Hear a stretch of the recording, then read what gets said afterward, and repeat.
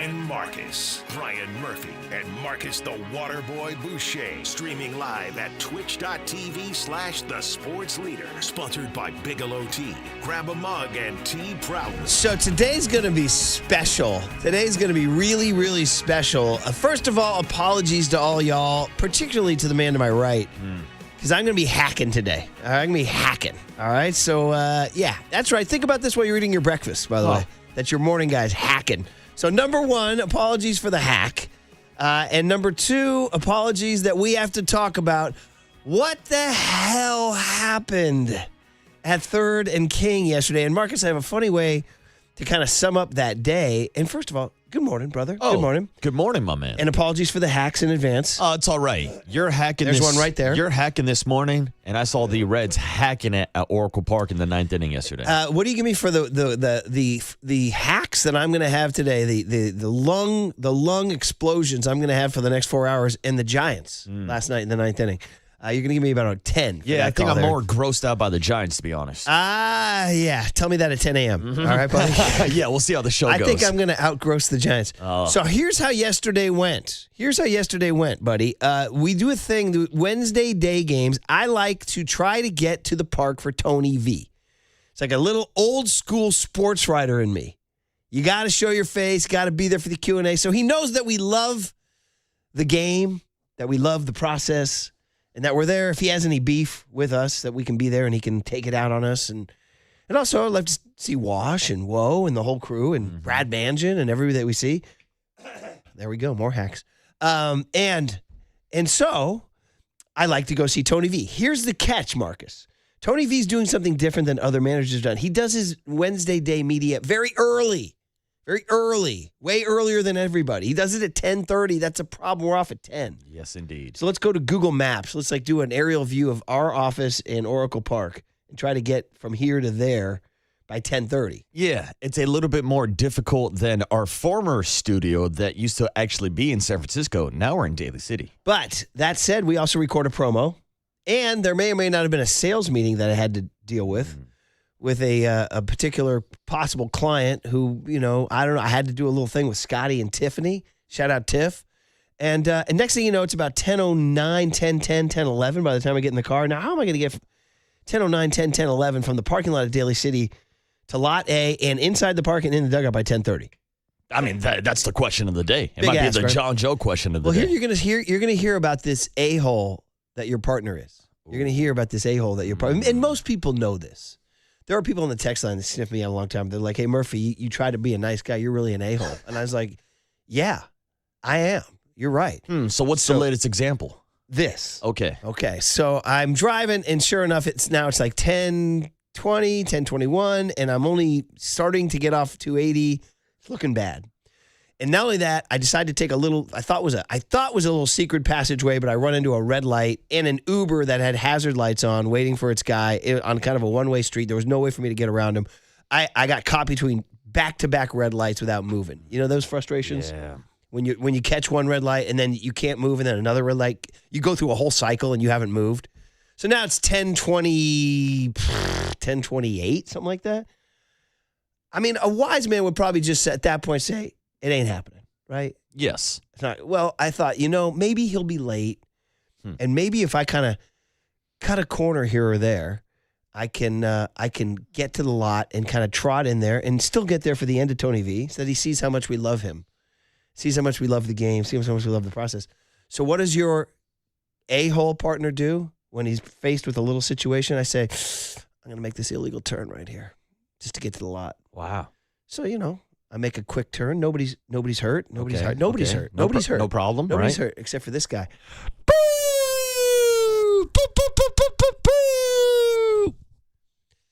I said, nobody saw that illegal turn. One guy did. Yeah. One guy did. You got blurped. And that's on me. I ain't saying anything other than I was trying to cut a corner to get to Tony V. Yeah. To get to Tony V. Now, what'd the officer have to say about that? He said, "Why'd you make that turn?" I said, here's my license and registration.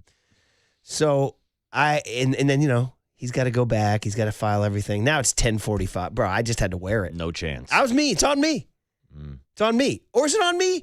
or it is on Tony V for doing 10:30 media. If he'd done 11 a.m. media, I wouldn't have made the illegal turn. Anyway, so maybe we should have known that yesterday was not going to be our day. No. Because then I get to the cards were not lining up. I get to the dugout with a big fat citation in my pocket. Got it.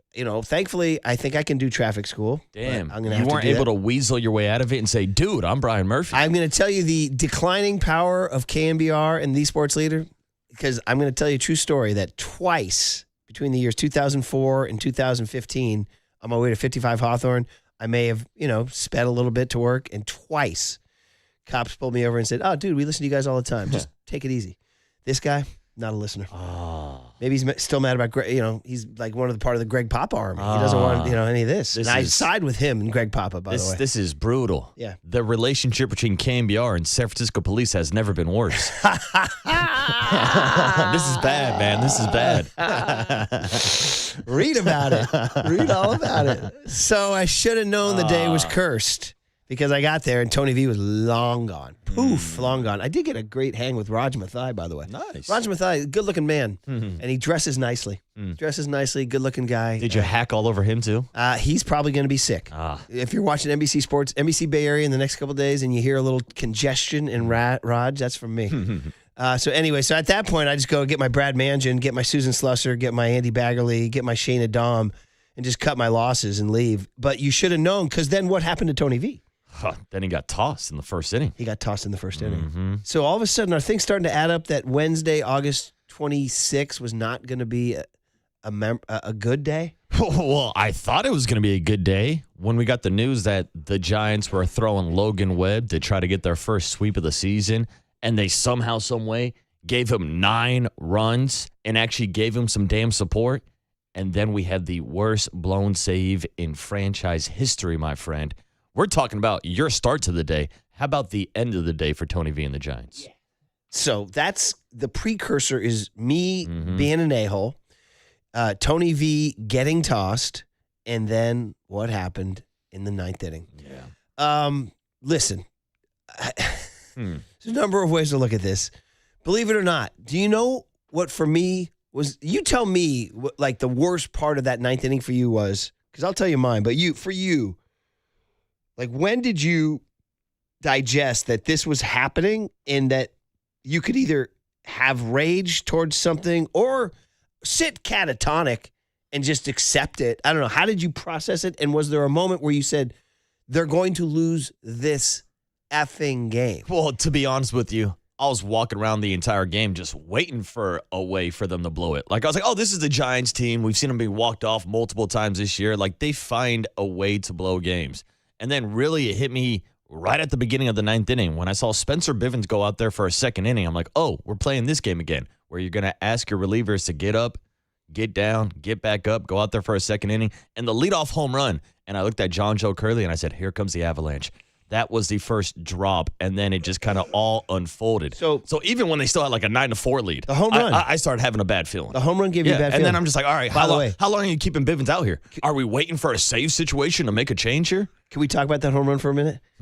I owe Hector Rodriguez an apology. I was unfamiliar with his game. Tattoo. That ball got out quick. That is one of the longest splash hits in the history of the park. It went deep into the bay, bro. And I had to look this guy up. He's a 22-year-old Dominican kid who they got in a trade with the Mets. He hit 2 yesterday too, by the way. So just for a moment, shout out Reds prospect Hector Rodriguez, because that was a tattoo job, bro. That was a monster. Dave Fleming said on the radio he thinks only Barry Bonds has hit them farther in the bay. Damn. Than that Hector Rodriguez shot. That's a hell of a It comp. was measured at 423, but and John Miller. I was in the car for the whole thing, by the way. So that was the deal. Yeah, so I was sitting down the right field line right next to the bricks, so I actually did not see it land in the cove. Because it is water polo season. Water polo, the sport of the future, like kickboxing. We were on our way to Camp Alindo. There's nothing like a drive from Southern Marin to Moraga during rush hour. Shout it out. Oh, gross. But it allows you the chance to listen to a 26-minute 9th inning entirely in a car. Well, you can hear a 9-3 lead become a 10-9 loss entirely in the car. John Miller brought up the point that the foul pole down the right field line is at 309. Hector Rodriguez's shot was 423. He's 114 feet past the foul pole. Damn. Dude, it was a monster.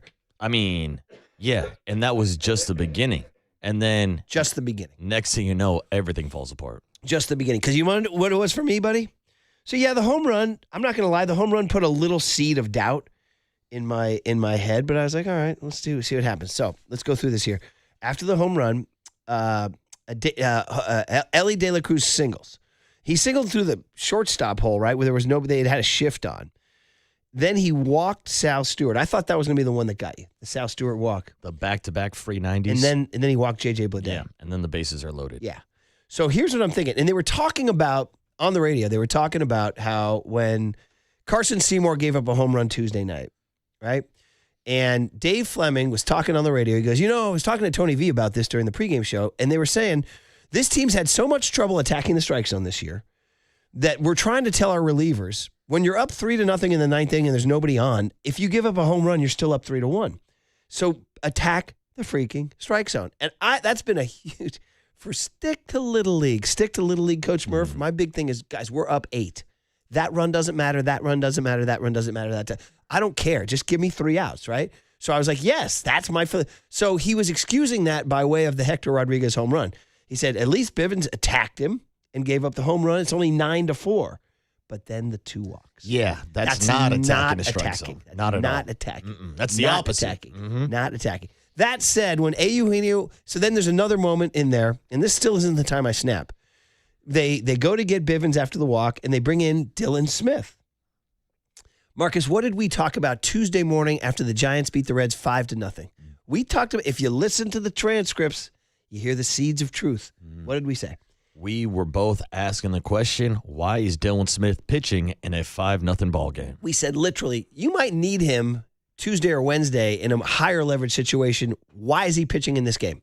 We both said that. If you don't think that had an effect on Wednesday, we got another thing to tell you. That had an effect on Wednesday. His velocity was down. He's been working too much. They did not have to pitch him Monday night. No, they did not. And as a result, he came in Wednesday with the bases loaded, and his velocity was down. And Eugenio Suarez at age 35, who got waived after the game. Bro, how do you hit a grand slam and then get waived minutes later? To engineer the greatest comeback for the Reds since 1958. Oh. And then they waived his ass. And then he's gone. Unbelievable. Bro. Think Giants pick him up? Yeah, sure. Why the hell not? Because I'd rather see him at third base. Because he play third? I don't even know. Does Eugenio Suarez play third? He used to play infield. I think he plays outfield now. I'd rather see him at third base than the guy who made me snap. Because at 9-8, as bad as it was, I was like, there's still a scenario where you win this game until, who was it who laid down the bunt? It was Matt McClellan. Myers. Who's Myers?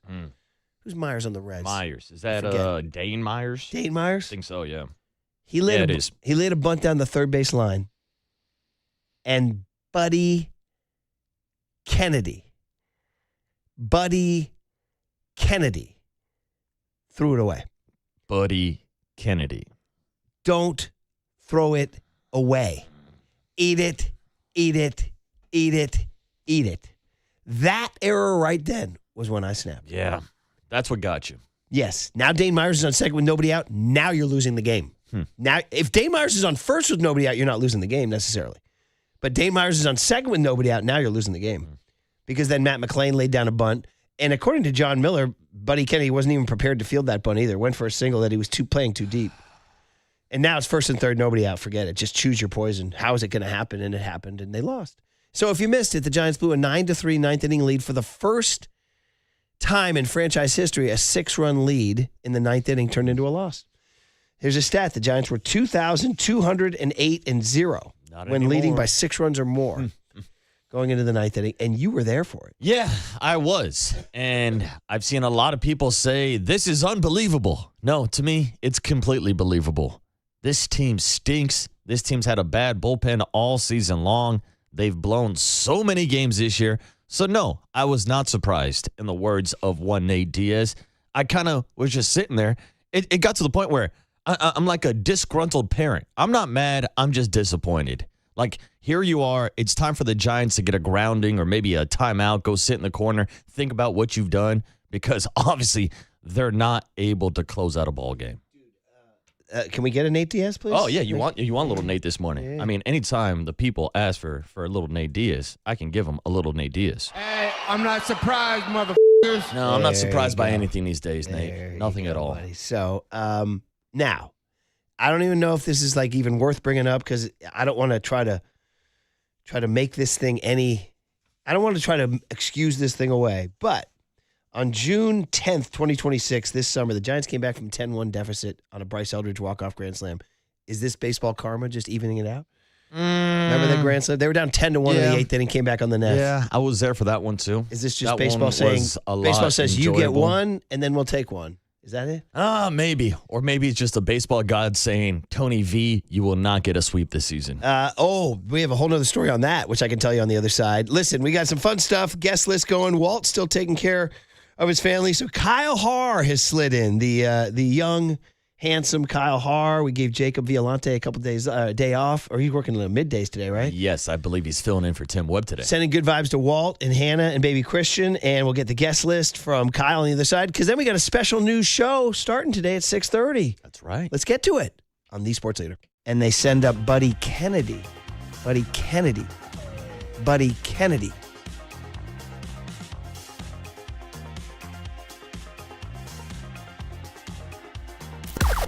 Now, from the O'Donnell Financial Group Sports Desk. Learn more at odfigroup.com. O'Donnell Financial Group, because planning is a process, not a product.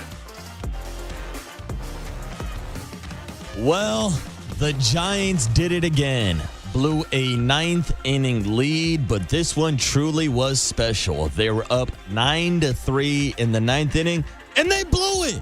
Who's to blame? John Joe Curley wants to know. It's the question of the day. Who are you blaming the most for the Giants' blown lead yesterday?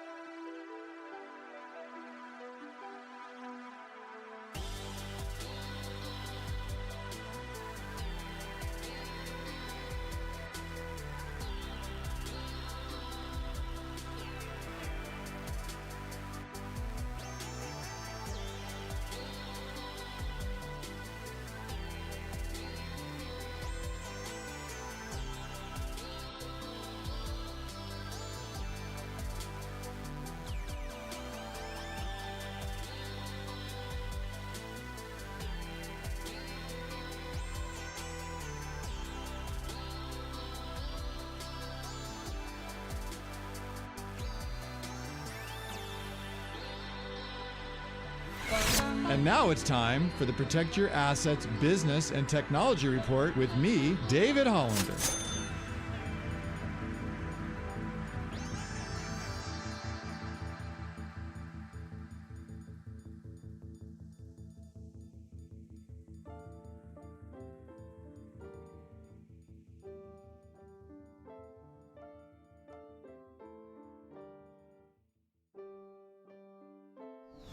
This has been the Protect Your Assets Business and Technology Report with me, David Hollander. The big question that might be keeping you up at night, will you have enough money in the bank when it's time to retire? It can be challenging, so let's talk about it. Join me this Saturday from 8 to 9 a.m. right here on KNBR for my show, Protect Your Assets, or call 1-866-PROTECT.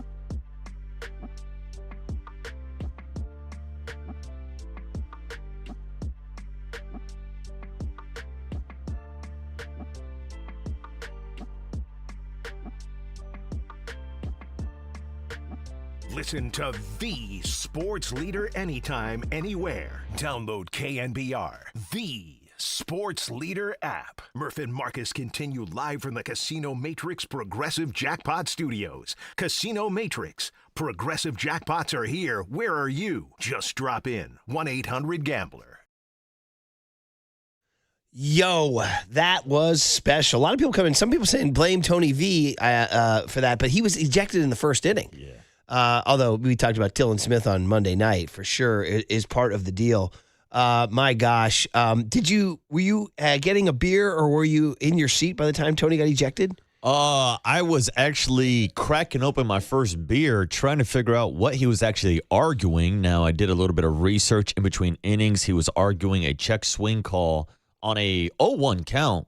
It seemed a little early and seemed maybe even a little bit of a quick trigger by the umpire to toss him so quickly. Big time. We've talked about this, how umpires have been giving Tony no respect this year. No respect. And maybe Tony's starting to fight back. Listen, Tony's done a million things wrong this year. We know that. But I'm here for him to make the last month and a week just to be Tony V declares war on umps. Why the hell not? He's got to just start standing his ground, man. And he did yesterday a little bit more. He still doesn't get in their face physically. He always likes to keep a little bit of a distance. He will hover. Yeah, he needs to get it. But he finally let loose with some language on them.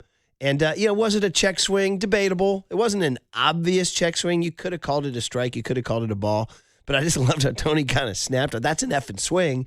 You got to get it effing right. And it was an extraordinarily quick trigger from the home plate ump. Too quick. Way too quick, which is, again, shows that disrespect for Tony. Mm-hmm. So he's got to I'm kind of here for him just going ham in September. You know what I mean? Just start chucking folding chairs across the field. Go kick some dirt. Do something. Yeah. Do something. So, listen, we got a new show to brag about. So let's get to the guest list right now on a Thursday, August 27. The Horns, Kyle.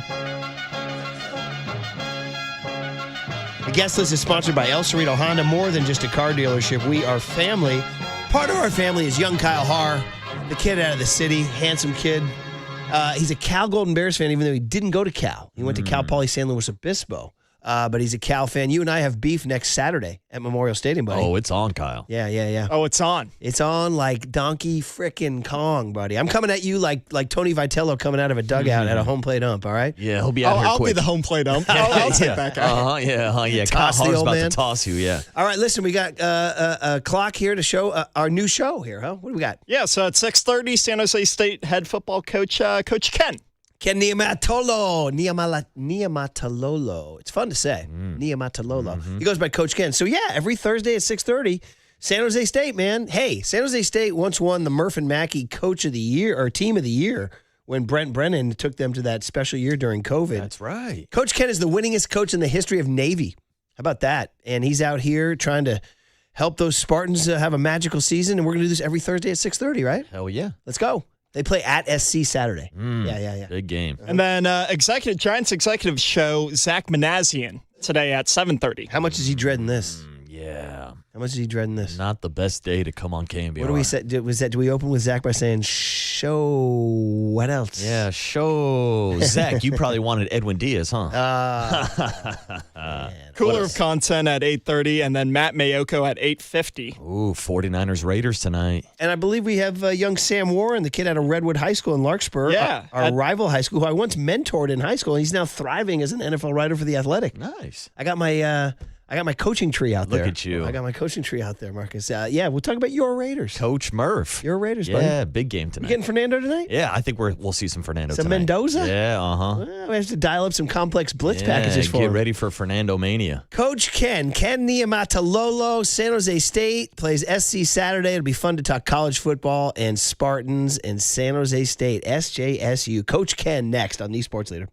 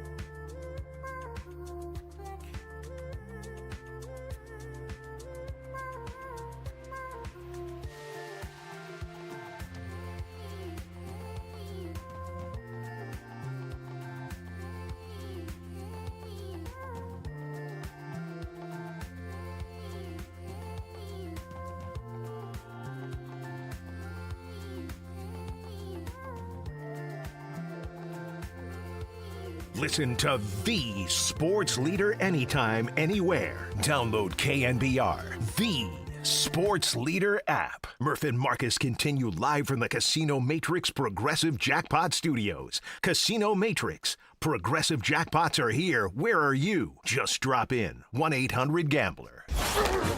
It's time for the Coach Ken Show, sponsored by Provident Credit Union. The dream is alive for San Jose State, and they will play in the Mountain West title game next week. Here's the head coach of the San Jose State Spartans, Ken Niumatalolo, with Murph and Marcus on the Sports Leader. I love hearing that. So both my mom and dad went to San Jose State for a little bit. My dad wound up transferring, and my mom used to sing that song, "Fight On for Dear Old San Jose State." It gets me nostalgic there. Hey, let's go, man. San Jose State football. We'll do this every Thursday at 6:30 with Coach Ken Niumatalolo. And man, oh man, it's going to be fun. We love college football on this show. Coach Ken, I'm Brian Murphy. He's Marcus Boucher. It's the Murph and Marcus show. And we're going to have some fun talking college football every Thursday at this day. How you doing this morning? Hey, morning, Coach. Yeah, doing great. Super excited. Thanks for having me on, guys. Yeah, man. Let's talk. You guys, well, let's, before we go big picture and talk about your journey at San Jose State and what's going to go on this year, you guys have a game on Saturday at SC, man. And obviously the odds makers like the Trojans in this one, but give us a little bit of a mindset going into this right now. How's the San Jose State football mindset before you guys take off for the LA Coliseum on Saturday? Yeah, our kids are super excited. You know, we've worked really hard. You know, it's a different day and age in college football. I mean, we have over 100 guys on our roster. I mean, you only can have 105, but almost half of them, 48 of them are new. So since January to now, you know, you assemble a new roster, a new team. I mean, it's a completely different team than last year. We have 4 new coaches. And so there's a lot of excitement. But I'm excited as a head coach because I've watched them work now for 8 months. You know, we'll find out real quickly where we're at with the toughest, hardest test we'll have all season with the best team we'll play all year in SC, but our kids are excited. Well, Coach Ken, talk to us about some of those challenges. What makes it so difficult to maybe prepare these guys when you're dealing with so many different transfers to prepare for a team like USC to start your season? Well, I think the one thing that all of us are dealing with, which is a part of college football now, you know, the day and age where you develop a kid from a freshman year all the way to a senior and you develop teams, those days are over. I mean, you have new rosters. They change over every year. And so the teams and the staffs that are able to assimilate their verbiage, their schemes quicker into teams are going to be the teams that be successful. And hopefully we've done a good job with that this past year or coming to this year. But SC, they're so talented. I mean, you know, they had the number 1 recruiting class right now in the country. They've assembled a really good team. Lincoln Riley is one of the best football coaches, one of the best offensive minds, play callers in the country. And they added Gary Patterson, who's a Hall of Fame coach at TCU, had 11 seasons of 10 wins or more. That's unbelievable. And so you have great players with great football coaches. That's a tall order for us. But like I said, our guys are excited about it. They've worked really hard. I think the first game is kind of force you as a team and as a program to put your best forward because we want to go out there and do our best. Coach Ken Niumatalolo is the voice you hear. We're going to do it every Thursday at this time. Love talking college football. San Jose State at SC at noon. And then after that, they take a trip out to Eastern Michigan and then home for Cal Poly on September 12th for their home opener. We'll be following it all season at 6:30 on Thursdays as the Coach Ken Show is sponsored by Provident Credit Union. Provident Credit Union provides smart banking options like Super Reward Checking. Visit providentcu.org. Coach Ken, everything in life comes down to quarterbacks. Quarterback. That's all we do on this show is talk about Brock Purdy and the top 10 quarterbacks in the NFL and all that. So let's talk about your quarterback, Luke Weaver, Modesto Junior College. He transferred from your old school where you played at Hawaii. I wonder if that played a role in getting him over here. But tell us about Luke Weaver. Can he lead you guys to some wins this year? And if so, how's he going to do it? No, you guys are spot on. I mean, in college football, it's not, or in football in general, it's not very complicated. Everything starts with the quarterback. There's a reason in NFL they're the highest paid guys. It's about the quarterback. And, you know, we've been really excited about Luke. I didn't know much about him. You know, the portal recruiting is kind of crazy. I mean, you hear of a kid and next thing you know, he's on your campus and next thing you know, it just happens so fast. I just remember watching him in their bowl game, Hawaii versus Cal, and he came off the bench to throw the game-winning touchdown pass. But I left it up to our offensive coordinator, quarterback coach Craig Stutzman. He came and told me, hey, I think the Hawaii kid got in the portal. We're going to go after him. And I said, okay, great. You know, what I mean, just all I saw was in one play, and he came. You know, he was on our campus really quickly, and then he signed with us. I've just been super impressed with him. His ability to process is probably one of the biggest things, if not the biggest thing in the quarterback, which gets overlooked a lot of times. Everybody looks at arm talent and accuracy and, you know, quick release and all those things, and those are all important. But if you can't process, it doesn't matter how you throw the football. You got to be able to process information quickly, and I feel like he's really, really good at that. He also gives an element. He's a kid. He's an athletic kid, so he scrambles, he runs. So he adds that extra component that helps us in the backfield. Just, you know, he's not a true drop back quarterback per se. When he can throw the football, but I love his mobility, and I think that would bode well for us. Coach Ken, over the last couple of years, you guys have put up some really big offensive numbers with some of the top leading receivers in the country. So how would you describe your offense? What do you want the identity to be this year? Do you guys still want to attack downfield? And what are your expectations for this season? Yes, we definitely still want to be attack teams downfield. You know, we got to run the ball better in the red zone and short yardage stuff. And I thought we got better at some short yardage stuff last year, but we have to get better in the red zone. But the biggest thing that we have to do is take care of the football more than anything. And people overlook that. You know, I know a lot of people talked about our run game and stuff like that. It wasn't the run game that hurt us. It was our turnovers. I mean, we're second to last in the country last year in turnovers. And if we're just in the 60s, we're gonna, we're gonna, win 7 games and go to a bowl game. And so that's been the big emphasis, is taking care of the football, because it just puts your whole team in jeopardy. It puts the defense in a, compromised position. You lose possessions. So the biggest emphasis for us is to continue to be explosive, be super effective and physical in the run game, but also take care of the football. So Coach Ken is voice you hear. Ken Niumatalolo, who was, of course, the San Jose State coach. And, of course, they had made 3 straight bowl games until last year. So, obviously, a little motivation to bounce back this year. They open at SC Saturday at noon. We'll be doing this every Thursday at 6:30 with Coach Ken. And we sort of lied a little bit, Coach Ken. We said quarterback, but it sure helps to have a defense. Defense wins championships. I know your defense was not what you wanted last year. You have a new coordinator, Boj, if I say his name right, Filimoiatu. I hope I'm saying that right. Maybe we'll just call him Coach Boj. And tell us about that. What is going to have to happen for your defense to get way better this year, Coach Ken? Well, I've been coaching college football for 37 years. I've been a head coach for 18.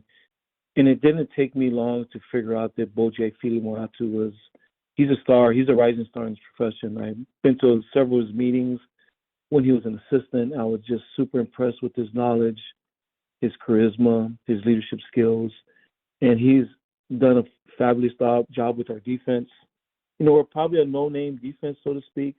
We got some guys in the portal, some younger guys, but again, it's not. A lot of teams are like that, so we recognize that there's a lot of teams that turn over your roster. But I love the way that those guys have been responding to Boj and our defensive staff. And again, we got a great challenge this Saturday, and you'll be able to see it. There's a lot of things that I feel good about, and I'm looking forward to, being able to see our guys play this Saturday. Yeah, so you say a no-name defense kind of, but is there maybe 1 or 2 guys we should be looking for Saturday we watch this game? Well, start off a middle linebacker, Nas Danielson. He's a transfer from BYU for a couple of years.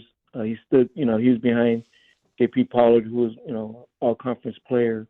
But he's been, lights out. I've been really excited about him. Our other outside linebacker, Ethan Powell, is probably our most veteran guy that started, for 2 years for us. We got in the back end, we got 2 new guys in our safeties. Brian Dukes, a transfer from Cal Poly. He's got some range to him. He's a 6'4" kid, tall, rangy kid. And we moved Tuli Tagovailoa also there, and he's used to be a receiver.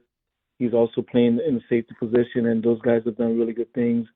Up front on the defensive line, we're probably deeper than we've been, and we'll probably play all 9 of our guys. But probably the guys that have been there the longest have been solo long year on nose guard. Justice Stearns is one of our defensive ends. Those are guys, and Dejan Rooney are probably the other guys. But We're excited. Jeremiah's another guy up front. Again, we're going to play a lot of guys, especially this week. Those guys are going to be big and fast. It's going to be hot down there, and we recognize that we got to roll a ton of guys into the play. But those are some of the key guys to kind of start off with. All right. Well, we'll look for him. Like you said, it's new. It's and it sounds like Coach Boj is that's interesting. He's a rising star. We'll keep an eye on him. And last one is just you got to have a guy who can take it to the house. And I read about Jabari Bates, kid out of L.A., St. John Bosco, huge program. And he had flashed late in the season. Shorter guy, right? About 5'7", something like that. Tell us about, can this guy, I know maybe this weekend might be tough against some of the big SC guys, but is this a guy you're going to be looking to tote the rock for some breakaway runs this year, Coach Ken? No, most definitely. Jabari is actually having a great season. I mean, we're ahead of Stanford late in the second half, and he got hurt, which hurt us, because he was, our, home run threat, so to speak, in the backfield. But also we like our receivers. We got some guys we feel like that we're really excited about, from Jordan Anderson, Carson. We got Carson back there, and also Tama Amasonia Slot and Jerry McClure on the edges, Cooper Hope, Dominic McKenzie, Malachi Riley, Anthony Ivy, Chase Nix.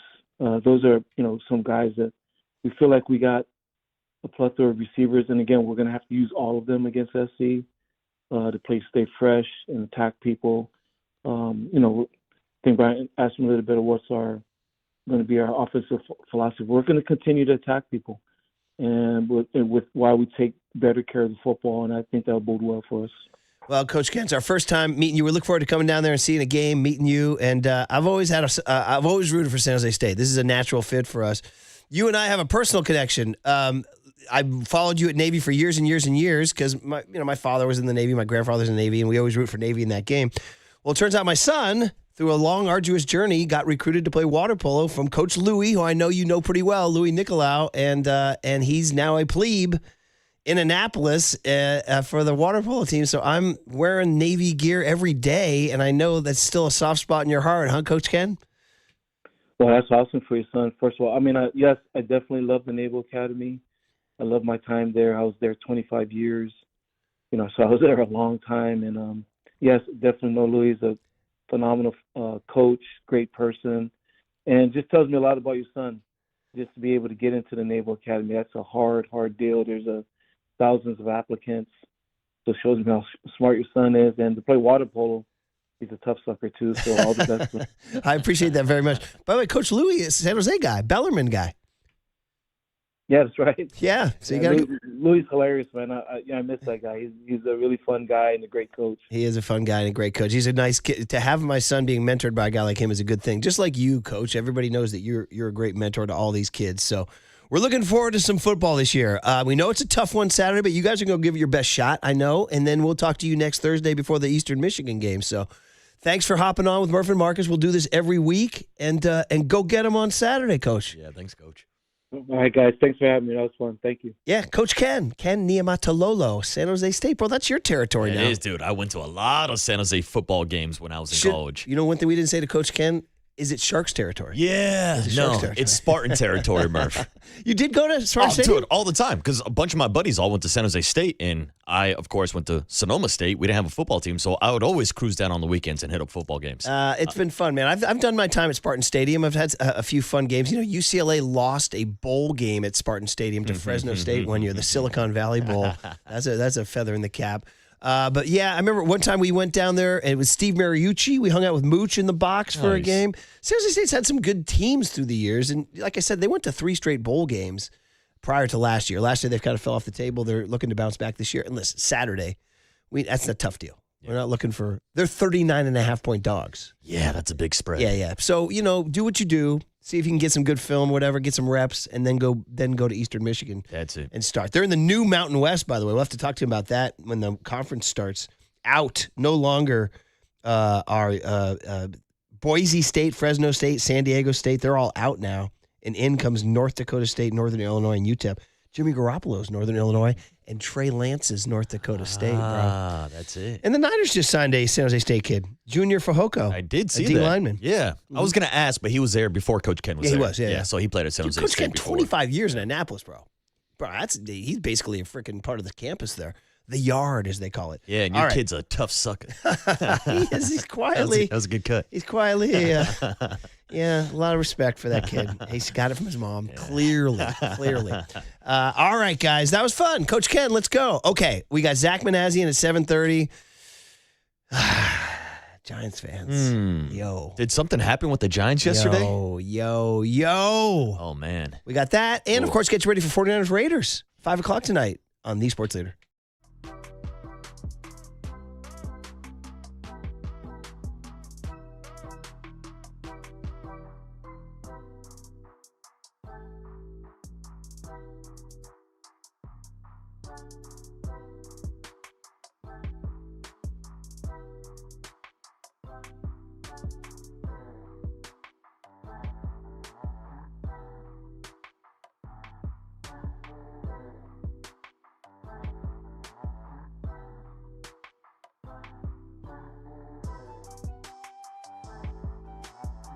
Yo, Daisy Dip.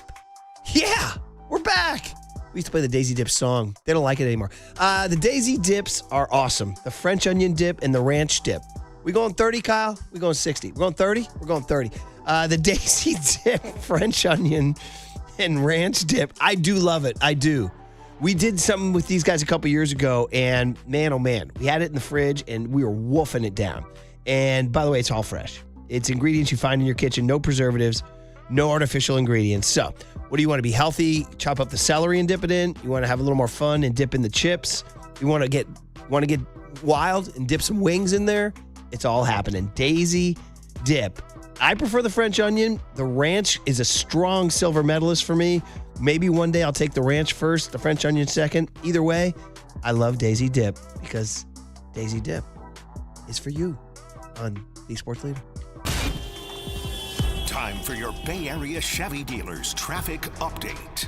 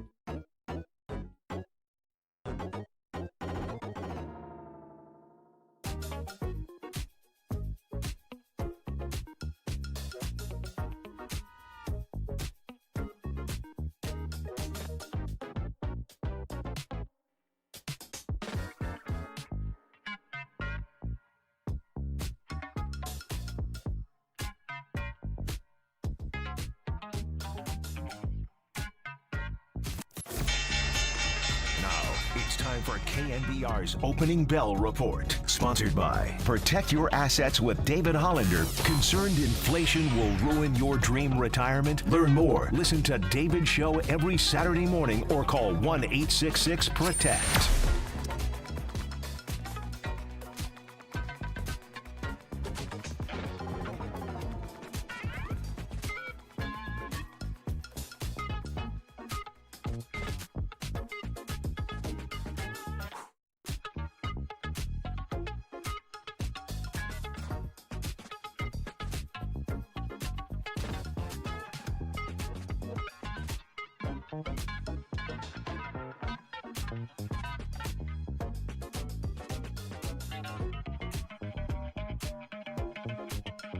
Listen to the sports leader anytime, anywhere. Download KNBR, the sports leader app. Murph and Marcus continue live from the Casino Matrix Progressive Jackpot Studios. Casino Matrix. Progressive jackpots are here. Where are you? Just drop in. 1-800-GAMBLER. There's a bunt up the third base side. Charging into field it is Kennedy, and he throws it in the dirt at first. It goes over to the sidewall. There was nobody backing up. And over to second base goes Myers. So he laid down a bunt, and Kennedy tried to force the play at first and threw it in the dirt.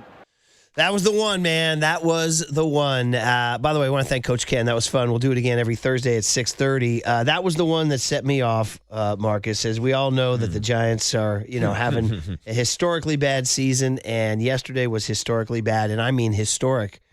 When I say historically bad, because it's never happened in the history of the franchise to blow a 6-run lead in the ninth inning, as it should be. You shouldn't have any blown 6-run leads in the ninth inning. Believe it or not, the Reds had one on their ledger in 1958, a comeback from 6 runs down. So they're like, yeah, we did this. Yeah. We do this every 78 years or so. No big deal. Or whatever it is. Yeah, 40, hold my 68 years. beer. Yeah, so listen, Spencer Bivens is a guy that,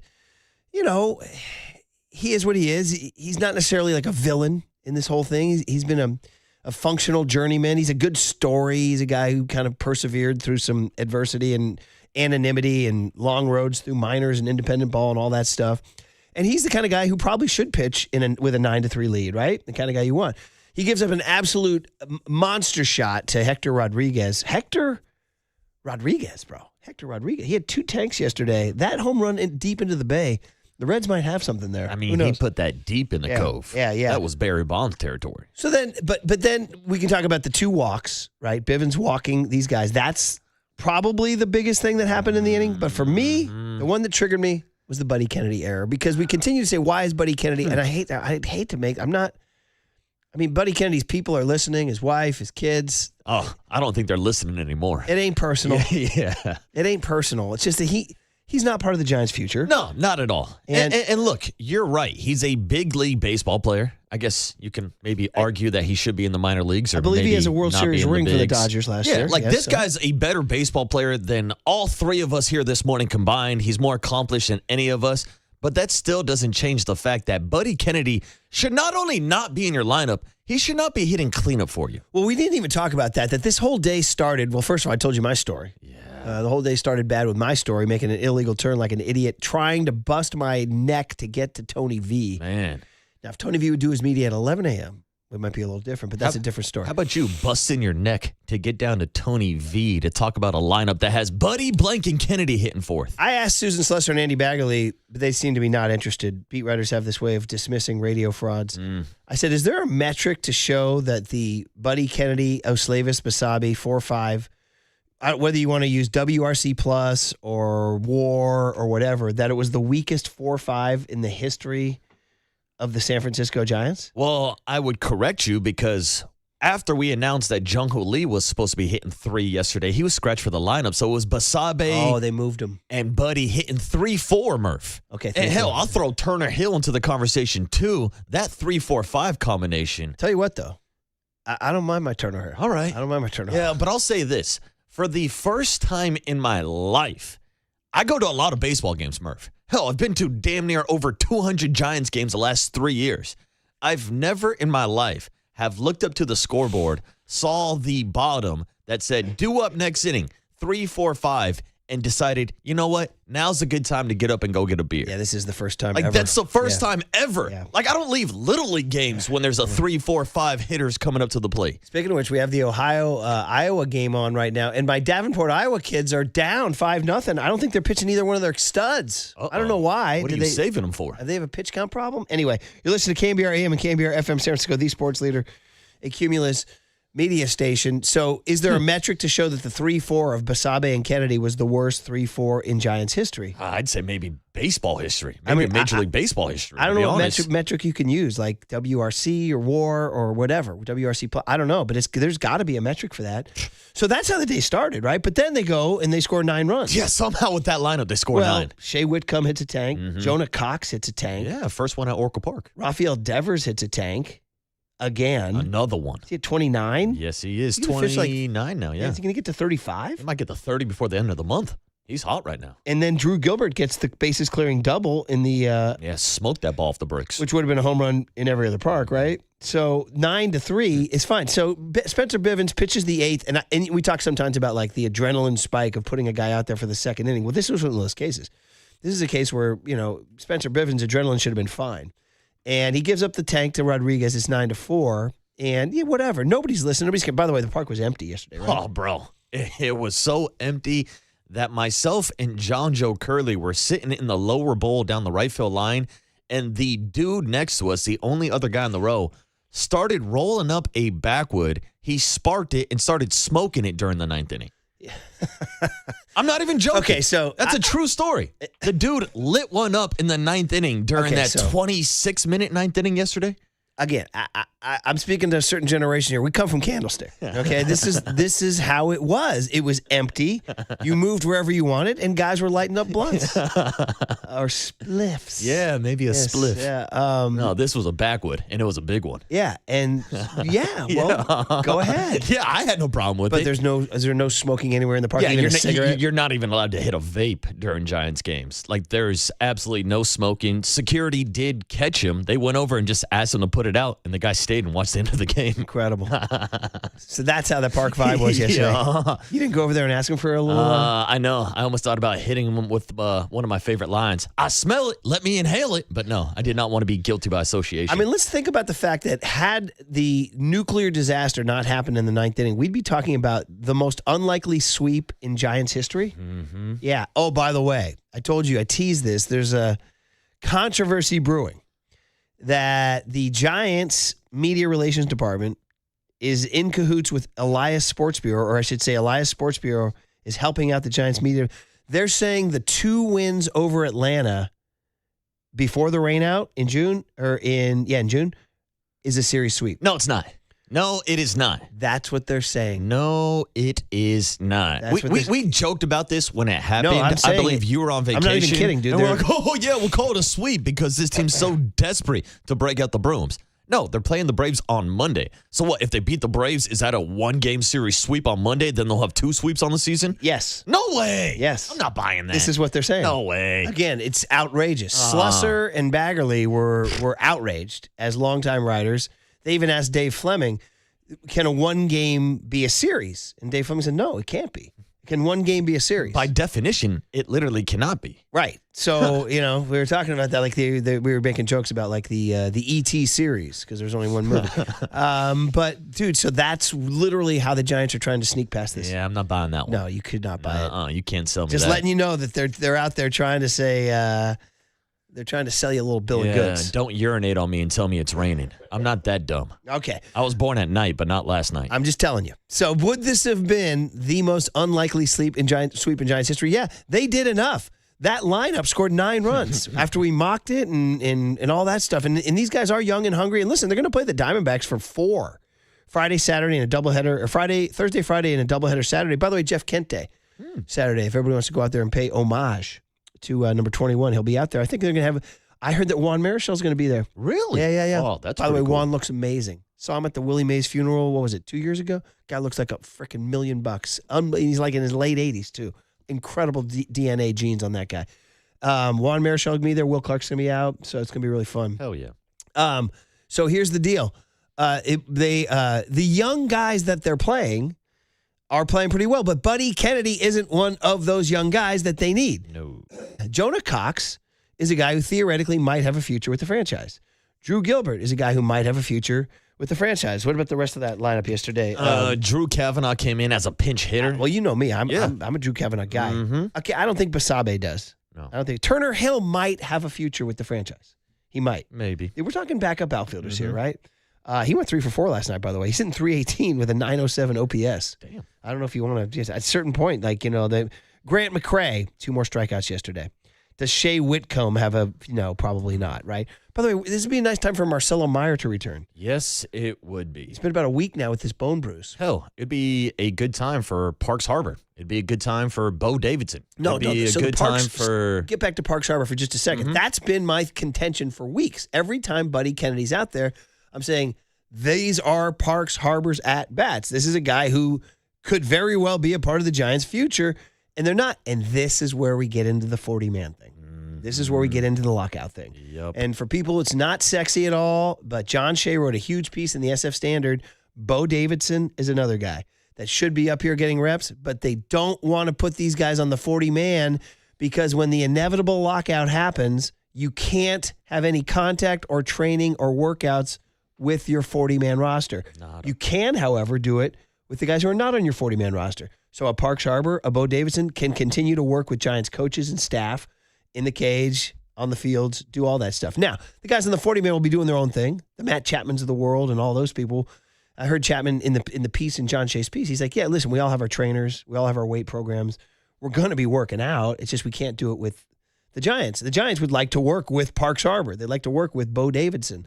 So this, I believe, is the reason why these guys aren't up. It's extraordinarily frustrating. Yes, it is. Because now you're stuck with Buddy Kennedy. So, I don't know. Is that acceptable to you that if you put him on the 40-man, we go to a lockout and you can't work with Parks Harbor or Bo Davidson, so be it. But we're paying money to go to these games. And, these guys could be getting big league reps and building a little bit of a resume that can carry them into whenever the lockout ends in 2027. So, I don't know. We can have Zach Manassian on at 7:30. Yeah. He's probably not going to want to talk about this. I know. I can already anticipate it. But we'll ask him, why would a guy like Parks Harbor, who's a part of your future, not be playing third base over a guy like Buddy Kennedy, who is not a part of your future? It's the number one question I want to ask Zach Manassian today. So when he threw that ball away, that's all I could think about was, listen, we get it. Since the trade deadline, we know it. They've gone young. They're going to play all these guys. Yeah, and I'm happy about a lot of them. They're dealing with a bunch of injuries right now. Bryce Eldridge was back with the team yesterday. Should be back in the lineup today after going on that leave with the passing of his grandpa. So, yeah, that's one of the guys we want to see. But, I've been complaining about Buddy Kennedy since he was getting at-bats over Bryce Eldridge earlier this season. Then he got DFA'd. Then he showed up back in our lives. Like, I don't know. And the worst part about all this, the cherry on top, the chef's kiss, mwah, the Giants can't get a top 10 draft pick next year. Yeah, exactly. Like, they're this bad, and they're not even going to get rewarded for it. Yeah. It's one thing if you're trying to tank with Buddy Kennedy. No, you're just playing bad baseball, and you're not even going to get a top 10 draft pick because of the way that the rules are set up. Yep, incredible. By the way, somebody said it was 925 on the text line, Golden State Lumber in Texas. It was so empty you could hear every F-bomb from Tony V when he got tossed in the first inning. We actually have the sound of this because DC, Darren Chan, puts his mics out there so good that you can hear so much audio. And usually when you're listening to games on the radio, and I listen to them a lot because I'm in the car a lot doing youth sports. And actually, can you call it youth sports when it's high school now? Yeah, really. They're still part of the youth. Yeah, but youth sports has like a connotation of like your kids 8, 9, 10. Stick to Little League. You're going out to frickin' Field of Dreams out in Manteca. Going out to Manteca. Now he's a high schooler. Where's a high school? He played his first high school game yesterday. He's a high schooler. So we got one in college and one in high school. So I don't know if I can call it youth sports anymore. Calling it teenage sports. Yeah. Anyway, point is I'm in the car a lot for these things now, and I hear a lot. And so every pitch you can hear if the guy hits it, you can hear it pop in the catcher's glove, and you can hear the umpire too say ball out or something. So before John Miller even tells me it's a ball, Darren Chan's mics have told me ball out or strike, so it's so good. Well, it led to check swing Eugenio Suarez. It wasn't an like overtly obvious strike, but you could have called it a strike. I watched it. You could have called it a strike. You could also say like, it's a ball, and the Reds got the call on that one, right? So Tony V just said, from the dugout, that's an effing strike. Get it blank and right. And the guy's like, what are you saying? He said, get it, make it, and he threw him out. Here it is. 1 strike pitch. Check swing. Did he go? No. First base umpire, Ben May, ruling no swing. And the Giants are really shouting about it. That's manager Tony Vitello shouting about it. He just got kicked out of the game by the plate umpire, Blakeney. So he was very unhappy about that call by Ben May, the first base umpire in the appeal. And he's just been ejected. And as he leaves the field, he's shouting at all the umpires. He might even be yelling out at Eli De La Cruz also. He's yelling at a lot of people. How about that? Man, those mics were incredible. Yeah. Hey, Tony, I'm here for Tony to go ham in September. It's the worst year of everybody's lives. His dream has been delayed mightily before he turns into a winning big league manager. Umps are all over him. Umps are treating him with no respect. I say I'm here for Tony to go ham. Yeah, let's see some more of that red-ass Tony, the Tony that we thought we were getting out of Tennessee. And, of course, with the lack of success, we haven't really seen the full version of Tony Vitello. But you can tell yesterday's game meant something to him. To be that pissed off that early in the first inning, he wanted to go out and get that sweep. Obviously, he's disappointed with the way that the game played out and the worst blown loss in San Francisco Giants history. But Tony V cares. Of course, that's obvious to say. I don't mind him getting so frustrated and getting tossed once again. This is the kind of the kind of style of managing maybe this team needs. Maybe a kick in the ass. For sure. Dude, 209 says, it was so empty yesterday at the game. We arrived at 12:50 walking along the port walk. I seriously thought I read the ticket wrong and it was a night game.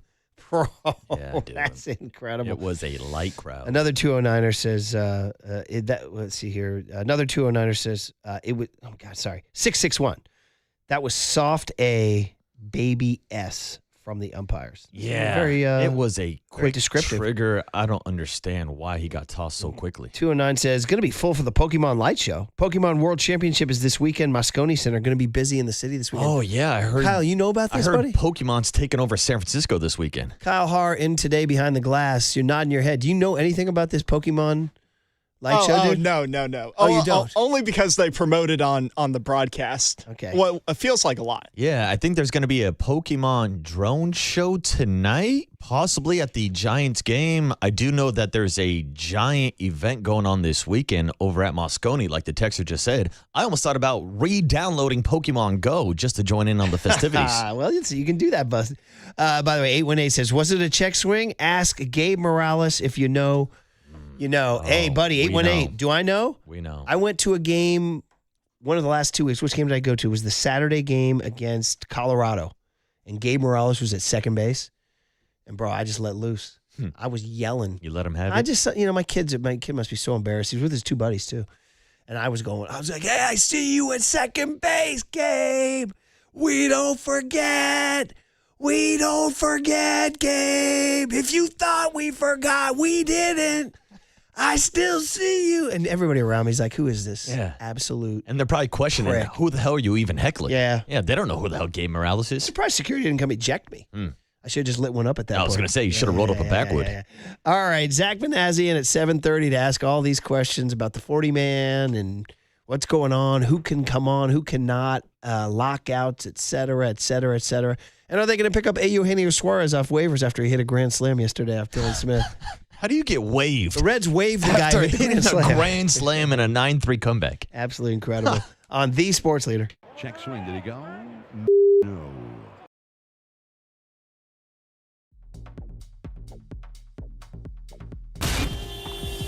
Time for your Bay Area Chevy dealers traffic update.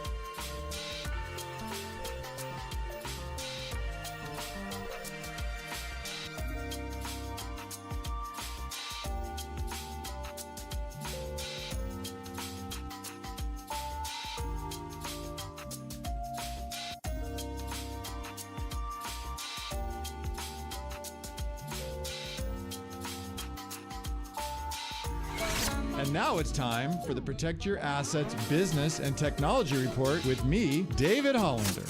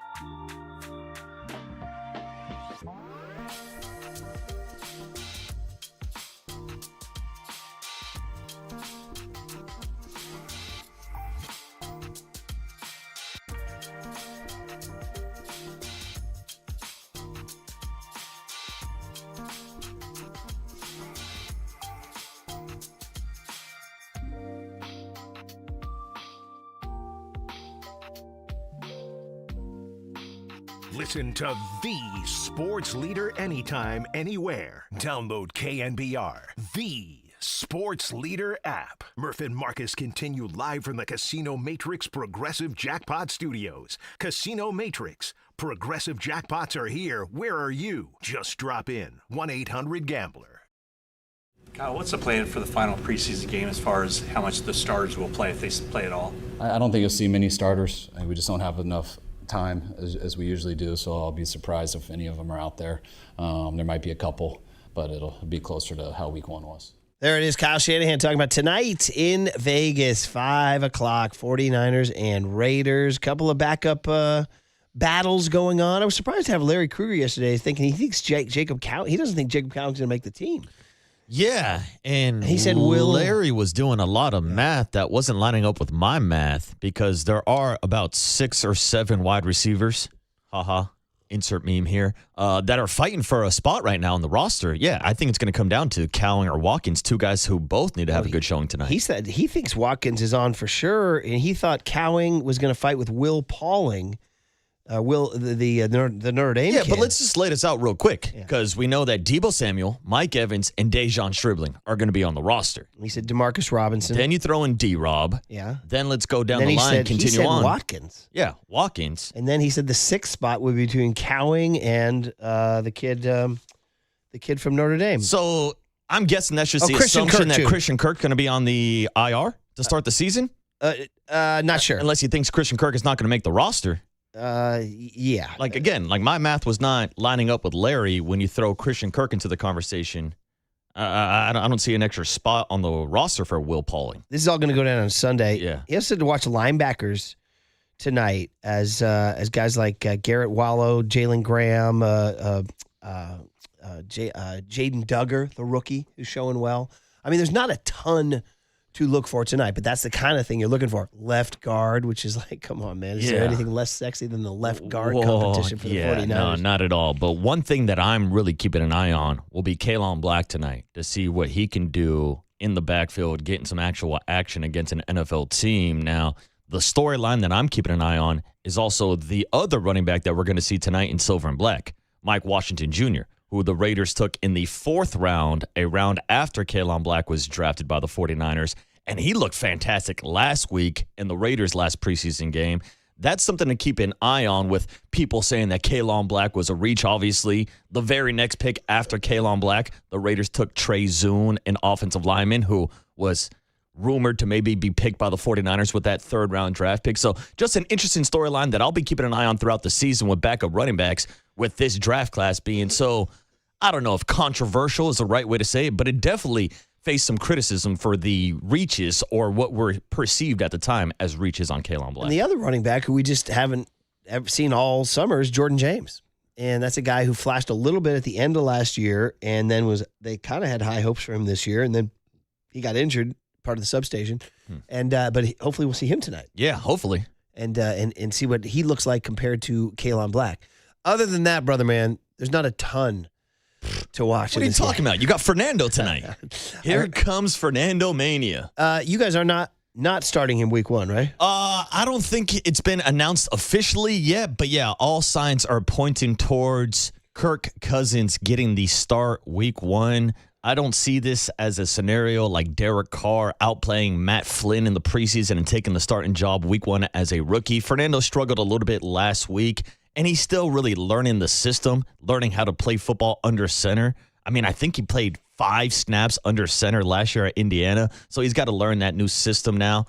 But yeah, I think it's going to be Kirk Cousins week 1. My question is, do we see Fernando Mendoza here in Santa Clara? Is he starting by the time that the Raiders actually come here for some meaningful football? Yeah, that would be. It's going to be interesting to see how they handle him and funnel him in. But he'll probably play a lot tonight. Oh yeah, he's going to get a lot of action tonight. And I was listening to Orlovsky on the way in talking about pressure, how he wasn't great with pressure in Indiana, and that's going to be the big thing, how he handles NFL pressure. He's not the most mobile guy in the history of the world. Dan Orlovsky was also talking about how he liked Ty Simpson over Fernando Mendoza during the draft class. He did. He loved Ty Simpson. By the way, see Jeremy Fowler's tweet about Mike Evans? No. Where he said, 49ers wide receiver Mike Evans plans to play week 1 despite dealing with injuries this camp per source. I said per source. I don't know what the source is. Sources are saying. He said his latest, a groin issue, is considering minor barring a change.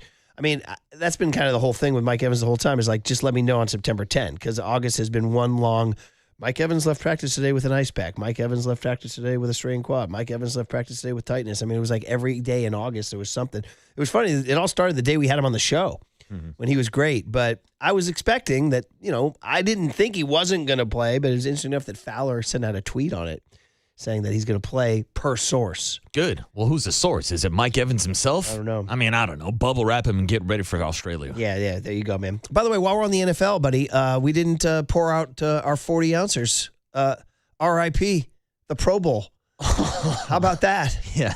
Dude, I saw that news this morning, and it had like zero effect on my life. I mean, they're actually, so just if people missed it, they're literally just killing the Pro Bowl. There will be no more flag football. No more flag football at the Moscone No Center. more freaking cone drills and whatever, throwing balls in no the more net. dodgeball? No more dodgeball. What am I going to do without the Pro Bowl dodgeball They're game? just going to announce the honors, and that's it. Here's my question. Is that a precursor for other sports? Is that going to be where... Possibly. I mean, I mean, God, man, you live long enough and you see something that, I mean, the mind immediately goes to the Major League Baseball All-Star Game. There's no way, right? No, There's no way. Can't that thing kill the Midsummer Classic. I know it's not the most wildly popular thing in the history of the world, but that sells out stadiums and it's still the best actual product of an All-Star game. Shout out the National Hockey League, who does a pretty entertaining All-Star game as well. But yeah, basketball and football, it's not even competitive. Well, Overnight Dave was saying that, remember, they're killing the Pro Bowl despite the fact that it would do better ratings than a lot of NBA and Major League Baseball stuff. It would do crazy good ratings. Remember, they would be like, who watched the Pro Bowl? Ha, ha, ha. Well, it turns out like 17 million people watched the Pro Bowl. I would watch every year. Honestly. Honestly, yeah. How far back are you old enough to remember the Hawaii games? Yeah, absolutely. Okay. I'm old enough to remember Sean Taylor laying out a punter in the Pro Bowl. And you watched it? Yeah, I watch it, dude. I watch it every single year. I always loved the skills competition and that stuff on the side also. So, yeah, I mean, I went down to Moscone Center last year. I tried to get in. They turned me away at the door. Well, that wasn't really the Pro Bowl, but I mean, the Hawaii game. Yeah, it was the flag football version last year. So I go last year. all the way back to when it was relatively a game in Hawaii. But even then, it'd be on. Maybe you'd catch a play or two, but I wasn't planning my Sunday around it. They all used to go to Hawaii. It was a big deal. Sometimes transactions would go down out there. A guy would go to another guy. Hey, man, do you want to come? You should sign with our team next year, et cetera, et cetera. But, then it started to fade. Once they left Hawaii, it became real weird. And then they turned it into this flag football game. And that's the thing. I never really watched it for the football, really. To me, it was just cool, like seeing the interaction between all of the players, all of your favorite all-stars getting a chance to kind of interact, talk to each other, like you said, maybe recruit each other, have some funny moments. To me, it's turned into more content the last couple of years, but kind of a bummer because that was always something, as much as we joke about Pro Bowl selections and all the replacements, it is something cool to have on your resume. Like, I've made the Pro Bowl 5 times in my career. They still will give the honor. So they're going to still have... Yeah. It's like you make an all-league, buddy. There was no all-league game. Interesting. Yeah, okay. I didn't know that part of the story. I thought they would just go like the all-pro selections. Well, no, that's different. All-pro that's completely different, is combined AFC and NFC. Uh-huh.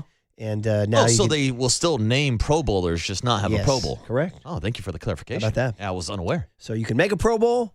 There's just no Pro Bowl to go to. Shout out the Pro Bowl. Where is he? Yeah, man. So, by the way, I'll just throw this out to be kind of a fun topic on a slower day. Is like, if you could kill one of the remaining 3, which one would it be? Basketball. I'd kill NHL. What? Yeah, I've never watched an NHL All-Star game in my life, dude. But they actually have like actual competitive games. Now they've changed the format a bunch. They've gone to 3-on-3. They have competitive games? Yeah, But haven't they done like 79 different formats in the last 2 years? They switched it up. They do the 3-on-3. They actually did the Canada versus USA game last year, I think, right? You're asking me? Yeah. I don't know. I mean, the basketball. I'm killing off the game. I mean, basketball is just a joke. They don't even try. Would you still do the dunk and the 3-point shooting? Yeah, I'll still watch. I don't know. It's not great, but basketball again, is definitely. I watch just because I work in sports media. I need some content in my life. Basketball is definitely. Although Wemby tried to bring it back last year. Wemby cared, remember? Wemby cared. Anyway, we'll carry this on to another part of the show because it is time for Zach Manassian. And by the way, I want to follow up on that Bo Davidson Parks Harbor discussion. I read the John Shea story again for clarification. Bo Davidson will have to be on the Giants 40-man because he is out of options, meaning that he would be unprotected in a Rule 5 draft. He would be subjected to the Rule 5 draft, so he's going to have to make it to the roster at some point. But we'll talk to Zach about all these particulars next on The Sports Leader.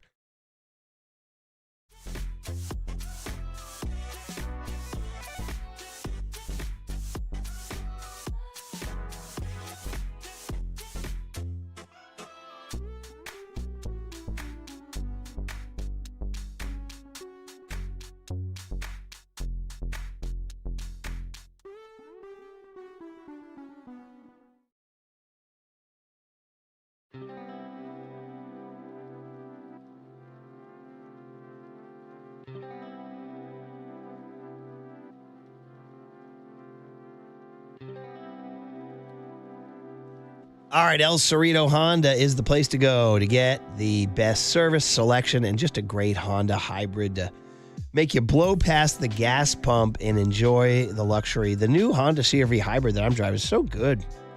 I just can't recommend it enough. There's Civic hybrids, there's Accord hybrids, Pilot hybrids, and then going to El Cerrito Honda is where you go. Family owned, serving the East Bay for generations. Sharif running the show over there. El Cerrito Honda, making it easy. Great selection, straightforward deals, and a team that treats you right. So do not let summer slip away. The Honda summer event is still going. It's happening now at El Cerrito Honda. Where is El Cerrito Honda? Right off of 80 on San Pablo Avenue. Easy to find. 11755 San Pablo Avenue or online 24/7 at elcerritohonda.com. That's elcerritohonda.com. And make sure you tell them that your boy Murph sent you. Say, yeah, because we're friends. Dare I call us family? Because El Cerrito Honda is more than just a car dealership. We are family.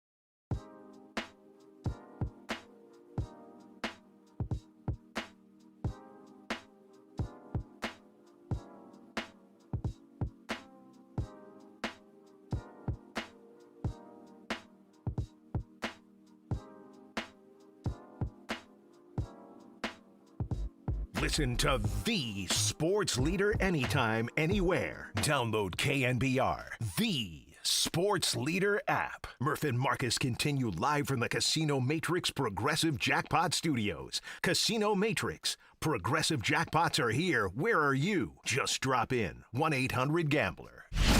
The Sports Leader presents the Giants Executive Show. Every week we go straight to the offices of 3rd and King and hear from the guys who are calling the shots for the orange and black. Now, here are Murph and Marcus with Giants General Manager Zach Manassian on the Sports Leader. Well, man, oh man, that was something yesterday. Zach Manassian is here to talk about it on the Giants Executive Show. It's sponsored by Benjamin Moore Paints. Experience the Benjamin Moore retail difference at our independently owned authorized retailers today or at benjaminmoore.com. Zach, I mean, everybody in Giants fandom was just dumbfounded and filled with pain and numb and all the words. So I know we have a lot of big picture things to talk about, but just tell us, like, for you guys who live and die with every pitch, I mean, how do you even process a game like yesterday? What do you guys say to each other behind closed doors, and how do you guys cope with something like that? And, oh, by the way, good morning, too. Yeah, morning, Zach. Yeah, good morning, guys. No, it's you don't really say much. I think, one of the things about that clubhouse after a loss is it's quiet, and that's kind of universal around the game, and I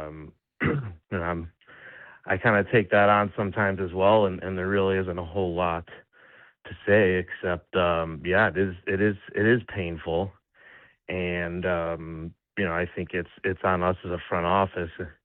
You got to get something out of that pain, so you try and learn from it, and obviously it's something that's bit us too many times over the course of the season, and we're gonna have to remedy at some point for next year and going forward long term.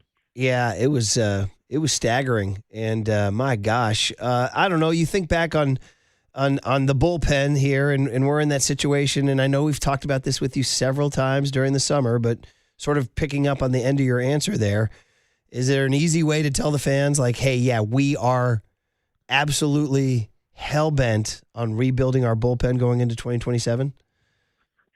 Yeah, I want to be a little careful to say rebuild the entire bullpen. Something I was looking at the other day, the ninth inning obviously has been a huge issue. And our bullpen ERA, when you take out the ninth inning, I think the last time I looked, it was a couple of days ago, 6th in baseball.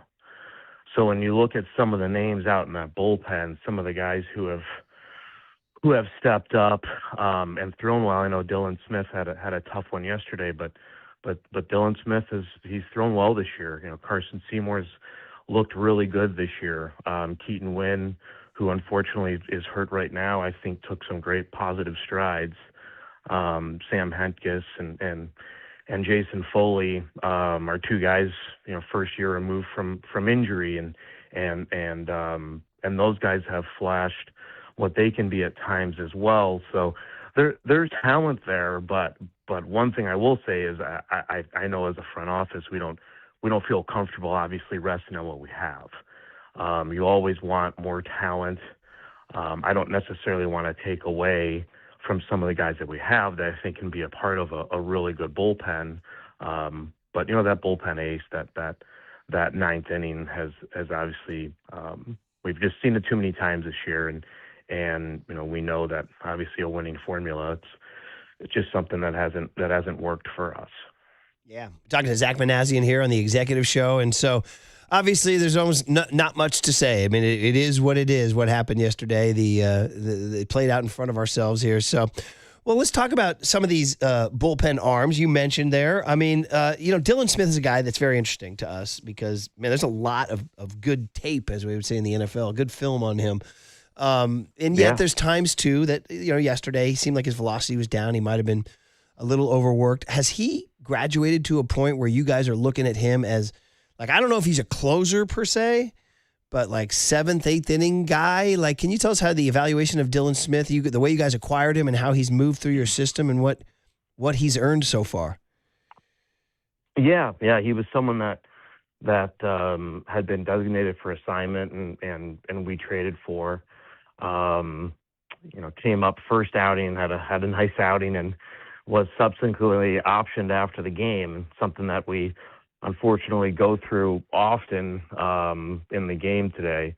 Guy will throw well, and he gets optioned, and Dylan, to his credit, just continued to pitch, continued to take the ball. I would say it's difficult to put a label on it right now. I think when you think about a lot of these good bullpens or dominant bullpens we've seen in the past, you've seen multiple pitchers that are capable of closing. You know, you usually have that name that everyone knows. That door opens in the 9th inning, you know who it is. And, you know, there's different ways to get there. You look at the Brewers bullpen and, you know, someone like Trevor McGill, he was a waiver claim. You know, I think about the core four and those guys weren't big heralded names when they got to the Giants and they became that. So, you know, how Dylan fits in, I think he's someone who can pitch in leverage, in a leverage situation, whether that's the 7th inning, the 8th inning. We'll see. I think, you know, all of us, and you guys too, I would imagine would agree, you know, the more talent we can get and the more we can push him to, okay, maybe it's the 7th inning, whatever it may be, you know, the better off we'll be. And even like I mentioned, beyond Dylan, we think there's talented arms, and they've shown that, and hopefully taking someone like that, and you know, maybe the opportunity is even earlier in the game. You have a chance to get to that where you do have a bullpen that's really good. But a lot of credit to him, our pitching coaches. They've worked incredibly hard, and you know, bullpen guys, sometimes, you know, something clicks and they find it and they can go have great careers, and hopefully that's what we're seeing from Dylan.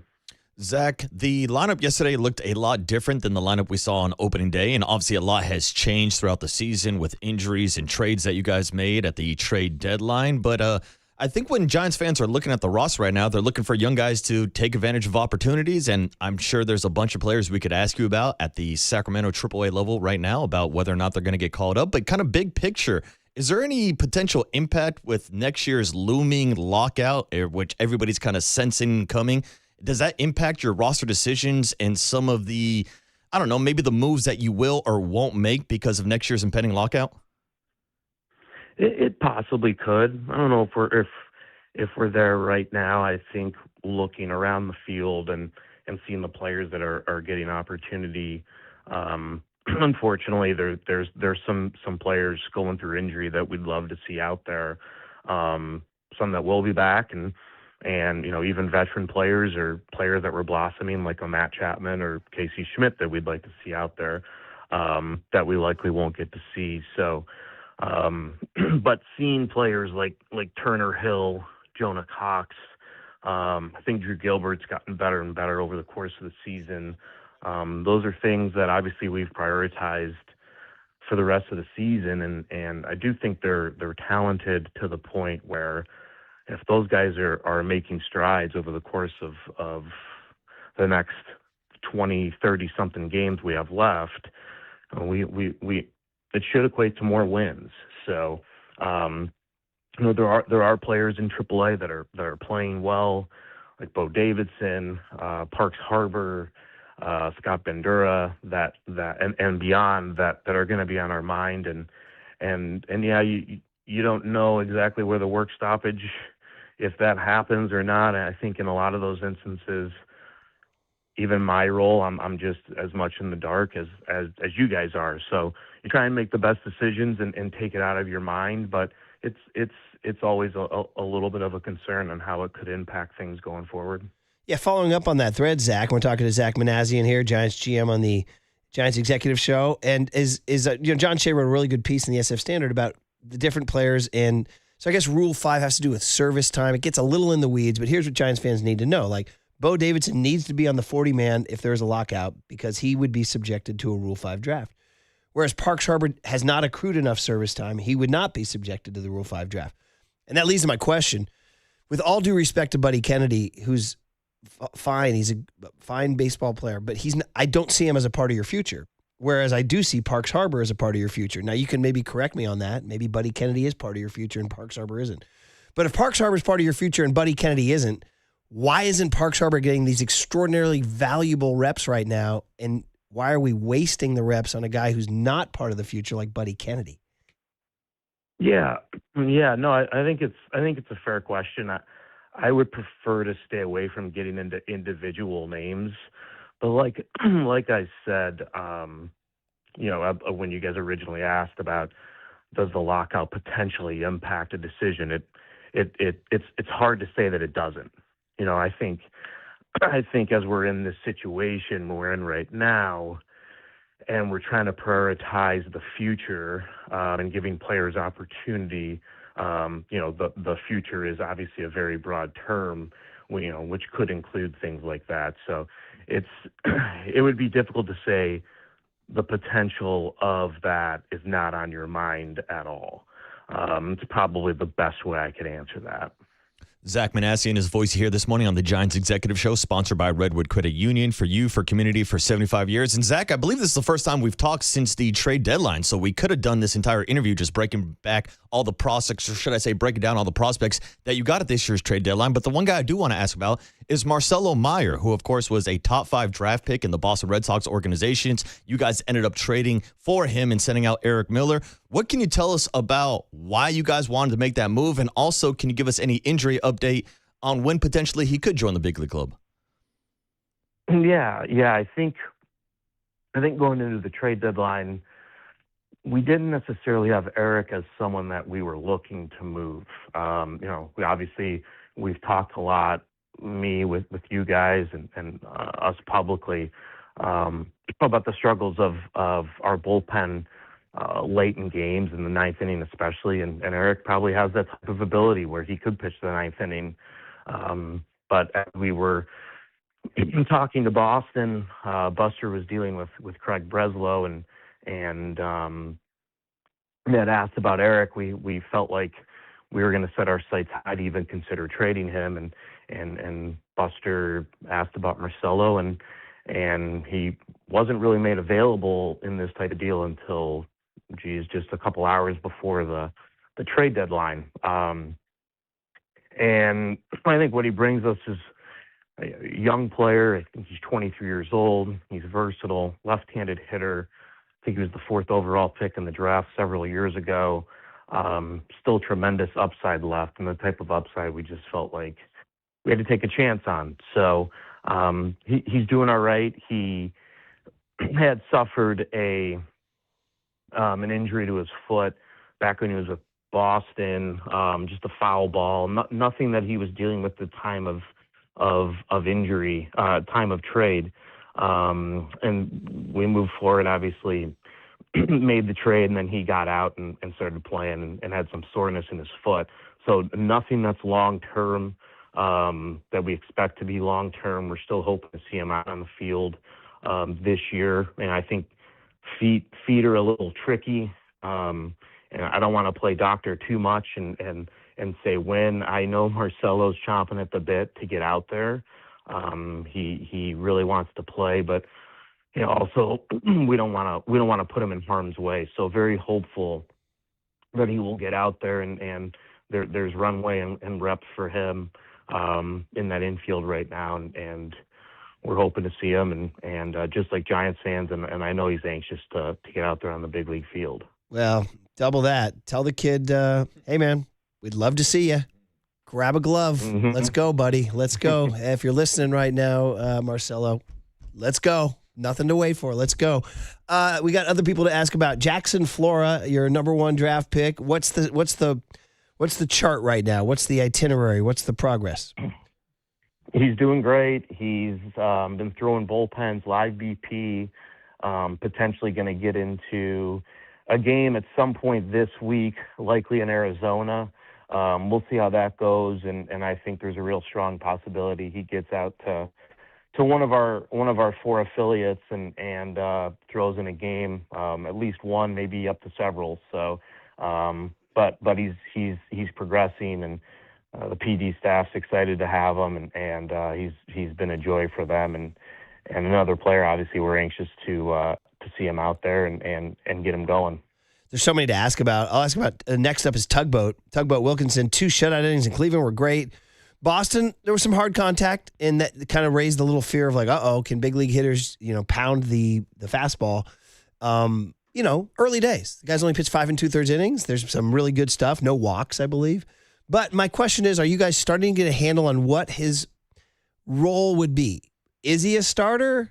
Is he a spot reliever, lefty specialist? What's the role thinking? Yeah, I think the honest answer is no. I think a lot of these pitchers, it takes time, and I don't want to sit here and say I have the answers to Tugboat and what he can be and should be for his future just after a couple outings. I think we've seen in the 2 outings what can work for him. I think he probably had a little bit of a learning experience in Boston, and hopefully he can grow from that. I mean, he is a strike thrower, and I think most big league hitters, if you're not really commanding your stuff, you're going to run into trouble. But we've seen the intangibles that we expected. He's a ultra competitor. He's not going to back down. And he's going to be eager for the opportunity when it comes. So it looked like to me in the 2 outings when he did spot that fastball, it played very well. And then just continuing to work on his secondary stuff, which as much as anything is probably going to be the big factor into where he fits on a major league pitching staff. But overall, encouraged with what he's done since we've acquired him, and not an easy place to go in and pitch your second big league outing. It's an unbelievable atmosphere, and I'm sure it can be intimidating.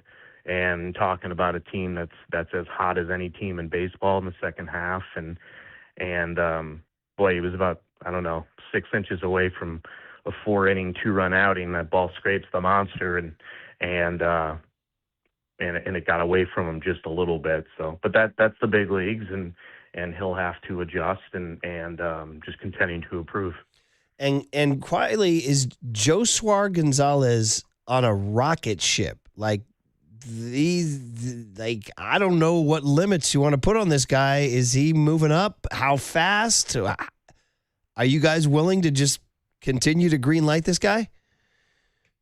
Yeah, I think so. I don't think.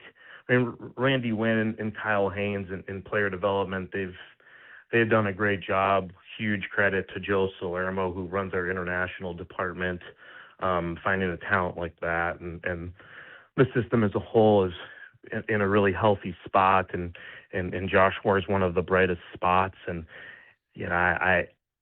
I don't necessarily want to put too many guardrails on him. And I had a mentor tell me if you just watch, the players will tell you who they are. And, he tore up the Arizona Summer League, and he goes to San Jose and tears up San Jose. And he's answered every challenge so far in his young career. And how fast exactly,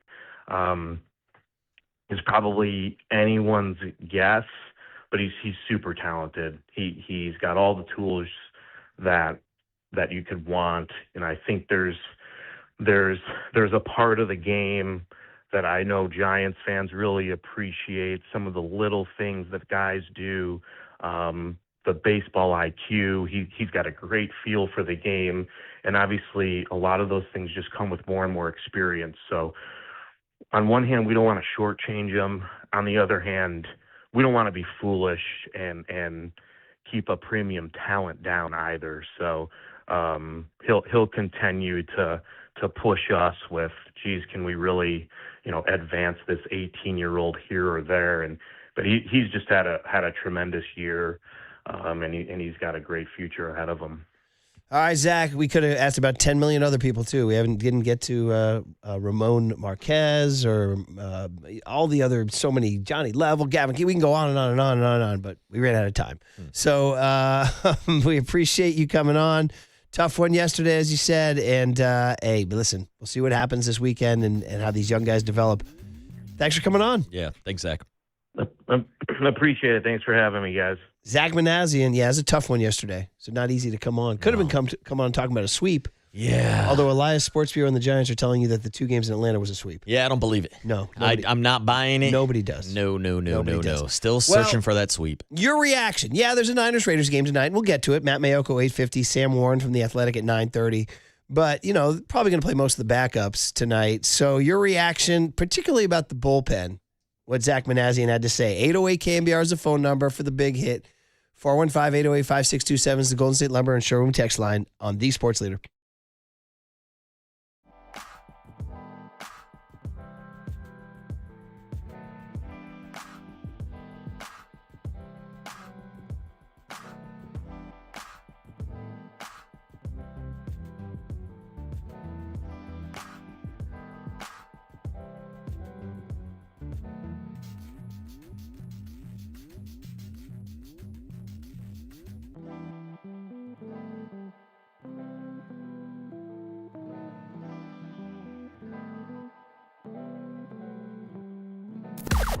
Now, from the O'Donnell Financial Group Sports Desk. Learn more at odfigroup.com. O'Donnell Financial Group, because planning is a process, not a product. Well, we've been talking about it all morning long. The Giants blew a 9-3 lead yesterday in the 9th inning, and we just talked to Zach Manassian about the Giants bullpen. 808 KMBR. How are you feeling about the Giants bullpen? Are there any pieces you want to see brought back next season? Ryan Walker was back out there yesterday, Dylan Smith, and a bunch of other dudes. 808 KMBR is the number.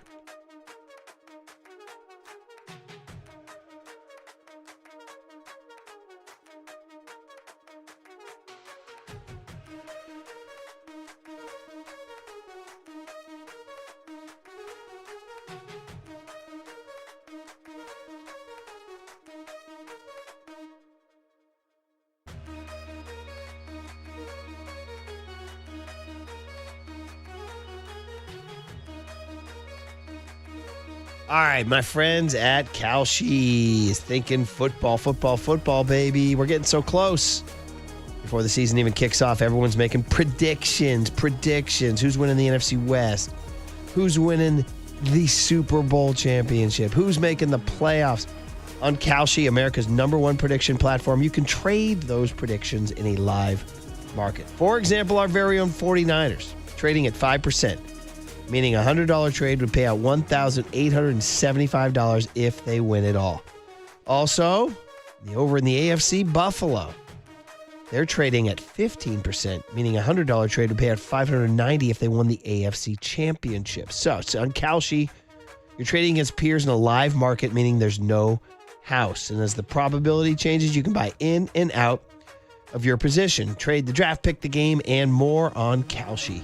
Download the Kalshi app and use the code MURPH, M-U-R-P-H, to get $10 when you trade 10. K-A-L-S-H-I, Kalshi. Trade on anything. 18 plus only. Restrictions and eligibility requirements apply. Event contract trading involves risk. May not be suitable for all investors. Kalshi products are not available in all jurisdictions. Prices, values, and available markets may differ from those mentioned. For more information, see kalshi.com/regulatory.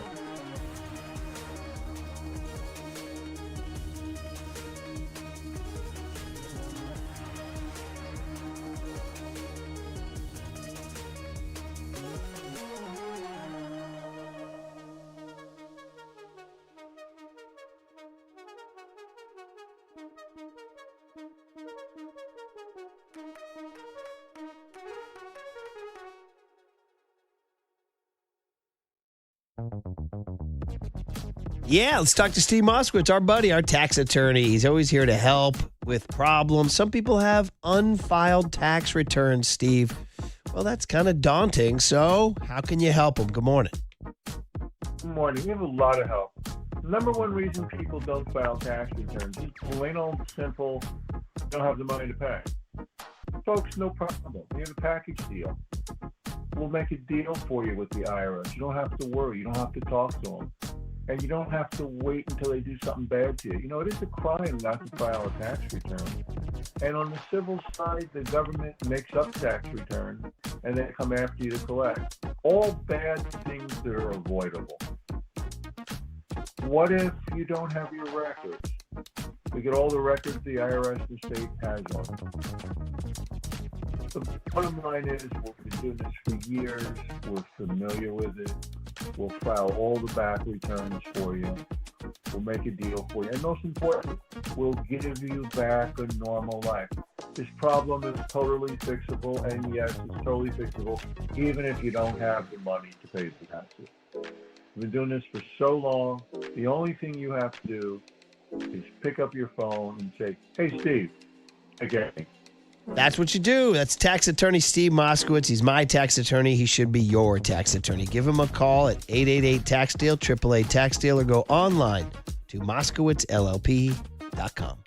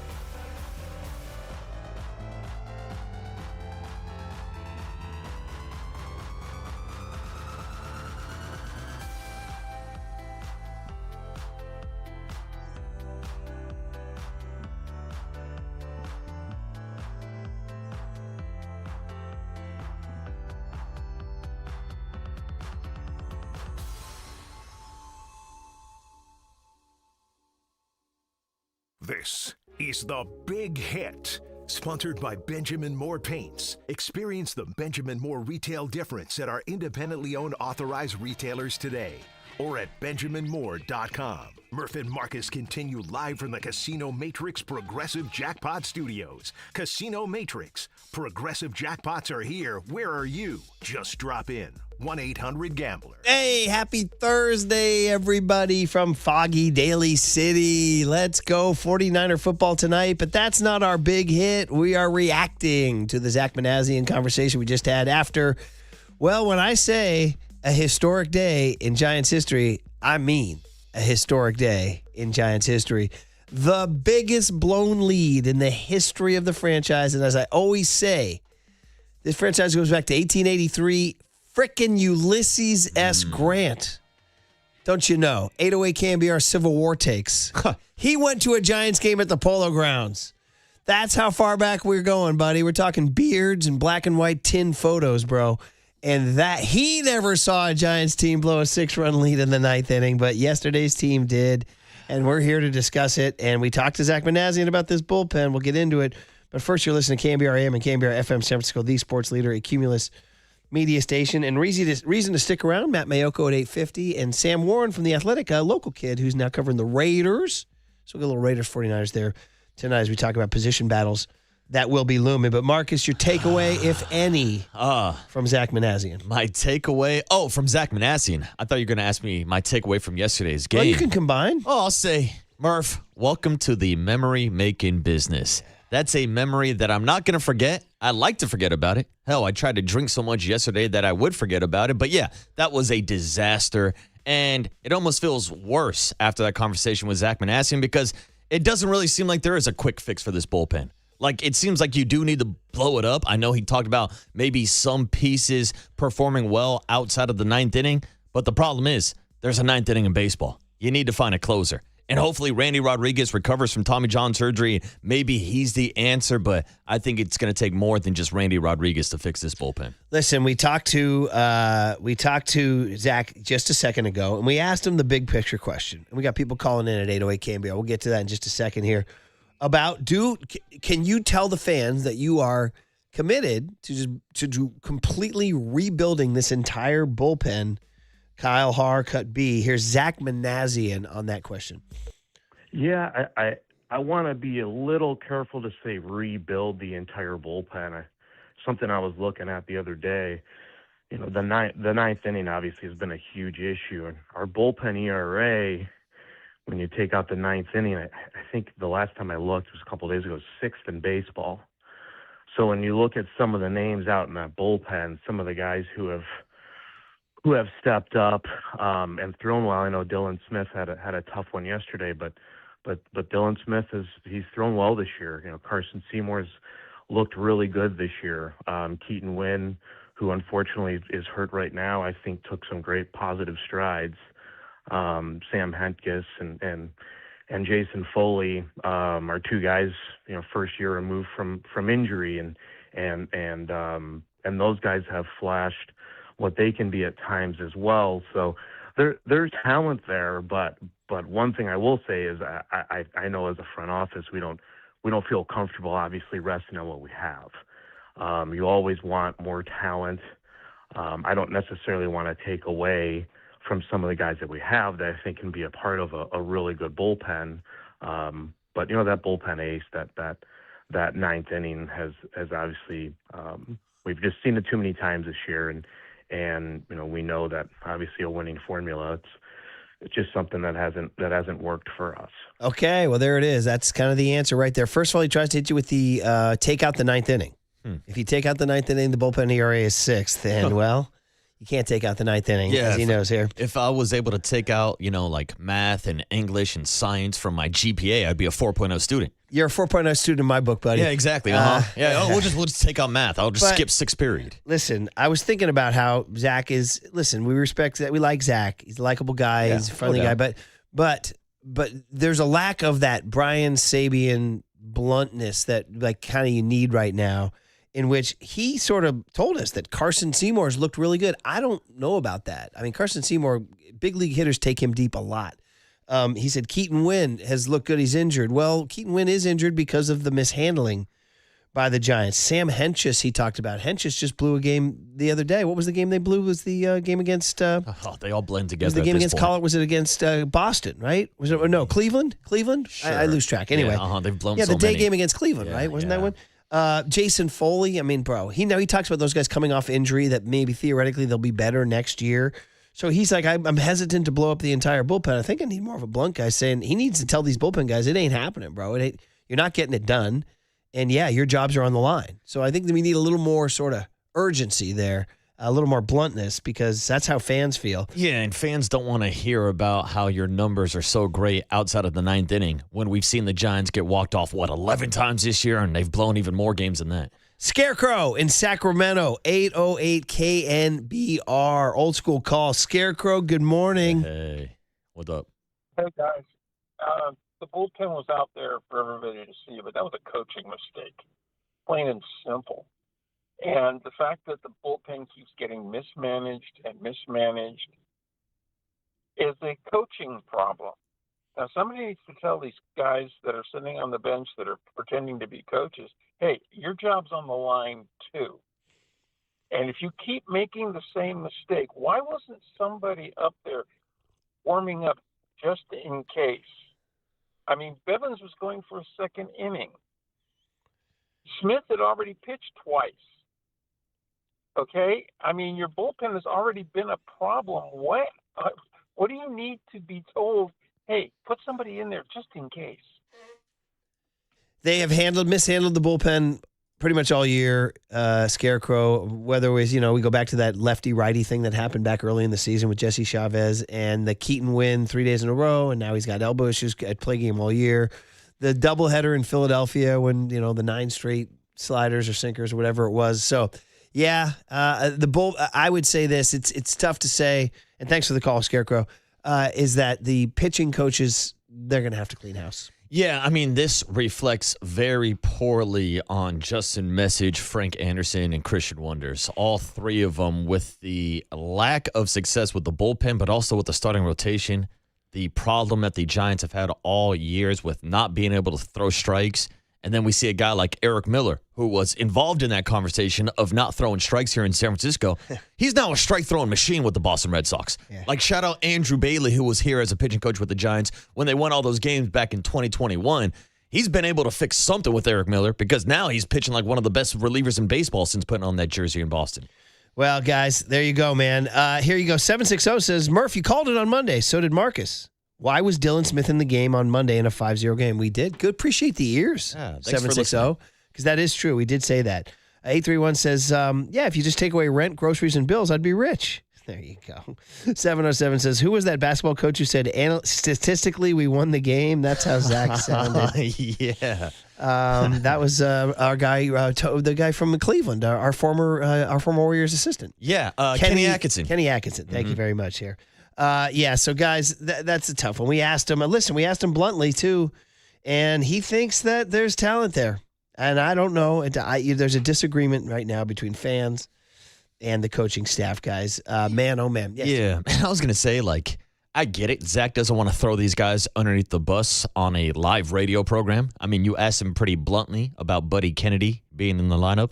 Buddy Kennedy. Yeah. Buddy Kennedy. Yeah. And look, he's not going to throw him under the bus live on 50,000 watts. It's pretty embarrassing, but I think everybody agrees. Buddy Kennedy should not be in the lineup, but Zach essentially said that the potential lockout does have an impact on some of these decisions and why we're not seeing guys like Parks Harper and Bo Davidson right now. Yeah, well, we did ask him that question too about Parks Harper, Bo Davidson, and all that stuff. I think we will see Bo before the end of the year because of service time. He needs to be on the 40-man roster to be prevented from the Rule 5. But anyway, the story of the day is the bullpen.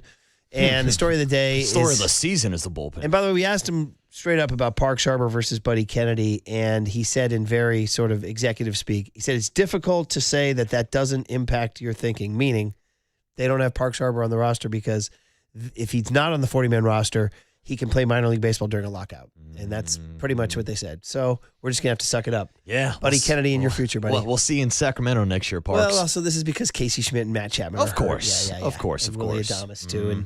And Adames comes back, and you can go with Koss at third. And we're all waiting to see Marcelo Meyer.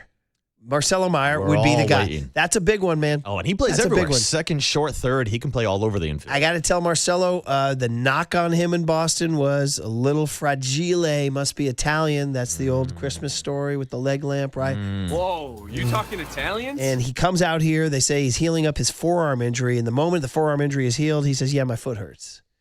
That's like right now. Yeah, that one's kind of irking me. And then you heard Zach say feet are funny, and we don't want to rush anything. Funny how? That's the guy you need to see. Yeah, you need to see Marcelo Meyer. Yeah, that's the guy. Well, at least one bit of good news. Bryce Eldridge will be back in the lineup today. At least we'll get Bryce back. Oh, that's true. Yeah, that's good. That is good. That is good. But by the way, I mean, maybe the only thing going on is Rafi. Yeah, dude. Well, yesterday's lineup was Rafi and the River Cats. Yeah, it was. And they scored 9 runs. And they scored 9. Yeah, they did. Somehow, some way. All right, 49er football on our mind. They blew it. Yeah, they did. You were there for it. I was listening in the car. I was inching through rush hour traffic. Yeah, I was right next to the guy smoking the backwood. Yeah. That's he had the right idea. Yeah, uh-huh. Yeah. And great discipline by me of not joining the rotation. You should have. I don't want to lose my credential. Sorry, buddy. I coughed on air. No, it's Told all you it's right. going to be a tough day. We're getting through it. Here's the deal. 49er football starting tonight at 5 o'clock. You're going to go 49ers Raiders. We can get into that with Matt Mayoko at 8:50. If you guys still have thoughts on this bullpen and the Zach Manassian, we're here for you. 808-KMBR is the phone number, 415-808-5627. But there is Niners in your future. Matt Mayoko at 8:50. Any position battles left, and then off to Australia. And we haven't even commented today, but the body cam footage of Jed. Oh, yeah. That was tough. And you know what the worst part was? I know what it is. Watching it. No, just like I shouldn't, like, if you were like a civilized human being, you wouldn't watch it. Right? You're like, I just don't need to see a guy get embarrassed like this. And yet we all watched it, didn't we? Did you watch it? Oh, of course I did. know, we all I'm not watched it. civilized at all. I had to watch it. You try to, it's like certain things are better left unsaid. Certain things are better left unseen. Probably shouldn't have watched it. No. And honestly, I thought you were going more towards a riff, if it's acceptable, if Sure. it's allowed. Sure, I thought you were going to say the worst part about the video was Jed wearing a Yankee shirt. Yeah, no. I thought it was a bad Yankee shirt. It was like the kind of thing you get from like a vendor on the side for like $5. Yeah, it looks like he picked that up at like a DD's discount or Yeah, something. it was like a $5 Like a Yankee flea shirt. market Like shirt, big, yeah. like the gear is cool now. Like there's good gear. Everybody's got good gear. Like I gotta tell you, Navy's got phenomenal gear. You know, you guys see me rocking it all I the see time. the hat man. right now. It's a beautiful hat, isn't it? Mhm. It's a gorgeous hat. I got the pullovers. I got the polos. Navy's got great gear. It's one of the great things about the navy blue and the gold end and all that, man. It's on my car. And the Yankees have phenomenal gear. Yeah. They got the freaking logo, and the shirt is like one of these is like big, bold, like, dude, that's like a $5 shirt. Yeah. That's like a $5 T-shirt. Yeah, I can loan Jed a shirt if he needs one. Oh, boy. I got plenty. Yeah. Is he a Yankee fan? I have no idea. I have no idea. I guess he Maybe. is. I guess. I don't know. Was he going undercover? He's putting on a disguise? I don't know. You know, you got to think about him, too. Like, he feels like, okay, Dolly Parton died. That was so sad. And we're all, we had a whole day of tribute to her yesterday. And I actually really enjoyed the tribute yesterday, hearing all the music and reading all those things like the Eminem tweet and all that stuff. And so that pushes Jed a little lower down the line. And then, the Giants blow a 6-run lead in the 9th inning, and that pushes Jed a little lower down the line. After yesterday's Giants game, Jed might go out and buy a red shirt. Well, there's honestly, like, Jed, people joking, not joking, that things like this help Jed, because we're talking about that other than Jed. And then here comes the body cam footage. He's like, I just got to let time get by and people will talk about something else because we're all short attention span, 24-hour news cycle people. And then they release the body cam footage. Yeah, and now there's a whole new info every day. And there's a whole new cycle of images and memes, just like the jumpsuit picture. So, as we like to say at times like this, Marcus, tough deal. Yeah. Tough deal. It's a tough look. Copes always laughed when I said that. He liked that. Copes liked the tough deal. Tough deal. So, Copes, if you're listening, tough deal. You know what? I don't think I like Copes. And that sometimes could be true, too. Let's go. Cooler content at 8:30 on the Sports Leader.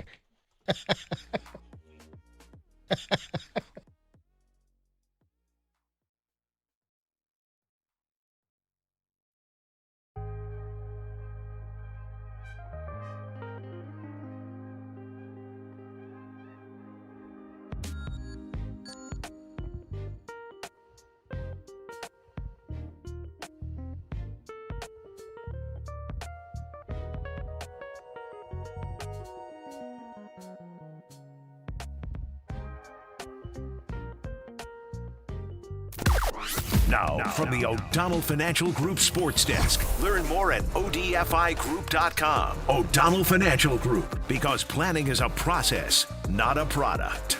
Tonight is the final preseason game of the season for the 49ers. They're taking on Fernando Mendoza and the Las Vegas Raiders. What are you most excited to see tonight? The left guard competition? Kaylon Black in the backfield? 808 Cambiar is the number if you want to chime in on the battle formerly known as the Battle of the Bay.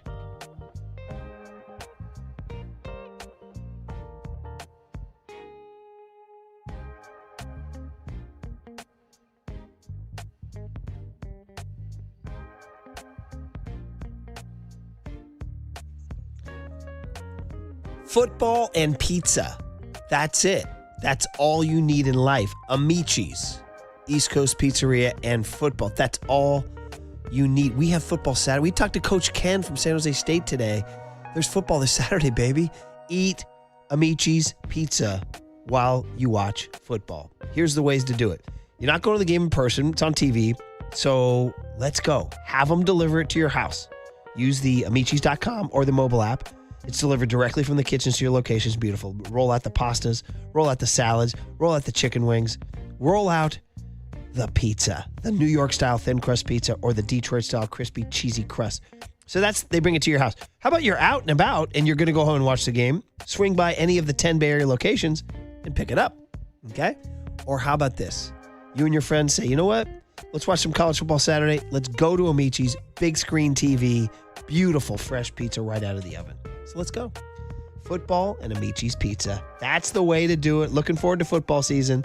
Looking forward to Amici's pizza season. Amici's delivers.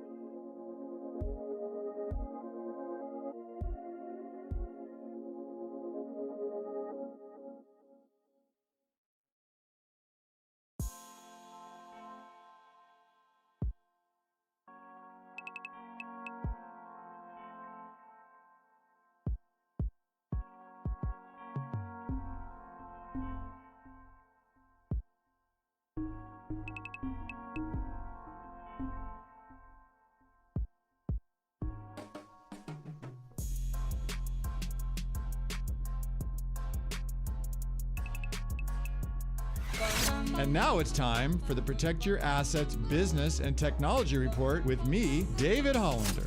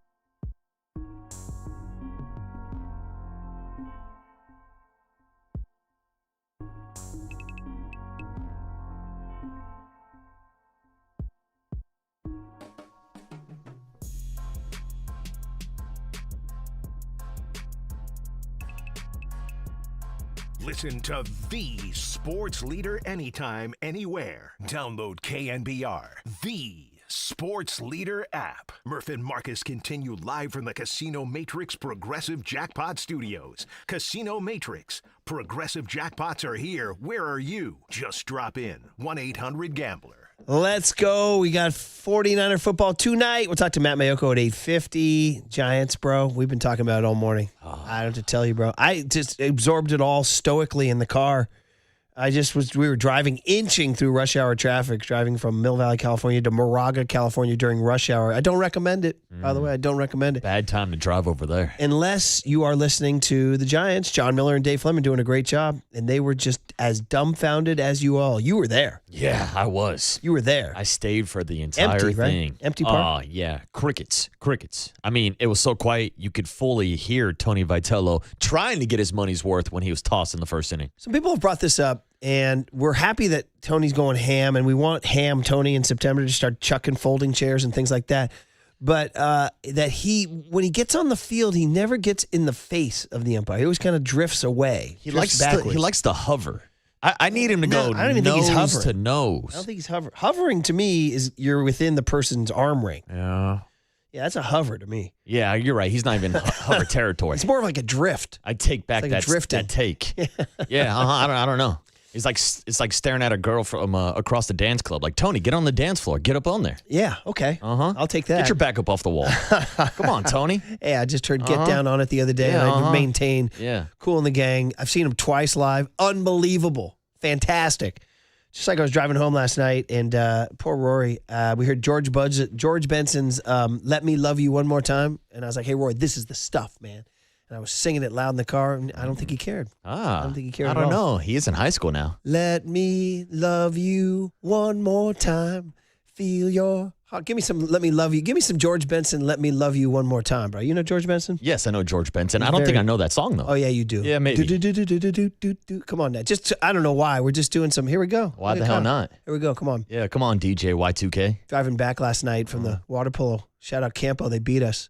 What do we got? What are you, slow to load? Yeah, what's going on here? Oh, dude, yeah. Ooh, dude. This is the stuff. This is the stuff right here, baby. This is it. This is all you need in life. Ready? This is all you need in life. This is on your cookout playlist, by the way. Put it on the boat, too. Ready? Come on, George. Take it away. Come on. Boom. Drop the needle.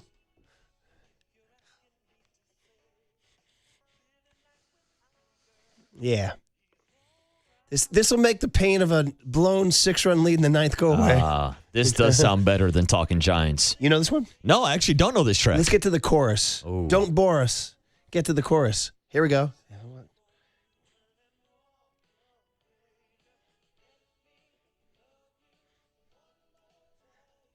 You don't know it? No, I don't know it. Put it on your cookout playlist. Yeah, that's it. Put it on your cookout playlist. What did young Waterboy learn today? You can potter down. Thank you, buddy. I needed it. Roy and San Leandro. See, it's that kind of day. I'm sick as a dog, bro. I'm delirious. Roy and San Leandro is on the phone. Roy, good morning. What up, Roy? You can hear George Benson. Roy, are you there? Yeah. Roy. He's listening. He might hear us call for him Roy's in about the guy 5 that people seconds. said used to talk about Willie McCovey. He sounded like Willie McCovey. Come on, Roy. Come on, Roy, I need you. Come on, let us love you, Roy. Feel our heartbeats. Come on, Roy. All right, I tried. Come on, we're going tried. face to face with a little bit of space. I tried with Roy. He's the guy who, when he's called in for years, people thought it was some people thought it was Willie McCovey calling in. Obviously, it wasn't, but he sounded like Willie McCovey. It was quite a compliment because Willie McCovey had a sweet, soft voice from Alabama, Mobile, Alabama. Every time he called in, I thought it was Mike Lacoste.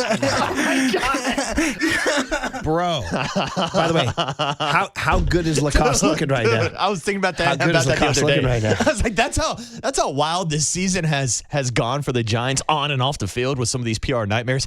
I forgot about the Mike Lacoste interview. Hey, it's all part of the tapestry, do we even dude. call it an interview? It's No. all part of the tapestry. He just called into the show. That was awesome. It was so random. Cooler of content. What do we got? We got Tony V swearing. We got some post-game rap from Kruk and Kipe. Draymond and Clay. It's going to be fun on the Sports Leader.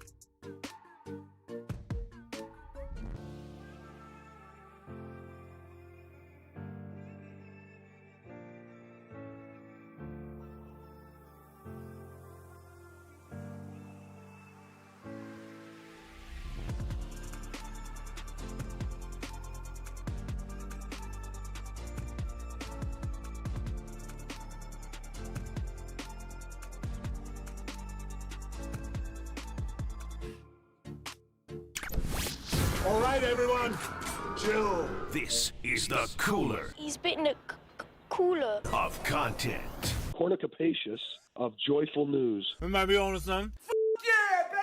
Murph and Marcus is sponsored by Bigelow Tea. Grab a mug and tea proudly. All right, the cooler of content. The icebox, as Jacob, the vigilante, told us it was. I like it. There's a lot of fun stuff here. Starting with Tony V, going ham in the first inning, and Darren Chan, DC's KNBR microphones, picking it all up. The microphones are incredible.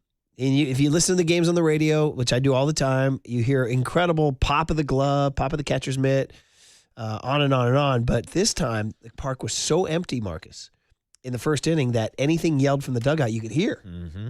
So there used to be that joke when the Giants were so bad in like 83, 84, 85.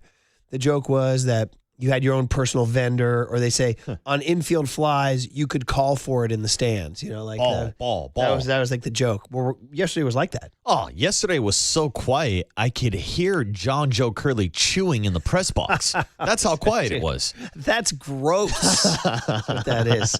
Anyway, so here's Vitello, and you can hear, we had to beep it out. That's how clear the audio was. Getting tossed on a check swing by Eugenio Suarez. By the way, we hardly knew you. They waved him after the game. Yeah, thank you for your service. He hit a granny in the 9th inning, and they waved him. It's a true story. I had to like double check, make sure it wasn't a fake account. It was Ken Rosenthal. I'm like, that's a real account. He really got waved. Anyway, here's Tony V, Darren Chan microphones. 1 strike pitch. Check swing. Did he go? No. First base umpire Ben May ruling no swing. And the Giants are really shouting about it. That's manager Tony Vitello shouting about it. He just got kicked out of the game by the plate umpire Blakeney. So he was very unhappy about that call by Ben May, the first base umpire in the appeal. And he's just been ejected. And as he leaves the field, he's shouting at all the umpires. He might even be yelling out at Ailey De La Cruz also. He's yelling at a lot of people. Incredible. You were there. Yes, were you in the were you in the park yet? I was in were the you park. Still at 58 Social? No, I was in the park cracking open a $22 beer. So yeah, Not I got on to. Wednesday, September 23rd. No. I'll be chugging those $6.80 beers. And honestly, that was one of my biggest takeaways. Not to riff too much, but with the light crowd, kind of feels like the Giants need the KMBR beer day more than we do. I mean, it was empty yesterday. There was nobody there. My impression was, and I happened to be, where was I at that time? Was I home at that point? Anyway, I said, that's a quick trigger, bro. Oh, you weren't getting pulled over again? Oh, no, that was before the game. Sorry. Yeah, it was. Yeah, shout out everybody listening at 6 a.m. I got this to wear morning. it, but I still got to think that it was all related to this unbelievable Giants season. Like that's part of the season. And what are you doing, like, busting out illegal turns to hurry up to go watch this team? Yes. To go talk about this team? That's how badly I wanted to be there for Tony V. I made an illegal turn to try to get into the parking lot. I was like, nobody's gonna get hurt here. Boo! Man. Yeah, somebody got hurt. I can't wait to see that body cam footage come out. Oh. Actually, the body cam footage will be a little dicey because he went to the right side of my car and he asked the window to come down. And for some reason, I started choking. Like I turned off my car. Like I had this hazard lights on. He said something. He's like, turn your car off. I was like, well, okay. So I turned it off. Then he came around to the right side and he knocked on the window, but the car window is electronic. So I had to turn the car back on. Ooh. But I was like panicking. Then he thought you were like making a run for it. I was like panicking and I wasn't turning it on like correctly and the window wouldn't go down. The whole thing was a disaster. Body can't, you'd be laughing your ass off because I couldn't get the window down because I was like choking. Man. Because I was so flustered. You're stumbling. Then he finally came around the other side. I'm like, we should have started over here, buddy. You know? But anyway. Man. It's on me. And you weren't even like listening to like Giants pregame? No, like, you know what he said to me? You know what's funny? I was actually listening to music at that point in time. Because Johnny Lund was in commercial. Oh, man. I listened to Johnny Lund, actually. Yeah. And then we went to, no, actually, I listened to Johnny Lund. But then I went over, and for some reason, and I'm not even a big fan of this song, Kashmir by Led Zeppelin. Okay. You guys know Kashmir? Yeah, Put it on right Yeah. I'm not even a big fan, but for some reason I turned it up. I was like, whatever, turn it up. I'm just going to turn up Kashmir. And it was playing really loud. And so he says to me, he goes, you made that illegal turn. I'm like, did I? I did the Jed kind of. Yeah. I was driving. Was I? Yeah. And he goes, you didn't hear my siren? I actually didn't. I go, I did not. And then I said, I was playing. Turn it up really loud. Yeah. This is painting a great picture. That was me. You rocking out to some Zeppelin. Super loud Kashmir. I couldn't hear the siren. He actually had been following me for a whole block. And he's like, why didn't you hear my siren? And I was like, well, I was playing. Never mind. Yeah. Sorry. I didn't want to tell him I was playing Kashmir really loud. You should have. You maybe would have got out of the ticket. Yeah. And then I had to cut it immediately to get the ticket. Yeah. So I'll always associate Kashmir with the illegal turn I made to get to Tony V. See, now the reason I asked if you It's were all listening part of the season, bro. It's all part of the Giants pregame, I was really hoping that it would have all synced up where you're listening to our pregame coverage and this date in Giants history pops on the radio at the right time. Then you could have really just blasted the radio and say, you hear this guy? That's me. I'm Brian Murphy. I do this date in Giants history. I can make illegal turns if I want to. I was kind of hoping somewhere in there he was a listener because it has happened to me a couple times before when we started at 5 in the morning back in the day and really early, and sometimes you'd zip down Montgomery a little above the speed limit and boop, and then the guy goes, oh, dude, Murph, oh yeah, come on, dude, get to work on time. You're good. It happened to me twice, SFPD. Well, I was going to say. This guy, nah. As the great Tony Salvador said when he fired Ron and Don in 1997 and Paulie and Rod and Tony in 1999, they ain't buying it, guy. No, they ain't buying it, guy. No. This guy was not buying it. I was like, he goes, where do you work? And I had my credential on. I go, KMBR. He goes, so you know not to make that turn. Oh, now he starts to scold you. So he was like anti-KMBR. Damn, not a fan. As I said earlier. Could be the Greg Papa situation. Yeah. That did? Oh, man. Yeah. Oh, boy. Yeah. Good to see Papa back on NBC. Oh, we were all over that, dude. Fantastic. All over. I told you yesterday. I texted him and he said, he's here, he's there, he's every black Yeah, and Greg white. Papa would got out of that ticket for sure. Oh, man. Let's talk about cover 2. 4 and 5 says, shout out side 2 of Led Zeppelin 4. I see you, 4 and 5. I see you. I didn't make that turn. We're all part of that. We're all part of that community. It was Tessie who made the illegal turn. Yeah, you have to listen to Kashmir Cranked. 4 and 5 says there's no other way to listen to it. So I'm excused for not hearing the siren by hearing Kashmir. So anyway. All right. So that was all part of this freaking season. Yep. It's all part of this season. So after that ticket, I missed Tony V, so I got no credit from the teacher for being there. No extra credit for being there, kissing rear end of the teacher. Teacher, I'm here. Do I get extra credit, right? So I missed him. He gets tossed in the first inning, and they blow a 6-run lead in the 9th. All part of the freaking tapestry, bro. Hashtag all nothing like tapestry. it, my friend. Nothing like it. $6.80 beers, though, on Wednesday, September 23rd. I'll be there. So here we go. Kruk and Kipe on the post-game wrap. Oh, yeah, we're in the cooler. Let's go. Here we are in the cooler. Yeah, I forgot. Kruk and Kipe post-game wrap. How do they feel about what you guys all witnessed on Wednesday afternoon? All right, it's post-game wrap time, and obviously that one was tough to watch. It's not often in this franchise. I mean, the Giants have been playing for 144 years that we stand here together after a game and say, well, that had never happened in Giants history. That's the biggest blown lead in the 9th inning in the history of the Giants. That had never happened before today. Yeah. Makes me want to puke. Well, it's tough on you. I mean, that's, I think, one of the loudest boos I've ever heard from Giants fans after that game. Yeah, makes me want to puke. Can you isolate that? Hey, man, I was on the radio. I heard boos. Yeah, there were definitely boos. And absolutely deserved. Hell no. I mean, me and John Joe Curley ourselves were booing in the crowd. John Joe Curley wanted to leave after the lead was blown in the 9th. I'm like, no, you're going to sit here and you're going to watch this, John Joe Curley. You're going to eat your vegetables. You're going to stay here and watch every single out, and you're going to watch the end of this ball game. Did you guys boo? Yeah, we booed. Good. Uh-huh. I would have boo booed. This man. And it's funny because my dad always told us, don't boo. These people are trying. And my dad was a gentleman. And I heard Shadur Sanders talking about, in that interview that went viral on Saturday, talking about he didn't like the boos. He's like, guys are out here trying, man. Don't boo us. And there was Deshaun Watson, the different dude, who, by the way, won the job over him. Yeah, who called out the Browns fans for booing him with that injury. There it is, man. All right, Draymond Green. Oh, let's go Klay Thompson first. Clay, baby, Clay. Dude, he's having a good time in Miami, isn't he? Oh, dude. All these videos coming out. South Beach so much. It feels like he's getting a second win. Oh, he could put his boat back on the water. He didn't play that great in Dallas. He did okay, but he wasn't really a factor. And the sadness of watching Luka get traded and that team just completely fall apart. Yeah. So here's the deal. Klay Thompson, somebody compared him to, are you going to be old man Ray Allen stroking threes in the corner for a championship contender? Cut A. He likes it. Of course I like those comparisons. I love Ray Allen. Are you kidding me? Him and Reggie were like the blueprint for my whole off-ball formula. Like, I still do the drills. I still watch their footage all the time and how they got open and how much they move without the ball. And I was lucky enough to play for a coach in Darren Ehrman, who spent time with Ray in Boston. So I got to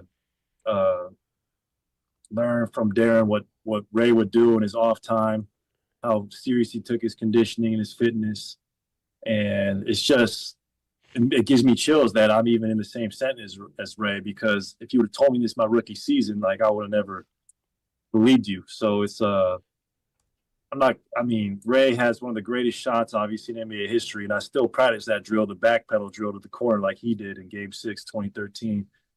But, I welcome those comparisons. I'm never going to say I was better than Ray or I have more game than him, but to even be in the same breath as him is surreal, and it's an honor. Yeah, man, we're getting good Clay. Good Clay in Miami. He's happy. He's giving long answers. He's, I don't know. We talked about it. Miami's got a chance in the East. Oh, they do. Definitely. They got freaking Giannis Antetokounmpo. Yeah. Don't forget about They got Bam. They got Bam out of bio, 83. Mr. 83. Yeah, I think Clay's a perfect fit for that franchise and the style of play that Pat Riley wants to get out of him. And also pretty damn cool that Clay will have a chance, he'll probably do it next season, to pass Ray Allen on the all-time three-point shooting list. He's got a chance to move into third all-time. He's only about 100 away from Ray Allen, and he'll do it in the same uniform that Ray Allen played in. Warriors fans, do we have Clay envy right now? That he's like all happy? No. As Giannis? No, I'm happy for Clay. No, I'm saying, are we envious of his situation? Oh, yeah. Like he's in a better situation than the Warriors. I would agree. Yeah, that's what I'm saying. We have Clay envy. Yeah, we're jealous. Meanwhile, Draymond Green did a weird thing where he went on a long rant comparing. He said this isn't 2017 Klay Thompson going to Miami. Now, who said that? Whoever said that it was 2017 Klay Thompson going to Miami?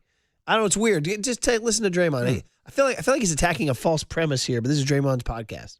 I don't like how everybody's trying to act like, oh man, it's Klay Thompson, like Klay to the Heat. Like this is Klay of 2018. And the reason I don't like it is because I feel like everybody's trying to set Klay up for failure. And so I'm going to say it right here, right now. Let's stop acting like 2017 is Klay is going to Miami. I wish sports media would speak to it more like when Ray Allen went to Miami. Like that's the role I'd expect of Klay. Don't try to set my brother up like you about to get the 2017 Klay, so the moment you don't, y'all can bash him. That's he's going to year 16 of his career. We obviously know the injuries that he's faced.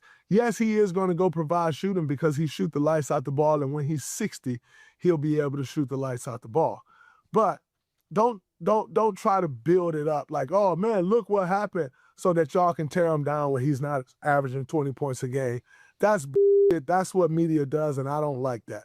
And so I'm going to say it right here. Let's look at him more like you looked at Ray Allen when Ray Allen was going to Miami. Oh, by the way, when sports media was still kind of a good thing, when you could appreciate Ray Allen going to Miami in the role that he was going to go play, when sports media wasn't trying to build someone up just to slice him down. So I just wanted to put that out there. And speaking of Ray, freezing cold takes. Wow, dude. Freezing cold takes. We literally, everybody's making the Ray Allen comp. Yeah, I mean, everybody. Who the hell is expecting 2017 Klay to show up in Miami? And then he uses it to say back when sports media was good. Yeah, we're building up Klay to tear him down. I mean, man, Draymond, somebody gave Draymond some bad info. Yeah, also, he's a part of sports media now. I know, exactly. So, Draymond, buddy. Man. I think you kind of swung and missed on that one, dude. Yeah, I don't know. I don't know what podcast he's listening to, but you're going to get this podcast. Yeah, I don't know who's building Klay up to be the 2017. Hell, he's not the 2020 version of Klay. Fun cooler of content, the Icebox. We got to close the Icebox because Matt Mayoko, 49er football, man. Raiders, Niners. I chose it on the great Vigilante's Vigilant Views yesterday.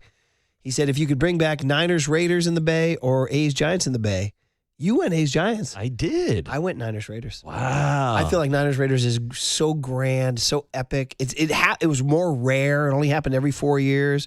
When you saw those two teams, man, it was always like, damn, this is the real deal, man. This is the 49ers and the Raiders, man. Yeah. I loved it. I missed the Battle of the Bay. Now we have the Battle of Mandalay Bay out in Vegas. I cannot believe they built the stadium. Man. I definitely didn't think they were going to do it. I was wrong. Hey, the Cooler of Content was sponsored by Marin Health with top physicians, surgeons, and clinicians right here in the North Bay. Marin Health puts you closer to your best health. World-class care, closer than you think. We got some fun. Matt Mayoko next on The Sports Leader. Oh, by the way, when sports media was still kind of a good thing.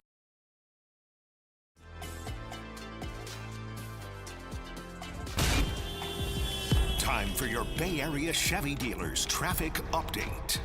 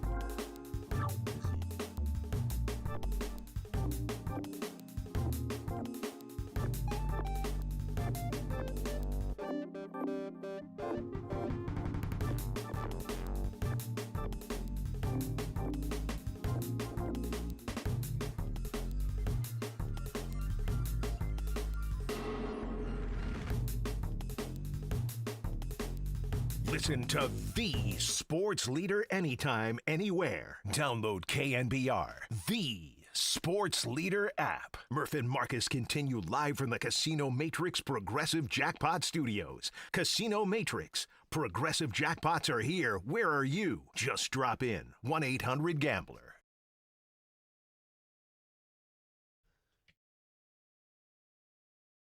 49er football back in our lives tonight. 49ers Raiders. Love seeing the helmets, even if it is probably going to be a little light on starters tonight. 5 o'clock kickoff. You'll hear it on the leader. Bob Fitzgerald, Keena Turner, Dennis Brown doing it. And then they head into the weekend. Big cuts on Sunday. And then wheels up next Wednesday for Melbourne, Australia. Thursday, September 10, the game in Australia, 49ers Rams. So it's all happening. So it's 2 weeks from today. They play the game. Matt Mayoko, NBC Sports Bay Area, our KNBR 49ers insider. Sadly, we don't get to see his handsome face. Problems with the Zoom link. So we just get to hear his dulcet tones. Good morning, Matty. How are you? Hey, what up, Matt? I'm doing great, gentlemen. How you guys doing this morning? I'm fighting a severe cough and cold, if you really care. I can tell. If you really care. I do you care? You do care? Oh, thank you, buddy. Thank you. But kids, you got to go to work when you're sick. Suck it up. Absolutely. I may be talking to Marcelo Gotten Meyer. in there. You could have just powered through that ninth inning yesterday. Probably done a better Marcus job. was there. Yeah. And I'm not feeling great either, but I'm not sick. I'm hungover trying to drink away my memories of yesterday's game. Yeah, that was a rough one, huh? It was special. What's the history on that? Like more than 2,000 games where they took a six-run or more lead into the ninth? 2,208. Franchise? I believe. 2208. And hey, man, they say you go to the ballpark, you're going to see something you never saw before, buddy. Yeah. All right. It balances it out. You know what? Well, let's just stay on that topic. That the game earlier this season, 10-1, where Bryce Eldridge hit the walk-off grand slam. This was the payback for that, or that was the balancing out of that, I guess. We did mention that earlier in the show because they did come back from a 10-1 deficit in the 8th inning against the Nationals. So the gods say, you get one. Now we're going to take one back. You're listening to KNBR AM and KNBR FM San Francisco, the sports leader, a Cumulus Media station. What's the best thing to watch tonight? Oh, it's going to be very boring. But it's going to be left guard. Yeah, focus in on number 74. And then when number 75 will probably start at right guard. So that is Connor Colby, the second-year player who started 6 games last season at left guard. But the guy who will be at left guard to open the game will be Carver Willis, number 74, fourth-round pick from UW, played offensive tackle at Kansas, Kansas State, I guess, as well as Washington. And he will, I guess he gets the first crack at this thing. But as it pertains to what you will end up seeing in the regular season, that is the one thing to watch. Might be the only thing to watch. There'll be a lot of backups. I would expect probably, between 30 and 40 of the regulars not suiting up for this game. So there's only really one competition that's still out there, and it is for the starting left guard position. Matt, with roster cut down day being this Sunday, tonight's game could have an impact on some of those decisions that the 49ers will make this weekend. The one spot I want to ask you about is the wide receiver room and this injury that Christian Kirk has been dealing with all training camp long. Are there any updates on his injury, and how does that potentially impact some of the roster decisions with the guys at the bottom of the list trying to be that 6th man potentially in that wide receiver room? Well, I think Christian Kirk will be the 7th man. In other words, I would be very surprised if he does not start the season on injured reserve. And so therefore, in essence, they don't have to expose a one of their top 7 guys to the waiver wire. So I think Christian Kirk is kind of pushed off on another area, and they'll give him 4 full weeks. The first time that he would be eligible to play in a game would be week 5 against Seattle. But to me, I think it's pretty clear cut, at least in my own mind it is. Your top 3 are solid. That's Mike Evans, Dejon Stribling, Deebo Samuel. I think Jake McCowing wins a spot due to his ability to field punts cleanly. So there's 4. And then I think Demarcus Robinson, the veteran, and Jordan Watkins, the second-year player who has a lot of upside. To me, those are the 6 guys. And then if they can get Will Pauling back or Wesley Grimes back, or maybe even some of the one of the other veteran types guys like Malik Turner or Trenton Irwin or Kadero Hodge, they can do that. But I think for the 53 man, to me it looks pretty cut and dried about those 6 guys with Christian Kirk on IR. All right. Larry, your buddy Larry Krueger had a different take yesterday, but hey, that's why we go to so many different voices. We like the variety. Yeah, Variety what was is his take? He has Cowing on the outside looking in, which shocked me. Well, I get it. Do you get it? The problem is, I thought he was the punt returner. Exactly. I mean, I get why he would say that, but my counterpoint would be, who the heck is going to be back there fielding punts? He said the kid guy who's never Will Pauling. Is that it? Is that Yeah, great. Yeah, great. But you know what? He's never done it in a game. He didn't do it at Notre Dame. I just don't think that with that position where one bobble means, a 45-yard swing and field position. The thing we know about Jacob Cowing is he's done it. He did it for a full season in 2024 with the 49ers before he was injured all last year. He did it throughout his college career, so he has a lot of experience doing it. I would be really surprised if they just say, you know what, we'll have to, we might have to battle through some turnovers in the kicking game early in the season, but ultimately that guy's going to be better. I don't know. I don't see it. I mean, I understand why Larry would say that, but my opinion would be you go with what you know. And Jacob Cowing, although he didn't do it last year, is somebody that has done it before and won't be overwhelmed. You know what you're getting. Matt, moving over to the running back room, I'm expecting to see a lot of Kalen Black today. Are we expecting to see? You shouldn't. Oh, we shouldn't? You don't think he's going to be out there? Well, I wouldn't put him out there. I would put the guys that you think are going to be on the 53 and making an impact. I mean, you'll probably see some of them, but man, I don't know that I'd want to. If I were Kyle Shanahan, I don't think I'd feel too good about putting them out there. I think this game is, the more guys, the guys who play the most are the guys that probably don't factor into the final decision making. The last thing you want in the last preseason game is for a guy that you think is going to be a good player for the team in the regular season to go out there and get injured. So, a guy like I would think that, Dejon Stribling would be somebody who doesn't have to play much, if at all.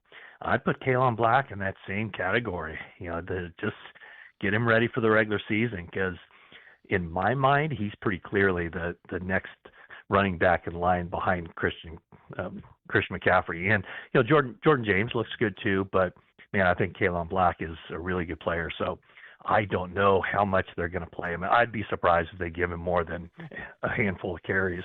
Well, there you go. Matt Mayoko is sponsored by Golden State. When you succeed, we succeed. Visit us today at goldenstatelumber.com. In your NBC Sports Bay Area piece that you wrote on the website, in the old-fashioned journalism world, you talked about guys to watch, and you mentioned D tackles, Maddie. So right now on the depth chart, Osa Odigizua and Alfred Collins are the starters. Larry's take was that Collins was slipping. Larry thought Alfred Collins was getting outplayed. Larry says a lot of crazy stuff, though. We love him. Giving you D tackle situation, you mentioned Bryson Eason and James Thompson Jr. Is this something to put our energy into? Yeah, I mean, I think that tonight would be a night to just really not watch the football. It is to watch the offensive linemen and the defensive linemen. At the defensive tackle position, I think the 49ers kind of sneaky have some good depth there. Not guys who are world beaters. I think Osa Odigizua, he might have the kind of season where start talking Pro Bowl with him. But Odigizua and Alfred Collins, probably the starters there on the interior. And then they have C.J. West. They have Grayson Halton, who's currently banged up, but he showed some things like he can be a very good player for the 49ers in pass rush situations. He's a rookie from Oklahoma. And then after that, for depth pieces, that's where Bryson Eason and James Thompson Jr. come in. And Sebastian Valdez, I'd put him in that mix too. They're going to carry 9, 10, 11 defensive linemen. And so those two guys right there, I don't know that both of them make it, but I would think that one of them has a really good chance. So I was just kind of looking at, guys maybe a little bit on the, deeper end of the roster and at positions that are unsettled, and guys who might get some playing time to push them over the top. I mean, I would say by and large, though, when we talked about these camp battles and everything else, I don't know how much one preseason game is going to swing it. I mean, they've had so much of an opportunity, the coaching staff has, the personnel department, to watch these guys in practices and even two joint practices, one with the Titans, one with the Chargers. So I don't know, honestly, how much like a preseason game such as tonight will make any impact other than maybe just kind of reaffirming what the team already believes about these players. But those two guys are definitely worth looking at, Bryson Eason and James Thompson Jr. Just Maddie giving you these viewing tips for tonight. All right, we go away from the micro of backup third string D tackles to the macro of the 49ers hierarchy ownership structure. The fallout from Jed is, listen, everybody's got their jokes and their whatever's about the body cam footage, the $140, the mobile. Everybody's got all that done. Now we talk about the real world effect of this on the 49ers. Now, apparently he's moved to Ohio. This is part of the deal. He's now an absentee owner. Now, Eddie was in Ohio when they won 5, so maybe not necessarily a hurdle that you have to, but Parag Marate also left. And we didn't really talk about that. It just kind of happened. So, and he was such a central figure. So, Maddie, is it, I don't know if the word's turbulence, change? You tell me. Parag gone, Jed in Ohio, Jed with an embarrassing pratfall. What's the status of the top of the organization? Well, if you're talking about the football side of it, the football side of it is kind of unchanged. Where Jed comes in the off season is when John Lynch and Kyle Shanahan have something they want to pitch to him. And the thing that immediately comes to mind is, several years ago when their salary cap was already stretched out, and I think they drove over to Jed's house, and said, "Hey, we want to start free agency by signing Javon Hargrave." And Jed York was like, "Well, how important do you think he is? And do you think that would, help push us over the top?" And when John Lynch and Kyle Shanahan said, "Yes, we really want this guy," then Jed said, "Okay, let's do it." So he's a phone call away. As far as Parag, he was so intertwined the last few years with Leeds United and then Rangers. So he has a much more of a business interest on the soccer side of things. And, from my understanding, talking to some agents, for several years, they've been dealing primarily with Brian Hampton as the contracts guy. But, I'm not naive here with the 49ers. And even though, the situation with Jed York has really no bearing on the football team, if the 49ers get off to a slow start, it's obvious. People will point to that and go, that was a distraction. And it'll be done, it's kind of revisionist history, but people will point to that. There's no question about it. Inside the building, I think everybody's embarrassed for Jed and, probably to a certain degree to the organization as well. Al Guido is the CEO of the 49ers, and he's not really involved in the football side of it, but he was out there at practice the other day. The first practice after the 49ers or the world learned about what happened with Jed in Ohio. And he was out there, before practice, 15, 20, 30 minutes before practice, chatting it up with Kyle Shanahan and John Lynch. So, it's not nothing. I just don't know that it's it's a big deal as it pertains to the football team, but certainly it is a big deal as it pertains to just the public relations and the the identity of the 49ers, and to see the owner in a situation, put himself in a situation that is just utterly embarrassing. Yeah, the nuclear thing is, like selling the team.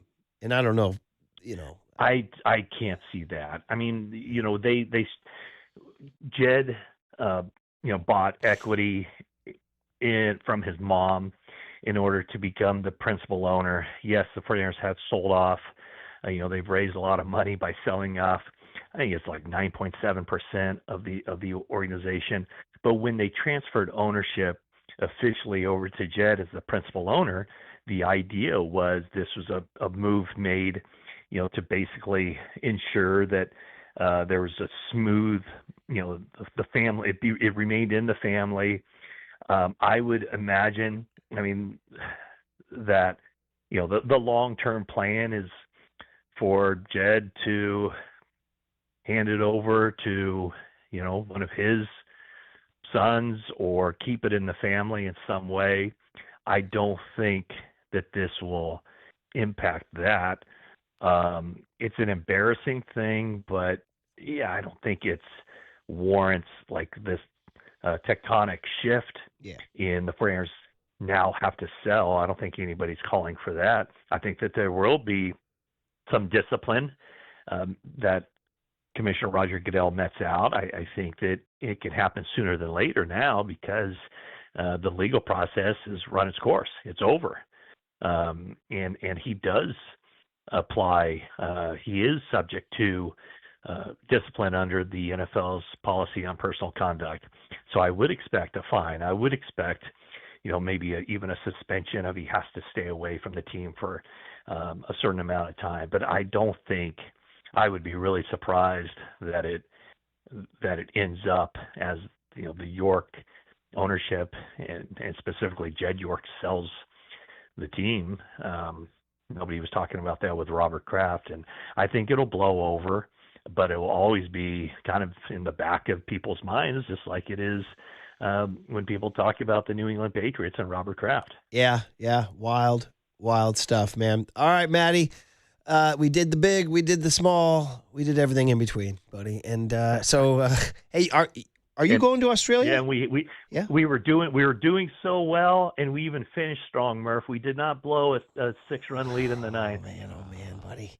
It's funny. I'm trying to tell these kids here. I work with all these kids, Maddie, and they're talking about how empty it was at the park yesterday. I was like, you don't know empty, brother. We did Candlestick in the 70s and the 80s. And do you follow Dennis Desprez, the old team photographer for the Giants, on Facebook? I don't think I do. Oh, you should. He's amazing. Desprois. Okay, yeah, I know who he is. Yeah. He posted a picture today of a day game, undetermined day, could be like 79, something like that. Marcus, I showed it to you. Empty.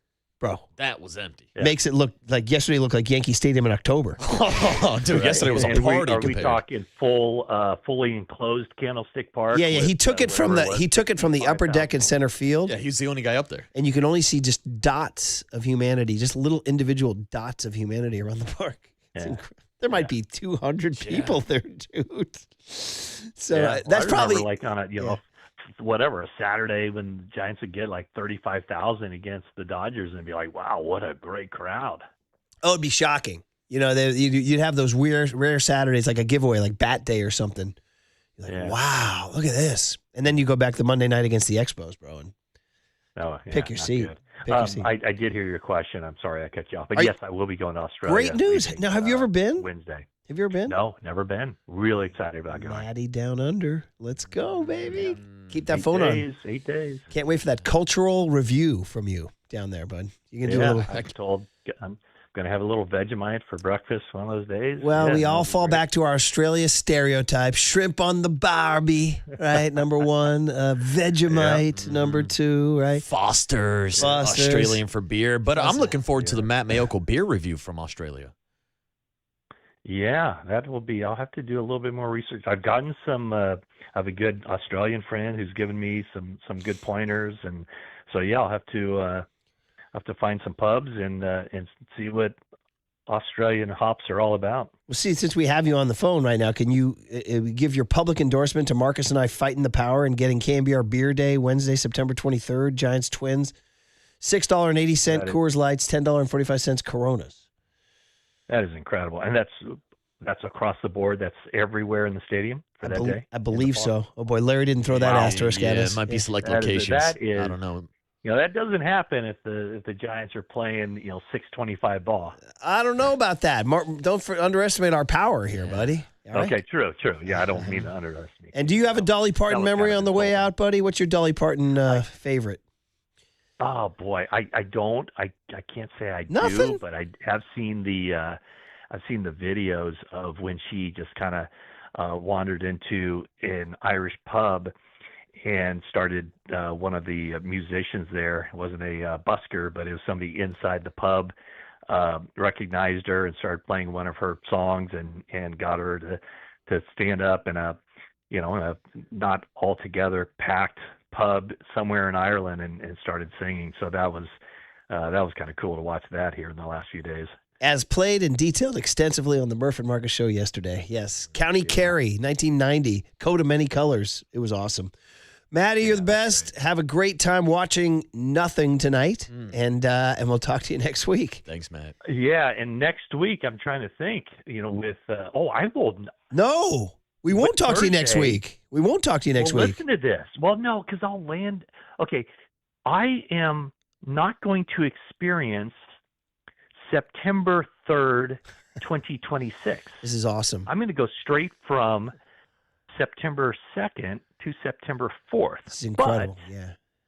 But I will be arriving on the 4th, which is actually the 3rd here, but I don't know what. I think I will be in the air during Murph and Marcus, so I don't think that you will get me next Thursday. So we'll have to figure something out. Okay, hang on. What time do we have you? 8:50 a.m. When it is 8:50 a.m. in California, what time is it are you landing in Melbourne? Yes. Is it a nonstop? I think it, yes. It is 1:50 a.m. the next day, so yeah, probably not. So during our regular time, it's 1:50 a.m. your time, so probably not. Maybe we can, since we're just chatting, I'm sure this is great radio here. Maybe we can do it Wednesday, the 2nd, early. At 8:50 a.m. You on that, buddy? Yeah. You on that? Consider it done. Yeah. Well, I remember this great story from. Go ahead. Oh, I was just going to say, because my flight Wednesday the 2nd is late at night. It's okay, maybe we'll do that. 11. But I still want Australia, Maddie. Maybe we'll push you to Friday. And maybe you can do Friday, September 4. I don't know. We'll figure it out. There was a story in the great book. David Halberstam wrote a book called The Breaks of the Game about the Portland Trailblazers in the late 70s, one of the seminal sports books of all time. It included the anecdote about a very colorful player named Marvin Bad News Barnes. You remember that guy, Bad News? He was like an incredibly talented player, but maybe not totally all there in terms of commitment and discipline. And they were flying from Indianapolis to Chicago, short flight. And there's a time zone. So they were leaving Indianapolis at like 8 in the morning and getting into Chicago at 7:50 in the morning. You get that? Because it's 7 a.m. in Chicago when they take off. You get that? And he refused to get on the plane.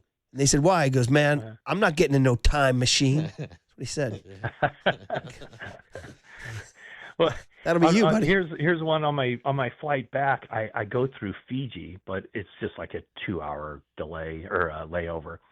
But when I leave Melbourne, I'm leaving at 1:20 p.m. on Saturday the 12th, and I get to SFO at 1:40 p.m. on Saturday the 12th. So that entire trip, Melbourne, Fiji, SFO, is a 20-minute flight. There's some very profound stuff about existence and time and flat circle and meaning of the universe. There's some very deep stuff here. I just can't quite put my finger on it. All I know is that you're going to be in the thick of it, buddy. I'm sure that'll be the next segment here. So I'll listen off the air. Oh, Matty, be good. Have a great flight. Thanks, Matt. All right, gentlemen. Thank you so much. I'll talk to you next week. Matt Mayoko, 49ers, Raiders tonight. Not much to see, but we'll still talk about it. Yeah, no time traveling tonight. No time traveling. But Sam Warren, a kid who grew up in Marin County and has now risen to become the Raiders writer for The Athletic. So we'll talk a little. We still got Raiders fans in the Bay. Yes, we do. I may be sitting near one. Mm-hmm. He's at 9:30 on the Sports Leader.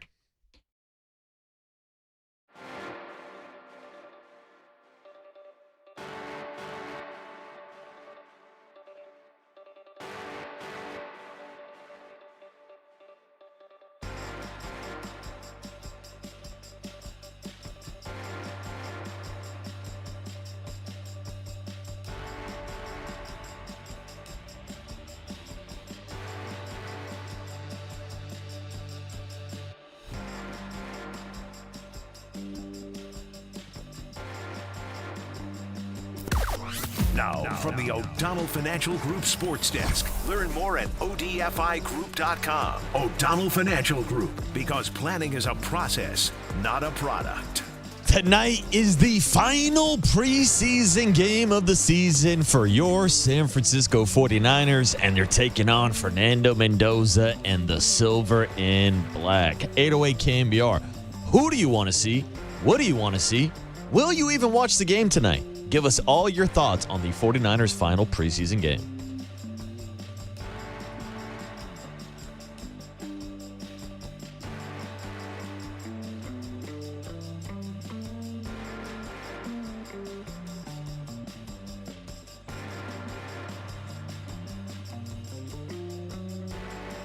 Daisy dip. Let's go. The sour cream French onion dip, the sour cream creamy ranch dip. America's favorite sour cream goes into Daisy dip. I love dipping. Football season, baby. Football season. Time to dip. Time to dip. Can you double dip? Sure. Double dip away. Why not? I'm not going to tell you not to. Maybe just flip the carrot over the other side or the wing on the other side. I don't know. All I know is that Daisy French onion dip is awesome. It's delicious. And Daisy Ranch dip is awesome. It's delicious. And it's no preservatives, no artificial ingredients. Ingredients you find in your kitchen. Daisy dips are here for you.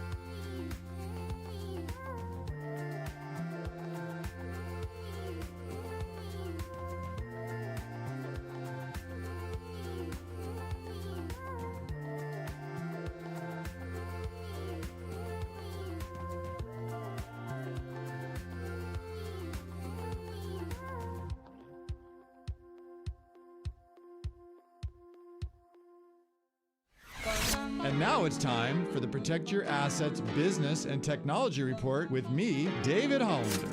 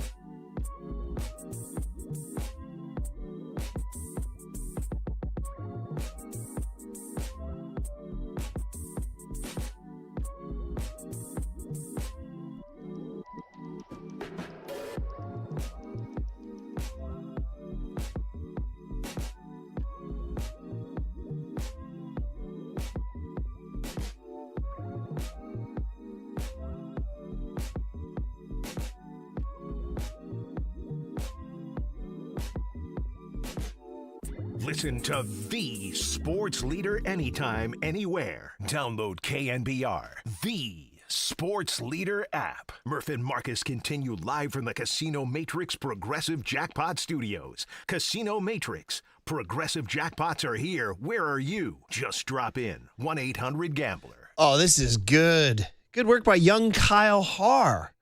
Young Kyle Haar, because we've been giving away Sticks and Chicago tickets all week. We've never played Chicago this week, but this is all time because this represents every Giants fan, every Giants player, every Giants executive. Do you hear that opening line? Everybody needs a little time away, I heard her say, from each other. I think that's all of us with the Giants right now. This song, the epic ballad from the 80s, Hard to Say I'm Sorry. Hold me now. It's hard for me to say. This is for the Giants. Keep going. Keep going. Do you know this one? No, I don't know this track. Honestly? I don't think so. Kyle Haar. You know this one, right, buddy? Yeah, I feel like I've heard of it. Yeah. After all that we've been through. This is for Giants fans. I will. This is Buster. I will make it up to you. Anyway, we're giving away the tickets right now. That's the whole point. We're giving away tickets. Caller number 10, 415-896-KBR. 2 tickets to see Sticks in Chicago at Toyota Pavilion at Concord on September 4th. Prize furnished by Live Nation. Find the official rules at thesportsleader.com. Call Curly. Caller number 10. Drop it. Boom. Caller number 10, 415-896-KBR. 2 tickets to see Sticks in Chicago at Toyota Pavilion at Concord on September 4th. Tickets are on sale now through livenation.com, and I'm here to tell you, this will get out the lighters, bro. Dude, I was going to say, I feel like pulling out a lighter now. I forgot mine at home. Maybe I can borrow it from the guy that was sparking up a backwood during that 9th inning at Oracle Park. You guys ready for this?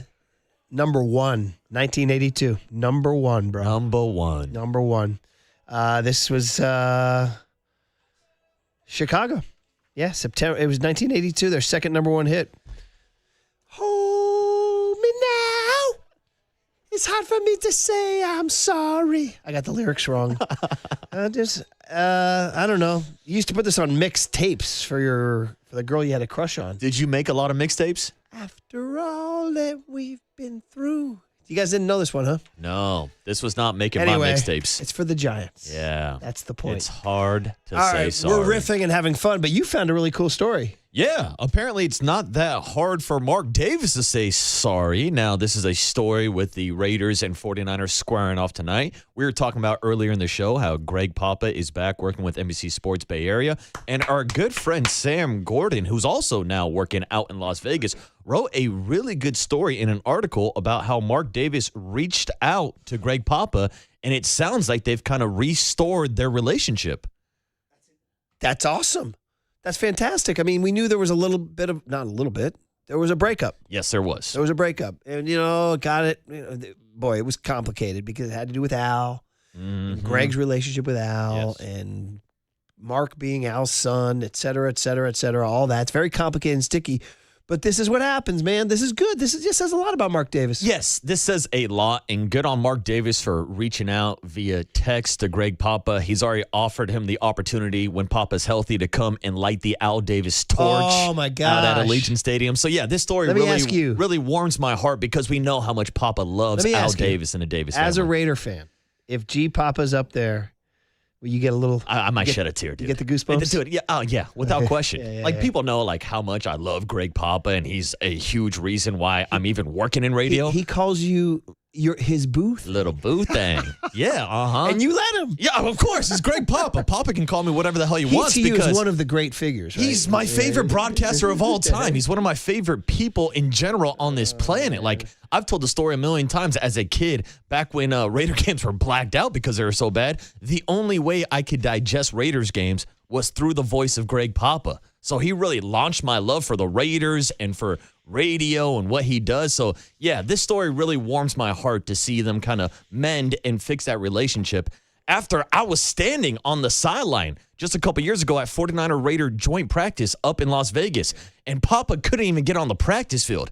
And you could see the effect it took on him emotionally to not still be considered a part of the Raider family. Of course, we're all excited that he's working with the 49ers in this capacity and so on and so forth. But, yeah, this put a smile on my face reading this article. Great story. Glad you brought it up. And props to Mark Davis for being generous of spirit. And go G Pop go. Hell yeah. He's here. Love you, He's Pop. there. He's every blank and where. All right, guys. Only Kyle gets. Kyle, did you know that we're the only Ted Lasso guys in the building? Do you know that? Well, isn't Copes a big? Oh, yeah, Copes. Yeah. He's in the afternoons. I don't see him. No Curly, no Boucher, I'm no disappointed. JV, yesterday Vigilante. So I've been checking in with Greg on occasion, always seeing how he's doing and hearing the news that he's going to be back on TV. And he already did a pod with the Mayokos, right? Mayoko and Jennifer Lee. Yeah, just popped up on YouTube. And I said to him, I said, go G-Pop, go. And he wrote back, he's here, he's there, he's every blank and where. You know that. Oh, yeah. Roy Kent. Classic. All right. Sam Warren of The Athletic talking Raiders. You get excited, Marcus. Why don't you ask some questions? Oh, I'm going to ask a lot of Next questions. on The Sports Leader.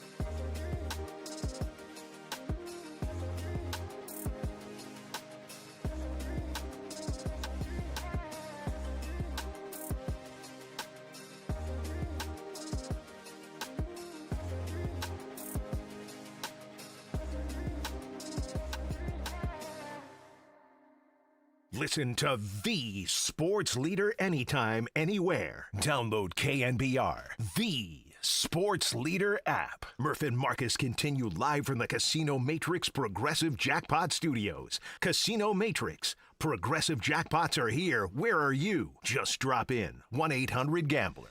Marcus Boucher's favorite segment is now. We're talking Raider football. Raiders 49ers tonight, 5 o'clock. And that's just a precursor to November 8th when the Raiders will make their first return to the Bay Area in the regular season since they left Oakland, man. It's going to be a big deal. But tonight it'll be fun to see those two unis out there, even if it is mostly a battle for back-end rosters. Let's talk about it with a local kid. Grew up out in Marin County, and I met him when he was still a high school kid, and he was like, "Hey, old man, can you show me the way?" I was like, "No, I can't. Get out of my face." His name's Sam Warren, of course, Redwood High School grad. We'll forgive him. Played football at Syracuse and has now risen through the ranks to become the Raiders writer at The Athletic. So, well done, Sam. Congrats on the gig, and welcome back to the local airwaves. How you doing, kid? Yeah, what up, Sam? Thanks, Mark. Thanks, Murphy. Yeah, it's been awesome. I've been on the Raiders beat now since April, and it's a really exciting time to be covering this team. Are you experiencing the Raider mystique? I mean, old Al used to be pretty hostile to the media. I don't know if Mark's carrying on that tradition. They've been pretty friendly so far. Haven't run into many issues. We've just had to deal with Clint Kubiak not giving away a whole ton of information, but that's always a good thing and a sign of a competent head coach. Yeah, and Sam, it seems like the Raider culture might be changing a little bit, definitely with the quarterbacks that they have in the QB room. What's it like being for you to cover that dynamic between Fernando Mendoza and Kirk Cousins?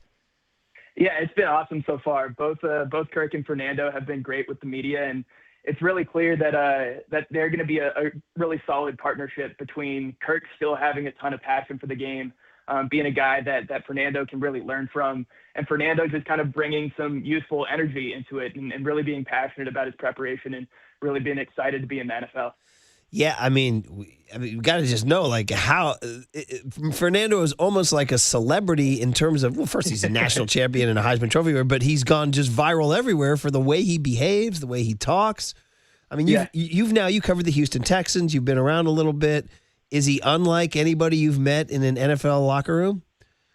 Yeah, absolutely. I mean, he'll take a pause and he'll be very thoughtful with his answers, and that's really helpful as a journalist because it's clear that he's very deliberate with how he wants to come off, and I don't think that's not genuine at all. I think he just wants to formally articulate his point, and it's really awesome to see how much thought he goes into giving back answers, and he's just really somebody that really kind of focuses on his preparation and everything that goes into being an NFL quarterback.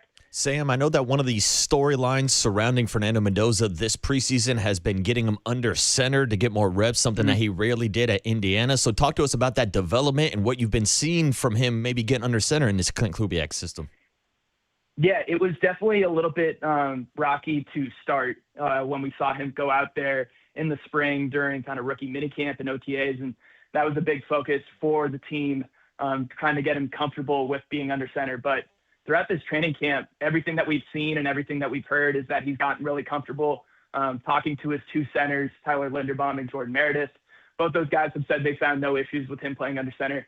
And then you see him in the preseason games. I think in his first game against the Cardinals, you see him drop back, make a play action pass, throw it over the middle through like three defenders to Malik Benson. So it's clear that he has the talent to play under center. I think it's just more of a getting more reps and comfortability thing that they're really focused on. It's such a focus on quarterback with Fernando and Kirk Cousins, but we got to talk about the other huge story of the offseason. They traded Max Crosby.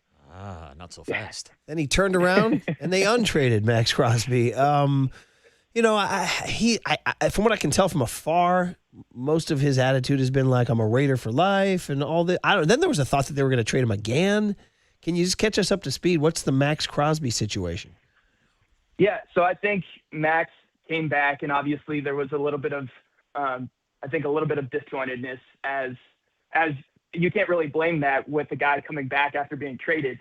But he comes back into the building.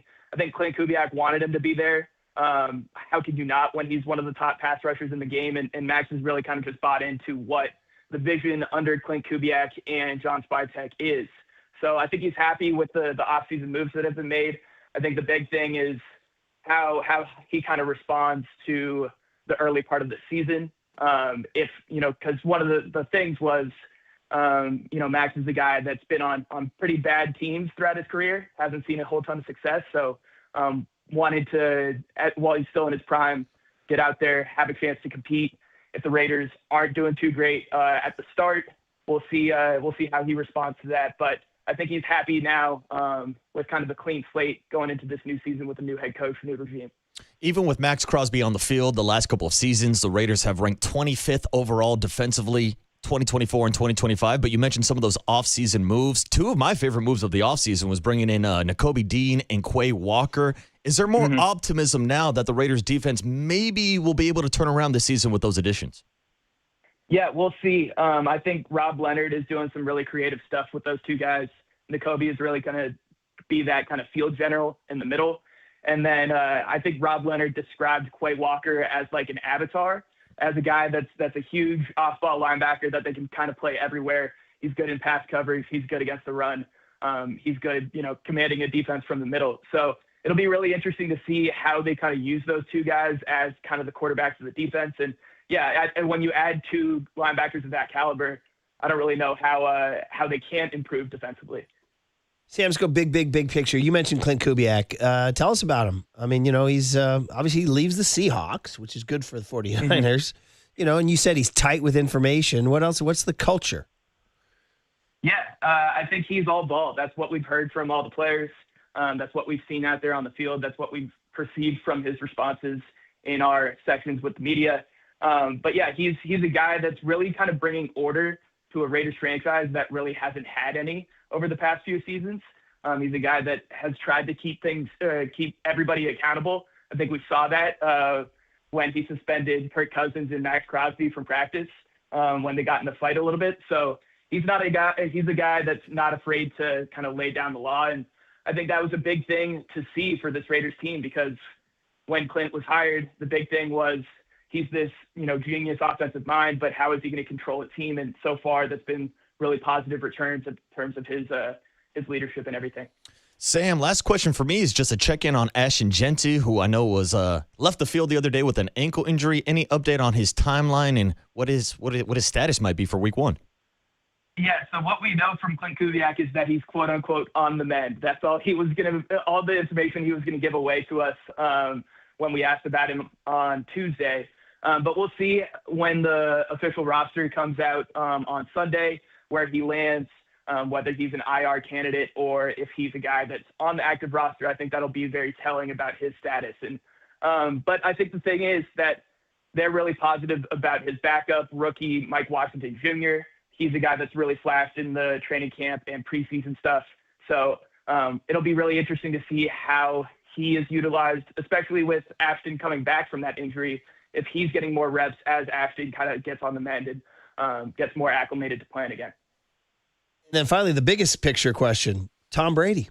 What's the role? Have you had any interactions with him? What do you guys hear off the record about how is he running the show? Yeah, so what we do know is that Tom has definitely been way more in the building this year.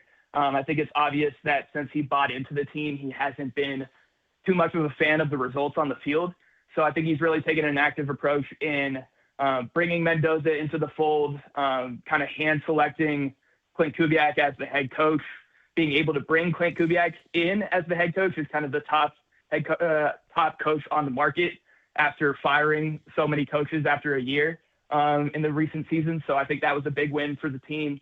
But yeah, it's obvious that he's more in the building. We see him more out there at practices. He was at both preseason games and at the joint practice with the Texans last week. So he's definitely getting more involved on the team side of things. I think him and John Spytek is an important brain trust for the team. And when you have a Super Bowl winning quarterback and a guy of his status with the knowledge of the game that he has, I don't really see how that can be really a negative to have a guy that's weighing in and getting involved in team stuff. Oh, you don't see it as a negative, Sam? I'm sitting next to a guy who might see it as a negative. Have you heard from Raiders fans that cannot cannot come to grips with the guy who represents one of the worst moments in franchise history running their team? Yeah, people don't forget, Sam. Absolutely. It's definitely a unique disparity. But when you have a guy like that who's now trying to turn the team around and be on your side, and a guy that has the history of success that he does, maybe at some point you have to put the tuck rule behind you. Oh, he said it. He said the tuck rule. Yeah, win me a Super Bowl. Maybe I'll forget, Tom. And the final question is, how are you emotionally handling the fact that Tam has beaten Redwood 3 straight years in football? We'll see. I believe in Alan Talley. Like we talked about last year when I was controlling the Redwood Giants. We definitely went out and we beat the Tam Hawks. So I have belief in my former head coach, and I think they're gonna turn things around and take home the trophy. And how's Vegas treating a Marin kid? Not that beautiful Kent Field sunshine and temperate weather. How's Vegas treating you with that heat? Yeah, so it's definitely a different heat. Being back in Houston the past 2 years, and now being out in the desert. Difference between the humidity and the desert heat. But yeah, it's been fun so far. Really enjoying the fan base out here. Really enjoying the community, and looking forward to a fun season out here. Have you seen a residency like Celine Dion or Gwen Stefani or whoever? Have you done one of those? I'm planning to go to the Sphere show when Metallica play in October. So that'll be a big highlight for me this year. All right. We're all up to speed. Well, keep your phone on. We'll talk to you for sure the week of November 8 when the Raiders come back up here to the Bay. So keep doing your thing. Great job on your career so far. And we'll read you in The Athletic, Sam. Thank you. Yeah, thanks, Sam. Thanks for having me on, guys. There he is. That's Sam Warren, a local kid who's risen through the ranks and now is the Raiders athletic writer. I mean, big job for you, buddy. That's huge. Yeah. And Max Crosby's back. Mm-hmm. It's funny. I look from afar and I'm like, Tom Brady, what does a former player know about running an organization? Then I was like, oh, wait, there's a baseball team here. Yeah. Don't forget about them. Are you feeling a little, I know you've just been resistant to Tom Brady, and I understand. But now the leather pants thing? You see all that? Leather pants. Oh, you missed that? No, I missed these pants. Kyle, did you see that? Tom's got leather he did pants? it. Yo, he's on the cover of GQ. God. Curly saw it. I don't need to see he's that. He's getting roasted. No. He's getting roasted. The big discussion is, when can a man wear leather pants? And the answer, I heard from a guy driving in, my guy Babs on Sirius, said pretty much only a shirtless David Lee Roth in 1981. Yeah, if you're not a rock star, you should probably stay away from the leather pants. Well, that's your guy. Have you ever worn leather pants? Well, I actually have a funny story about that, but we're up. Oh, man. He looks ridiculous. You just saw it. Yeah, he looks awful. You just saw it. Look at Marcus's laugh. That's your guy, buddy. That's not my guy. That's your guy. I told you, I'm treating him like the stepdad that I don't like, and until he buys me a new bike for Christmas, a.k.a. a Super Bowl, he'll never have my love. I'm going to go ahead and say that maybe Al wore him. Al might have worn him back in the day. But Al could pull them off. He could. Yeah. 100%. That's Al. What are you going to say about my pants? Oh, dude. You West Coast pansy? Yeah, try telling Al that Tom Brady's running the team now. Yeah. Oof. Yeah, you think I'm upset. Hey, we just praised the Raiders for Mark Davis reaching out to Greg Papa. We did. Good on Mark Davis for restoring that relationship with Greg Papa. We'll end on a positive note. Yes, we will. All right. Be positive, bro. Come on, help me out, Marcus. I got you, Murph. I got you this morning. Where is it? Be positive, bro. Thank you, dude. You know the backstory on that Be Positive, Bro soundbite? It's the best.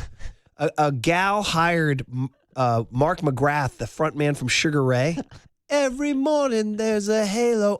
And she said, I need to break up with my boyfriend. Can I hire you as a cameo to break up? Dude, this video was insane. He's like, yo, Jordan, I'm here representing Kaylee. He's like, dude, you know what? She loves you, bro, but it's just not working out. She wants to go in a different direction. There's no bad blood. He goes, be positive, bro. Be positive, bro. It was incredible. She hired Mark McGrath to break up with him. And he was like, yeah, dude, it's all good. You're going to be okay. He's like, she loves you. It's just time for a change. He goes, I just want you to be positive, bro. Be positive, bro. True story. Yeah. You think I'm making that up? No, you're not wrong. I ain't making that up. It's hard to believe that people are hiring people on Cameo to break up with each other. Be positive, bro. Be positive, bro. On The Sports Leader.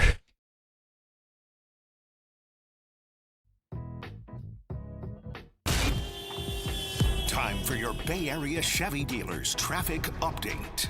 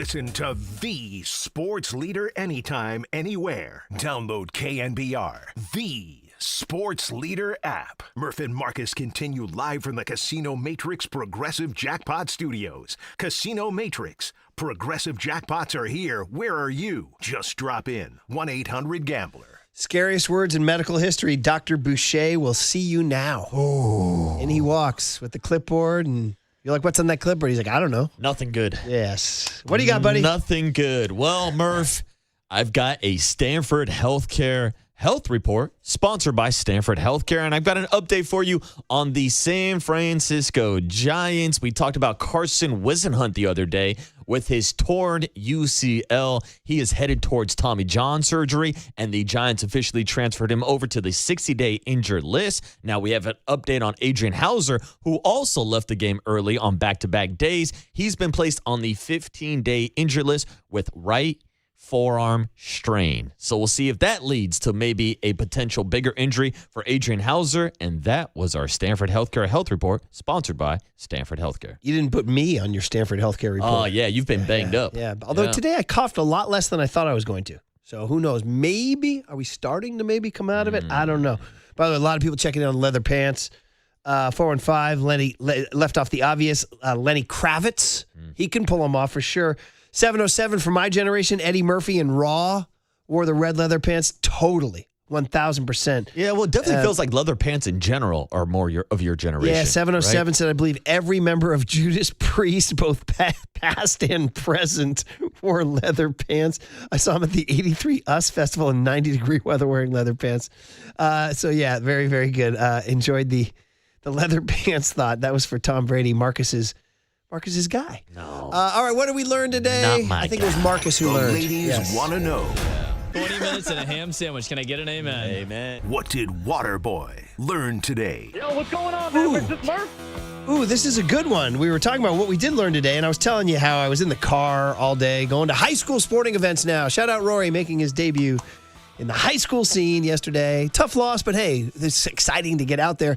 We drove out there listening to the unbelievable game. Unbelievable. Inching through rush hour traffic, listening to the game. And I said to you, it's something special to be with a family stuck in traffic listening to that game. And I said, contrast that with when we drove home, there was no traffic. I was flying home and I was bumping soft rock like AC. And I said, what made the only thing got me out of the Giants funk was some George Benson. I said, Marcus, you know this one, right? Oh, dude. I said, you know this one, right? And Marcus said he did not know it. No. What did he learn today? You learned today that your cookout playlist definitely is adding George Benson's Let Me Love You One More Time. No questions asked. Look, do I need to start shimmying? There you go. Kyle, just hit your cookout playlist, brother. Yeah? Oh, it's there. It's on cue.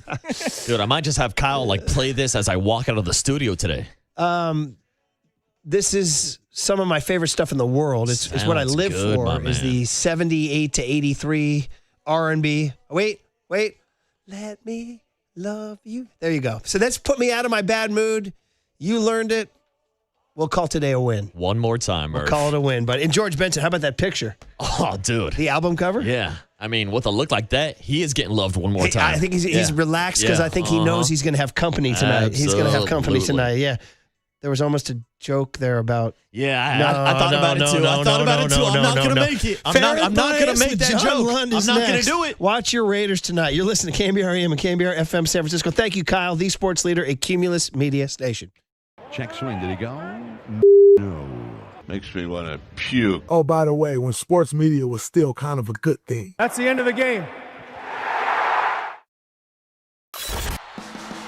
Ladies and gentlemen, welcome to Fair and Biased. You know, everybody has their opinion. You know, maybe I'm biased because I'm here every day. With your host, John Lund. A couple times a week, I'll put on one of those charcoal masks. It doesn't seem to help me very much. On your proud home for Giants baseball and 49ers football, we are the sports leader. Woo! Yeah!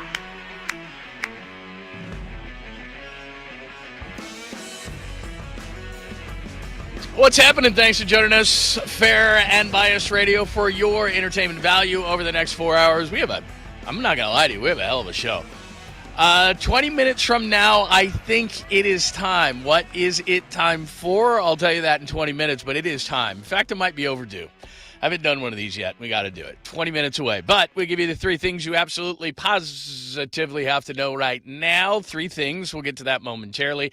With fun sound, Jacob is producing the program today. I'm your friend, John Lund. Thank you. However you were listening, could be on the Blowtorch on 680 AM, 104.5 FM. We've got a stream. We've got an app. We do have a YouTube page. I'm in a different studio today, so you can see my shiny, clean face close up and personal, which is probably not a good thing. But we will have a poll question today in the 3rd segment of the program. That's in about 40 minutes or so past the hour. So yesterday we did Most Beloved because Dolly Parton had passed away. So we drilled all the way down to Most Beloved. Bay Area athlete Willie Mays won in a landslide. Today we decided that we would go the exact opposite. So we're going to go Red Arse, the Red Arse. And it's a big list. And by the way, you can hit us up on the text line any old time because we always seem to get, I think we usually get 3 of 4 right on the big poll, and then everybody goes, oh. Like yesterday we took Steve Young as beloved as the 4th option over Joe Montana. People lost their mind. It was great. We had great response on that one as well. So the Golden State Lumber and Showroom text line, if you have a Red Arse, Bay Area Red Arse, which is basically somebody who's just, your Draybonds, your Nellies, your Barry Bonds, your Will Clarks, there's others on the list, but people who, they just, it's Jeff Kent, the people that just, they're passionate. We call them a Red Arse. And so give us your thoughts on that. I have 4 in mind, but if you give me a better one, believe me, it's not exactly a democracy around here, but I'll take suggestions. I'm not closed off to that kind of thing, So hit me up on the text line, Golden State Lumber and Showroom text line, and get this in your phone as well at 415-808-KMBR, 415-808-5627.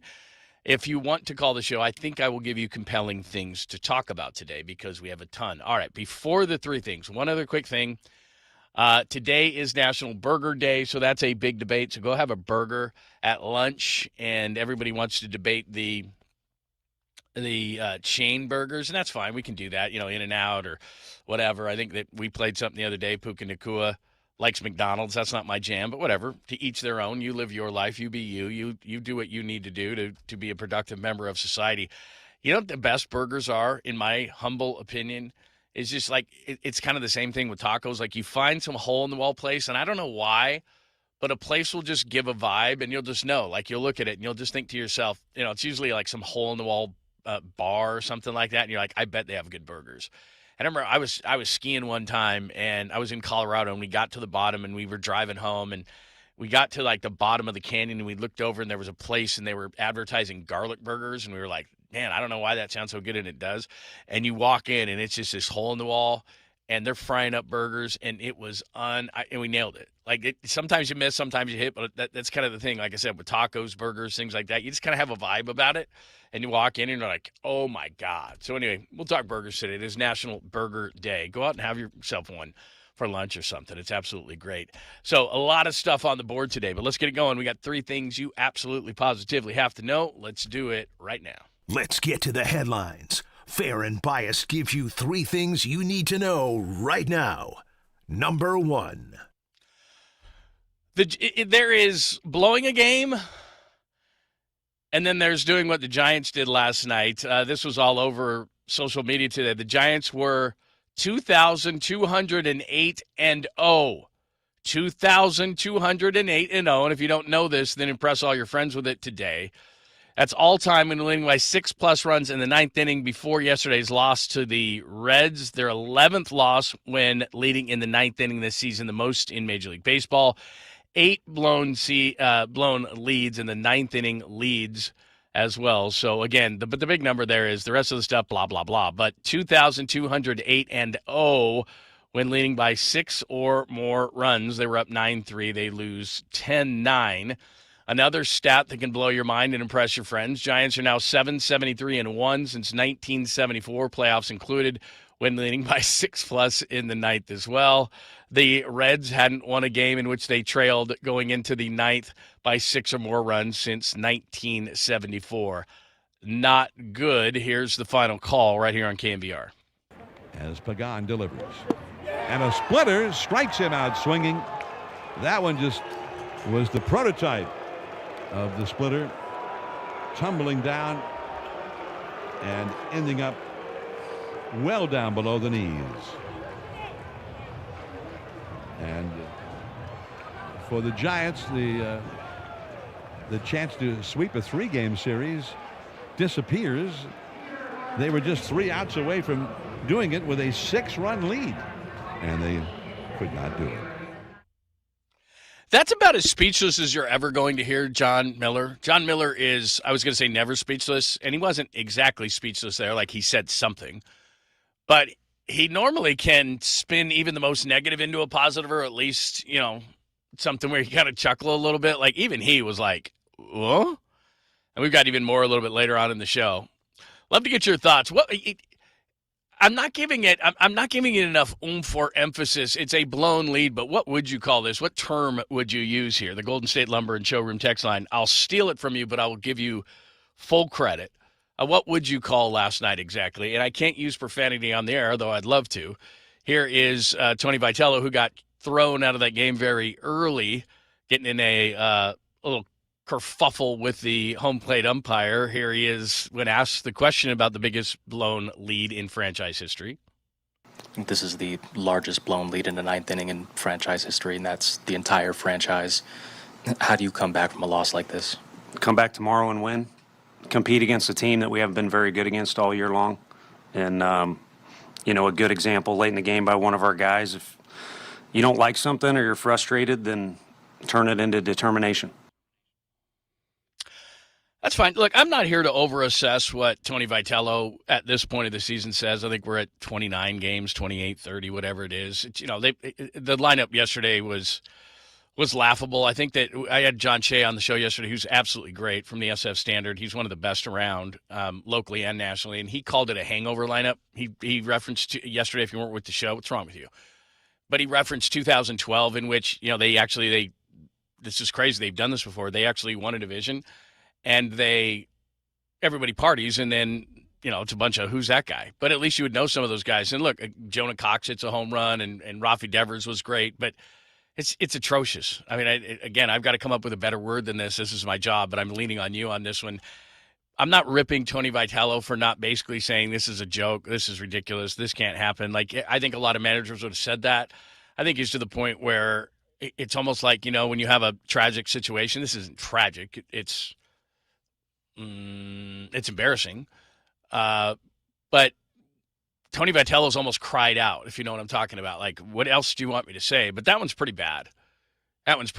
And not that Buster and Posey needed any more help, but, we've talked over the last couple of weeks who's most to blame here. And I give you a ton of credit. I'm giving you my biggest golf clap right now, which is a couple of weeks ago when I said, well, isn't this all on Tony Vitello? You said, no, it's not.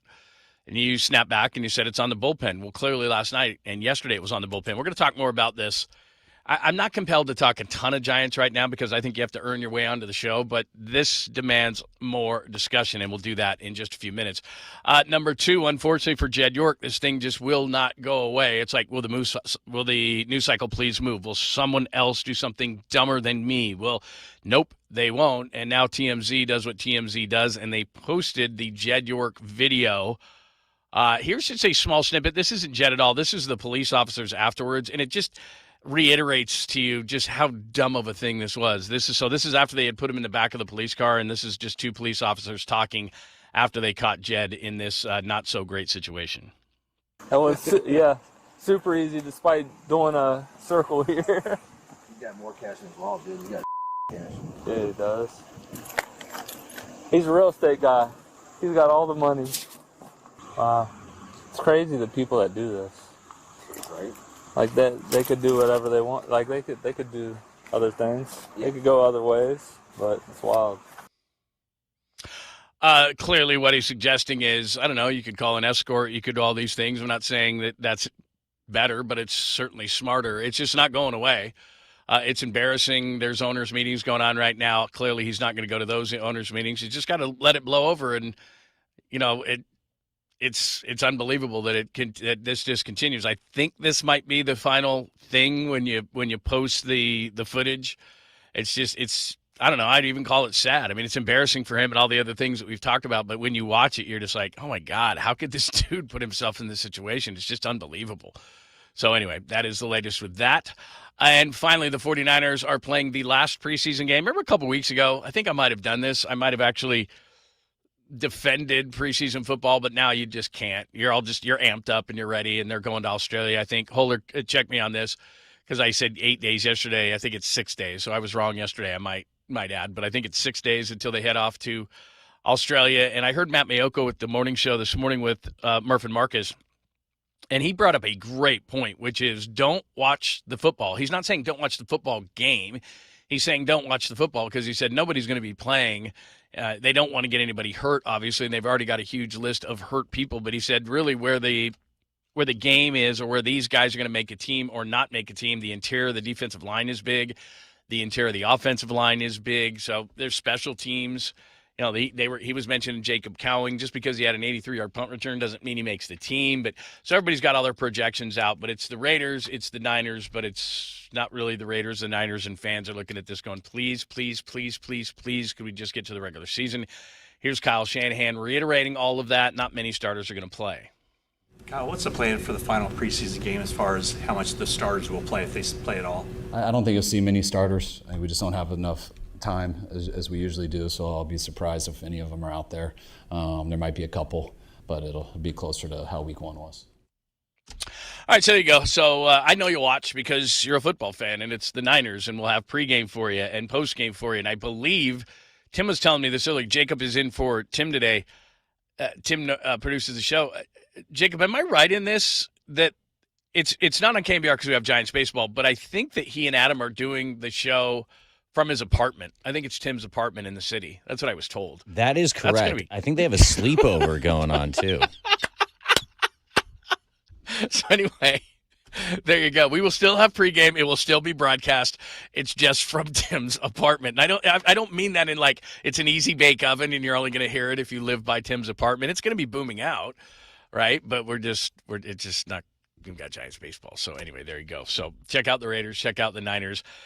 There will be names you know because you're a 49ers fan, but as Matt Mayoko said, don't watch the football. There you go. Those are the three things you absolutely positively have to know.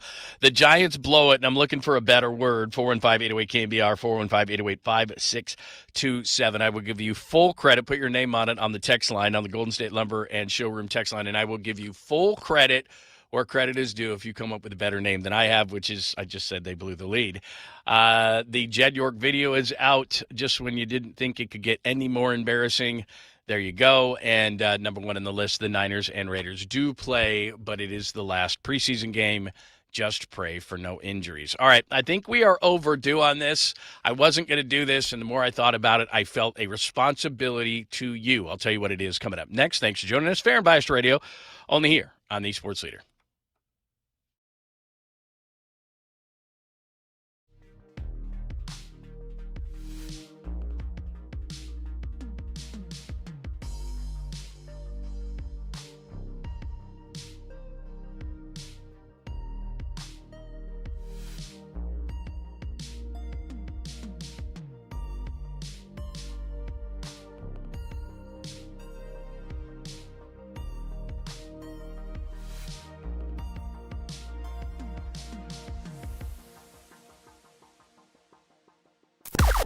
Now, from the O'Donnell Financial Group Sports Desk. Learn more at odfigroup.com. O'Donnell Financial Group, because planning is a process, not a product.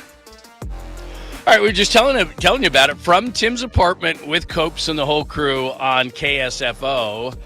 We will have a 49ers pregame show. That's right, 49ers pregame, and then you're going to get the Niners on the radio, Niners and the Raiders. Please stay away from injuries. For more, just hit us up, thesportsleader.com.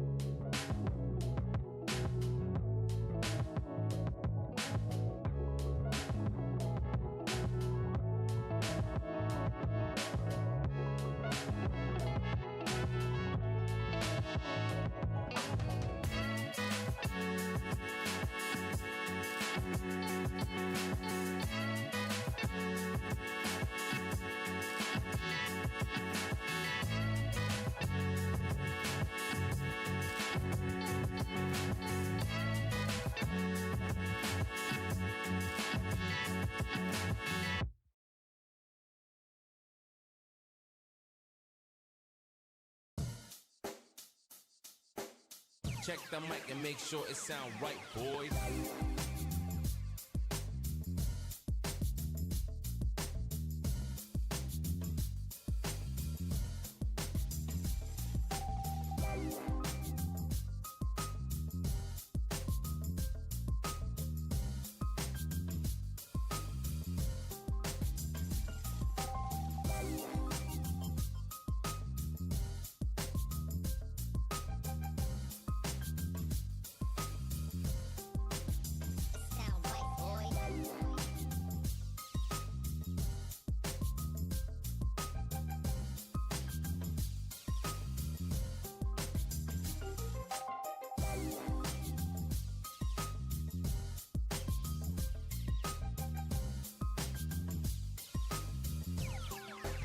It sound right, boys.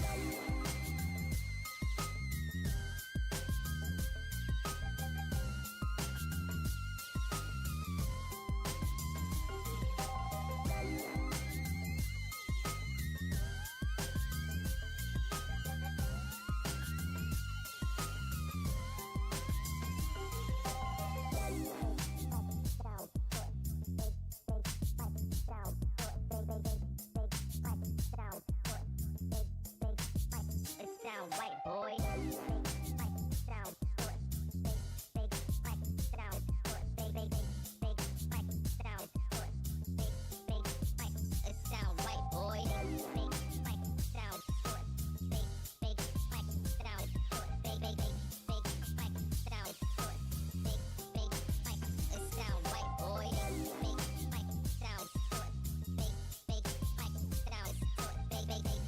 415-808-KNBR is the number to call or text your thoughts to Johnny Lund.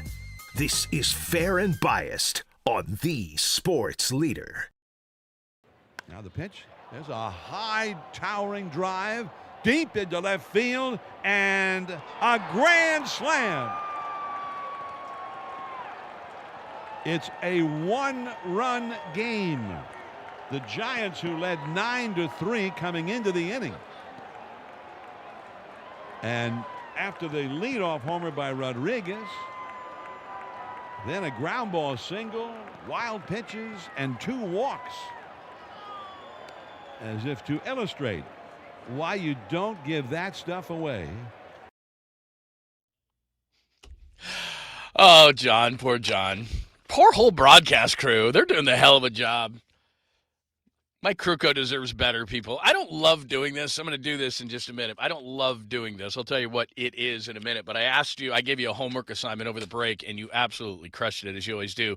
It is Fair and Biased Radio. Thank you for hanging out with us. I'm your friend, John Lund. Jacob is producing the program. You're going to hear him on the show as well. The Golden State Lumber and Showroom text line is open, as is the UMA guest line. They are both the same. Take your choice at 415-808-KNBR, 415-808-5627. I told you, name yesterday's game. I just said, I think I might have called it a disappointment, or I don't know. It wasn't nearly strong enough, and you came through on the text line with flying colors.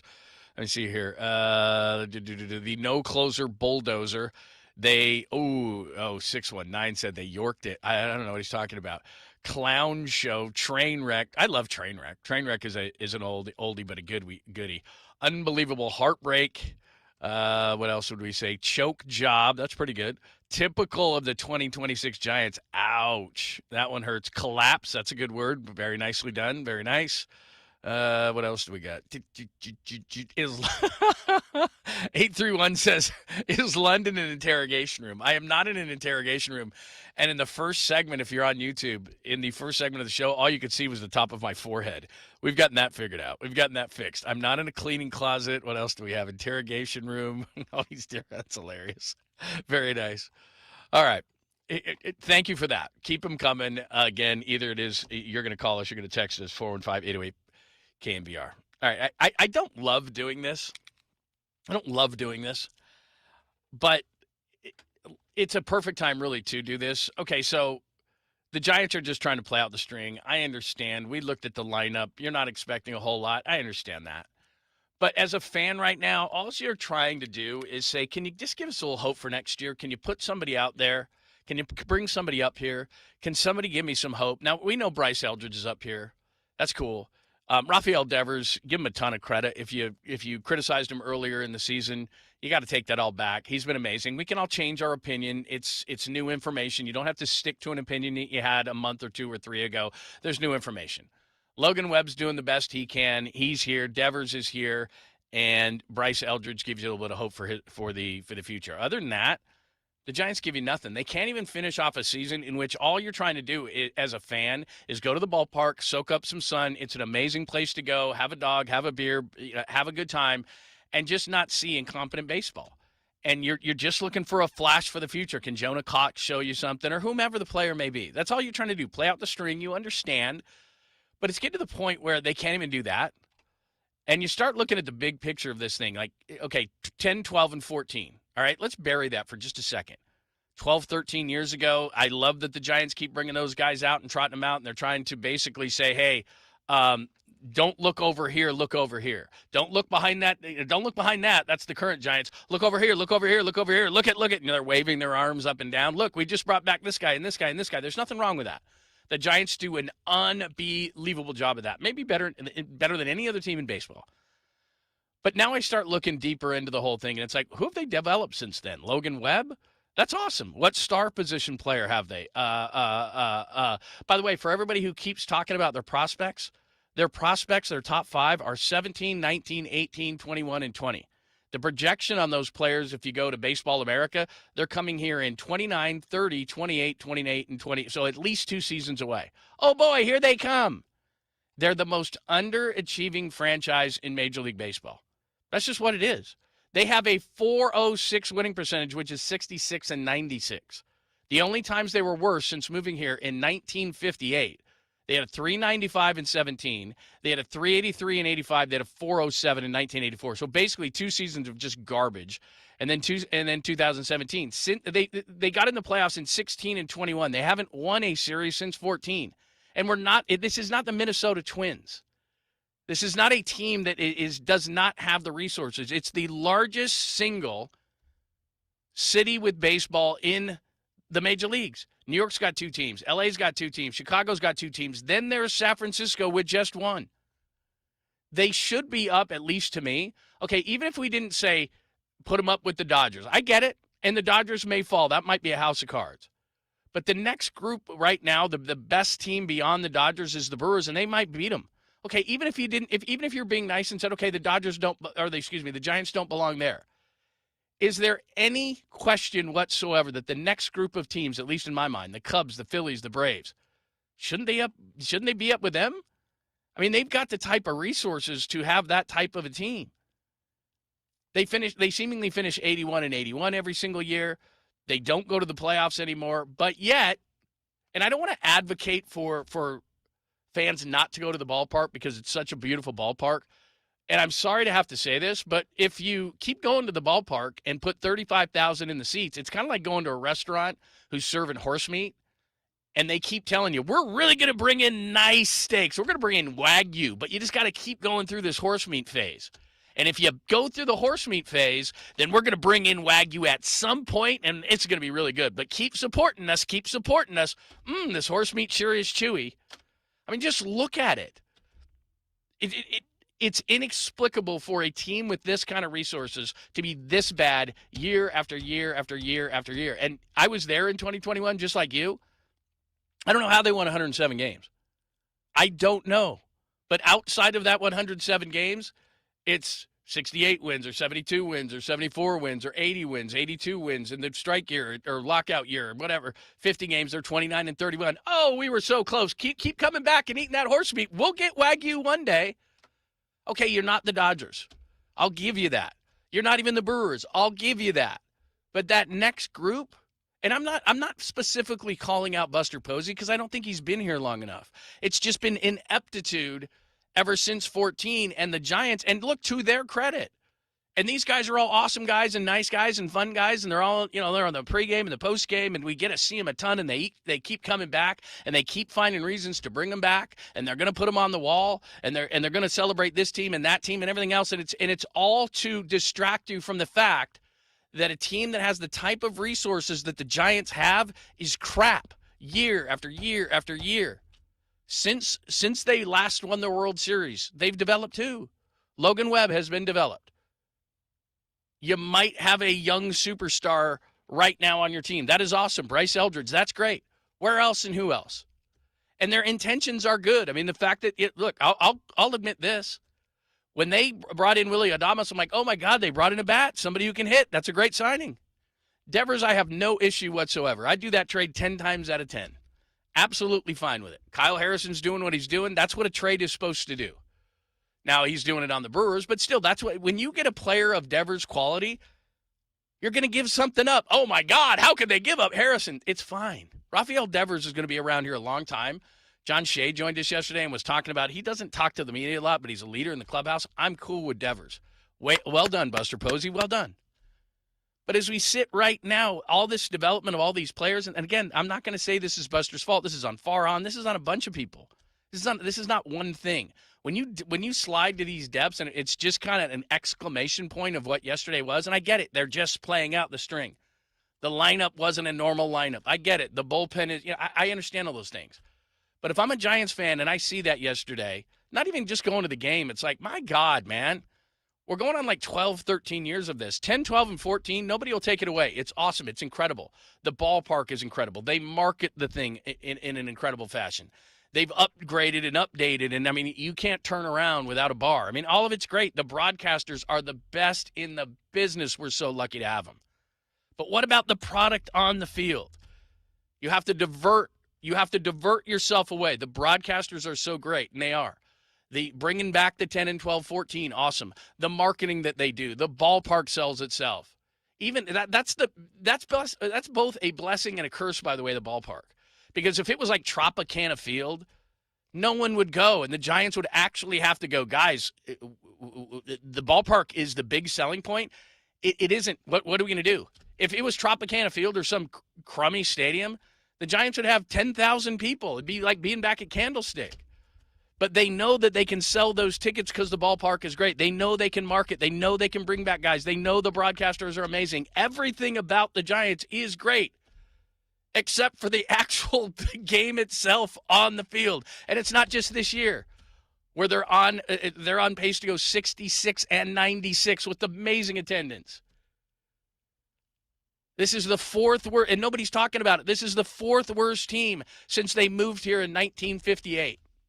But because everything else is so good about the organization, nobody's really talking about it. And like I said, I don't really love to do this, but it's amazing. Hey, we're number 4.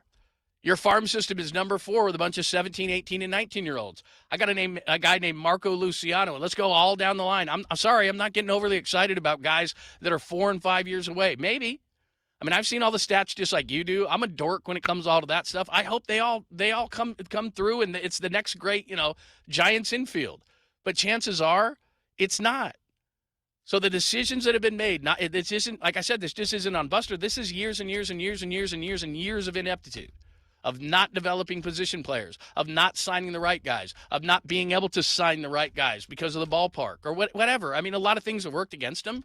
But of all those things, the one thing that always sticks in my mind is this is San Francisco. This is a great baseball tradition. This is a place where players would want to play. They have the resources to go out and get players or to improve wherever they have to improve, whether it's Latin America, Japan, whatever the places that they can bring players in. And there are so many different ways to do it now. And I'm sure they're quote-unquote trying, but this is not a try business. We tried to get that guy. We tried to sign that guy. We couldn't get Bryce Harper. We couldn't get Ohtani. We couldn't get Stanton. We couldn't get the best team of all time is the Giants, the players the Giants almost got. All right, I'm done. That's it. I just felt that needed to all be said. Thank you very much. Give me your thoughts. 415-808-KNBR, 415-808-5627. You can hit us up on the Golden State Lumber and Showroom text line or on the GUMA guest line as well. I'm not telling you not to go to the games. It's great. The ballpark's awesome. But for too long, this team is saying, look over here, while the product on the field has just not been good enough for a team with this kind of resources. It's got to change. And here's the other thing. I thought I was done, but I'm not. Here's the other part of it. This offseason, man, I got so upset I knocked down the camera there. I could just fix it again. The problem, and then we go into this offseason, you have one starter One reliable starter for next year. That's Logan Webb. Can Buster Posey fix an entire starting rotation in one offseason? Probably not. And oh, by the way, the bullpen's a mess. And I've said this over and over and over again. I think the easiest thing to fix on a team is a bullpen. So I think they can fix a bullpen. But in an entire offseason, can you fix 4 of your 5 starters and a bullpen? And then keep your fingers crossed that Willie Adames can be better and Matt Chapman can be healthy and et cetera, and Casey Schmidt can be healthy and do that again, that just wasn't a one-year thing, and that Bryce Eldridge can then take the next step? I tell you this all the time. The teams with the most ifs are the teams with the most problems. If this, if. They're full of ifs next year. So, I don't know what they're going to do in the front office in terms of, here it is, let's open up the purse strings and let's go out and get a Tarek Skubal. Like, shouldn't this organization, and I get it, they're not the Dodgers. I already gave them that pass. But shouldn't the Giants be a team that says, hey, we're in on Tarek Skubal? Who wouldn't want to pitch in this ballpark? Like, let's get back to the fact that when they did win here, the hammer pitching staff, and then just you can piece together the hitters. I think it's reversed now. They went out and they got some hitters, and that's great. I have nothing against the hitters. Bryce Eldridge and Devers finally getting used to things here and keeping your fingers crossed that Casey Schmidt is not just a one-year wonder and the Adames can figure it out and Chapman. But if I'm a Giants fan, let's get back to the pitching. That's what this ballpark is. Just a thought. I want doubles hitters, guys hitting in the gap, speed, athleticism, and I want pitching. That's what they should be based on. And there should not be, oh, we can't get that guy, but let's start with this, these guys over here. Like the type of guys they settled for this year for their starting rotation, is anybody surprised? And again, I'm not going back to, look, yesterday's lineup, all these different things. I get it. It's the end of the season. I'm not saying these final 30 games. This is a 10, 12-year problem that we're dealing with here as if you're a Giants fan. Not developing players, not developing pitching, having players that you're so excited about in the minor leagues that don't develop. It's a problem. And you have too good of resources, too good a fan base, too much money coming in. You're the only game in town now to be this bad consistently year after year after year after year. And I thought it was the perfect time after yesterday, because that's got to be the boiling point, the frustration point. 9-3 against a mediocre team. By the way, Gino Suarez, who hit that big grand slam, he was released after the game. Like, that's not even a good team. All right. I'm really done, I promise. All right, 415-808-KNBR. Give me your thoughts, 415-808-5627. Let's erect a poll coming up next. I will hit up to the text line. I asked you a question, which you did a great job of homework in the last segment, which was, what would you call yesterday's game? Lots of good answers to that. I'll get to the best ones coming up next, and we'll set up a poll on a Thursday. Thanks for joining us on Fair and Biased Radio, only here on the Sports Leader.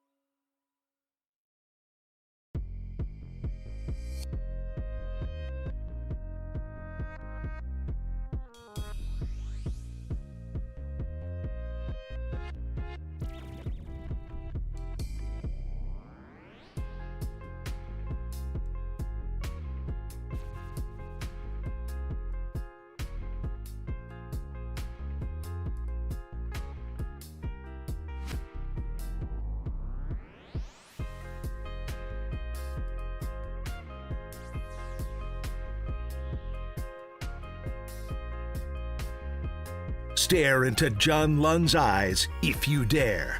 Watch the show on thesportsleader.com. Now back to Fair and Biased.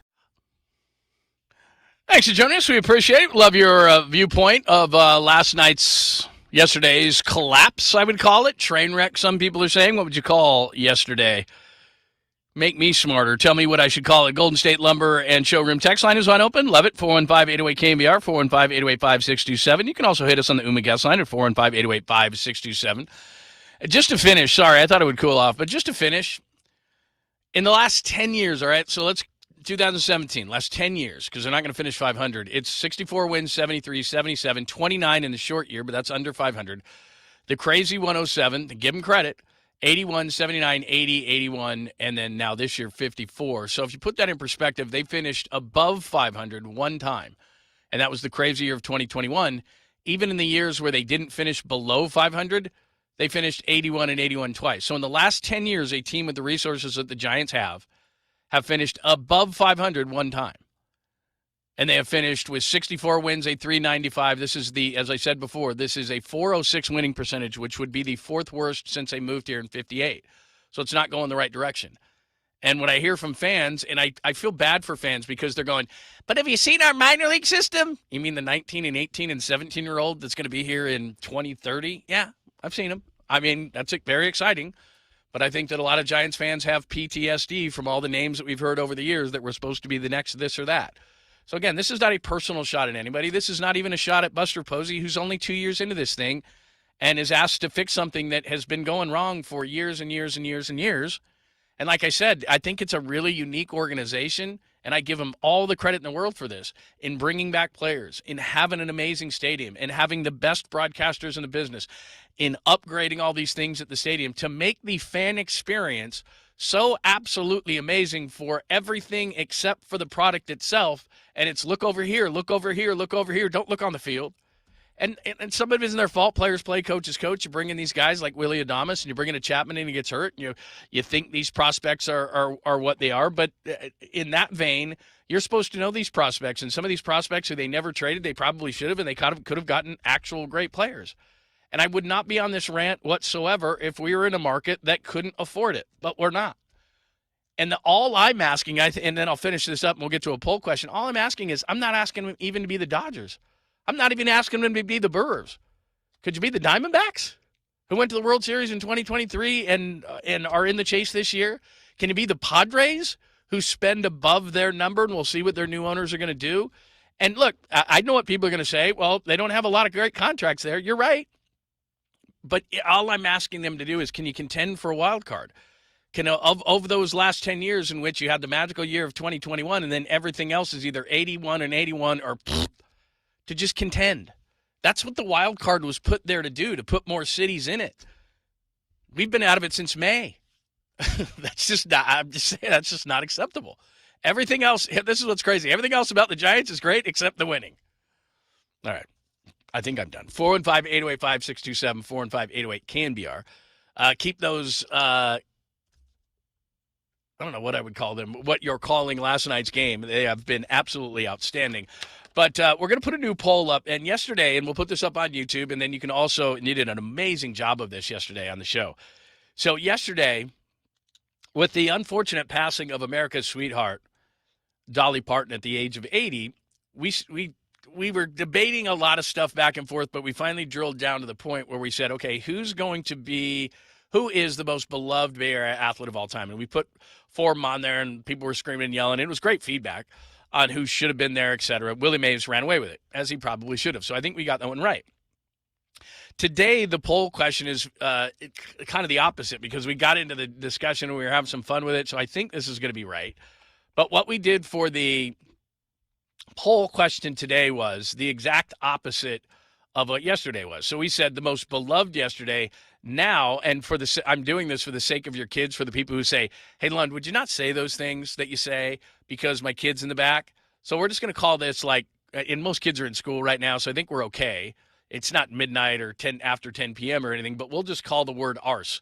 So yesterday we did most beloved. Today we're going to do biggest red arse. And I think you know what that is, the biggest red arse. So the opposite of beloved. And it doesn't mean you hated this person. These are Bay Area athletes, but Draymond, Will Clark, Jeff Kent, John Gruden, Barry Bonds, Rick Barry, Charles Haley, Don Nelson. You get the idea. So the one that, and even at times, and I know that Harbaugh really isn't this anymore, and I don't obviously cover the Chargers, but when he was a Niner, he could be a bit of a red arse. So first of all, I'm not sure the 4 we're going with. Jacob and I are going to get together on this whole thing. The 4, off the top of my head, and again, beloved but red arse. Will Clark has got to be on that list, I think. I'm debating Jeff Kent because we're trying to get enough on there so that we can have most of the sports. But then again, you got to have Barry on there, so I probably can't have 3 Giants on there. But I think Barry and Will probably deserve to be on there. Rick Barry's got to be, right? Do we have that drop where it's like, what's wrong with you people? On the whole Joe Lacob day years and years ago. So I think Rick's got to be on there. Rick Barry, beloved, but, he had an edge at least. And then I'm thinking, and maybe I'm missing a Niner in there, but it's got to be Charles Haley, doesn't it?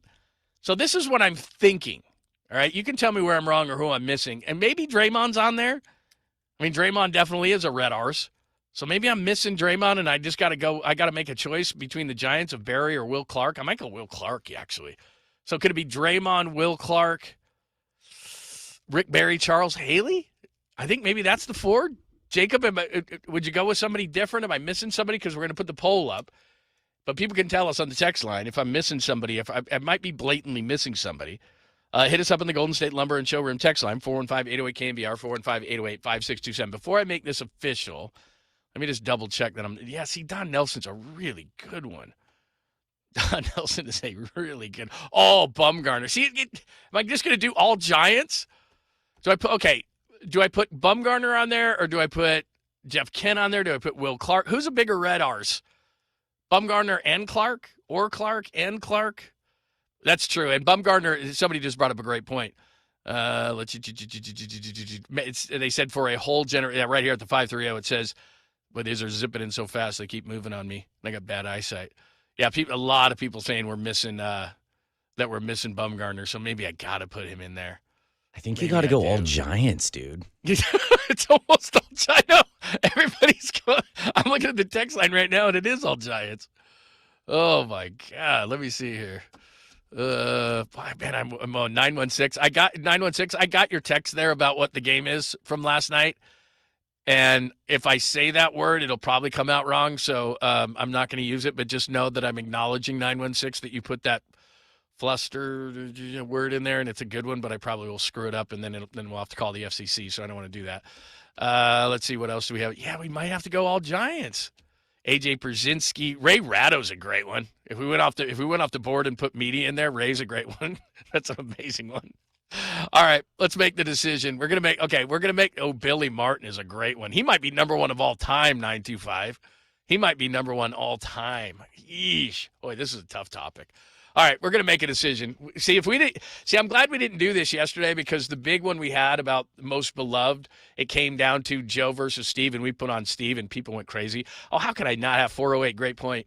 My old friend Bill Romanowski has probably got to be on that list, and he was a Niner and a Raider. All right, Jacob and I are going to discuss this over the break, and we will actually have a poll for you coming up next. I just wanted to throw that in there. I think we have to put Bumgarner in because so many people just went crazy. There's a lot of Will Clark love. We may have to put 2 Giants in there, and then we're gonna have to throw the rest of them in there. Haley, I think Haley has to be in there. I mean, he's absolutely amazing. So we got one spot open. I think we're gonna go Bumgarner. We got to go Will Clark. We got to go Charles Haley. I think there's one more space in there. One more space. All right, we're going to talk about it, and then we will unveil the big poll coming up next. Plus, we got a bunch of Niners stuff we got to get to as well, and then the guests start flowing in. Having a great day. Thank you so much for joining us on a Thursday edition of the program. John Lund with you. Jacob is producing the program. Hit us up for 415-808-5627. We'll kind of use this as a bit of a democracy. We'll put your thoughts on there as well. Today's big poll is Red Arse. We love them, but they got an edgy side. We'll decide on it next. Only here on the Sports Leader.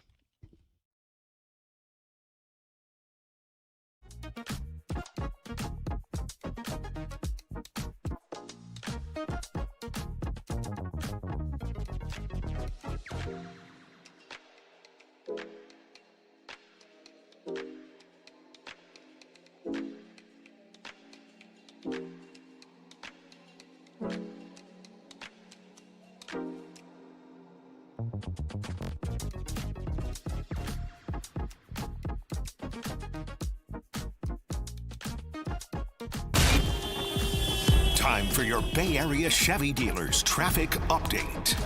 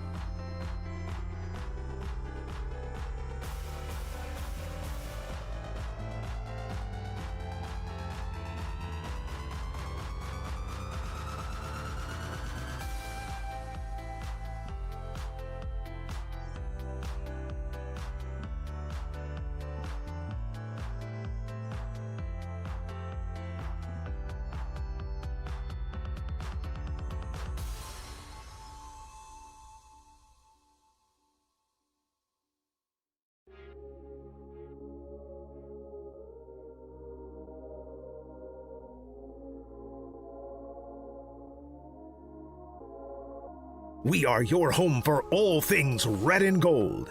This is Fair and Biased with John Lund on the Sports Leader.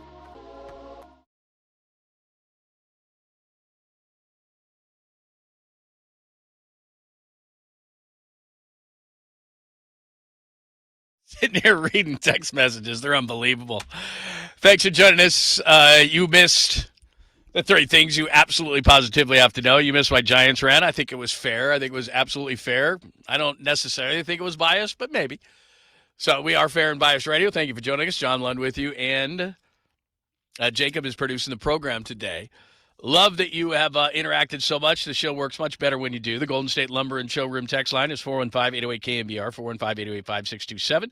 Uma guest line as well. You can jump on there, and we'd love to hear your sweet, clean voice at 415-808-KMBR. You got anything to say about the Giants? You want to name last night's game? Do you agree with my rant? This is getting old. All those things. And we finally have decided on a poll. I know that some people will scream. Somebody did bring up a great point. Let me see here. Where was it? I want to give, let's see. It says, in my opinion, the people on your list are jerks. If it's red arse, Bumgar. I see. By the way, we have gotten it down to 4, and we have put this together. But I mean, I just think the Bay Area's had our share, and I like red arse, to be honest with you. I like these guys. So this is what we've decided. Somebody did say, by the way, could you just do a Giants list and then another list? You're right. That's really, really good. But here's what we've got it down to, and it's up for debate, but it's on the YouTube page right now, and you can vote for it. Will Clark, Madison Bumgarner, Dre, Charles Haley. I mean, again, for the younger demographic who may not know Charles Haley, he might be number 1 on that list in a landslide. I mean, he was, wow. I mean, he was a red arse. Others that we could have had on there, and tremendous suggestions by you. Our good friend Bill Romanowski could have been on there. Jeff Kent, Barry Bonds, there's no question about it, but we had a bunch of Giants on there. Rick Barry was the dictionary definition at one point. Great player, but man, he was edgy. So there you go. That is one. Media guys should be on there. Good. We did put Draymond on there. We decided Matt Williams at times. There's no doubt. There's a bunch of other ones. Oh, there you go.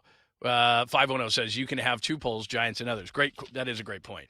But we are going to stick with 1 poll again. Clark, Bum, Dre, Haley, and the honorable mentions out to Bill Romanowski, Jeff Kent, John Gruden. Al Davis, Barry Bonds, Rick Barry, and others. That's pretty. We've had our share, right? This is crazy. Yeah, there it is, right there. That was amazing. He took on the whole crowd. Yeah, we could have a media poll. It'd be absolutely amazing, as well. Which 408 is suggesting, which isn't a bad idea, after all. So there you go. Really good thoughts. All right, let's get to some Niners news since this is the last preseason game, which is music to everybody's ears. But I wanted to give you a little bit of Niners news. And again, we'll update the poll as needed throughout the show. But wanted to give you a couple of things on the Niners since they are playing football, even though it is preseason football and it is the last time. First and foremost, this was kind of interesting. So the NFL.com did rookie projections. Who knows if they know what they're talking about. But the Stribling projection, I hope it's much above this. It says best case scenario for DeJon Stribling. It says Stribling validates the 49ers' decision to draft him earlier than he was expected to go in April. He uses his long strides and speed to create windows for Brock Purdy at second and third levels. Worst case scenario, Stribling flashes, but with Mike Evans, George Kittle, Deebo Samuel, Christian McCaffrey commanding targets, the rookie fails to gain traction as a consistent element inside the offense.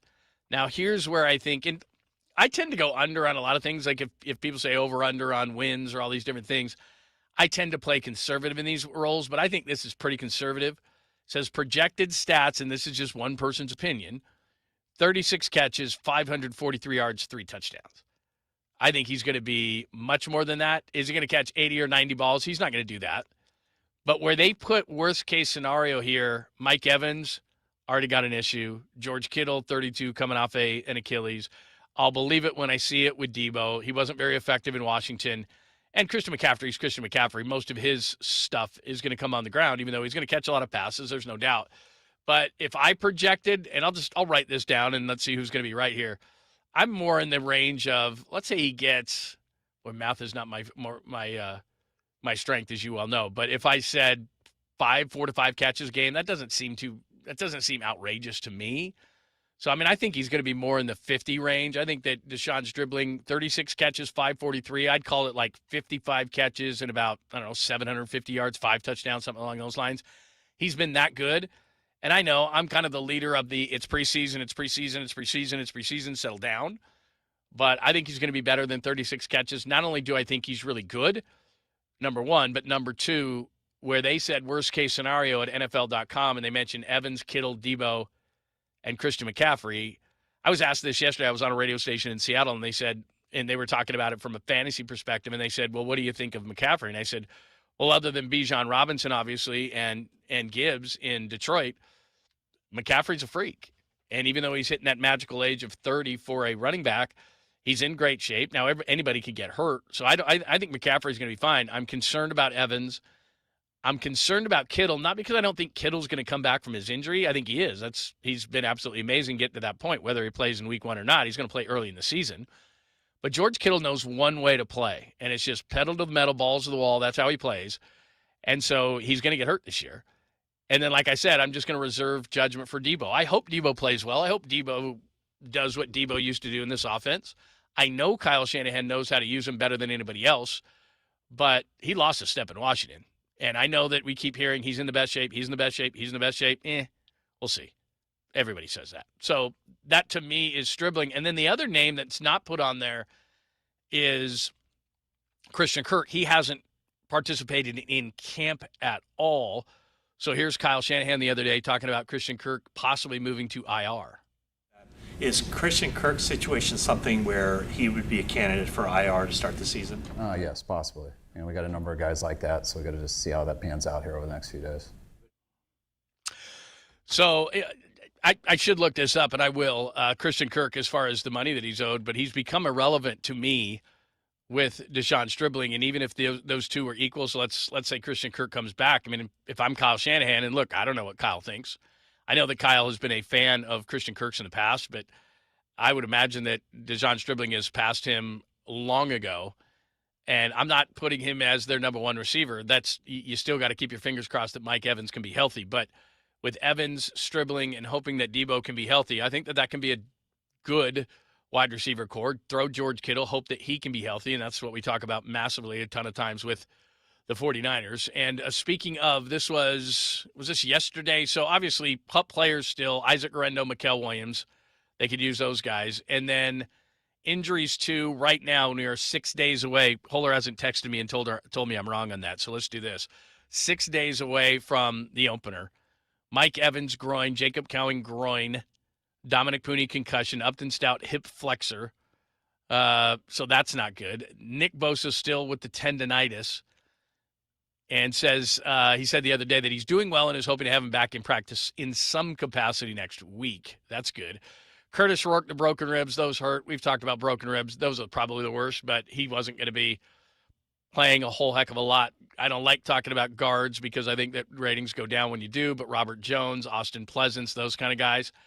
And then the last practice, and of course you got the game, and these guys aren't going to be playing, but the last practice, these were the names out. Bosa, Evans, Stout, Pooney, Rourke, Jones, Pleasance, Height, Martin, Green, Graham, Grayson Halton, the rookie, Luke Gifford, Juszczyk, Christian Kirk, Mustafa, Hobbs, and then Pup, Guerrero, and Williams, as I already said. So, I don't want to be negative going into the season, but we're 6 days away from them leaving for Australia. Which, by the way, of all the places, I've covered a couple of games, both at Wembley Stadium for NFL teams. I'd be stoked to be going to Australia. I have no idea if they know American football. What's so funny about it is, I've told this story before, but the first time I went to London, it was the ill-fated, Raider fans will remember this. It was the ill-fated Dolphins-Raiders game in which Dennis Allen got fired. And so I remember the people at the Nike store would not allow me to walk around in the Nike store, but I stood right outside of it. And there was every jersey. It was like a rainbow of jerseys, and they do it different over there. It's you become fans of a team. Like Jacksonville's trying to become London's team. But they're just pushing the entire thing. So there was back in that day, that was like 2012, I think it was 2013 maybe, whatever it was. And people are coming out with jerseys, one after the other, and the NFL's pushing it, and they got tons of NFL gear in there. And, of course, they're really into soccer. And there's people are coming out with NFL gear. And I'm like, hey, do you mind if I ask you whose jersey you bought? And remember, it's a quarterback-driven league. So back in 2012, it's still Andrew Luck, and, Kaepernick was selling jerseys. All these different jerseys are getting sold. And I was just asking really basic questions just to have fun with people just outside the door. They couldn't answer any of them. I'm like, what's a quarterback sneak? It's almost like, when you do that in Jeopardy and you ask, no offense, they know everything but sports. I was going to call them eggheads, but I'm not going to do that. They're way smarter than me. But you ask them the questions, and on Jeopardy, they get none of them right. That's what it was like. And so I thought it was really funny because I wonder how Australians are going to be with the whole thing. It's going to be a fun time. It's going to be a party. They're probably going to go because it's just kind of weird. And there are going to be some fans, but because of the time change and all the different things, it's got to be difficult to follow NFL football. But that would be, of all the places, and I think it's, 9 countries, 7 games in 9 countries this year. And the NFL is playing on every day but Tuesday, I think it is. Every day but Tuesday, and 9 games in 7 countries this year is what it's going to be. But anyway, they're leaving in 6 days, and that is the injury list. Not great. Not great. But I'm going to stay positive about it. I'm going to stay absolutely positive about it. Other things you need to know about the 49. Oh, let me play this for you. Speaking of Australia, here's Kyle Shanahan, because this is going to be a debate as the week starts. We've lightly hit on this, but not really heavily. Here's Kyle Shanahan. This is their thinking behind going to Australia early. This is what Kyle Shanahan said earlier this week. More just, I would love to just show up the day before and just play, but I'm not the best when it comes to the science and everything on that stuff. So you ask people who've done it a number of times, you ask people who study it, you take all their opinions in. We've been strongly recommended to, when you got a 19-hour flight and a 16-hour something difference. I forgot because I haven't asked since we were making these decisions. But it's a big adjustment on the body. So the recommendation for everybody has been to tell us when to go, and it's made a lot of sense, and I know how our players feel also. I was a little bit on the fence. Science wasn't what I was reported on, and our players weren't at all, so that helped me get off the fence. I know this, and I don't know why the NFL changed this, because part of the whole thing was, and why they're going to these cities and all these different countries, is not only to kind of teach you football, but to also just, you're there to promote it. And look, this doesn't really matter to me, but when you go back, and I was telling you, 10, 12, 13 years ago, I did a couple of these almost year by year, is you're there for a week. And so I remember you would go to these media scrums, and they're just asking the most basic questions like we would on certain sports that we wouldn't understand. And so the NFL, part of the whole thing is, yeah, you're playing a game there, but you want to promote the sport. And now the NFL is like, if you want to come in the day before, come in the day before. I had a ball both times. I'd been to London before, but when we went over especially with the Raiders one, we went to London, we went to Amsterdam, we went to Paris, we went to all these different places. And then we had this whole week, and the players got to do it, and they're talking to all the media, and it's like you got a whole thing on, a week in that country, and then, the country's soaking things up. Their media's coming out. It's weird. They're watching us, bash heads, and they're like, what is this NFL thing? But now it's just in and out. So the Rams are going in and out just one day, like Kyle just said.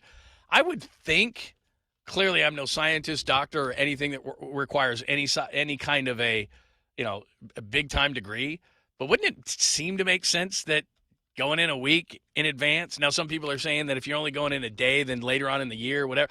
I just want to beat the Rams now if I'm the 49ers. Of all the discussion points, and everybody's talking about the Rams and all the different things, look, just that's the game I care about. If I get tired later in the year, whatever. So, anyway, you want to talk some Niners? We can. Again, as Kyle said, not many players are going to play tonight for the 49ers. Some people have to play, but Matt Mayoko, I think, put it best on the morning show this morning. He said, don't watch the ball. And he's not saying don't watch football. He's simply saying that really where the battles are, the position battles are defensive line, offensive line, those kind of things. So that's kind of where he is. So give me your thoughts. Anything about the 49ers you want to hit into 415-808-KMBR. All right, lots of people still buzzing about the poll. And I'll get to the poll. I'm going to give the poll 10, 15 minutes to get going, and then we will check in on some early results. And I always give a prediction. In fact, I haven't even looked at it now, and I'll give it a prediction. So, again, yesterday we did most beloved. Today we're doing red arse, and there was a lot of candidates. So we went with Will Clark, Madison Bumgarner, Draymond Green, Charles Haley was the 4. We could have gone with a lot of other ones. I think I'm not saying what I'll give you two. I'll give you what I would say, and then I'll give you what I think people are going to say. Just because we had the reaction that we did, like my text line was just, whoosh, and it was all Bumgarner. So I think Bumgarner is going to win I'm not going to say a landslide because I think some people are going to give it to Dre, and everybody knows Will Clark. So I think Bumgarner is going to win it, but it's going to be fairly close.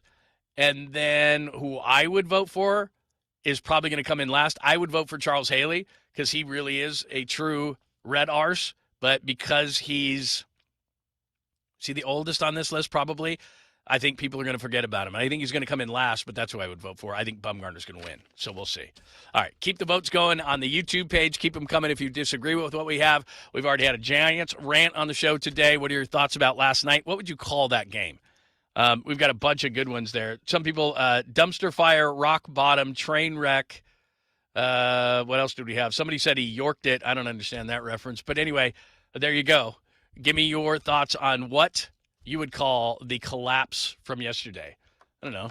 The Titanic? I don't know. It's just like 9-3, and all of a sudden you lose to 10-9. So a lot of questions today on the show. Give us all that coming up next.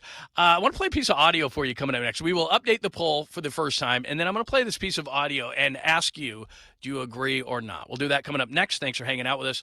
It is Fair and Biased Radio, only here on the Sports Leader.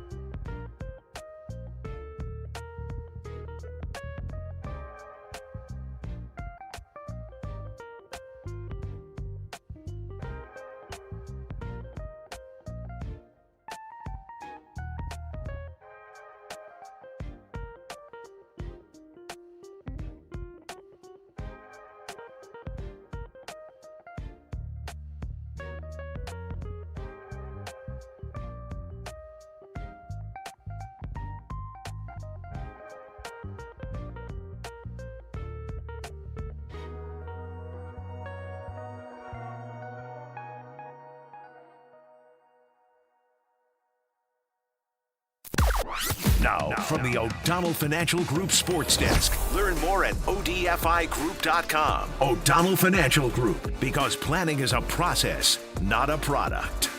All right, we were just telling you about it from Tim's apartment with Copes and the whole crew on KSFO. We will have a 49ers pregame show. That's right, 49ers pregame, and then you're going to get the Niners on the radio, Niners and the Raiders. Please stay away from injuries. For more, just hit us up, thesportsleader.com.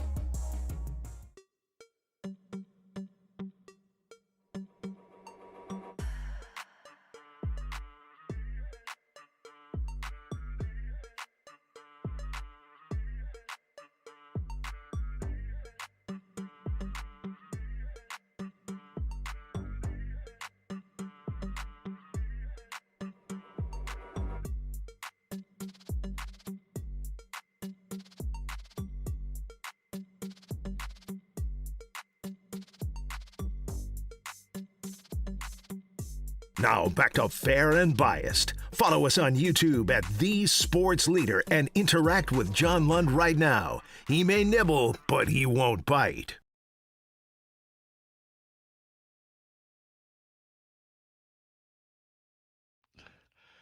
Good call, man. Jacob running the show today. John Lund with you. Thanks for joining us, Fair and Biased Radio. We love when you hang out with us from 10 to 2. By the way, we are live, not in a broom closet, but the KMBR Casino Matrix Progressive Jackpot Studios. Casino Matrix Progressive Jackpots are here. Where are you? Just drop in 1-800-GAMBLER. Great interaction so far. What are we, hour 20 into the show? Great interaction today on the Golden State Lumber and Showroom text line. It's been a lot of fun. And you can always call the show at 415-808-KMBR, 415-808-5627, which is the same number as the text line as well. We've asked you, what do you think of last night's game, or what would you call it, I should say? Titanic, some people have weighed in. Dumpster fire, rock bottom, train wreck, any of those. What do you think? I went on my Giants rant. You should expect better from the Giants. And this is not against Buster. This is not any specific player. This is just with the resources that the Giants have. It's ridiculous if you look at the last, since they won the World Series, and now we're going back 2017 to now is exactly 10 years. They have one winning record. They have a couple of 81 and 81s in there, but they are not contending enough for wild cards. This is too good of a baseball city, and I think Buster can fix it. I'm not all over Buster about it. I'm probably in the minority in that. It's only his second year, so I think it needs to be done. But again, this offseason, you've got one starter.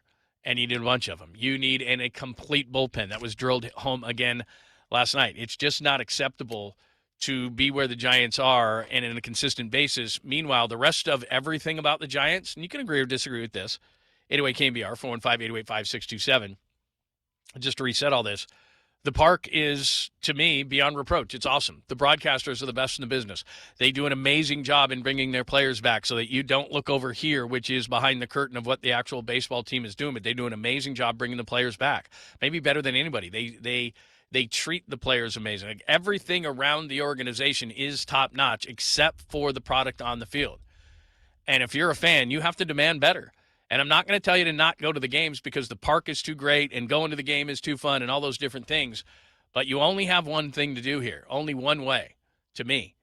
You're putting 35,000 in the seats. Now, not last night because the kids are back in school and all that kind of stuff, but for the product that is being delivered on the field, outside of everything else that the Giants do great, the product being delivered on the field right now, and not just right now, over the past bunch of years, because they've done such a good job of bringing back the 10, 12, and 14s and bringing back the great players and putting names on the wall and doing all these things to divert your attention from the fact that there is not a team in baseball, in my opinion, there is not a team in baseball that is underutilizing their resources more than the Giants.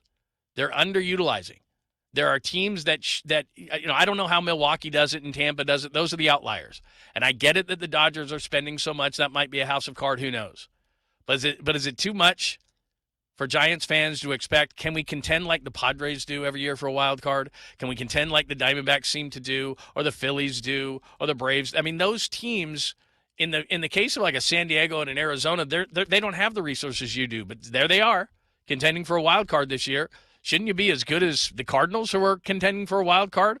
I mean, I do think that there is a Dodgers level, there is a Brewers level. And then the Giants should be in that next level. That's where the Phillies are, I think. That's where the Braves are, I think. Like, that's where they should be. And since 2017, they've had one winning season. 2021. And I said this at that time, and I'll still say it today. I don't know how you can have a lucky 162-game season. I don't think you can. But everybody seemed to come together and play their perfect game. So I cannot take that away from the Giants. They won those games. But outside of that year, it's been a train wreck. And I don't get the sense. And again, and look, I get it. We're not Philly. We're not New York. We're not angry. We're not mad. Oh, well, we go out to the ballpark because it's great to go out to the ballpark, and you're not going to deny yourself that. I completely get that. But at some point, you've got to be disgusted enough with the product on the field to say, come on, this has got to be better. What players are you developing? Since the 10, 12, and 14, what star player has been developed? I'll give you Logan Webb.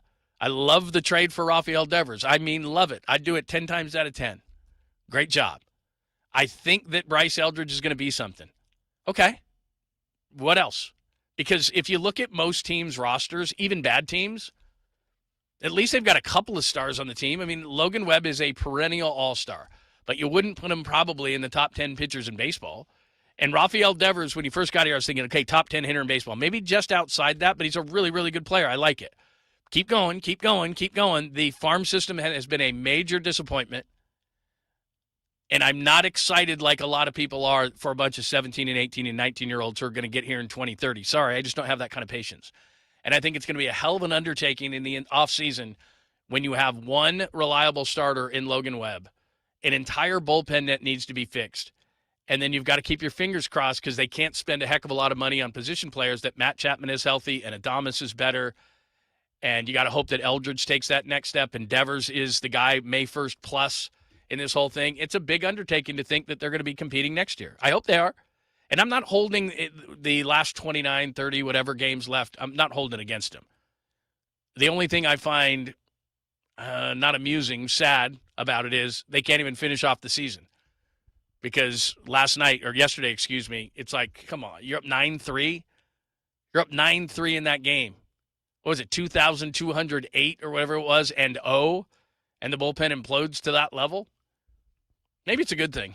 Just in case Buster was on the fence, like, maybe we can fix a couple of these arms. Never mind. We need a complete lobotomy in the bullpen. So if you want to get into that conversation, we can do that as well. At 808-KNBR, 415-808-5627, 415-808-KNBR. We can get into those thoughts as well. All right, poll question we told you. We got down to these 4, and a lot of people are texting in. And I don't think people are mad. I think we might have gotten it right as far as the 4 names. Again, yesterday was most beloved. Today is biggest red arse, which is Clark, Bum, Will Clark, Bumgarner, Draymond, Charles Haley. Do we have any early returns? I'm looking on mine right now. I'm a dummy because I can't find the poll right now, but it's got to be up there, right? Is the poll up there? Yeah, on our it's YouTube page. It's on YouTube. Go to posts and then on the KNBR YouTube stream. Okay. When you get a chance, pop in here and let me know what the early results are. I already made my prediction. I said that Bumgarner is going to win the thing. I don't think it's going to be a landslide because there's going to be a lot of Will Clark. There'll probably be a lot of Draymond. I think those 3 might be close. Charles Haley will probably come in last, but that's the guy that I would have voted for. Don't let me influence anybody, but that's probably who I would have voted for. We got some early numbers. Yeah, give me some early results. And you're wrong, John. Right now we got Draymond leading the way pretty hard at 52%. Wow. I thought it was going to be I was going to say maybe I was jaded by the fact that when I didn't put Bumgarner on the original 4 when we were just talking about it, that it was just like the whole text line was like was all Bumgarner. So maybe that kind of got me off there. But yeah, that makes sense because a lot of times the polls are they're kind of skewed towards the right now. So I could see that. Okay. So Dre leading the way. Get on those votes on our YouTube page. All right, as far as the 49ers are concerned, again, final preseason game is coming up tonight. Let me check the clock, make sure we have enough time here. Yeah, we can get this done. All right, so this is, let's see, there's 2 McCourty brothers. This is Jason McCourty, who played for the Titans most of his career. His brother, Devin, played mostly for the Patriots most of his career. They're both in the media business. They both do a really nice job. But here he is saying that he thinks the 49ers window for a championship is closed. Let's you and I discuss this, but take a listen to this first. Oh, this is a tough one for me, but I'm going to say yes, Ev. I think the sense of you look at this football team, they've gotten a lot older. You bring in Mike Evans, who is a Hall of Famer, but now is on the wrong side of 30. And then you start to look throughout the course of their roster. Trent Williams, George Kittle, all of these different guys, Christian McCaffrey, reaching that age. They've already lost Ricky Pearsall. They've dealt with a plethora of injuries throughout training camp. I think on top of that, just look across the division. The Seattle Seahawks and the LA Rams are 2 teams that look. But I think their moment has kind of passed. And as you look across the league, in the NFC specifically, I don't know if I have the 49ers at the top when you talk about representing the NFC in the Super Bowl. Okay, he didn't say – I don't think he said anything there that was inaccurate as far as looking at the team. The concern for me is – and, you know, I think it's funny because people are saying, why are they getting injured? And we made the jokes of the substation and everything because really offensively, if you look at the ages – and this is not old for you and I, but Juszczyk at 35, Kittle at 32 off an Achilles. Even Christian McCaffrey is 30. We know Trent Williams. Even, just you're looking at going, wait a minute, Christian Kirk hasn't. He's 30 years old. Like it's just that's what happens. Older players get hurt. So there's no substation. There's no mystery. There's no every interview that I do. I've done tons of interviews, national, local interviews. I was in Seattle. I was in Vegas yesterday. The first thing they're asking me is injuries, and I'm like, the injuries are. It's not a mystery to everybody that's around. The offense is 30 plus years old.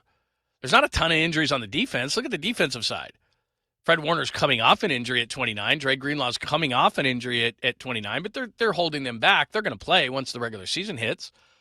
The young players up front, there's a lot of young guys. Mikael Williams is coming back from an ACL, but a lot of those guys are young. This is where the 49ers have their issues, is that age equals injury on offense, and it's inexperience on defense, and they're trying to meld those two things together to be a championship team. Now, would I go so far as to say that their window has closed, which everybody loves saying that, right, on a national level? This team's window is closed. I don't think it is, because he's right in the Rams and the Seahawks, no question. The NFL has tons of injuries. One thing we haven't talked about, we'll get into this in national headlines a little bit, Myles Garrett hasn't been practicing for the Rams. Maybe it's the same thing, is you don't need a guy to practice that's good. It's as good as that, kind of like CMC. We were all panicking over CMC. And it was a planned week off of training camp. So maybe it's just a planned week. I don't cover the Rams, so I don't know. But I don't think that as good as the Rams are, I don't think they're a team that cannot be beat. Seattle is really good, and Mike McDonald seems to have Kyle's number a little bit. But because this talent is as good as it is, this is not Warriors, I guess is what I'm saying. This is not a Warriors thing where Steph Curry is eligible to sign a contract extension on Saturday. And he probably will, and he's probably resigning himself to the fact that, well, I can say at the end of my career, I was with one team. That's great. And yet I don't know if you get credit for that in the whole legacy rankings. I don't know how that works. It's a bunch of unwritten rules that I'm unfamiliar with. When you're talking about your legacy, how many points do you get for being with one team? I have no idea. But I just know this. The Niners are not the Warriors. That's not where they are. Could they beat the Seahawks and the Rams? Well, they don't have to beat them both. I mean, during the season they do. But when it comes down to the playoffs, hopefully you don't have to see them both in the playoffs. Maybe you can just see one. Maybe it's just you saw one or the other. Now, last year, if you'd have beat Seattle somehow in that blowout up in Seattle, you had to beat the Rams, but maybe you don't have to beat them both. Maybe you do. Could they beat them both in successive weeks in the playoffs? They could. Everything for the 49ers comes down to two things to me. One is health. Everybody knows that. And the other one is, oh, by the way, they still employ Kyle Shanahan, and apparently he's doing just fine. Thank you very much. They went 12-5 last year. They had no business going 12-5. Nick Bosa was out. Fred Warner was out. George Kittle was out. This was a 12-5 team with those key guys. Brock Purdy missed a ton of games. So it comes down to, as it always does with the 49ers, it comes down to health. If they get average NFL health, I just mentioned 4 or 5 stars on their team that got knocked out last year. And I don't know, maybe the gods of the NFL injuries will just bestow upon them again all the wrath that they did last year, or as it normally happens, it evens out a little bit. And if Brock's there the whole season, and Kittle is, and Warner is, and Bosa is, the guys that were hurt last year, the stars that were hurt last year, and that was a 12-5 football team. So when somebody says a window's closed for this team, if you're talking about the Warriors, I do believe that. If you're talking about the Niners, I think they're the third best team in the NFC. I'm not going to buy the Eagles yet, even though I think A.J. Brown is addition by subtraction. The Bears won a bunch of games at the last second. They were the cardiac Bears. Usually that evens out. The Packers, I think, are going to be a factor. I think the NFC North is really, really good. In fact, if they have a bounce back from the Packers, the Bears keep doing what they're doing, Kyler does what he does, and you have the Lions, that might be as good of a division as the NFC West because the Cardinals kind of drag the NFC West down. The 3 best teams in the NFC are probably all in the NFC West. But I wouldn't sleep on the Bears, the Packers, the Lions, and the Vikings in there with Kyler Murray, who I'm not a huge fan of. But I think the Niners are the 3rd best team in the NFC right now, and you can completely disagree with me, and that's totally fine. But as I look at those other teams, look, they're really, really good. Do I want to go to Chicago in the playoffs? No. Or Philly in the playoffs? No. And I know they won there last year, but it's a tough place to play. Green Bay is a tough place to play. The Lions play inside. Look, I think it's going to be greatly contested. And to say that it's just going to be the Rams and the Seahawks and end the conversation there, I don't agree with that. So we'll see. Give me your thoughts. I don't think the window is closed. It's something that national media loves to talk about. I think there's too much talent on this team. Now, having said that, pause. Does a lot have to go right? Is there, as I always talk about, the if factor? The Niners have a lot. So they'll need a lot of the ifs to go right. The Rams and the Seahawks have less ifs. And maybe a couple of those other teams I mentioned have less ifs as well. But any team that's coached by Kyle Shanahan, they went 12-5 last year despite all the injuries they had, I don't think the window is closed. So give me your thoughts. 415-808-KNBR, 415-808-5627. That is both the Golden State Lumber and Showroom text line and the UMA guest line as well. Calls and texts are welcome. Keep it coming for the poll today. It is off to a very good start, and I asked you a very simple question at the beginning. Extremely disappointing loss for the Giants yesterday at Oracle Park, up 9-3 going into the ninth inning. This had never happened before, and they lose 10-9. What term would you use to describe that game? So keep all that stuff coming up. Next, we have Random Sound, and it's a high-quality edition of it. Let's see, I'm looking at it right now. Oh, this is good. Jacob even said he got some chills when he put this into the system this morning when I was listening to it. We got that. We got a really cool thing that that NBC Sports Bay Area is doing that I want to play for you. Why Bob Myers left. I really think this is why Bob left. He talks about it. We got a weird random thing. This is going to come out of nowhere, but because it was on my timeline yesterday, I'm going to play it for you and much more. So we got Random Sound coming up next. Do not miss it. Only here on Fair and Biased Radio on the Sports Leader.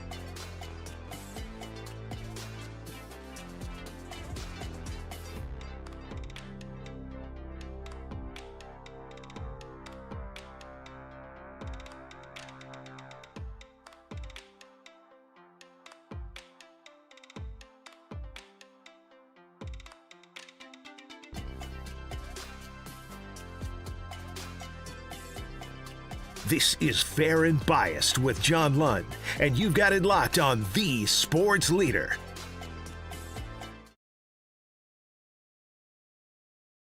Thanks for joining us. Appreciate you hanging out with us on a Thursday edition of the show, Fair and Biased Radio. Remember, pregame for the Niners and the Raiders, final preseason game, is over on KSFO. We got Giants baseball tonight right here on the sports leader. The Diamondbacks come to town. Boy, there's a quote from Mr. Manassian that we're going to have to play a little bit later. I just discovered it. Interesting, he would say that. Paul G is going to join us, our good friend Paul Gutierrez, who we haven't talked to in a long time, and I'm very excited to talk about. In about 10 minutes, we'll talk about the Raiders and Niners preseason finale and what's going on with the Raiders. But let's get to some random sound, which we do at this time every single weekday. Let's start here.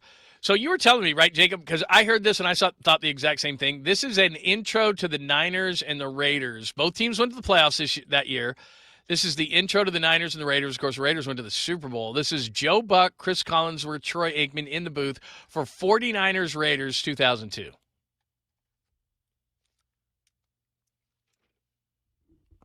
San Francisco and Oakland, California, separated by the Bay Bridge. Two cities that don't particularly care for one another. And you don't have to get too close to the stadium to realize that you're in Oakland where they root for the silver and black. It's a brave man right there. They're ready. Terrell Owens expects a big day. Got my sharper ready. Terrell, they told you not to do that anymore. We are in Oakland for this matchup. The San Francisco 49ers and the Oakland Raiders. And welcome to the broadcast booth, everybody. I'm Joe Buck, along with my partners, Troy Aikman and Chris Collinsworth. Mr. Stir Up Trouble, I'll start with you. The only empty seats in this joint are probably going to be the 49ers family section. They don't want their family anywhere near this place. Yeah, there really is an element of danger when you show up here. And before the ball game, I wandered down to the black hole, and I know why. Learned a few new words along the way down there as they were all over Terrell Owens and Jeff Garcia as they took the field. This is just simply going to be a setting today. Very difficult for the visiting team, Troy, to come in here and win. I cut off Troy Aikman because he didn't say anything that was overly intriguing, but that's a pretty good booth right there. You got Aikman, you got Collinsworth, you got Joe Buck there. And remember, that was like a week or two after Terrell Owens in Seattle had the Sharpie thing, and he's like, Terrell, you're not supposed to do that. But anyway, the point is that's when the rivalry was great. You had two teams going to the playoffs. The Raiders went to the Super Bowl that year. You had the black hole. They're like, show it. That was cool, man. You like that. You were putting that in the, I heard you this morning, you were putting the sound in. You're like, yeah, that's old school. That's a throwback right there, right? Dude, it was awesome. Just two teams, really good. The players were amazing. It was like Jeff Garcia versus Rich Gannon. Rich Gannon MVP that year. Obviously, the Raiders go to the Super Bowl. Jerry Rice on the Raiders. Like, come on, that was dude. wild. They showed him pregame. Unbelievable. Yeah. And like you said, T.O. with in his prime, when he was doing all the celebrations, he was hilarious. It was awesome, dude. This is before he kind of lost it, but yeah, exactly. T.O. was great. Just before. That was awesome, man. All right, that's number one on your random sound. Number two, I think this is really cool. This is something that with Kruk leaving us, NBC Sports Bay Area is doing a really cool series with some of his terms, and he's explaining the terms. I didn't know where this one came from. I know the term. I just didn't know the origin of it. So here is Mike Krukow with Gamer Babes. Where did that come from? Yeah, the Gamer Babes are here. We used to call our fans gamers in Candlestick for obvious reasons. It was just freezing, and it was there had to be 14,000 people there in a ballpark that held 55,000. So it always kind of felt like, there was an echo, and when it was cold and the papers were blowing across the field, we used to say, our people are gamers, man. They are the best.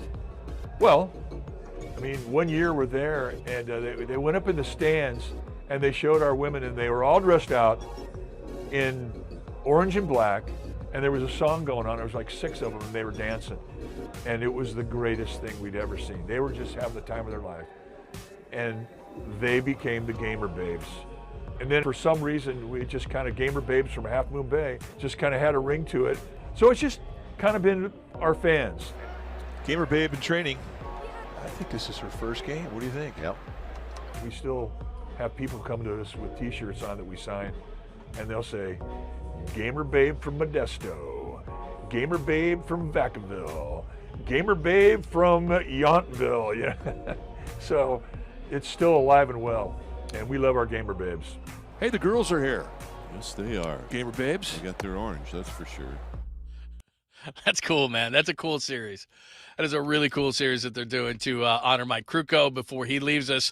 NBC Sports Bay Area. Well done. Very cool, man.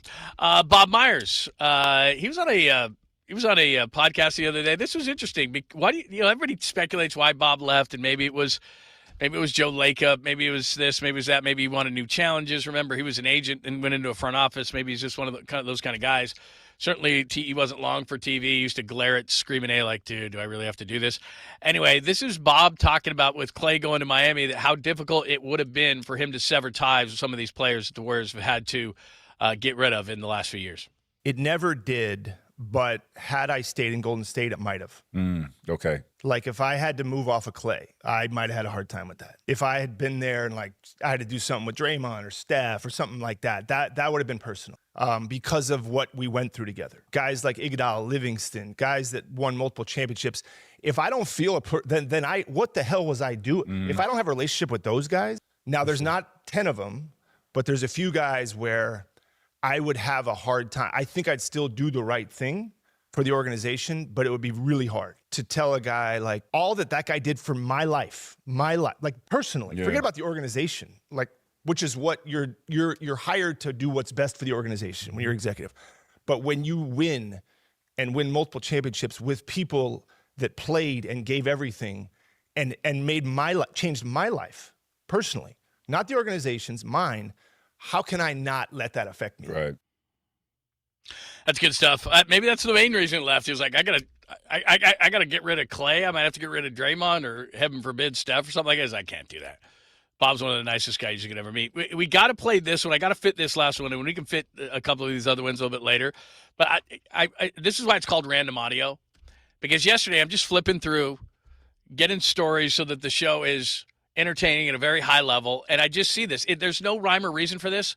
It was somebody had posted the John Clayton, "Mom, I'm done with my segment," commercial, which I think is the best one in the history of ESPN. If you haven't seen it, it's John Clayton, younger demographic, may not remember him, but he was on ESPN all the time. He was their NFL insider, and he's kind of a dorky guy with glasses and all this kind of stuff, and he's sitting there, and he does his piece, and then he has a Slayer T-shirt on, and then he screams at his mom and starts eating Chinese food in his bed like he lives at his mom's. You'll remember it. Take a listen.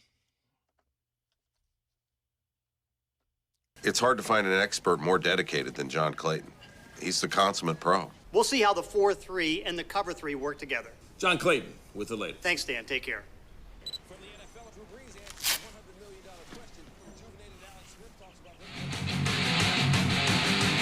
And whenever we need a brilliant insight, he's available at the drop of a hat. Hey, Mom! I'm done with my segment! That was so good. I hadn't seen that commercial in probably, I don't know, 5 years, 10 years. I played it like 10 times, laughed every single time, and said, oh, you got to put this in random sound. So there you go. The great. And I do mean great. And rest in peace, John Clayton. Real quick, because we got to get to Paul Gutierrez, who's great. He's like the John Clayton of the Raiders.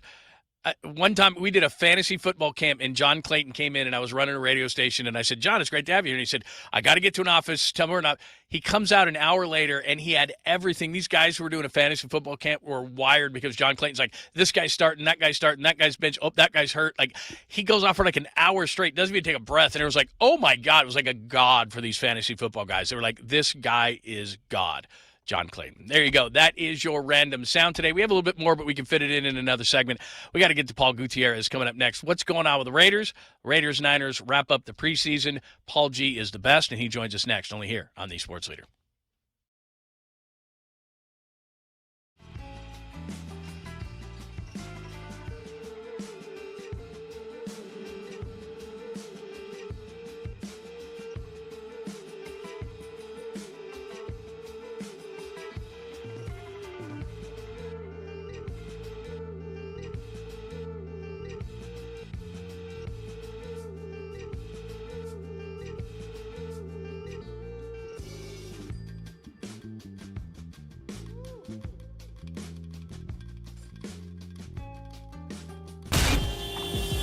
Time for your Bay Area Chevy dealers traffic update.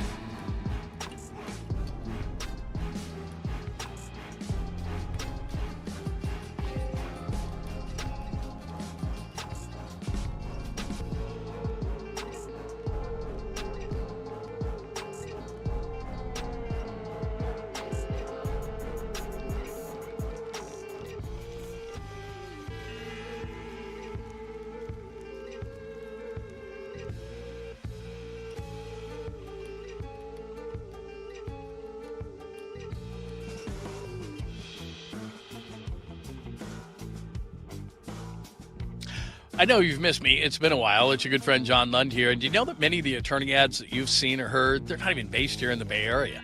In fact, some not even based in the entire state. Now, Chris Dolan and the Dolan Law Firm, they're based right here in the Bay Area. And it's been that way for more than 25 years. They're award-winning personal injury and employment attorneys, and they're fighting for you where you live. If you've been discriminated against at work, wrongfully terminated, or sexually harassed, your rights matter. Go to DolanLawFirm.com and learn more about your rights. Unfortunately, over the past year, Chris and his team, they saw a sharp increase in no-fault injury accidents. So please, as a personal favor to me, will you please be careful? Let's work together in making sure that the Bay Area is a safer place and feel confident that you're in amazing hands with the award-winning California Lawyer of the Year.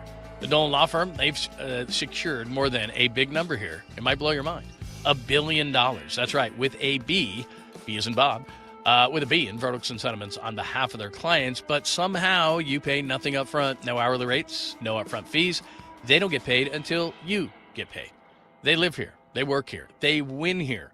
DolanLawFirm.com.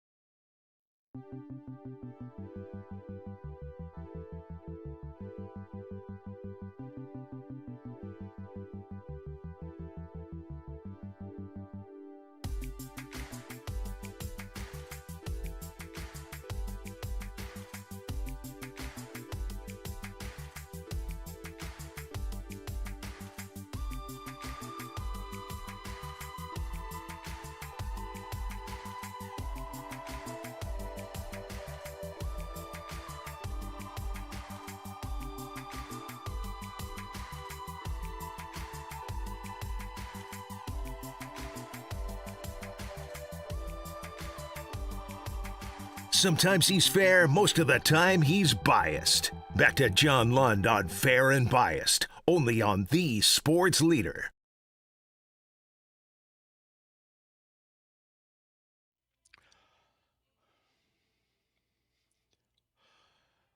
I'm sorry, even if you're a 49ers fan, this is awesome. The autumn wind is great. I just gotta let it go for a minute here. One of my favorite people, Paul Gutierrez, who nobody knows more about the Raiders, who's been covering the Raiders for a long time. He's a columnist now for Raiders.com, at Paul H. Gutierrez. Make sure that you're following him. You will be smarter about not only the Raiders, but football, life in general. And Paul joins us courtesy of the Uma Guestland. How are you? Good, John. How you doing, man? Hey, and thanks for the walk-up music. I don't think there was anything better than that or appropriate on a day like this. And the way it was really loud, I'm wondering, was the 49ers substation powering that up a little bit louder? Because it felt like there was a little kick to it. And I really, really appreciate it. Just keep the substation away from here, and we're good to go. I know, man. That thing, I don't know how to describe it. It's so funny because, we all in this business do a bunch of interviews and stuff, and every single first question is, what the hell's the problem? What's going on? And it's just like, everybody has injuries, you were around the Raiders. They got scared by Ashton Genty the other week, but man, nothing like this. Nothing like what the Niners do. What seemingly is every single year. On the field and off the field, apparently. And that's all I'll say about that. But, the Raiders, they're surrounded by a lot of neon lights that kind of bring things up. And there's been some history here as well. That's a good point. That is not a joking matter. But, John, how you been, man? Long time no see. Yeah, excellent. It is. When I heard that you were going to be on the show, it made my day. You're just the best, and I love talking to you. It's as far as the Raiders go, just overall, what's the expectation level with all the movement in the offseason and a brand new coach and Max comes back, and what do people expect? They expect them to be competitive. They expect them to be fun. And last year was neither. It was neither competitive nor was it fun. They peaked in the season opener, and they, and at the end of the day, I guess you could put it on the wall that, hey, we beat the AFC champs if you're the Raiders, right? Because they beat the Patriots in the season opener, and Geno peaked in that game, and then everything was just kind of downhill. Uncle Pete didn't work out as the happy-go-lucky Uncle Pete. He was a different kind of a guy as a coach, and things just didn't work out. Now the difference is, and I know you could say this about any team, right, at this time of year, as Mark Davis like to say, we're undefeated, blah, blah, blah. But everybody not only is on the same page, but they're pulling in the same direction. And you never really felt that last year with so many different personalities, from Pete Carroll to a brand new first-time ever GM in John Spytek, to Chip Kelly being the offensive coordinator, to Tom Brady, getting his feet wet as a minority owner and yet having some say on the football side of things. This year, everybody's, like I said, they're on the same page and pulling in the same direction. And you saw that from the owners' meetings from day one back in March in Phoenix, when Clint Kubiak, as a first-time ever head coach, says that in a perfect world, a rookie quarterback does not start on day one. He sits and learns behind at the knee of a veteran who's been through it. And that was before they even drafted Fernando Mendoza number 1 overall, before they even went out and signed Kirk Cousins to come in and be that guy. So everything has kind of gone according to plan per their stated goals. And everybody's on that same page and pulling in the same direction. And I know I've rambled for a long time, but that's kind of where they are right now. And it's funny because I also teach a sports journalism class at UNLV, my alma mater, and I'm sitting here right now. It's only 104 degrees. I'm sitting outside in the alumni amphitheater, and it's nice. But that's what today's lesson was get to the point. What's the nut graph? This, that, and the other. So the nut graph, the simple question is, there's a positivity here that wasn't here last year. How about that? No, that's really good. Just because you said that just popped into my head. So how much of an influence is that? Is that Tom Brady? Is that organizationally? Because obviously Tom sat behind Drew Bledsoe until Mo Lewis had that hit. Is that Brady saying, hey, we got to have a guy because I know how it is? There's a lot of it. And I guess the simple question to that is yes. It's all of it. Right. Because at one point during training camp, I sat and I did a column. It's on Raiders.com. And it's funny because, after covering the team for everybody from the Sacramento Bee to Comcast Sportsnet to ESPN from 2005 through 2025.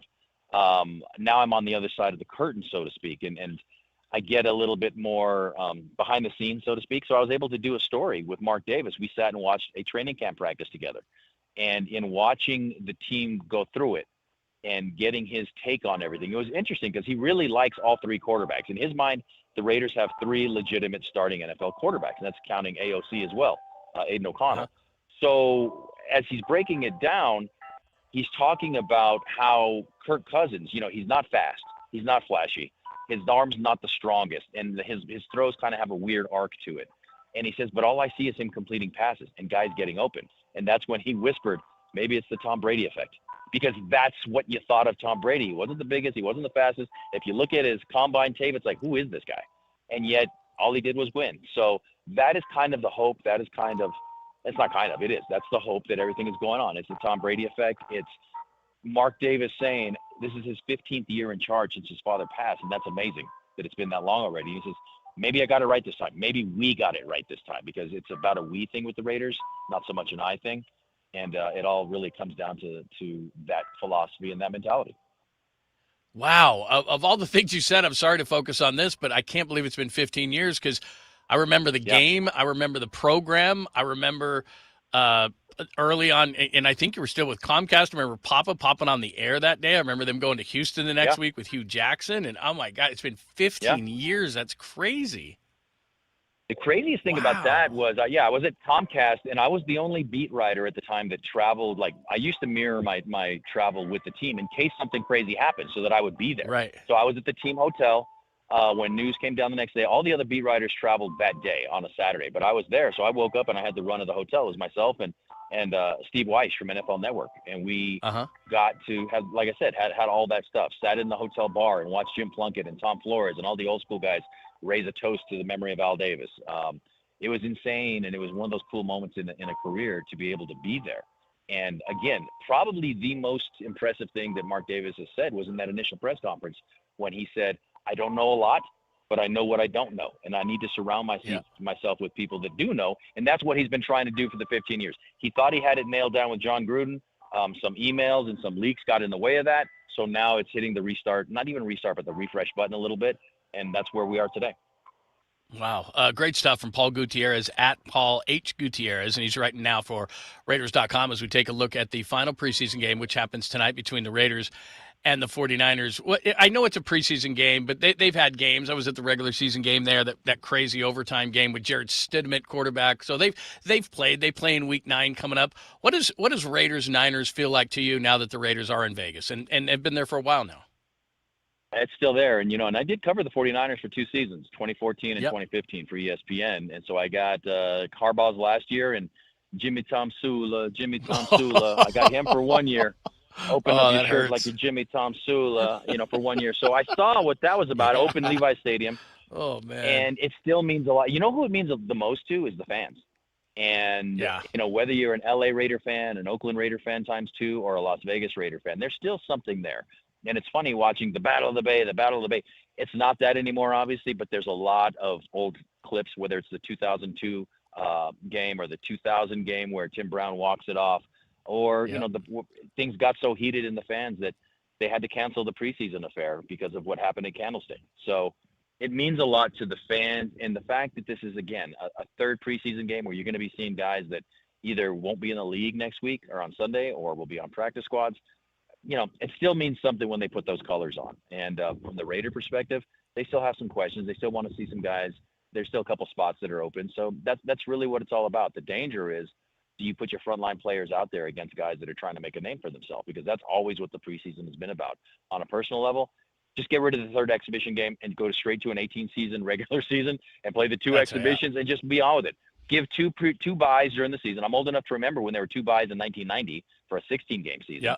And here's the other thing the fans forget too, John, is they've always played 20 games. Back when it was only a 14-game regular season, guess how many preseason games they played? 6. That's crazy. So there's all this hand-wringing, and the fact that the fans are still paying regular season prices for tickets, concessions, and parking, I mean, it is what it is. And, yeah, again, I keep going along with you, but it means a lot to the fans, and that's what it's really all about. Yeah, there's no doubt about it. I feel the same thing. I feel the buzz, and that, a lot of fans, and we've talked to them all week long, and I feel the same thing. The scare of Ashton Jeanty last week, and I like Mike Washington. I liked him going into the draft, and he's broke a couple in the preseason, but I don't think he's Ashton Jeanty, at least not yet. What was the scare factor with Jeanty, and what can that backfield do with both of those guys back there? Yeah, unfortunately, I was not at that practice. That's one of the few that I missed during training camp. We were doing some family stuff, taking the daughter down to college, taking her to San Diego. So, took the weekend off that weekend. But that's a good talking place to to people take that it. were there that day, yeah, exactly. She's there right now. While I'm sitting in 104 degrees. But the best part, not the best, but I guess the way to put it is that if the Raiders did indeed dodge a bullet with it, because from all accounts, it sounded very serious when he went down, and the way the team took a knee and prayed and everything like that. And then a report comes out later that day. Actually, it wasn't the knee. It was simply a sprained ankle, and sprained ankles are no joke either. But, we're going to see. And Clint Kubiak is very short on words, and he said he's not going to talk about injuries, and he doesn't have to at this stage of the season, right? Because there's no injury report. So you just kind of take it from there. Washington has been he's been as advertised when he's drafted, and that's the today's college football, right? As guys bounce around from college to college, you say, well, he's an Arkansas guy. Yeah, he's not Darren McFadden. Nobody really was, but he does have that breakaway speed, and you saw that in that exhibition game. So he's bigger. He may actually be a little bit faster. He just doesn't have the reputation, so to speak, or the experience. But if you wonder what the Raider running attack was going to look like, all you got to do is look at the Seahawks last year, because that was their offensive coordinator, Clint Kubiak. It was kind of a two-headed monster anyways. So if Ashton is missing a few games, then, they have things in place to address that. And it's not necessarily the next man up mentality, because Ashton was a number 6 overall pick and Washington wasn't. But that's why you have the bodies there to try to replicate things.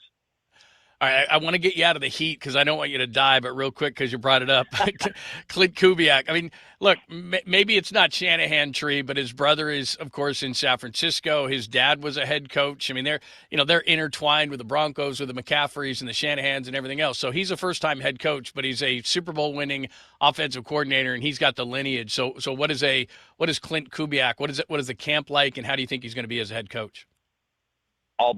All ball, no frills, and it's different. And this is not taking a shot at anybody who was here last year, but when Uncle Pete was here, it was all about the competition. It was about having the hoop in the practice facility and who can end practice with the most made free throws or the jumpers or whatever. This is all football, no frills.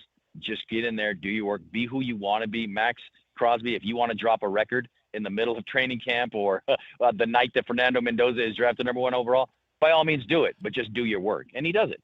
So that is what is a little bit different about him, especially being a first-time ever head coach, coaching for a GM who's only in year 2 of ever being a GM. And it's just real interesting to see that they've kind of gone back to basics here.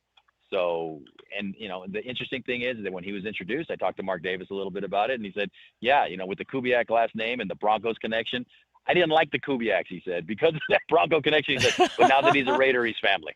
And that's generally the way it is. I mean, there's this huge It's a huge Raider reunion this week anyway. They're celebrating the 50th anniversary of the Super Bowl 11 team. So last night I went to a reunion and walking through there. I'm like, well, there's my childhood. There's Plunkett and there's Villapiano and there's Marcus Allen and there's, Tim Brown. And you turn the corner. Oh, there's Lamar Houston from about 10 years ago. And they're expecting close to 300 alumni at the game that'll be hanging out in the Wynn Club, which again is different. The Coliseum had the black hole. Vegas has a mini black hole, but it also has the Wynn Club. So when you're at this stadium, not only do you know you're at the home of the Raiders because everything is silver and black, but it's also you're in a club like Las Vegas. Man, I could talk to you forever about that stuff. That's cool, man, that they're all down there. But we got to get you out of the heat. I can't tell you how much I appreciate it, man. Thank you so much. It's great to hear your voice, and we'll see you soon and talk to you soon. Thank you so much. All good, man. Keep me away from that power plant, too, when we come up there for that game. So. Yeah, you got to shield yourself, bro. It's not good. It's not good. See you, man. All right, that is the great Paul Gutierrez, at Paul H. Gutierrez. He knows more about the Raiders. That's pretty cool. I mean, again, look, I get it. You're a Niners fan. I get it. Yeah, the Raiders. But just like the Niners, cool base of former players and stuff like that. Really cool stuff. Check out Paul's stuff at Raiders.com. He's one of the good guys. All right, thanks for joining us. We are live from the KNBR Casino Matrix Progressive Jackpot Studios. Casino Matrix Progressive Jackpot Studios are here. Where are you? Just drop in 1-800-GAMBLER. Let's set everything up. We got a great poll that's going up. I got a couple of questions I threw out, and we're going to give you a nooner, the things you got to know right stinking now. We'll do it coming up next, only here on The Sports Leader.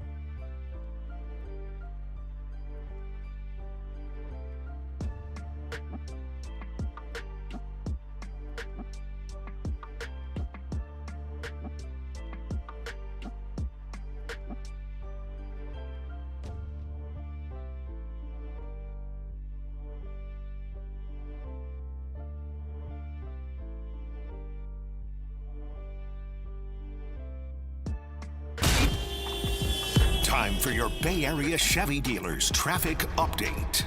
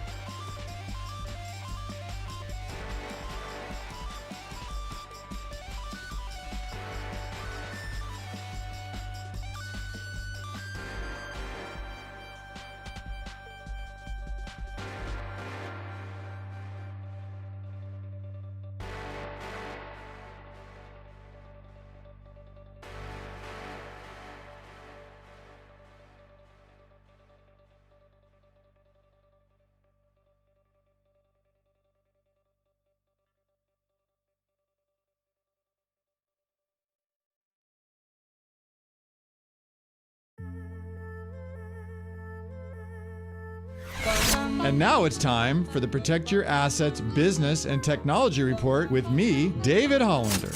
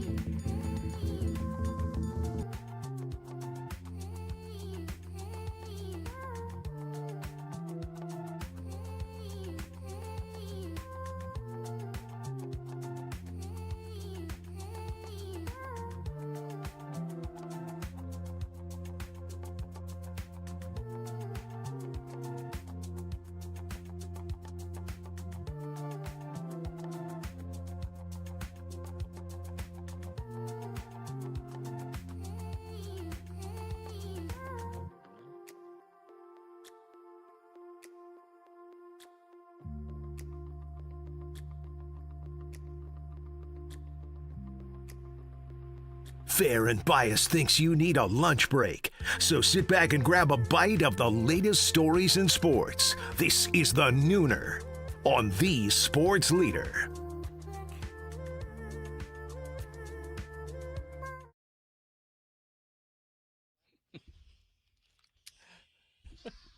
I don't know why we chose this music, but we just did. Cherry Pie, thanks for joining us in the Nooner. Appreciate you hanging out with us on a Thursday edition of the program. We'll give you through things that you absolutely positively have to know, and then we have to react to that Giants game. Well, not game, ninth inning last night. And I am fairly amused by I didn't know Zach Manassian was on with the morning guys, but I did get one quote that is making everybody crazy. So we'll play that for you coming up at about, let's see, 18 past here, maybe bottom of the hour, close to bottom of the hour after we get done with three things you absolutely positively have to know. Always want to get your thoughts as well. You can hit us up, Golden State Lumber and Showroom text line and the Yuma guest line are the same at 415-808-KMBR, 415-808-5627. All right, let's start at number one. This is it. The Giants had a 9-3 lead going into the ninth inning. They were 2,208 and 0, which is good. All-time leading by 6+ runs in the ninth inning before today or yesterday's loss to the Reds. Here is what it sounded like. Take a listen to this. This is the final call with your great Giants broadcasters. As Pagan delivers. And a splitter strikes him out swinging. That one just was the prototype of the splitter. Tumbling down and ending up well down below the knees. And for the Giants, the chance to sweep a 3-game series disappears. They were just 3 outs away from doing it with a 6-run lead, and they could not do it. I'm going to say John Miller was speechless there because John Miller is never speechless, but that's about as close as you're ever going to hear to speechless for John Miller. Again, 2,208 and 0, and pressure friends when leading by 6+ runs in the ninth before today's loss to the Reds. By the way, the Reds hadn't won a game trailing by 6+ runs in the ninth inning since 1974. And as I said, we're going to discuss more on that. I'd love to get your thoughts. And what we were asking you before we talked to Paul Gutierrez about the Raiders is what term would you use? What term would you use for the loss yesterday? Lots of people have opined train wreck, disaster, dumpster fire, rock bottom. I don't know if you have a favorite or if you want to come up with one of your own, but there you go. The Giants lose 10-9 to the Reds yesterday. Unfortunately, the news cycle hasn't moved fast enough for Jed York. TMZ posted the video of his arrest yesterday at a trailer park in Ohio. His arrest wasn't yesterday. The video was posted yesterday. And here, after they had already put Jed in the car, here's what the two officers were talking about at that point. Take a listen. That was, super easy despite doing a circle here. You got more cash in his wallet, dude. You got cash. Yeah, he does. He's a real estate guy. He's got all the money. Wow. It's crazy the people that do this. Right. Like that, they could do whatever they want. Like they could do other things. They could go other ways, but it's wild. Yeah, I guess that's what I would call it. I would call it wild. I would call it, some people are calling the Giants game from yesterday rock bottom. I would call that rock bottom, having a video out like that. Owners meetings going on right now. Obviously, Jed is not going to be there. Al Guido is representing the 49ers at those. I would imagine that he'll probably stay low. And one of the things Kyle Shanahan said that was interesting when he was asked numerous questions about this at his press conference the other day, which was, he's living in Ohio now. He's going through a divorce. I'm certainly not excusing the guy, but it is rock bottom. I've been through a divorce. I've never done something like this. I'd tell you if I had, because I try to be transparent and honest with you, but it's rock bottom for the guy, and he's trying to figure it out. And that video is just like, it's one thing. This happens in sports all the time. Like, you hear about something, and then it's one thing, and then you see it, like a video or something, and you're just like, it's bad. Finally, the 49ers preseason game versus the Raiders. Just don't get anybody hurt. Here is Kyle Shanahan, his press conference the other day, saying that most starters will not play tonight. Kyle, what's the plan for the final preseason game as far as how much the starters will play if they play at all? I don't think you'll see many starters. We just don't have enough time as we usually do, so I'll be surprised if any of them are out there. There might be a couple, but it'll be closer to how week 1 was. The big boss, Mike Kohler, did text me. I was correct. 6 days, because he's going to be on that plane, 6 days to Australia. And I'm sorry to keep bringing up the injury list, but it's relevant as ever now. 6 days away, Bosa, Evans, Cowing, Stout, Pooney, Rourke, Jones, Pleasance, Height, Martin, Renardo Green, Grayson, Halton, Luke, you get the idea. I don't have to do the whole thing. Kyle Juszczyk, etc. All on the all not participating players in the pup, of course, Garendo and Mikael Williams. So they've got to get healthy. Bosa on that list is a huge one. I think a lot of these guys will. Again, Kyle Juszczyk's 35. So am I worried about Kyle Juszczyk? No, they're trying to take the burden off these guys. So I'm not going to panic over certain ones, but I did say I wasn't going to panic over Mike Evans, and I'm still trying in my mind to go, don't panic, don't panic, don't panic, don't panic. But every time I see him with ice in certain regions, I get a little bit nervous. But for now, I'll try to calm myself. But lots of injuries going on. By the way, George Kittle being talked about. Again, he's off the PUP list. Will he play? We're still not sure on that. And Dre Greenlaw, he's not doing much of anything, but they tell us that he's going to start next to Fred Warner. So some injuries, some is just prevention. And again, for tonight, I think Matt Mayoko said it best when he was on the morning show this morning, which is very simple. Don't watch the ball, because it's the interior of the offensive line. It's the interior of the defensive line. That's what you should be watching, and those are the guys who are going to make it. But you might need a guide tonight to see who is going to play. So there you go. That is what's going on as far as the 49ers. That's what's going on as far as the 3 things you got to know. Unfortunate for Jed that the video gets released yesterday. The 49ers won't play many in tonight's preseason finale. And the Giants with the biggest blown lead in team history in the 9th inning. They were up 6-9-3 going into the 9th, and they lose yesterday 10-9. So I think it is time for this. Plus, something interesting. I didn't know that Mr. Manassian was on the morning show this morning, so we will play a cut. You may disagree. You may agree. So we'll play that for you. Coming up next, we'll talk a little Giants and what it means, that blown 9th inning save.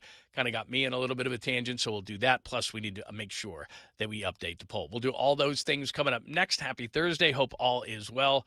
Only here on The Sports Leader. It's crazy the people that do this.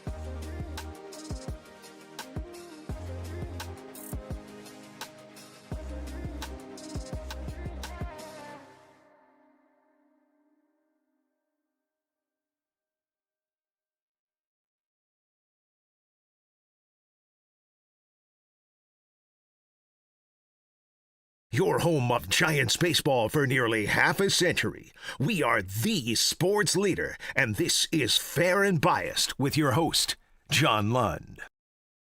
2-strike pitch. Line drive, base hit to left field, and now the Reds lead.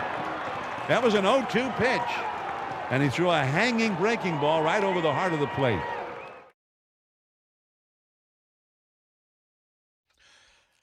The great John Miller on the call, and you heard it right here on KNBR. And I don't love going on tangents, really. I know the game is hard. I know the players are trying. I know that Buster Posey wants to turn this thing around. I know Buster Posey doesn't have to be here. He's got twin daughters. He's got a family. He's got a life. He's got plenty of money. But he came back to the Giants so that he could restore something that he thought was broken. And he's only 2 years into this thing, so I'm not blaming him. But in watching that meltdown last night, it just kind of hit me. That was kind of I don't know if the final straw is even the right word for the whole thing, but the Giants do everything amazing as a baseball club. They have at least from a modern standpoint, it depends on what kind of ballparks you love. Maybe you're into Wrigley and Fenway, which is absolutely great. Maybe you have a favorite. Some people really like PNC Park in Pittsburgh or Target in Minnesota or whatever. You can go all over the place with baseball stadiums. I happen to think this is in the top 2 or 3. I think it's amazing. They do an amazing job at the ballpark. They've renovated the ballpark. They do an unbelievable job in bringing the players back, not only the 10, 12, and 14, but Willie Mays Forever and Willie McCovey and the awards and everything that the Giants do and the broadcasters that the Giants have. And I'm telling you this because I know I've been all over the country and heard them all. There is none better than what we are offered here in the Bay Area when it comes to Giants baseball. So everything surrounding Giants baseball is pretty great from an organizational standpoint, with one small exception. Actually, it's quite large. The actual baseball that's being played on the field. Now, if you're, these guys, the guys that are playing, there's only 30 games, and look at the lineup yesterday, and it's not really fair to go. I get it. Yesterday, it's not about yesterday's lineup. Although, due to the fact is that there's 30 games left, and all you're looking for as a fan, again, I'm speaking for the fan here. All I'm looking for from a fan standpoint in the last 30 games, I get it. In the last 30 games, you might go 9-21. But it's not about winning anymore. It's just, can you show me somebody who can give me a little bit of hope to the future? And ever since, I'm just going to use 2017 because it's going to be a nice, sweet, clean 10 years now. 10, 12, and 14 at the end of this year, those were all great and awesome. And like I said, they do an amazing job celebrating those guys, and they should. They're amazing guys who did an incredible thing that may not ever be done again around here. But at the end of this season, 2026, the last one, 14, that's going to be like 13, 14 years ago. That's a long time for a team that has these kind of resources. So it just clicked into my mind that, because I looked at 2017 and the only winning record between then and now, not 81 and 81, that's not a winning record, above 500 record, was 2021 with 107 wins. And I remember that year thinking to myself, you can't get lucky over 162 games. You can't. But maybe they did. They just did. There's no other explanation for it because it's such an outlier to everything else they've done. They have a .406 winning percentage, which would be the fourth worst in the history since they moved here in 1958. 84, 85, 17. That is it. This is the fourth worst. You wouldn't know it. And I give a ton of credit for the fans. There's always a debate there, right? You're still supporting your team at $35,000 plus per night, even though, and now kids are back in school, so it's different. But I've always equated this to like a restaurant. It's not exactly right because I've said this before. You can't always compare sports and regular life, but it is kind of like the Giants saying to you that, look, we're serving horse meat, but when we really get a bunch of people in here and everything then we're gonna serve you Wagyu beef. But for now, you got to put up with this, but we'll be really good someday. Well, now it's getting to the point where 10, 12, and 14 was great, and bringing all those guys is great, and putting guys' names on the wall is great, and it's really good, but what they're doing is distracting from the very fact that don't look behind this curtain, because for 10 years now, we're coming up on 10 years where there's one season, which you just got to call lucky, which is weird to say, in 162 games, you got lucky. But in the last 10 years, wins 64, 73, 77, 29 in the 50-game year, 29 and 31. Then they had the 107, give them credit, 81, 79, 80, 81, 54. The average winning percentage is .484, and if you take the 107 out. It's 460. That's an average record in the last 9 years for the Giants of 74 and 88. You're not the Twins. You don't lack resources. You have money. You can spend the money. You can develop players, and that's the whole 10, 12, and 14, and they hung onto those players as long as they could, and it was awesome with Belt and Buster and Craw and all those guys and Bum and Timmy, and it's awesome. It's awesome celebrating those guys. But since then, as a fan, who have they developed? Okay, Logan Webb, great. It looks like Bryce Eldridge is going to be a guy. That's a great trade for Rafael Devers. I'd do it 10 times out of 10. Every single time. You got to give up something to get something. They gave up Kyle Harrison. Sorry, you're not going to get a one-sided trade. I would do the trade for Devers 10 out of 10. So those are the guys. But in terms of just development, you can scream about the Dodgers all you want. They buy a lot of players, but they develop a lot too. You've got to develop players. Where's the position player development? And I don't want to hear about the farm system. Hey, Lund, it's number 4 in baseball.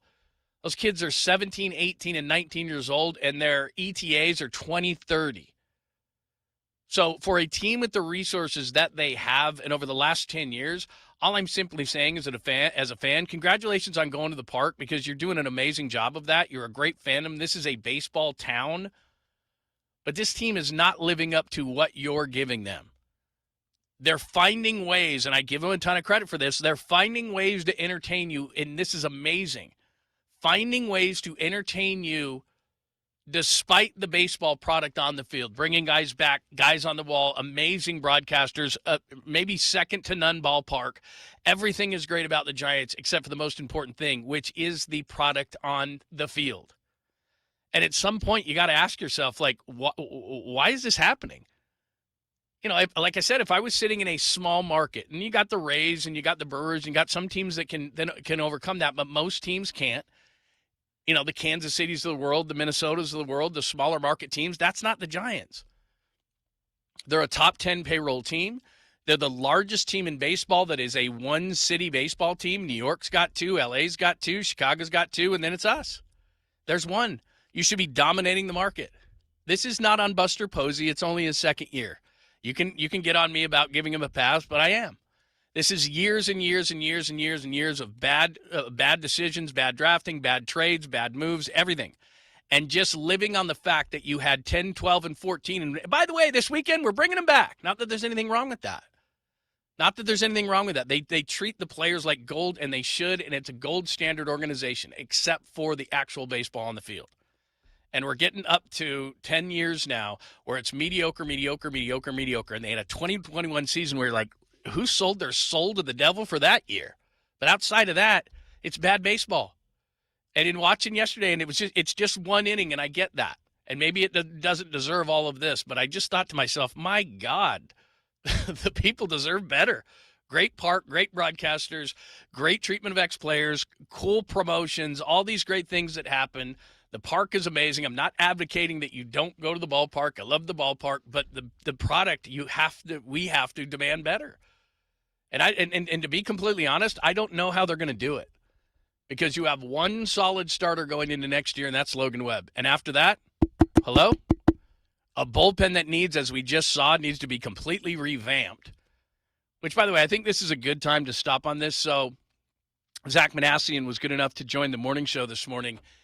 And this is kind of an interesting thing that is catching a little bit of flack on social media. Here's what Zach Manassian said about the bullpen, which just imploded to give up 6 runs in the 9th inning, the biggest loss as far as a 9th inning in Giants history is concerned. They lose 10-9. They're up 9-3. Here's what Zach Manassian said to defend the bullpen this morning with Murph and Marcus. Yeah, I want to be a little careful to say rebuild the entire bullpen. Something I was looking at the other day.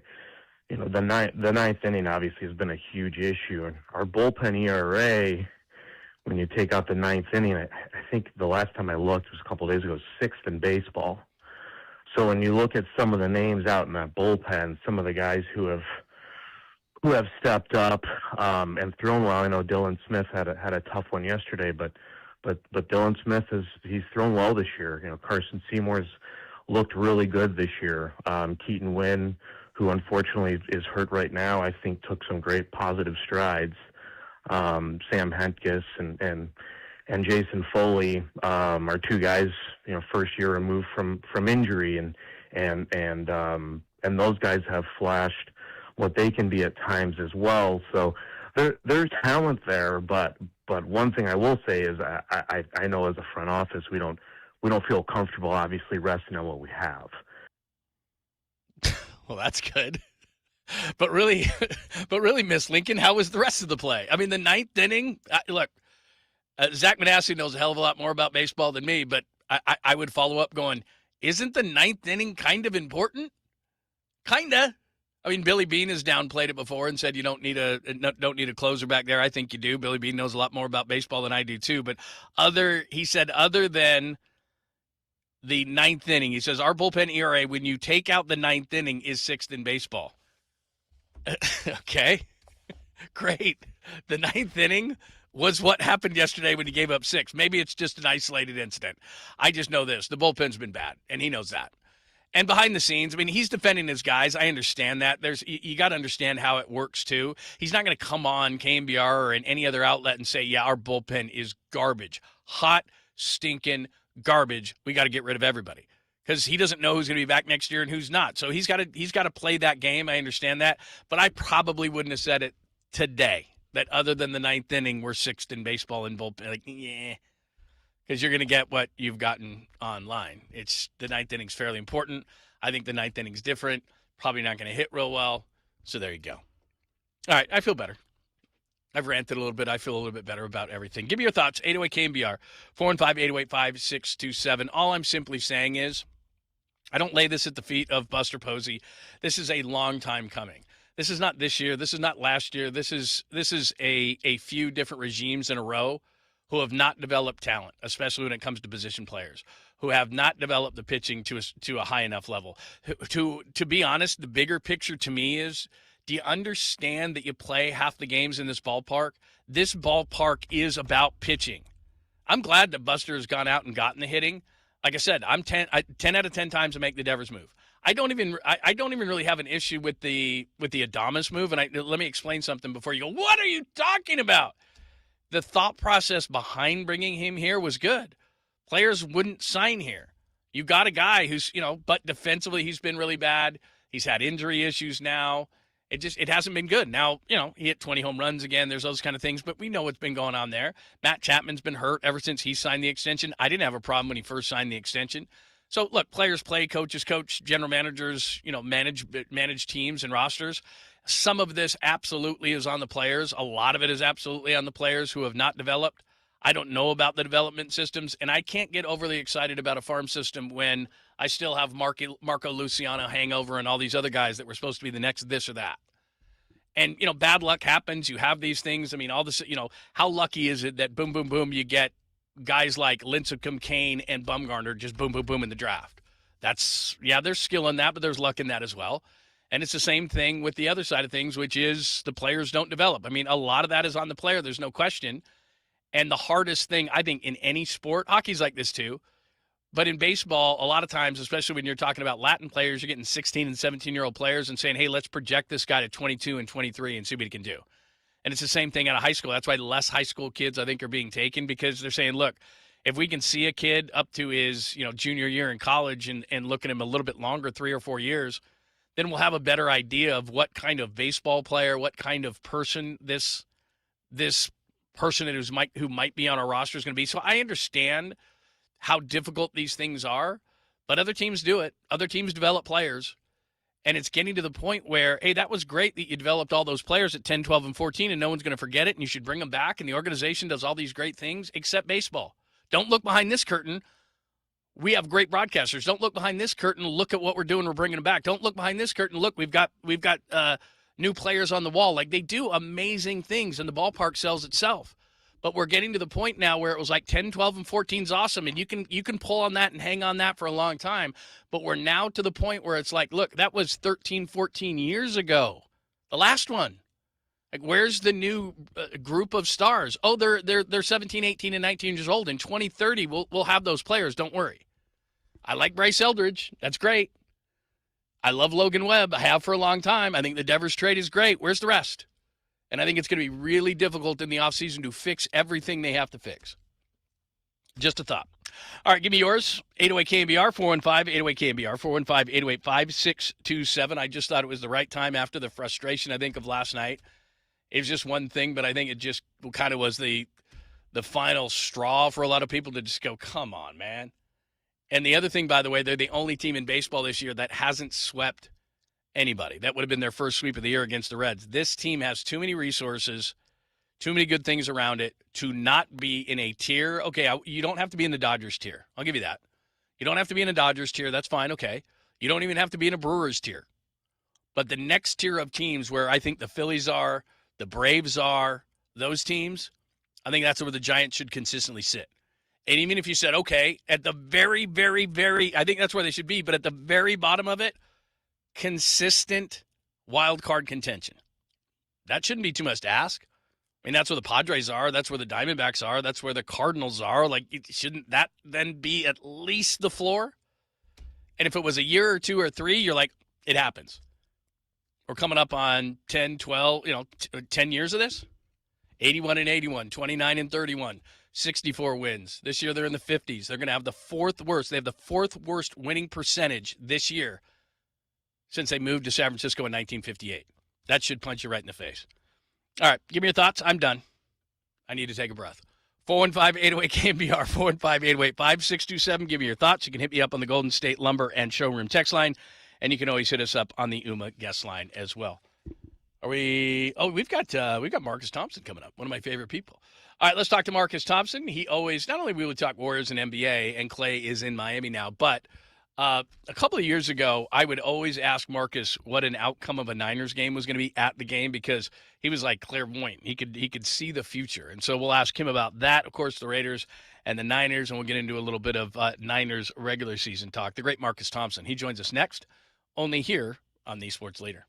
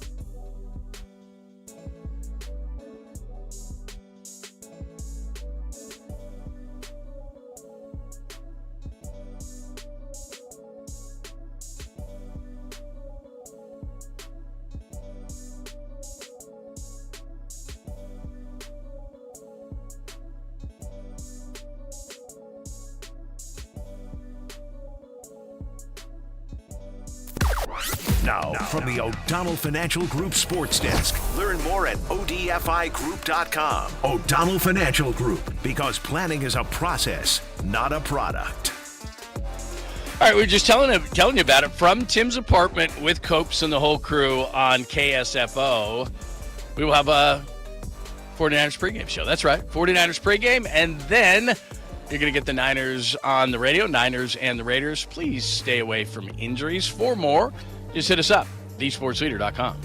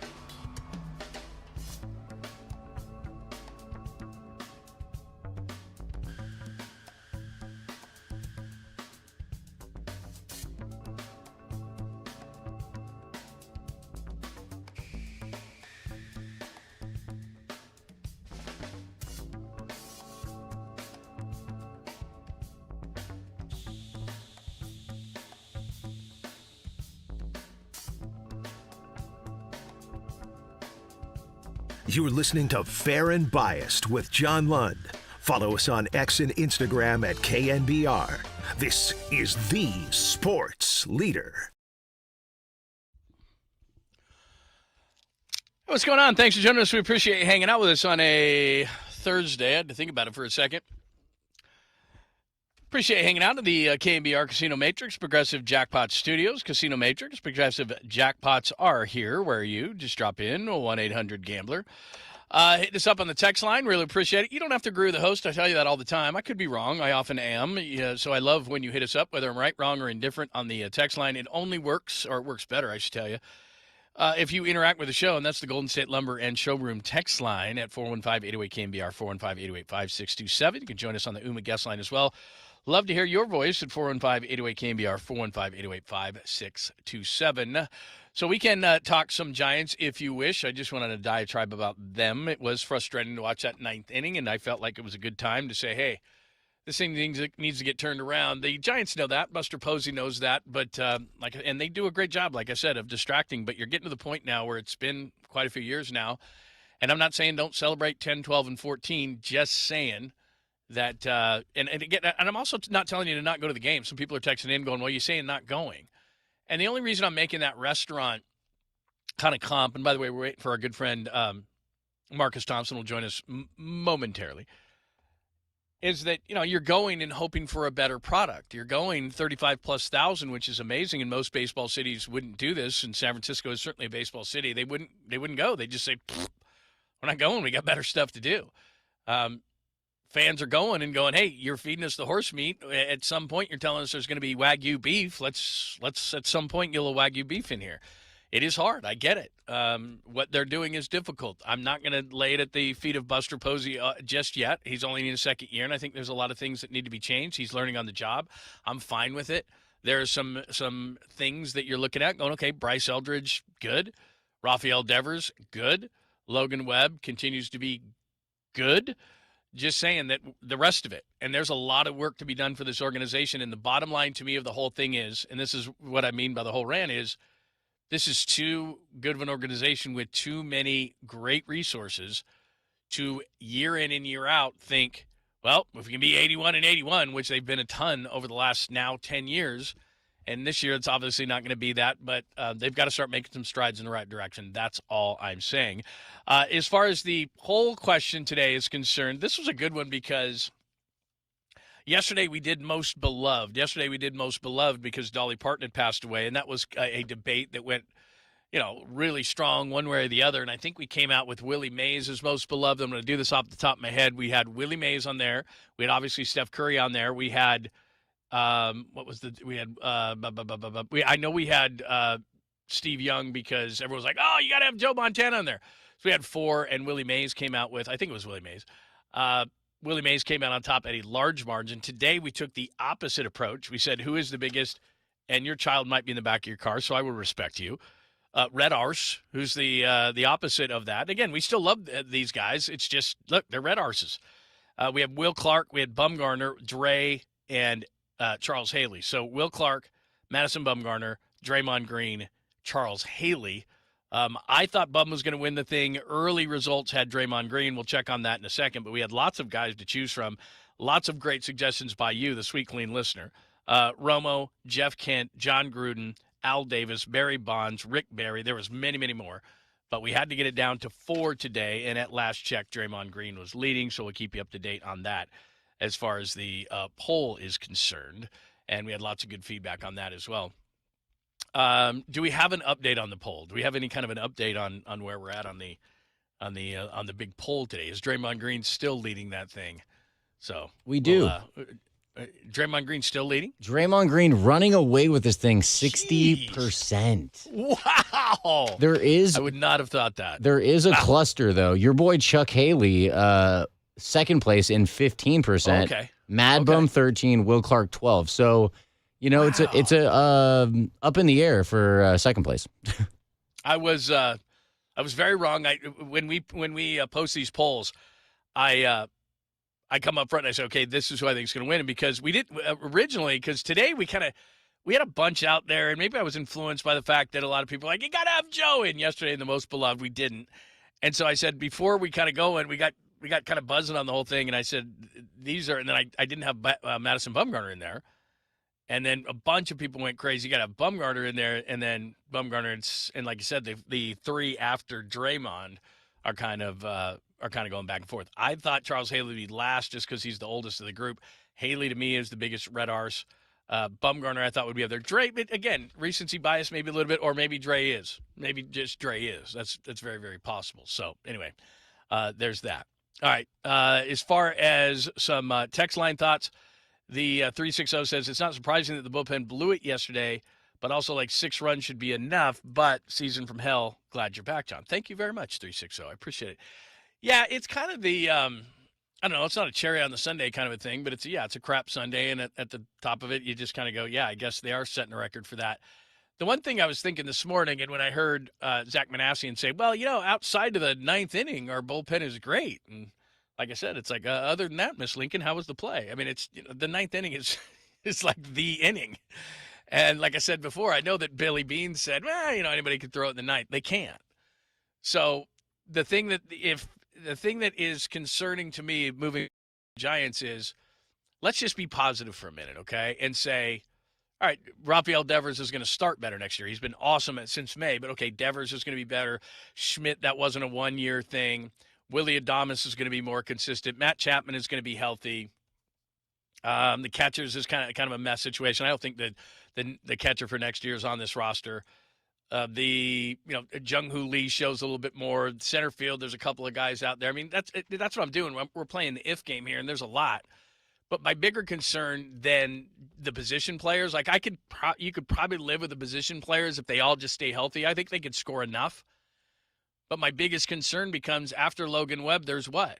And here's where the frustration is for the fans, I think. And this is not on the organization, which is, you're just trying to, and there's a number of teams like this, you're just trying to finish the season. And from a fan standpoint, this is the way I look at it, is okay, if we're out of it in any sport, and there's how would I call this? When you're a fan, it's okay, we're in this era of we're winning championships. Okay, we're in the era where we're contenders. Okay, we're in the era where we are happy to make the playoffs. Okay, we're in the era. Okay, there's nothing wrong with that. Every fan realizes that you're not going to be in the 10, 12, 14 range and winning championships and throwing parades and doing that. That's not realistic unless you're the Dodgers, and we'll see if that's a house of cards. It's not realistic every year to be there. You can stick there for a while and potentially win, and you're in a championship window. That's different. We all understand as fans the natural evolution of what it's like to be a fan. Sometimes you're up, sometimes you're down. Sometimes you're really, really bad. Okay. But what I keep talking about is there's resources here that you can't be this bad for 10 years. It just cannot happen. You can't be this bad for 10 years. You could if you're in a really small market and you had unfortunate circumstances against you. But we understand this as fans. Okay, that's fine. Just give us a ray of hope so that we're on the right track. And I think part of the frustration, maybe if I'll bring the Warriors in here for a second, because the Niners, the Warriors, the Giants, I'm not saying they're on right tracks, but for the Giants, it hasn't gotten going. For the Warriors, they're at the end of it. The Niners are a little bit behind the Warriors in that, and I said this before, I don't think that the window is closed for the Niners. It's just that a lot of things would have to go right for the 49ers to be up with the Rams and the Seahawks for a championship. They won 12 games last year with a ton of injuries to key players. And anytime, as long as they have Kyle Shanahan, they're going to be there. Would it shock you whatsoever if the Niners got into the playoffs? I predict them at 11-6. That's still a good record. They get in the playoffs. They somehow upset the Rams. I think they may win that first game. And you have to go through the Rams and the Seahawks last year, and that would be really, really difficult to do. But is it impossible for this team if they were healthy? I don't think it is. But then I look at the Warriors. Is it impossible for them in the Western Conference? I think that it is. I think that their time has passed. But again, I'm going to go back to fandom, which is we understand that. But what Warriors fans, I think, want right now is, okay, we're going to ride out the end of Steph. He's eligible to sign the contract extension on Saturday. We ride out the end of Steph. That's part of fandom. All right, they gave us all these championships. They gave us all this fun. We'll still go to the games. We'll still watch Steph shoot threes, but we know we're not in a championship window. That's okay. But all Warriors fans, I think, want is a guy like Yaxel Lendenberg to say, okay, there's a guy that's coming that could be something. Then we draft another guy. Okay, now we're back on the right track. That's part of this, the cycle of being a fan. Where I think the frustration comes in as being a Giants fan, which is, where's our next guy? Okay, Bryce Eldridge is one, but Mike Trout can tell you that one player is not going to turn around a franchise in baseball. That's great. Logan Webb on a really good staff is a high-level number 2. You need just a hammer number 1. And then you need an entire pitching staff. And you need, despite the fact that Zach Manassian says, we're really good except for the 9th inning. I don't think those pieces are in place as far as the bullpen, but that's one of the things you can fix. But again, back to being a fan, the fans of the Giants, I think, I'm speaking for you, so you can tell me if I'm wrong, but what they want is, where's that next group? And not in 2030. Because I keep hearing people tell me, but Lund, 2030, 17, 18, 19-year-old guys, I'm just not going to, I'm not going to do that. So you've got to start saying, hey, if I can get some guys who at least look like I can be happy with, okay, and this is the kind of the place where the Giants are at the end of the season. You realize that in the last 30 games, if you go 10-20, that's irrelevant. But if you find a couple of players that can give you a little bit of spark and make you go to the ballpark and want to buy their jersey, then you're like, okay, I'm a smart enough fan. I know, and I'm talking about you. You're a smart enough fan. You know that things go in cycles, and so, hey, you know what? That's all right. You've just got to show me that you're in the right direction. And I think the frustration level is you're kind of just stuck in neutral right now, sitting there going, what are we? We're not a very good team. It's been about 10 years. It's really fun celebrating all those guys, and it's fun that a couple of weeks ago getting names on the wall and having those guys come back again. And I love the broadcasters, and I love the ballpark, and I love everything around it, and I love making a day of it on a Saturday. But, oh, by the way, the Giants are good at everything but baseball. And so just give me a direction of a couple of young players so that I can get excited about going to the ballpark. And then next year, I'm a realist, but just point that, okay, we're pointed in the right direction. And I think that's where it's got to start for fans is show me that next Logan Webb. Where is he? Show me that next. Okay, maybe Bryce Eldridge is that guy. So you've got one of those guys, but you need more. So, again, give me your thoughts. Maybe I'm crazy on that one, but I understand how the cycle of fandom works. And you're not always going to be in a championship window, and that's okay. It was funny, by the way. We played this last segment, Zach Manassian. I find it hilarious that teams, and I know this is a marketing thing, like teams do not want to use rebuilding. Wasn't that part of that front part of that cut? We should play it again. We could play just the beginning of that cut where he said, you don't even have to play the thing about the bullpen because that'll just make people angry and drive into ditches. But at the beginning, no executive from any team in sports will ever use it's like dropping an F-bomb on the radio. Like, just listen to the beginning of this. We have it, right? Yeah, I want to be a little careful to say rebuild the entire bullpen. Something I was looking at the other day. Like, they won't say anything. Like, you want me to say rebuild? No, we're not rebuilding anything. I don't know what you're talking about. Like, because the marketing department will run right down to his office. Did you say rebuild? We are not rebuilding. People get so angry in sports now if you say that you're rebuilding. It's okay. Say it. It's okay. We're fine with the rebuild. We just want to see players that might be able to contribute soon to the bottom line. That's all. Just show me a guy who's going to, at the bottom line, just, not in 2030. That's all. All right. Hit us up. 415-808-KNBR, 415-808-5627. That is the Golden State Lumber and Showroom text line. You can join us on the UMA guest line as well. In the 1 o'clock hour, we still have Lund's last call to give you. Also, this is going to be fun. I forgot to tell people about this a little bit earlier on in the show on the guest list. So a couple of days ago, I was perusing, as I often am, to give you high entertainment, and I was on The Athletic. And I don't know if you're like me. I get into these rabbit holes and tangents and all these kind of things, and I started looking at they do all these computerized things and all this kind of stuff. And so I started looking at it, and they had an NFC one. They had an AFC one. They did college. And I went down the rabbit hole and read and watched all of these things. And then I found out who the author was, and I was like, this is awesome stuff. So I hope you will enjoy this at 1:15. We're going to have this guy on, Austin Mock, and they do win projections. And so he did them in the NFC, did them in the AFC.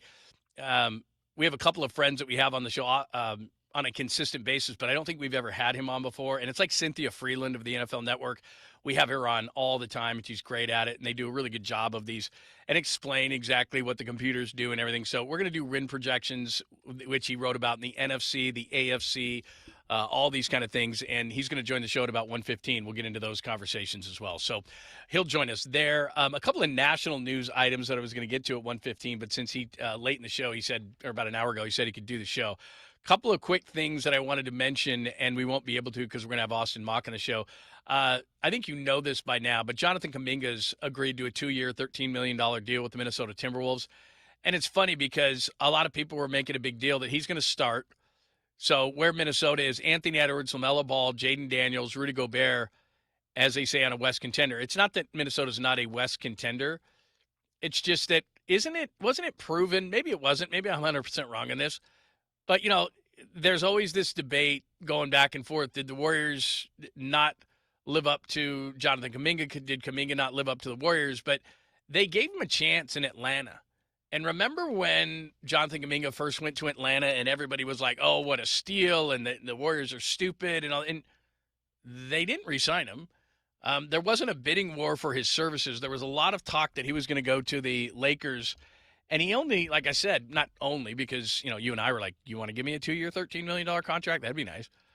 But he only got a 2-year, $13 million contract with Minnesota. I hope he's successful. I've got nothing against Jonathan Kuminga. I just think it's one of the weirder careers that's been going on. Other teams have injuries too. Myles Garrett, I was talking to a friend of mine in L.A. to get the lay of the land with the Niners playing the Rams. And I said, is it a problem with Myles Garrett? He was out of practice again. He's missed 12 consecutive practices with knee swelling. But my friend told me that it was kind of similar to, say, what CMC was going through. Took a week off. They're just being very, very careful with Myles Garrett. So I was hoping that it would be something. I'm not hoping injuries on someone. I'm not saying that. I'm saying it might, maybe he misses the Niners game, but, it could be fine for every other game but those 2 games. But looks like he is going to play. The Warriors are going to honor Don Nelson with a patch during the season, which is really, really cool as well. So that's very, very cool. And then we may get into this as part of Lund's last call a little bit later on in the show. But the Athletic did the 26 most intriguing people in all of the NFL, and Kyle Shanahan made the list at exactly number 26. So we'll get into that maybe as part of Lund's last call a little bit later on the show. But there are some national headlines that are going on right now. I wanted to give you a few of these because we're going to have Austin Mock on the show coming up next. So if you like simulations like I like simulations, we'll have a little bit of fun with this. What do their simulations say about where the 49ers will be?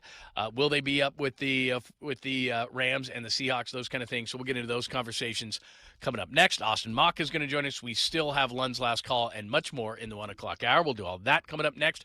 Make sure that you hit up the text line as well and vote on the poll on YouTube. Very simple. The Red Arse. After we were so nice and had the Bay Area athletes that we absolutely love and be loved, today we went the complete opposite direction. So make sure that you vote on the YouTube channel on KNBR, and we'll keep those results throughout the show as well. But Austin Mock is going to join us coming up next. We'll do some NFL simulations. Where do the 49ers sit in that? You'll find out next, only here on the Sports Leader.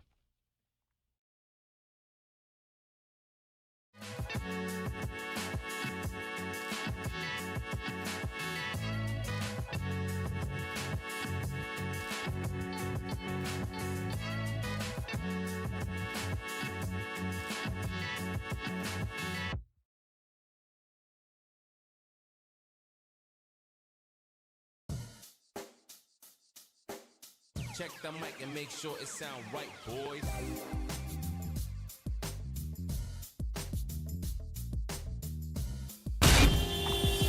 Time for your Bay Area Chevy dealers traffic update.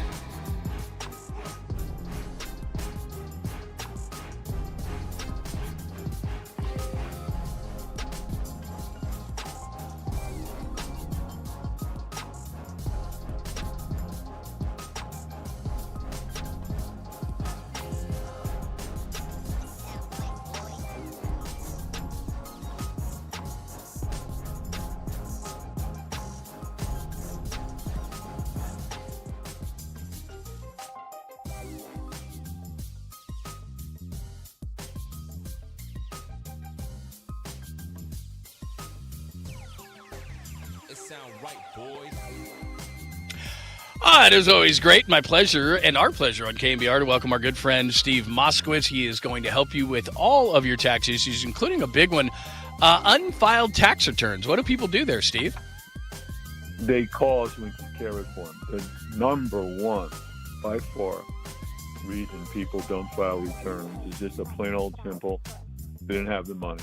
They made a mistake, and then all of a sudden year 2 rolls around, and they say, well, now how can they file year 2 and then file year 1? And it's just a yearly event. And folks, you don't have to live like that. The IRS could put you in prison for that. And on the civil side, what they do is they make up a tax return. It's called an SFR, substitute for return. They do their very best to make up something that's way more than you really owe. They say, here, pay this. We can avoid all that. We can file all the old back returns, and then we make a deal for you. Just think about it. You can have a normal life. You don't have to live the way you're living now. We've done a tremendous number of these cases. We know what to do, how to do it, with whom to do it. We'll do everything for you. We'll file all the old back returns. We'll deal with the IRS for you. The only thing you have to do is go ahead, enjoy your life. Call Steve right now to enjoy your life, which I like doing. 888-TAX-DEAL. Call him right now, 888-TAX-DEAL, or simply go to MoskowitzLLP.com. It sound right, boy.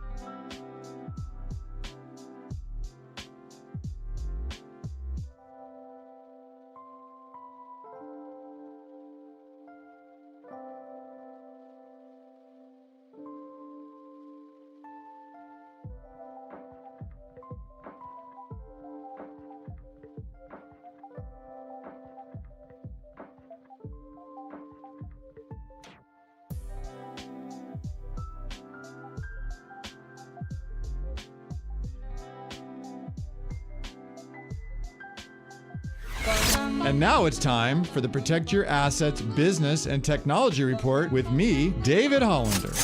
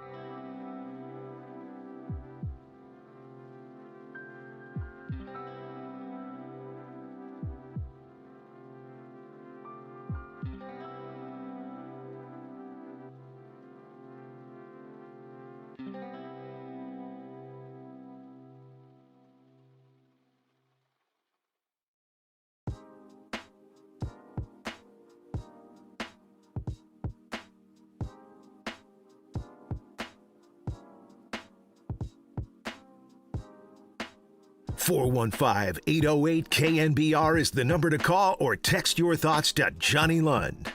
This is Fair and Biased on the Sports Leader. What's happening? Thanks for joining us. Lund's last call coming up, where are we at? 20 after the hour, about 20 minutes or so. So, first of all, I really appreciate Austin Mock getting back to me because I love this kind of stuff. I just can't get enough of it. And he does an amazing job, and I love the guys who do the numbers. He does NFL and college football projections, draft analyst, another one of my loves. All sorts of great stuff for The Athletic. Make sure that you're following him at AMock419. Again, AMock419. It is Austin Mock joining us from The Athletic, talking projections, talking NFL and college football on the UMA guest line here on The Sports Leader. Hi, Austin. How are you? Yeah, doing good. Thanks so much for having me. Yeah. First of all, for those who don't know, talk about projections. What do you do? How do you do it? Because you do it for a bunch of, you do it for NFL, you do it for college, you do it for other things. And I absolutely think it's fascinating. So tell us exactly how you do it.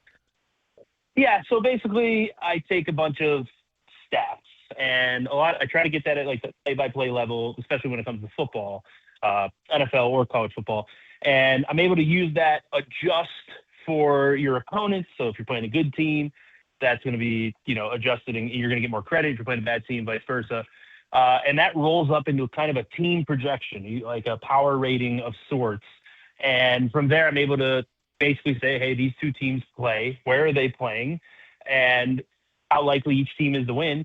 And from there, you can build simulations, simulate the whole season, simulate the playoffs, and figure out how likely each team is to win make the playoffs, win the Super Bowl, win the national title, pretty much anything you want. So that's basically the gist of it.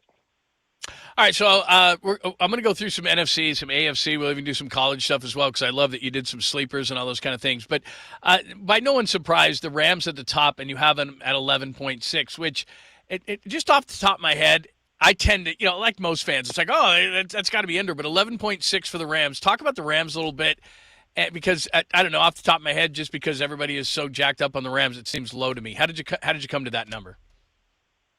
Yeah, so the Rams are, by far the best team per my projections. And the tough part about when you do average wins is it's harder to go above 12, 13 wins. One, it's just hard to win that many games, no matter how good you are. But also, like the simulations take in some randomness, so there's a degree of injury risk that involves. So when you talk about like, hey, if Matthew Stafford were to get hurt, the model accounts for these things. They might only win 4 games, and so that kind of drags the projection down a little bit. But they are by far the best team. I think they have very good coaching. I think Matthew Stafford's awesome. Puka Nacua is one of the best wide receivers, and now you just add maybe the best defensive player over the last 10 years in terms of pass rushing. You had Trent McDuffie in the quarterback room, which was like maybe their one weak point last year, and that's how you get to the top team in the NFL. The one thing I do have concerns about, they're a little depth-wise, definitely on offense, and the offensive line especially is an area of concern. But when you look at this team, how they're built when everybody's healthy, I don't think anybody really gives them a threat for that top spot. And I think there is a bit of a gap until you get to the next tier teams in the NFL. Oh, right on. So the Seahawks, Austin Mock has joined us. We're going through some of the projections. We'll do the AFC. We'll look at some college stuff, too, right here on the Sports Leader. So the Seahawks are at 10.8. And like you said, I almost think Mike McDonald likes being in this position where everyone's talking Rams. They're the defending champs. Talk all the Rams you want. The Seahawks did lose some key players, obviously, in the offseason. But when you look at the Seahawks behind the Rams, what do you see there from the defending champs? Yeah, so it's two main things for me. Like you mentioned, they lost some key players. I do think Mike McDonald is, like, he's on track to be one of the better defensive minds that we've seen in some time. You see what he's done with Seattle. You see what he did in Baltimore. So I think the losses, especially on defense, do kind of, you have a great defensive mind to help mitigate that. The issue that I have and my concern from the modeling perspective, the data perspective, is in the second half of last year, not necessarily the playoffs, just the second half of the regular season, the offense did take a step back a little bit from an efficiency standpoint, especially with Sam Darnold in the passing game. That's slightly a concern because that is more, that's a bigger sample size than what we got in the playoffs. And now you're talking about you're changing offensive coordinator. So there's a little bit of uncertainty. Clint Kubiak was obviously a well-respected offensive mind in the league. He's now the head coach of the Raiders.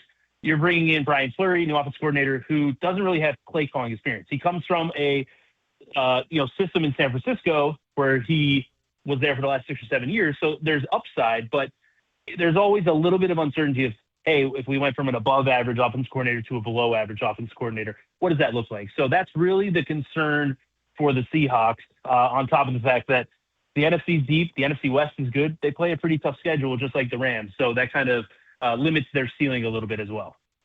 All right, going through some projections in the NFC, our friend Austin Mock is joining us from The Athletic at AMock419. So let's jump over to the 49ers. You got the Eagles and the 49ers kind of close to each other there. But let me, just because we're in the Bay, let's talk a little Niners. And I would imagine that that when you do projections for the 49ers, and I think they got to be one of the toughest teams to do because there's the injury factor. There's so much age on offense. How do you look at the 49ers there and how much or how hard is it to project them when you're looking at the injuries? Yeah, defensively, we saw it last year, right? The defense couldn't get anything on pressure when Nick Bosa went down, and obviously Fred Warner as well, really just snowballed into a really tough season on that side of the ball. And then George Kittle's the big one for me. And what is his, I know he's close to getting back. It seems like every year an Achilles injury, you're able to come back a month quicker than the last guy, which just seems crazy to me. But is he able to get back up to 100% of what he used to be? Because he's getting up there in age as well. But I keep circling back to, and I think this is kind of an understated part, definitely in like the data side of sports, is the coaching environment that Kyle Shanahan does on the offensive side of the ball is just, it's such a high floor. And we've seen this like with Jimmy Garoppolo to Brock Purdy, like seamless transitions when the talent is there. So I think there's enough there. Again, age, yeah, that's a concern. It's hard to predict injuries. It's a bit of randomness in that. But I think with Brock Purdy, Kyle Shanahan, we even saw it with Mac Jones last year when he came in, the floor for this offense is pretty dang good. So if they can get Bosa and Warner back healthy, like right now I have them as the sixth best team in the NFL. So you're talking about three of the six best teams in the NFC West, or in the NFC West. So tough division again. Their schedule is a bit easier than the Rams and Seahawks. So that's a benefit, but it all comes back to, I think this offensive environment is just one that is very good. I assume the defense is going to be better than last year because pretty much they hit the bottom of what they were. Right. So any improvement there, and you're looking at a team that can definitely be back in the playoffs and be pushing for more. What's interesting to me, Austin, is the next level. So the Rams, the Seahawks, the 49ers, the NFC West is the best division in football. But the Lions bouncing back, the Packers, the Bears had that unbelievable run. And I don't know how a projection looks at, logic tells you that if a team is like the Cardiac Bears last year, maybe they come back to the mean the next year. I don't know if it's like that, but that division and in your projection looks at this like having the Lions bounce back, the Packers as tough as they'll be. The Lions, the Packers, the Bears specifically. How does that all shake out? Yeah, so the biggest thing is you're right in terms of regressing to the mean. The Bears are likely to do that. They were very good in one-score games last year. A lot of it came late in games as well.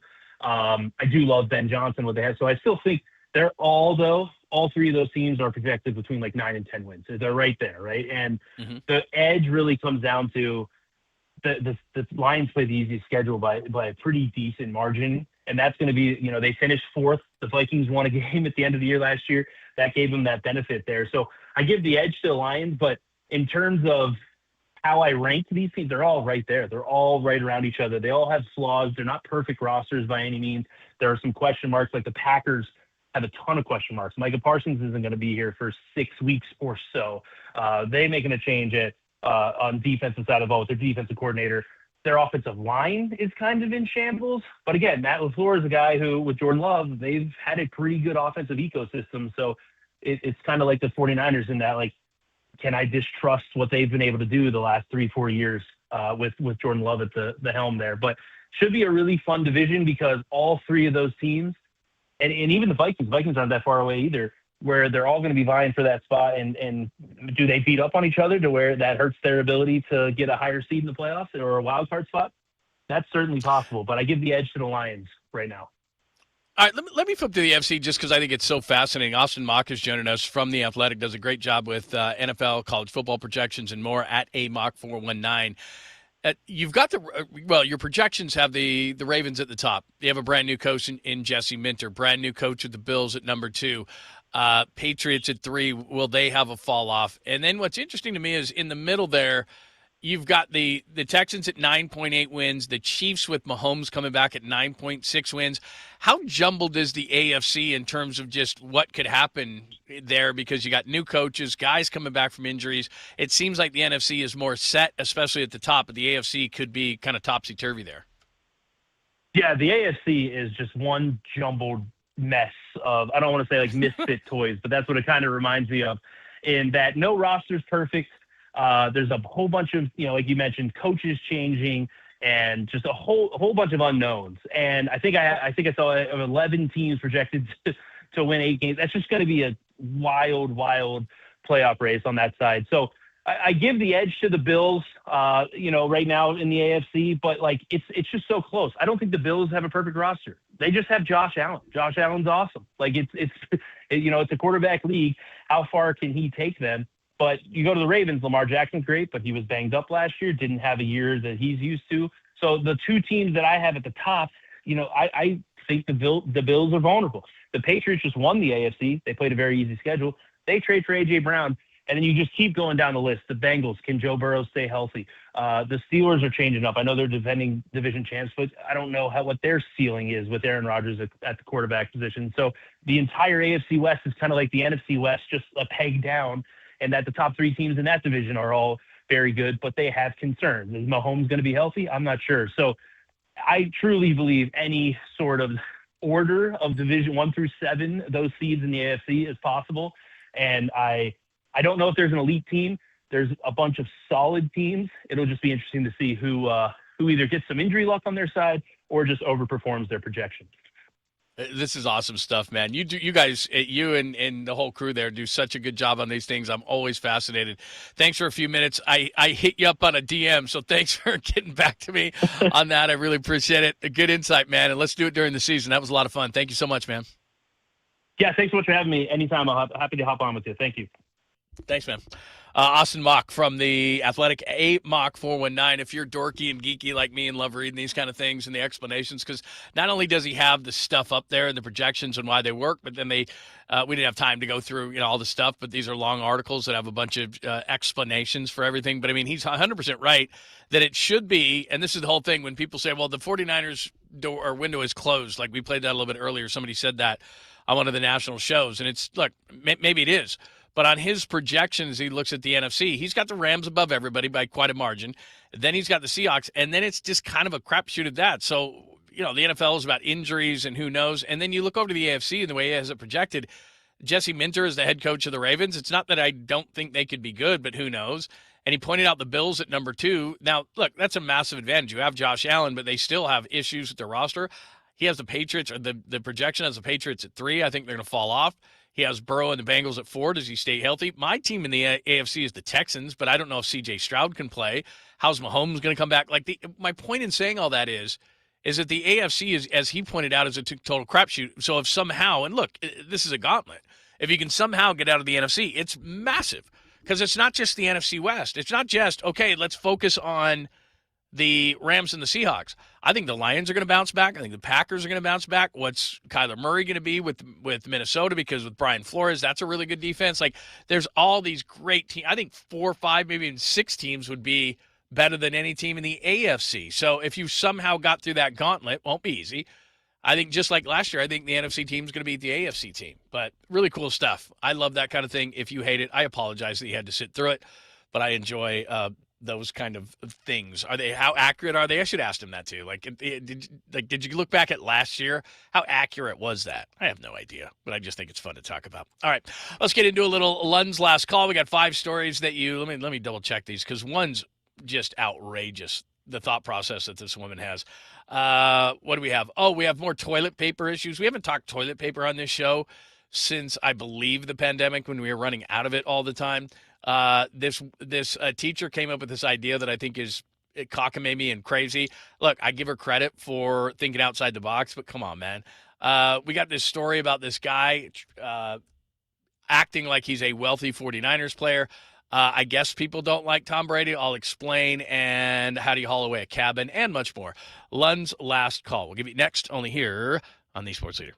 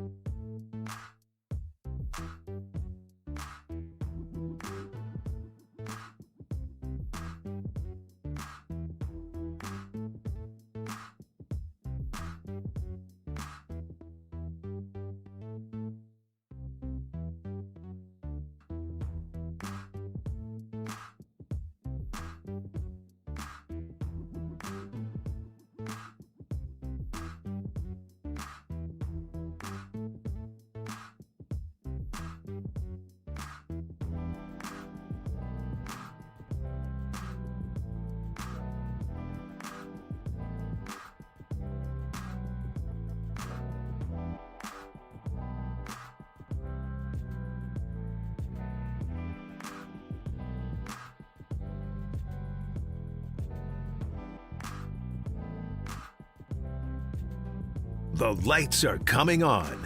It's 2 a.m. and London's looking ragged and overserved. This is Last Call on Fair and Biased, and you're getting it on the sports leader.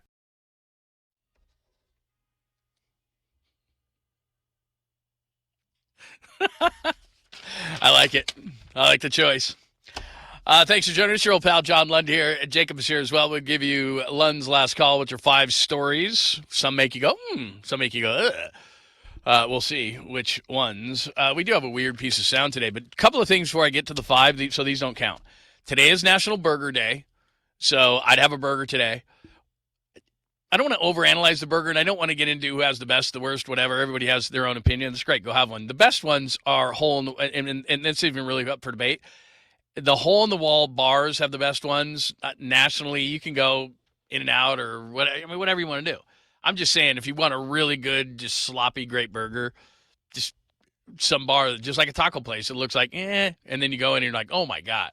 Like I said, last year we were skiing, and we got to the bottom of the canyon. We were driving around, and it just looked like it was just hole in the wall, and it had like the Pepsi sign and everything, and it was falling apart. And it just said garlic burgers with a big exclamation point on the thing, and we were just like, that sounds pretty good. It was unbelievable. Like, just so much butter and so much this and that, and a guy from the back with a T-shirt on, grease on the T-shirt, brings it out, and we're like, this is going to be good. And it was amazing. Hand-cut fries. We're just like, dude, what? Because if a place like that looks that ratty kind of is still there after a bunch of years where the sign's falling apart, it's good. So those are the best ones. But enjoy yourself a burger today. I haven't had a burger in a long time. You ever read a menu sometimes you're like, and then all of a sudden it just hits you like, dude, a burger. So anyway, it is National Burger Day. Make sure that you have one today. The Pro Bowl has been eliminated. That's a long time coming. Whether they were going to do like the Pro Bowl and then they just year after year after year it became less relevant, and then finally they did like a flag football game. You know what they should do? We just had a guy on who does the simulations. Like, pick the guys, because you got to do that because lots of guys have their in their contracts and all those kind of things, but just do like simulations or something, or a big Madden game, or I don't know. I mean, given today's technology, you don't even need to do a Pro Bowl anymore. I won't miss it. I didn't watch it a ton. This will be a sad day for certain people. Like, I think Derek Papa's sad today. We'll find out in about 10 minutes. I think Derek Papa will be sad today that there's no Pro Bowl. I will not miss it personally. Another thing that's going away in sports, ESPN announced this on other major channels on Saturdays. They're taking the crawl away. Underneath, the crawl that gives you all the scores, they figure that as you're watching a football game, that if you want scores, it's in your hand and you can look them up anyway. So they want a cleaner picture, and they're going to take the big crawl that has, a million things on it and a bunch of ads and all these different kind of betting things and all sorts of. They're going to take the crawl away for college football games, which it's going to be interesting because initially I think everybody's like, oh, cool, it's going to look better. But then it's, I'm looking at my phone the whole time, but it is nice to kind of have a thing underneath there. I could be wrong, but the crawl is gone, the Pro Bowl is gone, and it's National Burger Day, just so you know. All right, let's get to the 5 things. It is Lund's last call. So we haven't talked toilet paper on the show as a main topic since the pandemic, and we would talk about it all the time because remember, during the pandemic, I think one of the number one topics through the whole thing was at the beginning, people were like freaking out thinking that we were going to run out of toilet paper and they had to have toilet paper. So then in the midst of it, they had to say like 1 roll per person and all that kind of stuff. And you would still walk into, Safeway or whatever. And you're like, God, dang it. And only the sandpaper was left, like the real cheap brand, like the 1-ply. And it's like, ooh, don't go cheap on toilet paper. But here's now, it's a bigger deal now. The U.S. does import at least some of their toilet paper from Canada, around $328 million per year, according to World Bank. So now with the tariffs, your toilet paper is going to go up. The U.S., by the way, we use way too much. My kid right now is at home and way too much toilet paper. We're going through a ton of it, but he says that it says here that the U.S. accounts for 20% of total toilet paper usage around the globe, but we're only 4% of the population. So let me say that again. 20% of the toilet paper usage is us, but only 4% of the population is us. You only need a few squares, man. You don't need that much. Like every time I go down to the toilet now, it's clogged up because my kid uses like a roll per, and we're going through like 4 a week. And I'm like, dude, you don't need to do that. Well, Lund, would you like to know this? Lund, yeah, go ahead. I have something to say about this. Heavily populated countries, They use the left hand, brother. Yeah, that's true. That's true. Hey, I'll tell you this. I don't mean to sound snobby. The only toilet that we don't have a water unit on is the downstairs one, some sort of a cleaning device. The other 2.5 in our house, we have a bidet, and a bidet is just it's the only way to go. Like, I will never go in our downstairs bathroom where my son happens to go. You gotta it's barbaric to not have it. That's right. I called you barbaric if you don't have one. By the way, does this sound high to you? The average American uses 141 rolls of toilet paper per year in the U.S. That sounds like a lot. 141? We don't go that high because, we're not barbaric. But 141. It's too late to start counting now, but maybe next year count. That seems like a lot to me, but I could be 100% wrong. Paper products among the highest hit sectors after these negotiations. They could be up to 25 to 50% higher. So people are going to probably start hoarding again. Stop it. Don't hoard the toilet paper. All right, number 4 on the list. This might be the dumbest thing I've ever heard. So this woman is a preschool teacher, and she thinks that this would be a good idea so that kids don't get embarrassed because they pass gas. But she's got this thing called the fart corner where the kid actually walks over there. I'll just take a listen to it real quick. Here's what she says.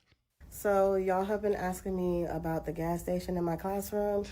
If they have to relieve themselves, they will just simply get up off of the rug and they will walk back to that corner right there where you see that little yellow sign. So they get up off the rug, walk over here to the gusty winds area. And of course, we have everything they need over here. They have sprays. Do I require them to spray? I don't. I just put it there in case they just want to go ahead and use it because I spray my classroom every day anyway. So yeah, that's it. That's the station. No. You would never want that. No kid is going to walk over there because all the other kids are going to make fun of them. She's calling it the gas station or the fart corner. Like a kid in a preschool is going to walk over and say, "Excuse me." And it's kind of like the reason I wanted to play or have this was I'm old enough to know, like, when you would get on an airplane, when people would dress up for an airplane. And so I grew up in California and my family was back in Chicago. And so we would get on an airplane and we would dress really nice. And I can remember one time specifically, even when I was a young kid, and the smoking section was behind us, and they're just horking away, right? Like, and we're in the row ahead of them, and it's like, that stuff wafts. There's no way in this little corner that it's not going to waft. All the kids are going to make fun of it. They're going to hear it. And it's not like it's going to stay there. Hey, sorry. Gas station, you got to stay right here. No. You can't, it's not like take no alcohol beyond this line. It's going to waft. Just like that plane wafted. That's a bad idea. In fact, it's a terrible idea. Kids are going to get made fun of. That's not any good at all. Tom Brady's new trading card store in Palo Alto was burglarized less than 2 weeks after opening. Suspects broke a window in several display cases at the Card Vault store. There's one right across the street from Oracle Park now, too. But this was on Saturday night. Now, get this, though. They stole about 60 trading cards valued at more than $12,000. They just had a grand opening with Tom Brady on August 15th. So do you think they just didn't like Tom, or they just saw an opportunity to get some quick money? Because that was one thing I thought is, like, a lot of people are like, ooh, I don't like Tom Brady. And they defaced the store. But they sold $12,000 of stuff, man. It's quite a bit. So there's that. And I think I have one last one here that's kind of a crazy story. This is up in Canada. This is wild. You may have to see the picture. So it's at John Lund Radio. You can hit me 24/7, 365. I've got up there. It says, thieves somehow hauled away an entire cabin in Kedgewick, Canada. Police are asking the public to keep an eye out for the missing building and share any information. It's literally a cabin, and now it's gone. They, lifted it onto something, and they took it in the middle of the night. It's gone. Like, they just took a cabin. That's amazing. These people came up to their cabin like, hey, we're going to go up to our Canada. We're going to go up to our cabin. And we're going to have a great weekend. And their cabin was gone. They took the entire cabin. I don't know how you do that, but they did. So there you go. That is your Lund's last call. Tom Brady, a cabin is missing, defacing Tom Brady's place. Fart corner, as she called it, the gas station, and the U.S. imports a lot of toilet paper. Doesn't it seem like 141 rolls per person in America is way too much? Because of tariffs, your toilet paper may cost you 25 to 50% more. Are we going to have more hoarding? I hope not. I hope we will not have more hoarding for toilet paper. By the way, I didn't get to this today, but The Athletic put out the 26 for 2026 most important people in football. Kyle Shanahan was the lone 49ers representative. He was 26. It says, although widely regarded as one of the best coaches in the league, the 49ers continue to wait for Shanahan to deliver the franchise's first Super Bowl victory since 94. Blah, blah, blah, blah, blah, blah, blah, blah, Seattle, blah, blah, blah, Rams. But now the coach is focused on preparing his team for the season opener in Australia, hoping that that performance on the grand stage sets the tone for a much-needed championship run. I don't think the window is closed, but some do. We got into that a little bit earlier. All right, fun time had by y'all.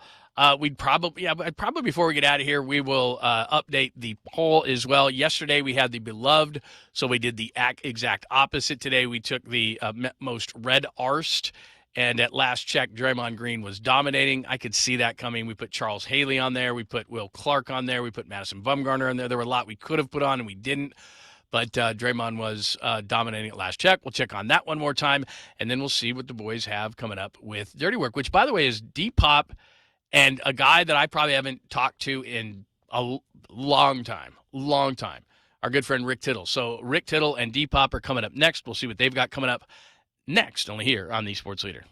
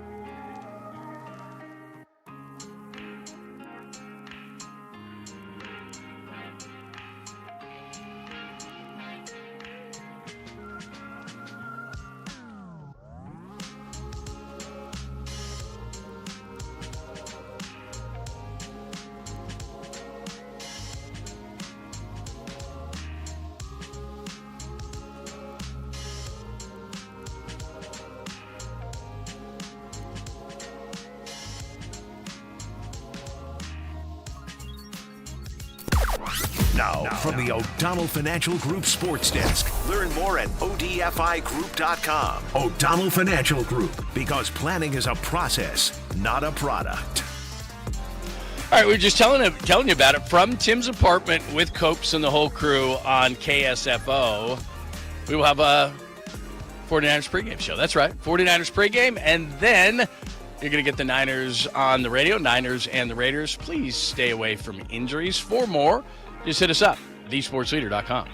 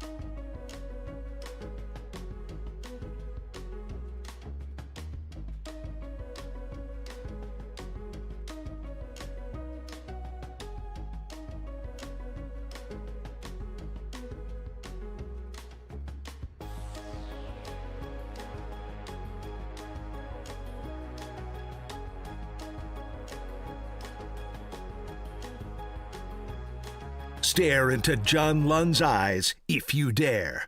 Watch the show on thesportsleader.com. Now back to Fair and Biased. What's happening? Great show. Looks like Draymond's going to win the big poll today of biggest red R's. Thanks for voting. Thanks for hanging out. We appreciate it. Do remember, let's do this right now.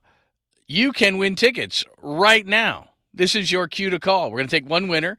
Caller 10, 415-896-KMBR, 415-896-5627, and you will win 2 tickets to see Bay FC versus Kansas City at PayPal Park in San Jose. That is September 4th. That's furnished by our good friends at Bay FC. Find official rules at thesportsleader.com. Again, call right now. PayPal Park is an awesome place to watch a game. 415-896-KMBR, 415-896-5627, caller 10 right now. We'll see you tomorrow at 10. Let's get to it. It is time for Dirty Work. Rick Tittle sitting in today as we get you ready for the Raiders. We got Giants coming on, all coming up next on The Sports Leader.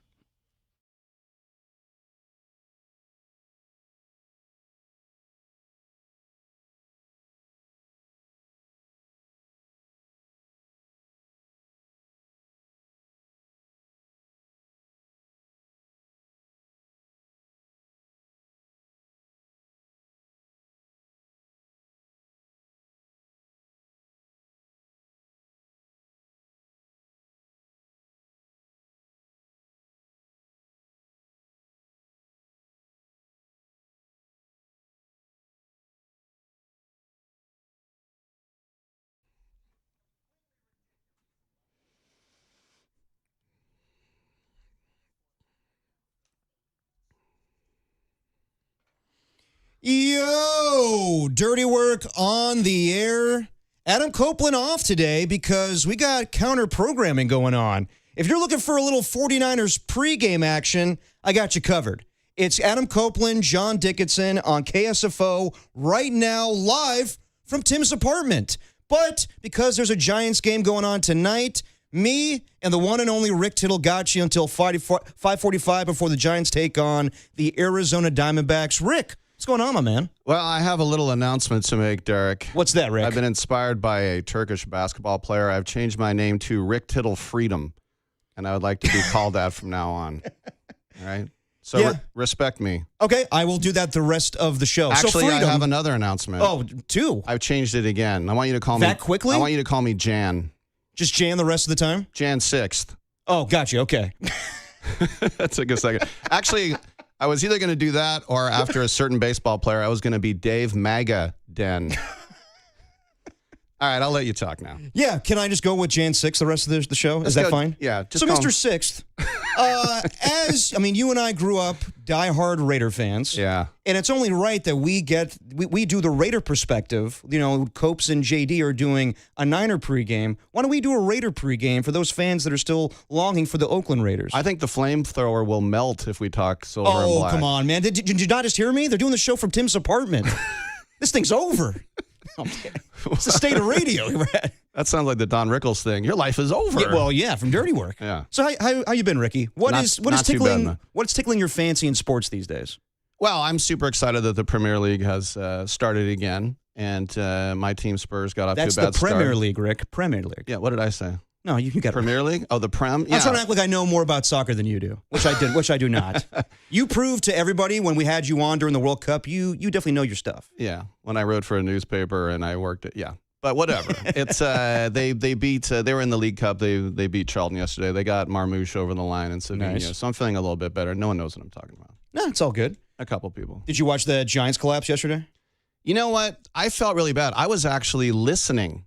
I was in the where was I? I was in the car, but I was listening to John and Dave. Yeah. On the flamethrower.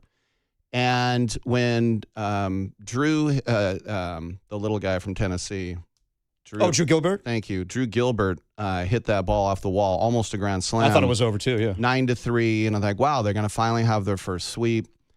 And it was one of those collapses where, and I can say this now because the Giants have won 3 World Series since then, but I was at all 7 of those games in 2002. Yeah. And in Anaheim, starting the 8th inning, it's 5-0 Giants. Dusty gives Russ Ortiz the ball. Mm-hmm. You know, you got Rob Nen, you got all these guys coming in. Scott Spezio, 3-run home run. I mean, it it sort of felt like you were watching something bleed to death on your front lawn and you were in a straitjacket like Hannibal Lecter with, Clockwork Orange forcing your eyeballs open, like watching something. Fava beans with a nice Chianti. Yeah. Very good. No, it was one of those things, like, even if you're not a Giants fan, you just feel really sorry. Oh, God, yeah. Yeah. Sorry. Sorry, is it all right? No, but it was horrifying. Yeah. And you almost feel like, can we just, start the offseason right now instead of playing for another month? I know. Well, me and Copes did the post game yesterday, and our reaction was, this is not rock bottom. Yes. That's not rock bottom? Well, think about the season. Think about other moments. They waved the white flag months ago. And I would say that when you're 25 games below 500, I can't say that's rock bottom. I understand that that loss was demoralizing, but in the grand scheme of things, in the season they've had, I can't say that's rock bottom. I think that's below rock bottom. I think that's Brad Pitt with 50 feet of crap rock bottom. That's the kind of thing where people who don't even understand baseball are like, what are you doing? Yeah, I know. Yeah. But you know what? I said this yesterday, and again, how quickly it happened, it was shocking. But I wasn't surprised by the outcome because I still was. These are big leaguers. I understand. But have you seen the lineup they're putting out these days? I know. They're flying squirrels. Yeah. And I'm not talking about AA Richmond. They're literally flying squirrels. It's hard to get a uniform that small. Yeah. But still, it was amazingly. It was almost like you're watching something and it's so morbid and it's almost like voyeuristic. Like you feel bad you're watching it. And John and Dave were kind of like, it's hard when those guys get incredulous. Oh, yeah. Yeah. They're like, I don't understand what's happening right now. Well, the best medicine for a demoralizing loss is just to get back at it today, and the Giants will do that against the Arizona Diamondbacks. Pre-game at 5:45, first pitch at 6:45. Today we'll be joined by Sam Gordon, who was covering the Warriors for the SF Chronicle. Now he's covering the Raiders for the Las Vegas Review-Journal. We'll talk to him at 2:50, along with Rich Aurelia at 4:50. We'll get his thoughts on yesterday's demoralizing loss. But we're exactly 2 weeks away, Rick, from the 49ers and Rams facing off in Australia. How do you feel about American football in Australia? I think it's great to spread the religion. I think it's probably taken too long. But in the grand scheme of things, I think what the NFL is waiting for outside of because Goodell kind of mentioned having two teams in London. Yeah. And if you think that's weird, if you think about how big London is and how many soccer teams they have, and you think about New York having multiple teams, it makes every sense in the world for London to have two teams.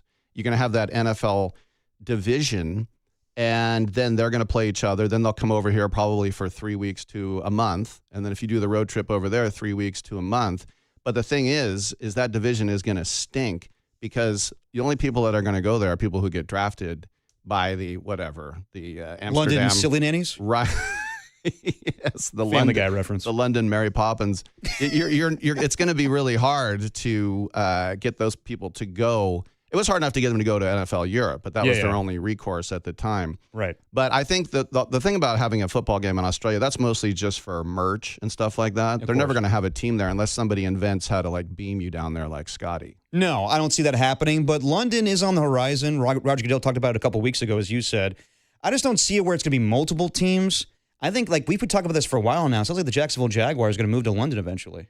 Well, Shahid Khan owns Fulham Football Club at Craven Cottage there in the West End. And, of course, the Jags play 2 games a year there. It seems like right now. It's a great thing. They say Jaguar. Jaguar. I always wonder how people here say Jaguar. Where does that come from? That's me. You say Jaguar? Yeah. Wow. The AP wire and Jaguar? Oh, I'm sorry. How do you say it, Rick? Jaguar? Jaguar. No, I just say Jaguar. You should see how I say Tennessee Titans. How do you say that? I have to really pronounce it. Well, you hit the T's. How will you say Rick Tittle then? Rick Tittle. Oh, we say it with D's. But then. I'm just. It's Rick Tittle. Yeah, Rick Tittle. Yes, hit that tittle very hard, very slowly too. Yes, and the FCC somebody just drove off the road. It doesn't exist on the station anymore.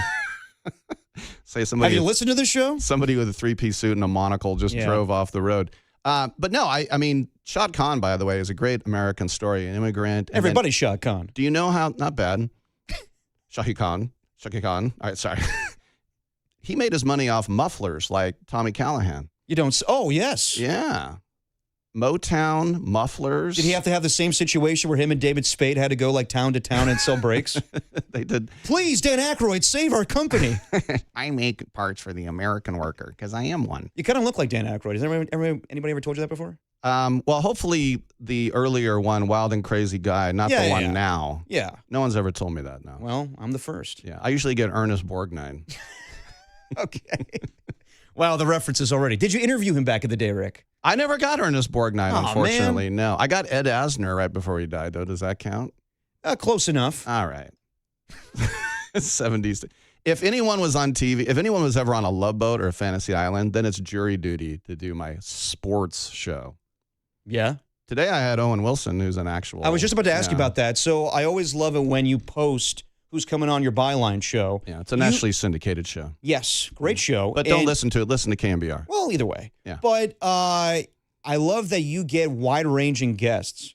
And it could be like, some pop sensation from, I don't know, pick a place. Austria, whatever. Mm-hmm. And then you get like Owen Wilson on. So what was Owen Wilson up to these days? He has a new movie out called Runner. Oh. Where he kind of plays a bit part.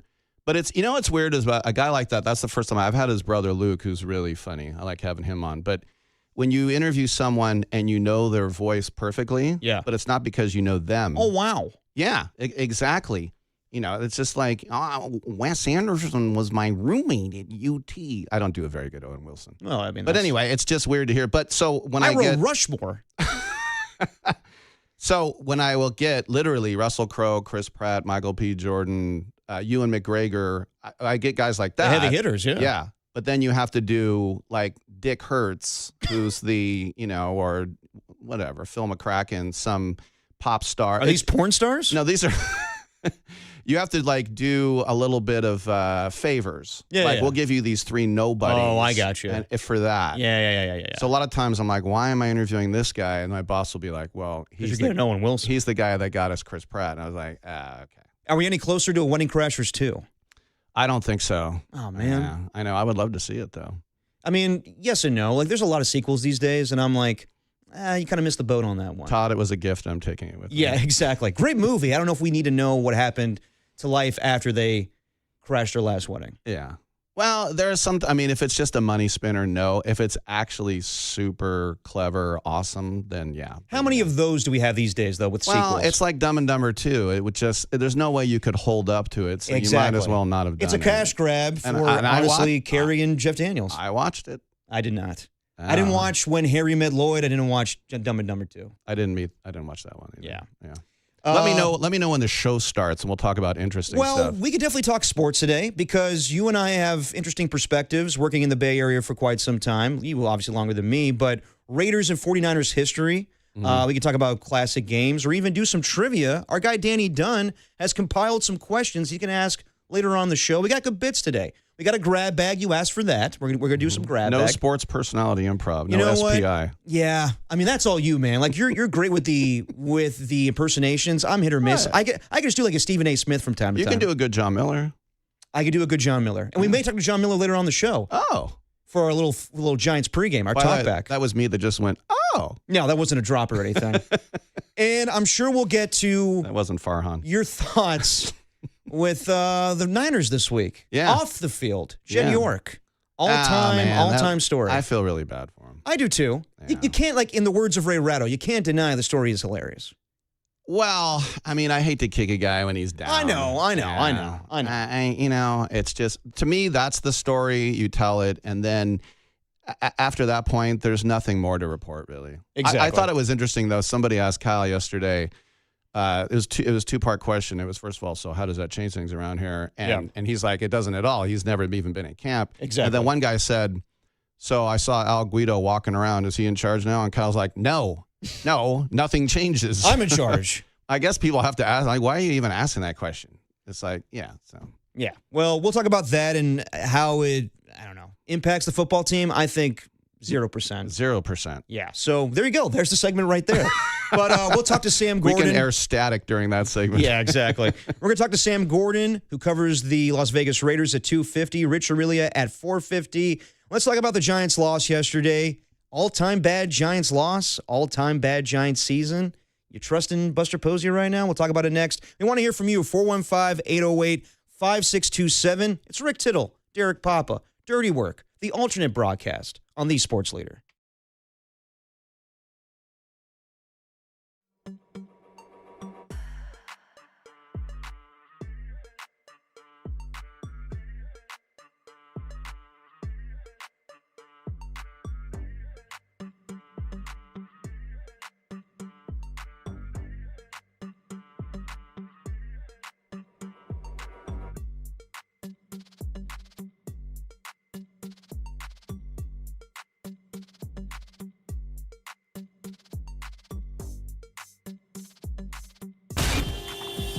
Time for your Bay Area Chevy dealers traffic update.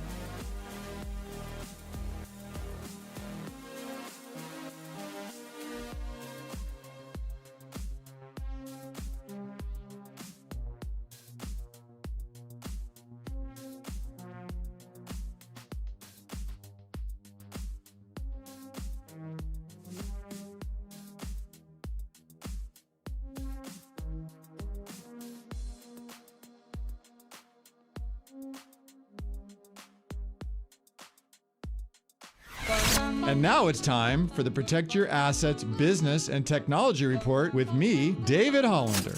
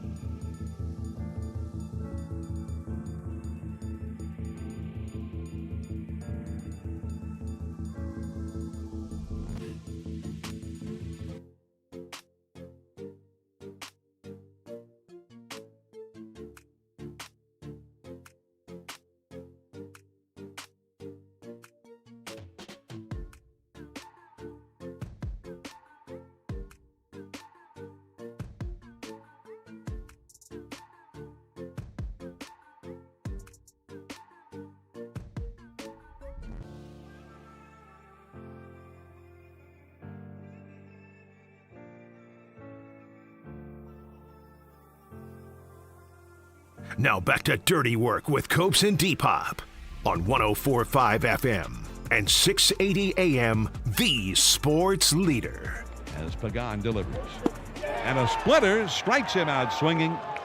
That one just was the prototype of the splitter, tumbling down and ending up well down below the knees. For the Giants, the chance to sweep a 3-game series disappears. They were just 3 outs away from doing it with a 6-run lead, and they could not do it.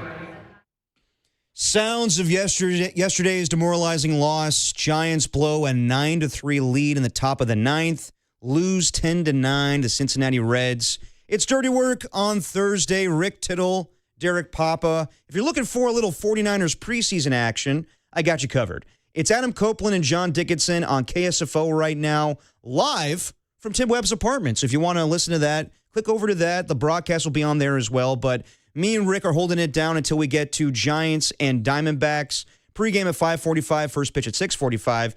And it's good they're playing a game today because yesterday was tough. This whole season's been tough, Rick. But yesterday, I get it. Like some fans are going to say that was the lowest of the lows. It was rock bottom. Worst loss in Giants history. I wouldn't go that far with any of that.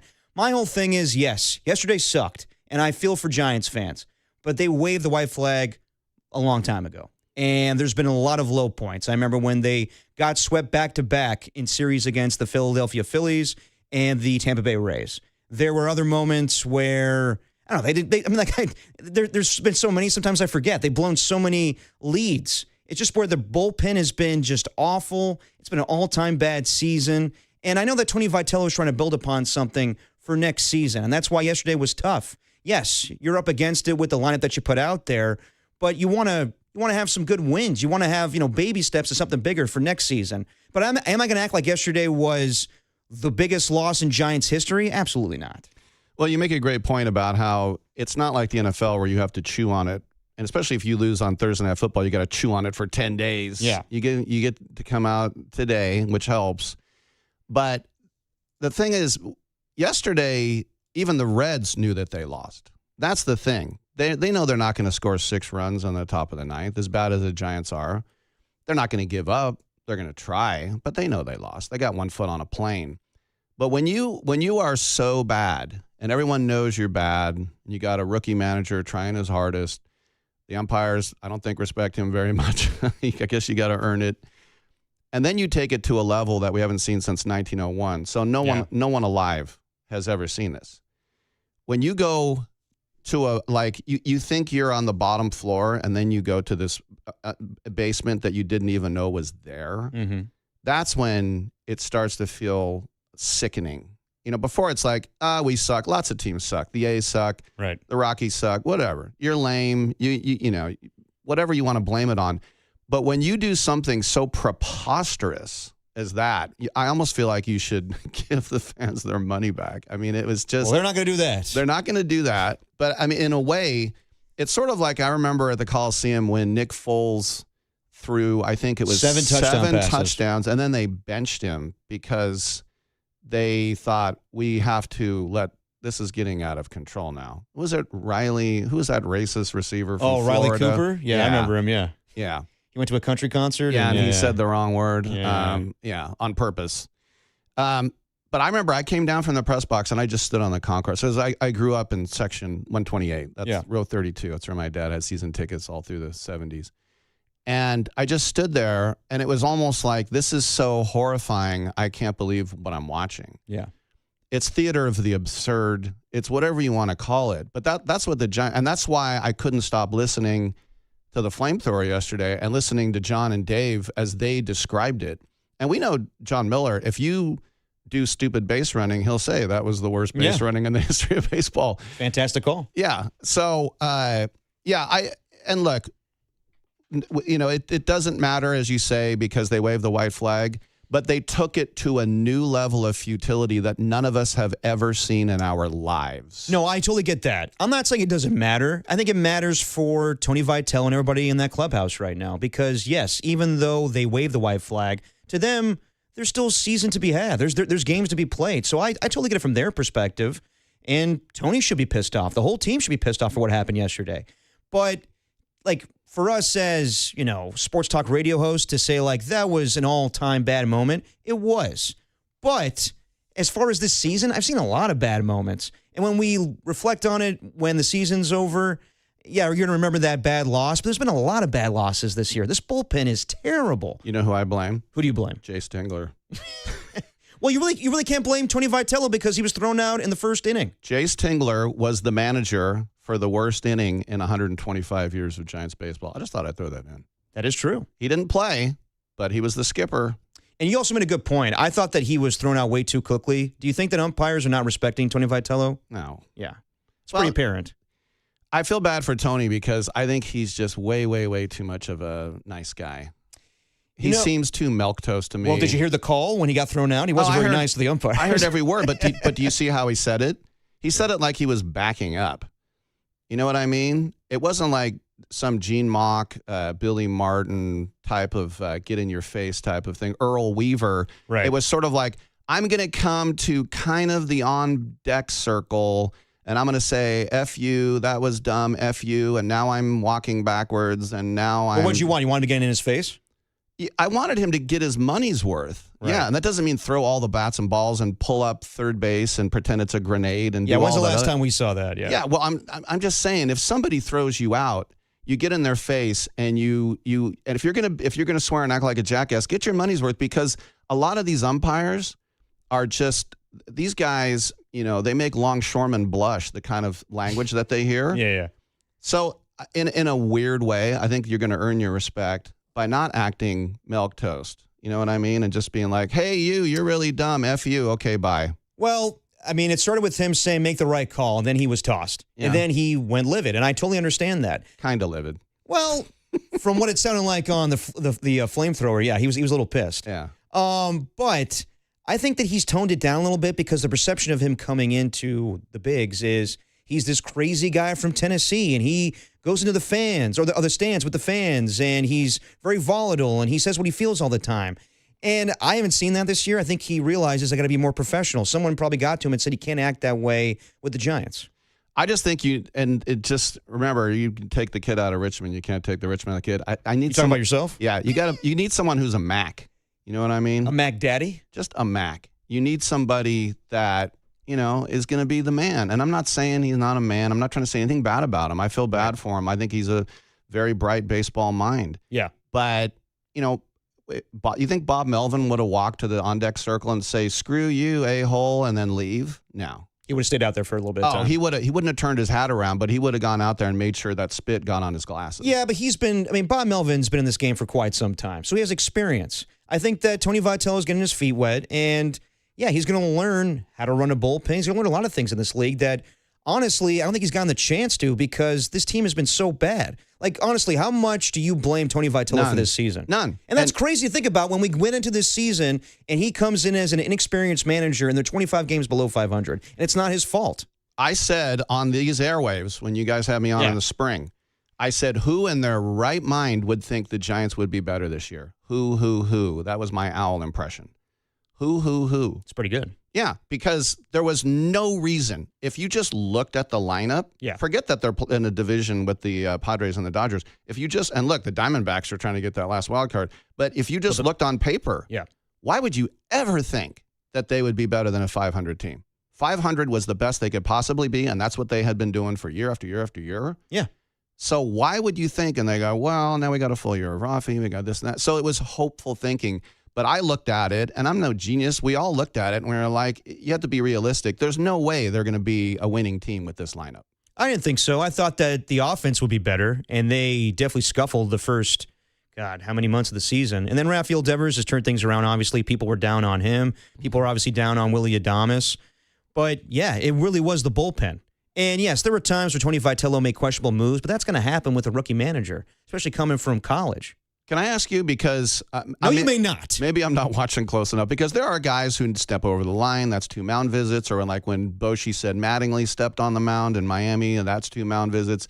There are things, or like when Kapler in Philly said, give me the right-hander. Yeah. No one's warming up. So you can have that. And there was a thing earlier this year where, like, did you raise your right hand to your left hand? It turned out that was a misunderstanding. That wasn't even his fault. Yeah, right. Or when he goes, why would you do that replay? And it's like, it's the eye in the sky. The guys in the booth tell him to. Right. So has he done one single solitary thing egregiously wrong as a manager outside of, pitching changes? Has he done anything boneheaded? I would say, and Danny, correct me if I'm wrong here, was it Caleb Killian he put out there 3 days in a row? Was that remember people were talking about that early in the season? Yeah, I believe it was Killian. Yeah, that was the one thing where I was like, you're sending your reliever out there, your closer out there 3 days. People were questioning that move. Well, how many pitches did he throw the 2 days prior, though? It was a questionable move, especially when he was dealing with injuries. That's not boneheaded. It's not boneheaded. I wouldn't say anything was boneheaded. I think it's just growing pains. I think it's where you don't have a lot of experience as a manager. You're going to learn these things on the fly. Even though he has a ton of experience on his staff, whether it's Chase Tingler or Ron Washington. They fired Bjorn Borg. What's up? Hector Borg. Oh, yeah, Hector Borg. Yeah, exactly. What'd you call him? Bjorn Borg. Bjorn Borg. Yeah. But, people were kind of like, why would Buster announce he's coming back next season? Because that was always part of the plan. He's tied at the hip with Buster. And honestly, if they're going to fire Tony Vitello, then Buster needs to go too, but that's not happening. Well, this is the thing. We said you were going to talk Raiders later. So when Mark Davis took over, he's like, I can't be the guy that fires you after 1 year. I don't want to be known like that. And so he'd have a guy. Well, he's done that quite often. Well, now he has. Yeah. So I'm sure Buster's like, I'm not going to be the guy that goes out on the limb, makes this great reach for a college guy with no pro experience, never rode the buses, was never in the minors, and then just fire him because I don't want to be that guy. And I want to show that I was right. Or do you say, no, it takes a big man to admit he made a mistake. But I'm of the mindset that you could have taken Miller, Huggins. I mean, pick one of the great managers of all time, Casey Stengel. You could put him with this team. And how many more? If you have the best manager in the history of baseball, what do they have, 3 or 4 more wins? This is not on Vitello, but I don't think it's a good look that he's kind of milquetoast. That's all I'm saying. No, I hear you on that. And I think that a lot of Giants fans will say, well, put Bruce Bochy in there, put Dusty Baker in there, and they have a winning record. No, absolutely not. No, not unless they're going to pitch and hit. Yeah, exactly. Very well. Exactly. Rick Tittle, Derek Papa, we got you until 5:45 when the Giants take on the Diamondbacks. We're taking your calls, 415-808-5627. Your reaction to yesterday's loss, the Giants blow a 9-3 lead in the top of the 9th. We can talk about that, along with your faith in Buster Posey. And who's the most trustworthy GM in all of Bay Area sports right now? Where does Buster Posey fall on that list? Tittle, Papa, dirty work on the Sports Leader. Who? For your fucking owl.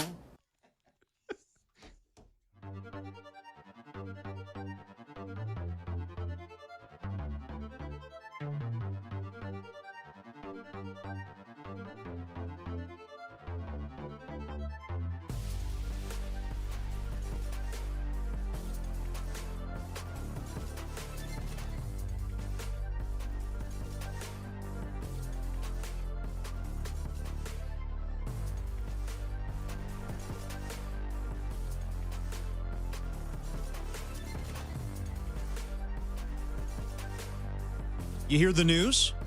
It's big news. Big news is coming. You ready? No, you're not ready. That's why I'm going to tell you about it. In 6 days, September 2nd, DraftKings Game Day arrives with massive deals, exclusive deals, an all-day celebration built for sports fans. The countdown has begun. All roads lead to Game Day. The DraftKings Sports app is now live in all 50 states. That means California, Texas, Florida. Every fan is in on the excitement. One app, every sport, all 50 states. DraftKings Game Day is yours. Remember that date, people. September 2nd, DraftKings Game Day is the kickoff of a new season, a new era, and the biggest day in sports history. Wow. You should get pumped for this. Get ready to celebrate. New DraftKings customers sign up with the code TheSportsLeader. Spend $5 to get $200 in rewards within 21 days. That's code TheSportsLeader. In partnership with DraftKings, the crown is yours. Event trading offered by DraftKings Predictions, a CFTC-registered introducing broker. Trading involves risk of loss. Market availability varies. Eligibility restrictions apply. $50 every 7 days via click-to-claim issued in non-withdrawable prediction dollars that expire in 1 year. See terms at dkng.co/predictions promo. Nationwide based on sportsbook predictions and free-to-play sports contest availability. Varies by state.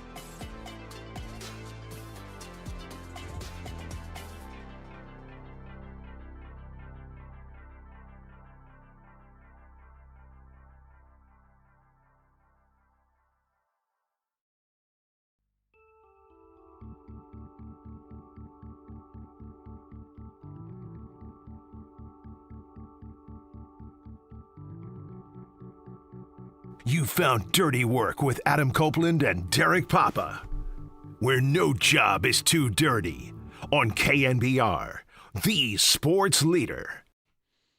How's it hanging?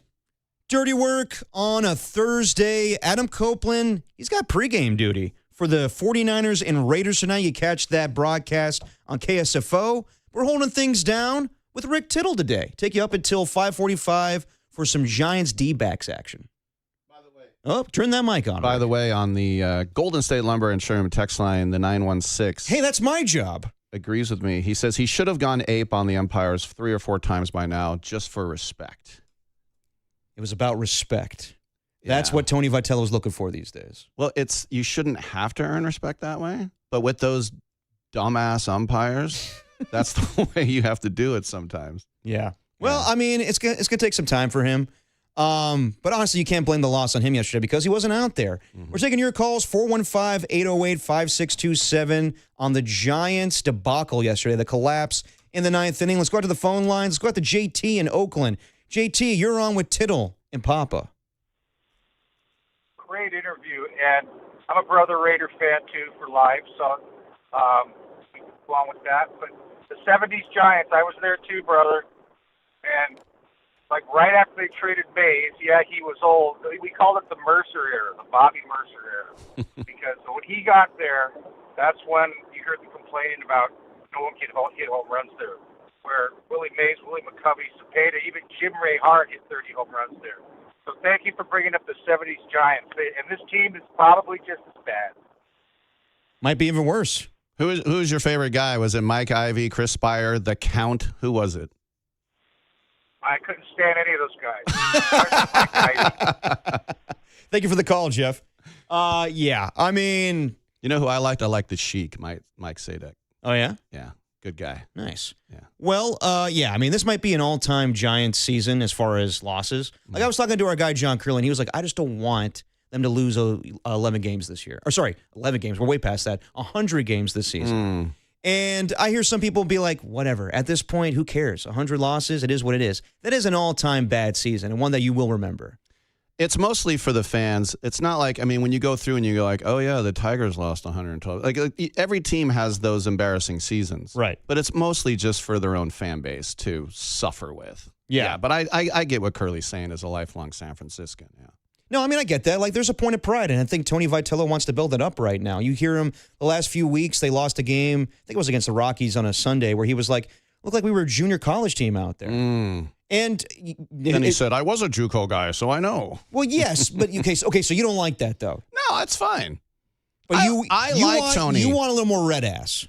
No, I like Tony Vitello. I just think if you're going to get thrown out, don't go. You know how, like, in an NBA team fight, there's like a guy who's 6'8" being held back. Hold me back, man. Hold me back. By a 5'8" brill-creamed ref. Yes. It's like, if this guy, if Billy Barty wasn't holding me right now, I'd be whooping yo behind.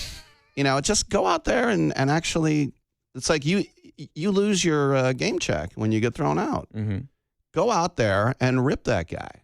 Yeah. If you think he was wrong and he's getting it wrong, and I understand, and for people who don't know, sorry if I'm patronizing you, darling, but you can't complain about balls and strikes. Yeah. You can be thrown out immediately. And it's almost like Aaron Boone. That wasn't even me. That was the fan behind me. He's always getting thrown out. That was one of my favorites. But, it's just like, come on, get it right. And so what a good umpire would do is you give a glare, and then they say, stop chirping. Yeah. Tony, I'm going to run you. Shut up. No. You don't just... He's not getting that his first year. No. It's just like, what'd you say? Get it right? Bye-bye. Yeah. Have a nice shower. No.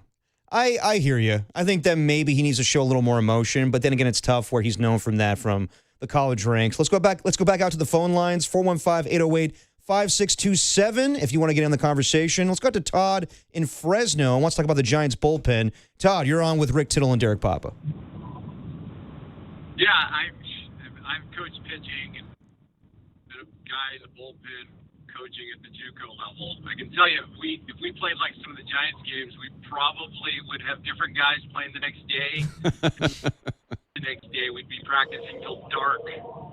So it's a little bit different, I know, in the bigs. But the bullpen, I look at these guys, they all throw hard. There's guys, I mean, they're all 96, 97, but yeah. It just looks like they're the same guy that goes out there. Every guy looks the same. Nobody pitches to a strength. There's no differential. I mean, with Tyler Rogers, at least you had somebody that was a little bit different than the other guys. Right. No. And there's just no change. And for people to say, well, hitting's harder today because you face a different guy. Well, it's not harder when you face their bullpen. No, exactly. Yeah. And in a lot of ways, people say it could be easier because people throw so hard right now, you're not even dealing with more breaking stuff. No, exactly. And we appreciate the call, Todd. I mean, the bottom line is, like we talked about it for months now, the bullpen is awful. And it's been that way for quite some time. And going into the season, we questioned the bullpen. And, just going back to Buster Posey going on with Murph and Marcus saying, like, well, what do you want me to go do? Go get Edwin Diaz? And no, I don't have any restrictions on who I can offer money to in the offseason. They neglected the bullpen, and they wanted to do that because they were banking on Randy Rodriguez to come back next season. They didn't care about the bullpen. They didn't care about the pitchers. They wanted the offense to score runs, and they were slow out the gate. So this is where they're at right now. By the way, as a personal aside here, you did ask me on, so I'm going to give you some. Ready? Sure. When that guy said practice in the dark, it gave me chills because when I was playing in football in college, my position coach, I was a DB. Yeah. He's like, all right, we're going to practice in the dark. And we're like, we don't have any lights. If we're just practicing in the dark. Not bad. But it's standard time, right? So it gets dark at 5. He drove his Jeep, and he was one of those jackasses that had like floodlights on the roll bar. You know, I drove a Jeep. Did you have a Jeep Wrangler? Did you have floodlights on the roll bar? No, I didn't. I just want to make you feel weird for a moment. Okay, thanks. And my brother drove one too. What a horrible car that thing was. Yeah. Just bumpy as hell. But anyway, he drove out onto the practice field, turned on the lights, and we did practice in the dark. Nice. Yeah. Not nice. Oh. No, but anyway, it gave me a chill. But back to the show. Let me know when we come back from the break. I won't tell stories anymore. Going back out to the phone lines. But I know what he's saying. Oh, there's more?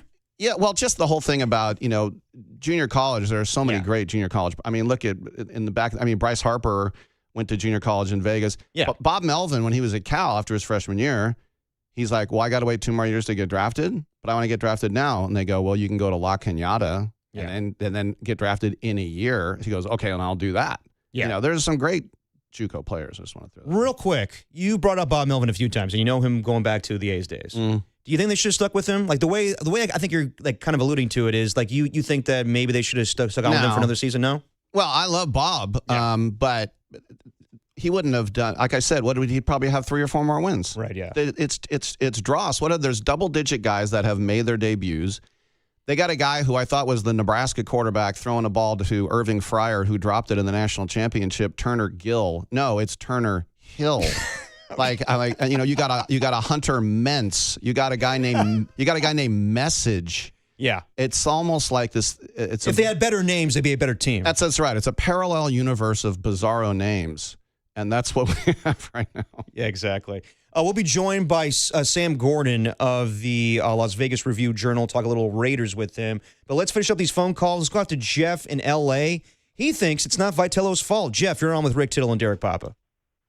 Hey, guys. Derek, first and foremost, my best wishes to your dad. I appreciate that, man. Thank you. Yeah, more than anything else. I'm another 70s guy, so you got the gray hairs today, guys. Nice. And really, yeah, and I've been thinking it's like, who are the greatest managers I've seen in my 50-plus years of watching baseball, guys that really made a difference? And, you go back to the Earl Weavers and the Sparky Andersons, Billy Martin, certainly. Then, of course, for us, Bruce Bochy and Dusty Baker. None of these guys could win with this team. Maybe 3-4 wins, maybe, honestly. So I don't put this at Tony. It starts, to me, at the very, very top. It starts with management picking a head of baseball operations who had no experience. And then that guy goes and he hires a manager that had no professional experience. I don't think you need to connect the dots here. I don't think it's that complicated, guys. I don't know why they would not have just gone to one of the great franchises like Milwaukee or like Tampa or Cleveland and get the number 2 guy at one of those places and pick them. I really don't understand it. And then, guys, last thing, if I were a reporter, I would be asking Buster, if I could get one question, I would say, Buster, you ran 3 world championship pitching staffs from starter, from number 1 all the way through the bullpen and all the way into the closer. And then you went and did what you did in this offseason, or didn't do what you didn't do in the offseason. How could you possibly have thought that this would have been a solution? And I'd love to know what his answer is. No, I appreciate the call, Jeff. And the answer is he was restricted on what he could do this offseason. He could say all he wants that he wasn't, but he was. That's my belief. Well, also, at the beginning of the year, you look at the bright spots. And Logan Webb, Robbie Ray is a pretty good one, too. Yes. And you kind of think, all right, that's the hard thing. We got our 2 guys now. And Landon Roop started hard. Yeah. And how do we fill that out now? Yeah. And, the closer situation wasn't rectified. But, as you say, like you want to go out and get Edwin Diaz, if you just want to go for the name. Now, sometimes, you remember Sabian's lunatic fringe thing about getting Vlad Sr. in here. Sometimes there is a guy right in front of you think will make it. But you get to a certain point in the season where you have guys like Buddy Kennedy making stupid throws like he did yesterday. Yeah. I mean, it's just like, well, who the hell's Buddy Kennedy? And then you look up his baseball card and you're like, oh. And look, he's in the big leagues and we're not. Congratulations. And he's not trying to mess up. He's trying to. Of course. Yeah. But this is why the talent in American sports is we have over 30 in baseball. Most leagues have more, 32. The talent is so watered down now. Yeah. And I was looking at the Brewers, who are last in home runs, but they're 50 games over 500 because they pitch so well. Yeah. And they're third in batting in all of baseball with a 254 average. Yeah. Like back when baseball was our only sport and you had like 12 teams. Now that was segregation going on too. You got to put that in. But all the best athletes play baseball. And I forgot what year it was, but as a league, I think the AL hit 300 as a league. Now that sounds like Pioneer League stats now where no one can pitch. But it is amazing now how much I remember a name drop. I talked to Steve Garvey, and he said if he hit a home run and struck out the other 3 times, he would be humiliated to go back into the clubhouse and face his teammates. And now that's a great game. Hey, man, you hit a home run. Who cares about the 3 Ks? Right. Yeah. That's just the way the game is right now. One last call. Let's go out to Coach Rick in Morgan Hill. Coach Rick, you're on with Rick Tittle and Derek Papa. Hey, guys, appreciate you taking the call. And again, all the best to your dad, man. We're there with him. We're supporting him. Appreciate that, Rich. Thank you. I wasn't aware that you lose your game check when you get tossed. Does it go to charity? You guys know where it goes? I don't know that, Rick. I didn't understand him. Thank you for the call, Rich. He was asking when you get tossed, you don't get a game check. Yeah, that's the way it's supposed to work. Yeah. All right. Yeah. Did not know that either. Yeah. Well, that's unfortunate. You don't get paid, so don't get thrown out. And the Giants are 0-4 when Tony Vitello is thrown out this season. So hasn't gone in their favor. How much is a game check to Vitello? Do we know? I'm not sure about that one. Okay, we'll get our staff on that. Danny, look that up for us. Hey, Loader. He's too busy. He's long gone. Oh, yeah. Come on. Okay. Come on. Yeah. 2:50. He's listening. 2:50 in the afternoon. He's long gone, man. Text He's preparing us. for Stanford Pre. Listen to my riveting interview with Andrew Luck. You can find that on thesportsleader.com or the Sports Leader app. Can I just throw this in too? Just for fun. Throw everything in. Because it was cool because to see Lund, and we know the circumstances of him coming in were not what we all wanted. Of course. And I remember he and I, before Super Bowl 50, we hosted a Wounded Warriors event. I remember that. I remember that. It was great. But Didn't Snoop Dogg appear at that? Snoop Dogg was supposed to appear longer. And left at halftime. He left after 10 minutes. Oh, okay. And he took a check. So that was not very cool. Come on, Snoop-a-loop. No, he needed gin and juice. I don't know. Throw in a joke. But anyway, my point is, and he didn't ask me to say this, obviously, I've never seen a guy do more prep for a show. Johnny Lund? Than Lund. I remember over at the FM station, it would be hours and hours and hours and hours after his show, and he would be there. I go, because I was doing a night show. What are you doing here? Yeah. Getting ready for tomorrow. So I'll just throw that out, that I have a lot of respect for the guy, not just as a good host. And as he said, this isn't how we wanted to get him back. No. Obviously. But no one puts more effort into a show than that guy. Oh, absolutely. John Lund's the best. You know who else is the best? You. Sam Gordon. Sam Gordon from the Las Vegas Review-Journal. He'll join us next, talking some Raiders and some 49ers. You can find that broadcast at KSFO. It's Rick Tittle, Derek Papa on the Sports Leader. One day, some of the kids from the neighborhood carried my mother's groceries all the way home. You know why? It was out of respect.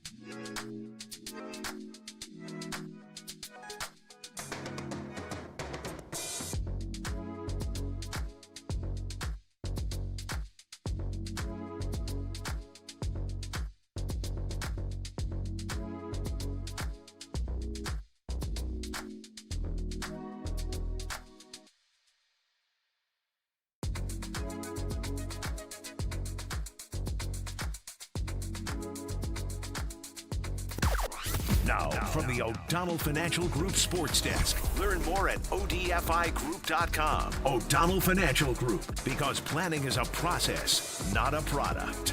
49ers are taking on Rick Tittle's Las Vegas Raiders tonight at 5 o'clock. Catch the pregame with Adam Copeland and John Dickinson and the game broadcast on KSFO.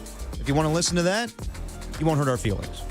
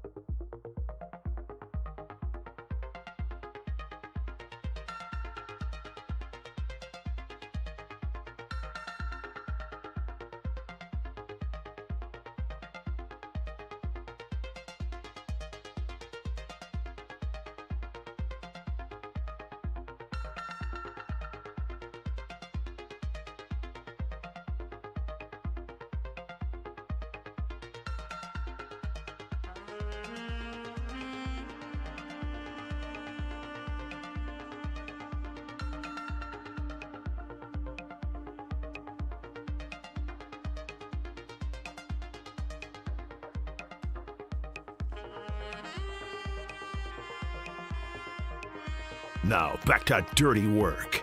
Adam Copeland and Derek Papa in the KNBR Casino Matrix Progressive Jackpot Studios.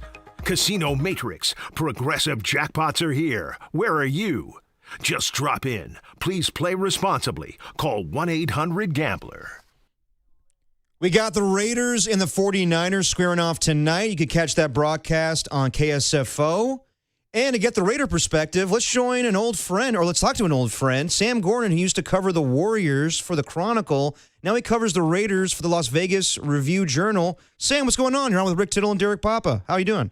What's up, fellas? Doing well. Happy Thursday. Looking forward to the Battle of the Bay tonight at Allegiant Stadium. So excited to be out there, and always great to be on the airwaves with KNBR. Does it still feel like the Battle of the Bay to you, though, Sam, now that the Raiders in Las Vegas?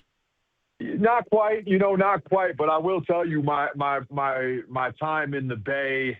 Obviously, I covered the Raiders a little bit. I wasn't, the front-facing beat writer before I got out to San Francisco to cover the Warriors for the Chronicle. But I spent, a little bit of time covering the team, and I was on the periphery of our coverage here at the RJ. I think having gone to the Bay and being there for a while and getting an understanding of what Oakland doesn't have anymore now that the Raiders are here gives me, I think, a little bit of perspective that, hey, maybe it's not what it necessarily used to be, but there still is, I think, a little bit of significance between this matchup. And I think that significance is really going to be highlighted. I mean, we'll see if it comes to pass, right? But that second Sunday in November at Levi Stadium, the Raiders' first time up there for a regular season game since they've left to Las Vegas. I believe it will be the first time playing in San Francisco since 2018. So that, I think, will feel a little bit more like the Battle of the Bay, but not quite what it used to be. There's no question about that. No, that'll be a big moment when the Raiders come back to the Bay Area. But we all saw what happened this past weekend, Sam. Walk me through what happened. So Ashton Jeanty collides with a player on the Raiders' indoor practice facility. Jeanty can't put any weight on that leg, gets helped off the field, and then the Raiders have a prayer circle. Turns out it's just an ankle sprain. How bad was the vibe in practice on Sunday, and does it sound like he'll be back sooner than later? Oh, man, it was, the reaction to Ashton Jeanty going down, it suggested that this was something more severe than what it ultimately was, and a right ankle sprain of some degree. So it was tough to see. We didn't have the greatest, vantage point. We're, behind that back end zone line on the baseline, so to speak, right, of the practice facility, and the play was going away from where we were, and you just kind of see Jeanty out in the flats, and the quarterback Darian Porter out that way, and he was down. There was music playing, it got quiet, and lo and behold, the team is silent. Joined in prayer, and he needed some help to get off the field, and the vibe was not good. I mean, the vibe wasn't good at all. They were, I think, just again gauging the reaction from the players, a lot of whom saw that thing up close, certainly from a better vantage point than we saw it. When you're reacting like that, it suggests it's serious. But all things considered, just a right ankle sprain of some degree. I still don't think there's necessarily a firm timetable on a return. I don't think returning week one has been ruled all the way out. But all things considered, given what it looked like and what it felt like, you would have to say that the Raiders, we asked Clint Kubiak about it the other day, like were the prayers answered? And he said, God works on his timing more or less, and his timing for Ashton Jeanty figures to be early in the season. Nothing that is, super concerning at this point, and certainly nothing that is as bad as it looked to be gauging the reaction, because it was definitely quiet in there and definitely morose for that part of practice and onward. Sam, Rick Tittle here, and obviously the Raiders' offensive line was horrendous last year, and then you had Geno with no time. It was the recipe to be the worst team in football. And so Miller is healthy. We like JPJ. They went out and they spent all the money on Linderbaum, highest paid center. Spencer Burford probably at left guard, but I want to ask you about right tackle, because I think a lot of Raider fans thought when they drafted Trey Zune that he would come in and start over Delmar Glaze. And usually you say, well, who cares about right tackle? Well, there's a defensive end on that side too. So what's going on at right tackle? Yeah, it's been DJ Glaze the whole preseason. I mean, I don't think there's been a single snap that he hasn't taken with the ones. We know about his struggles last year, the penalties, he's beaten for sacks and whatnot. He did not have a great year, but he's going to get the first crack at it. The coaching staff there's been a little bit of rotation at right guard with Jackson Powers Johnson and Caleb Rogers. I think still very much in competition for that spot. Although if you were to aggregate all the reps from start of training camp onward to today, Jackson Powers Johnson has taken certainly more reps than Caleb Rogers. But it's been DJ Glaze at that right tackle spot every single day, running with that first group. I know a major point of emphasis for him this offseason was conditioning and just getting his body together and working on his hands. He shared with us that boxing was a focal point for him this offseason because, learning how to use your hands a little better and working with those. So he's going to get his first crack at it. I think, that being said, I think the third-round pick last year, Charles Grant, has had a nice preseason, repping at that swing tackle spot. He's had some big blocks on the left side that, opened up Mike Washington for some long runs and has just, shown growth and development from year one where he was, pretty raw rookie taken out of a lower level school, in developing in this training camp under this coaching staff. So if there's somebody that's going to put pressure on DJ Glaze, that's who it's going to be. But right now, it's been DJ Glaze running with that first team. Trey Zune has been repping across the offensive line, been snapping the ball lately with that second team, and still don't think they're necessarily decided on a position yet. So ultimately, the trajectory of the season in so many ways, including when Fernando Mendoza is or isn't going to play, is defined a lot by that offensive line. They don't want to put him out there in a situation where he's going to get smoked back there. And I think he's taking a little bit of punishment playing behind that second team offensive line here in the preseason. They want to make sure that thing is in sync, at least at the best of its ability. I would imagine before he's out there, it's going to be better than last year, like you mentioned, because of Colton Miller on that left side being healthy, because of Tyler Linderbaum. But I think still a ways to go before this thing coalesces and before they know exactly what they have up front on the offensive side of the ball. Talking to Sam Gordon on the UMA guest line. That was going to be my next question, Sam, is, a lot's been made of Fernando Mendoza, obviously, with the first overall pick. Clint Kubiak has said he's not ready to name a starting QB just yet. He did say when training camp started that Kirk Cousins will be the starter for now. And that's, everything that he said has been, well, we want this guy to grow. We want Kirk Cousins to be in there for the first couple of weeks. Mendoza has looked good at times and bad at times, throwing the pick six against the Houston Texans. Would you expect them to stick to the plan at this point where it's going to be Cousins for the first couple of weeks and then we could see Mendoza later on? Yeah, I mean, I don't think there's been anything that's changed. I don't think the calculus has changed at this point. After the preseason opener, Kirk Cousins and that first-team offense go right down the field against the Arizona Cardinals. Clint Kubiak came out and said it's Kirk Cousins' job to lose, and I don't think there's anything that's happened in practice that has caused Kirk Cousins to lose the job. I think to your point, there's been various throws, various junctures in the preseason where you see the number one overall pick package that Fernando Mendoza offers, the size, the arm strength, the anticipation, willing to take a hit, the poise. I think after the mistakes he's made in the preseason or when the drives haven't been solid, you've seen him settle and develop a rhythm. So I think there are all kinds of encouraging signs about the way he's developed. But at the same time, right, just like there's been in the games and practices, you'll see him be late over the middle. There'll be an interception here or there. There's just not quite the smoothness and the experience that Kirk Cousins brings to the position at this point. Kirk Cousins, I think, no question about it, has been the better quarterback during training camp. At practices, he had an efficient drive during the preseason, and that though the staff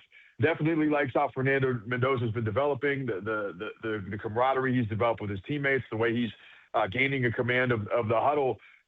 They don't want to put him in a position to be unsuccessful. This isn't about the first first 3 or 4 or 5 or 6 weeks, or first 8 or 9 weeks for that matter of his first season.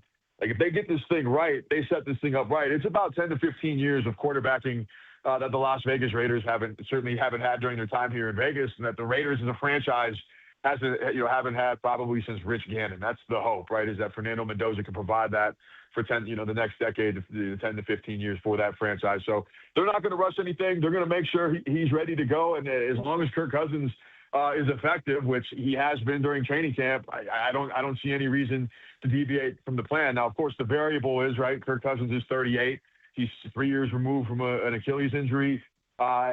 He's at the stage of his career where it can go at any time for a veteran quarterback, where there can be a major drop-off. Now, he performed very well down the stretch for the Atlanta Falcons. I think that's part of the reason he got that payday with the Raiders and put himself in position to be a starting quarterback again at age 38. But you have to consider the injury risk and all the different variables. The offensive line still has to protect him too, right? You like the way he's able to get the ball out and all those different things and the experience that he has. But of course, that variable is always in place for any player, but certainly one at this stage of their career. So, yeah, don't expect them to deviate from the plan. Cousins has had a strong training camp. Mendoza's had his ups and downs, but they like his trajectory. They think it's a positive trajectory, and no reason to rush him out on the field until this thing is ready to go, until they feel like this thing's coalesced around him and that he has an opportunity to be successful and to develop in games the way they want him to. Sam, I wanted to ask you about Clint Kubiak, and of course, this is his rookie year as a head coach in this league. But I mean, I went to so many press conferences, and these false dawns, whether it was Joe Bugle or Norv Turner or Lane Kiffin and Tom Cable, Dennis Allen. I mean, the list goes on and on. The McDaniels, Pierce, and the trend is you will fail. So why is he the guy? Unless you don't think so, but why is he the guy that's going to break this trend of guys who could not get it done for the Silver and Black? Yeah. It feels like he's in the guy in part because for the first time in a long time, there seems to be organizational continuity. There's no quick fix. They're not trying to rush this. They're not trying to infuse, short-term talent and patch their way into the playoffs. Like, I think there was an understanding with the way the season went last year and where things are at this year that it's finally time to embrace a tried and true rebuild. I don't think there's pressure on Clint Kubiak to come out there and go 10-7 this year and fight for the playoffs and make the playoffs. This is a rebuilding roster with a lot of young players, with a rookie quarterback that's playing behind a retooled offensive line that was the worst in the NFL last year, that has a lot of work to do on the defensive side of the ball, that you have a coach coming in establishing a culture. Like there's alignment there with the way this thing needs to go. And then you talk about just the pedigree. He's coming off of a Super Bowl with the Seattle Seahawks and as the offensive coordinator, where he pretty much called the perfect playoffs. I mean, you got the absolute. You dial up a game and a game plan where Sam Darnold outplays the NFL MVP, where the running game's not there, and you get the apex Sam Darnold, and then in the Super Bowl, manages that thing perfectly, gets the run game going, plays behind a great defense, and just a great understanding of what is required to win that game. So, yeah, they've had, obviously, coaches. You don't become a head coach in the NFL without some level of pedigree, but he's all ball all the time. I mean, he's not there to win any press conference. He's not there to have a great soundbite. He's there to put a culture in place with the backing of John Spytek and ownership to take his time building this thing the right way. And right now they're in a position where it's about developing young players, getting as much talent as possible, building something for the long haul, and not putting pressure on him to succeed or to win, or unrealistic expectations about where they are roster-wise in a loaded AFC. They're embracing the rebuild. They feel like he's the guy to do it. And so far, the early returns is one training camp. We got to see how the season goes. But the tenets of his culture, I think, are being established, and he's got buy-in from the top down. So that's all you can do at this point through the preseason. You got to go out there and obviously do that on the grass in the fall and continue to build. But I think there's a lot of optimism in that building about what he has the opportunity to build, and it helps having a number one overall pick at quarterback where there's alignment in place, allowing him to take his time to develop, to build this thing for the long haul. That's the position he's in, and that's why I think there's a better chance for him to succeed than the previous head coaches. Couple more minutes with Sam Gordon on the Uma guest line. We're not going to see Kirk Cousins tonight. We're not going to see Fernando Mendoza. Pretty impressive performance by Aiden O'Connell in the second half last week against the Texans. Would it be fair to say that at this point the Raiders most likely won't keep three quarterbacks, and tonight is a showcase game for Aiden O'Connell? I think it's still very much on the table that they keep three quarterbacks. I don't know if that decision's been made yet. That being said, I think if there's a trade that they like, there's teams that could use a backup quarterback for sure, and Aiden O'Connell has proven to be very capable of that. He's got 17 games of starter experience. He was smooth the other night, like you mentioned.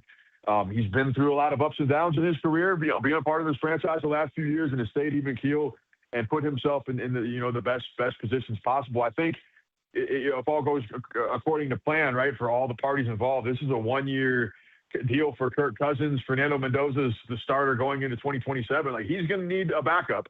And maybe you keep Aiden O'Connell with the idea of him being the long-term backup here in Las Vegas. I don't think you can rule that out entirely. I think there's still a number of ways this thing can go now, but they're not just going to give him away. They're going to, I think, need to find fair value, whatever they find to be fair. I don't exactly know what that is. I don't know if that's a 5th, 6th round pick, 4th round pick. I don't know what you could necessarily get for him at this juncture in time. But I do know that he's a solid, steady, reliable backup quarterback that has had a quality camp, that wants to be a starter in the NFL at some point. So maybe, in his mind, it doesn't make sense to sign or be the long-term backup here in Las Vegas. Maybe there is an opportunity out there where he can play his way into a starting position somewhere else. But I think it's still a showcase game for him tonight or not. Like, there's still short of a fair offer. I think there's still a chance that the Raiders, keep 3 quarterbacks going into the season. You can always potentially move him in the middle of the season if Fernando Mendoza's out there earlier and Kirk Cousins is the backup and they feel good about that situation.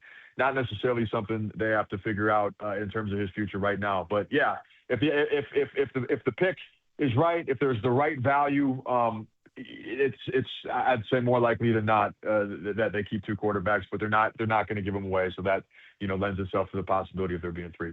And last one for you, Sam, just real quick. You covered the Warriors back in the day. Yep. You also covered the Minnesota Timberwolves. How do you envision Jonathan Kuminga fitting in with the Minnesota Timberwolves? Yeah, that's a great question. I think he's a great fit, a great fit for what they want to do. It's a totally different brand of basketball and stylistic archetype, and he fits in with, they're a downhill team with length and that, defensive culture with Rudy Gobert back there and Jaden McDaniels and a lot of athletes and a lot of wings. And he is going to get a real runway at the 4 spot with a team that wants him. I mean, you see in the reports that Anthony Edwards was heavily involved in his recruitment. He's been down there playing pickup basketball with Jaden McDaniels. And, Chris Finch and Tim Conley got a look up close at what Jonathan Kuminga did in the Western Conference semifinals, going on a year and a half ago now. Pulled off the bench, not playing in the Houston series, getting buckets sufficiently against a top-level defense. Like, they clearly liked what they saw.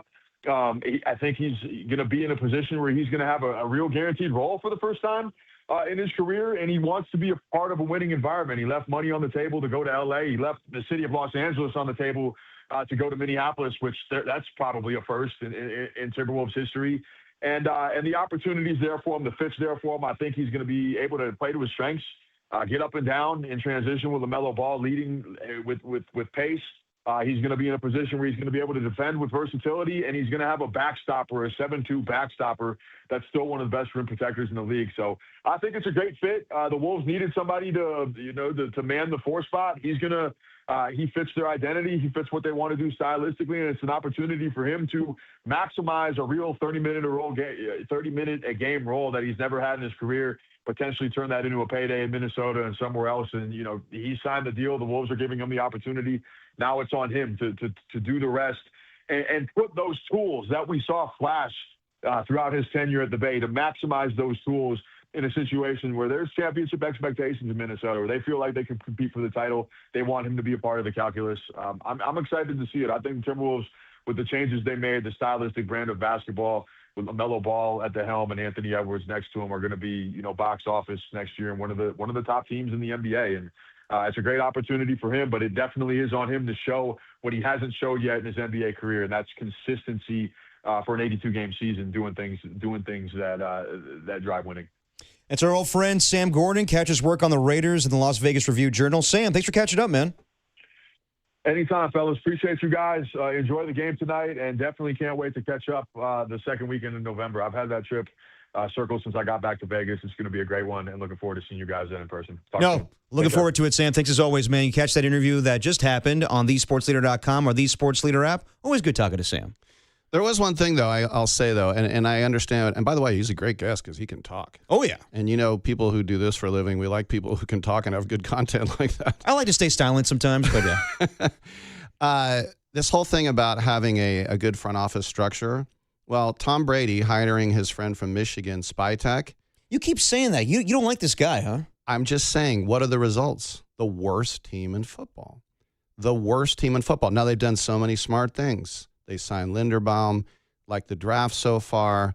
But I'm just saying, I've seen these false dawns, and it's hard sometimes with my fellow Raider fans because they're so myopic. They always think that the Raiders are going to win the Super Bowl every year, and that's why after the draft, I remember I caught so much heat because I said, why would they draft Damon Arnett, a guy who hates football?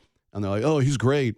When they were going to pick... He loves guns. Yeah. There was T.J. Watt and Jabril Peppers on the board. And I was like, please, T.J. Watt. No, Garyon Conley, who was accused of gang rape. Yeah.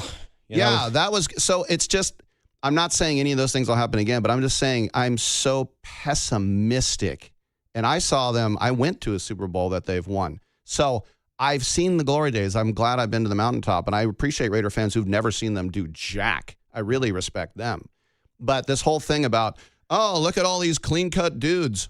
You are the worst team in football, Holmes. You got Carroll and you got Geno Smith, and you thought that would work. So I like Mendoza. I like Kirk Cousins. I'm just saying, we all like it right now. But to say, oh, now they've got a good structure. No, you don't. Your structure was the worst team in football last year. So you don't have a good structure yet.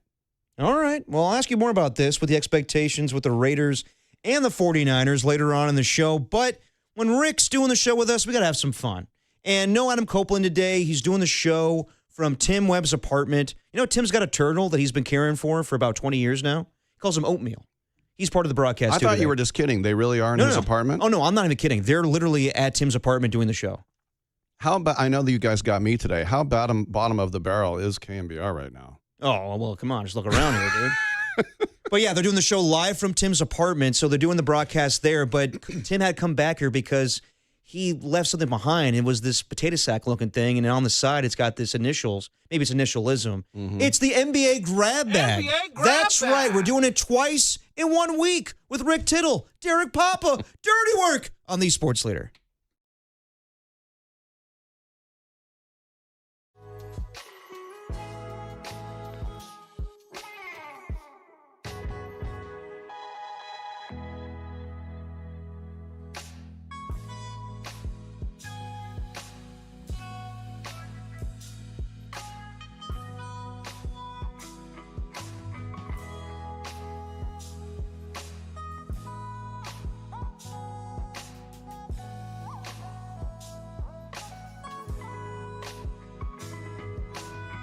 Hey, it's our good friend Steve Moskowitz on the line, founder and tax attorney of Moskowitz LLP, always helping out the people. And Steve, we're talking about unfiled tax returns. Yes, we are. And, everybody thinks they're the only one who's ever done it. Folks, you've gotten away with it for so long because you have so much company. Most people don't file returns because they don't have the money to pay. Then the second year rolls around and they say, now how can they file year 2 when they didn't file year 1? It becomes a lifestyle, a criminal-like lifestyle, a bad lifestyle. Folks, you don't have to live like this. You don't have to live like a wanted criminal looking over your shoulder, although it is a crime not to file a tax return. Government can put you away for 1 year for every year you don't file, up to 6 years, but there's a big civil punishment too. The government just makes something up, and oftentimes it's way more than you really owe, and then they send a collector, here, pay this. We don't want that. You don't have to live like this. You don't have to be in fear some IRS agent's going to be knocking on your door or looking over your shoulder. Just come to us. We'll file all the old back returns we need to file. If you owe some money and you can't pay it, that's okay. We'll make a deal for you. And when we're all done, you can sleep at night, you can enjoy the games, you can enjoy your life. The only thing you have to do is just pick up your phone for our free consultation and say, hey, Steve, take care of me. Thanks, Steve. For more information, you call Steve at 1-888-TAX-DEAL. That's 1-888-TAX-DEAL, or go to MoskowitzLLP.com. Time for your Bay Area Chevy dealers traffic update.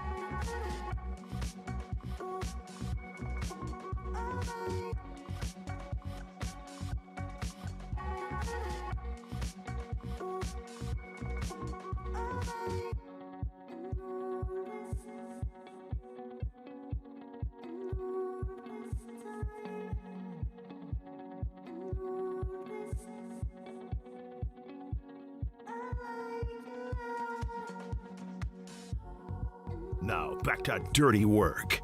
Adam Copeland and Derek Papa in the KNBR Casino Matrix Progressive Jackpot Studios. Casino Matrix Progressive Jackpots are here. Where are you? Just drop in. Please play responsibly. Call 1-800-GAMBLER. Dirty Work on a Thursday. Rick Tittle and Derek Papa. We were just joined by Sam Gordon, Raiders writer for the Las Vegas Review-Journal. You catch that interview on thesportsleader.com or the Sports Leader app. We'll be joined by Rich Aurelia at 4:50. Rick, you ever bled during a show?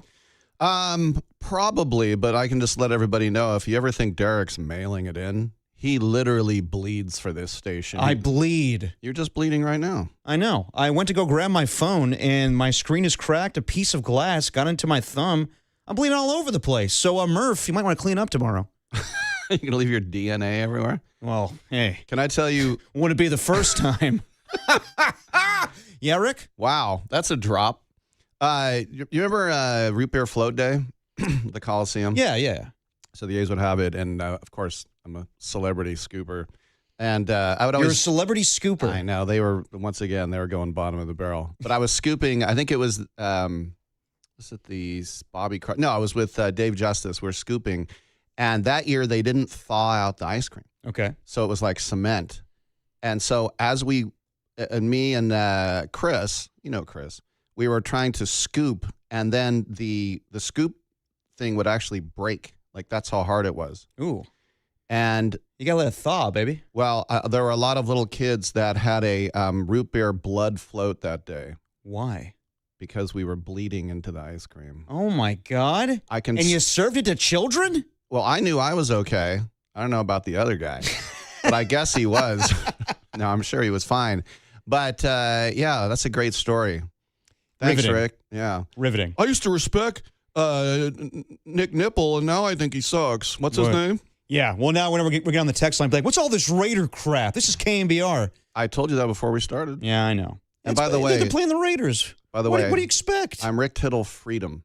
Oh, yeah. Sorry, I forgot. Yeah. You're not going with Jan 6? Well, Jan 6 or Dave Magadan. Okay, I'll remember that. Sorry. Okay. I keep bringing you in as Rick Tittle. I forgot you changed Just your Rick name. Tittle Freedom. Yeah, Enos Cantor. Yeah. By the way, I know so little about the WNBA. When I saw the headline, Enos Cantor Freedom thrown out, I thought there was a team called the Freedom. Yeah. And I was like, wait, that's a bad sentence. Enos Cantor Freedom thrown out. And no, that's his name now. Oh, he goes by Freedom? Oh, you didn't know that? Well, I knew the whole thing he's trying to pull right now, but I didn't know the Freedom part. Well, you know his whole thing with Turkey and Erdogan and all that, and he's banished forever. But he changed his name to, I was going to be a Rick Tittle Meta Peace or Rick Tittle World Be Free. Right. Yeah.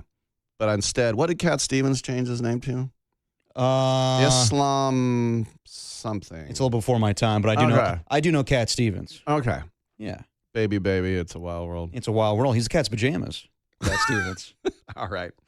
Why don't we start? Well, we're running out of time here for an NBA grab bag, but we'll do that next segment. Really? I ruined it with Rick Tittle Freedom? I kind of ruined it by talking about me bleeding. Oh. And I'm sure some people in the text line now is be like, there's Derek being a wimp. I know. Oh, that time of the month, Derek. Yeah, that was bound to happen. So we'll open up the grab bag because, Rick, you love yourself an NBA grab bag, right? NBA grab bag. You just love it because of the sounder there? NBA grab bag. Or do you love the context? I love that it has nothing to do with the NBA. I'm glad you caught on. We'll do that next. Rick Tittle. Oh, sorry. What's your name again? Rick Tittle Freedom. Rick Tittle Freedom. Or Jan 6th. Yeah. Whatever you may choose. Derek Papa. It's a goofy show. It's Dirty Work on the Sports Leader. We got a bleeder!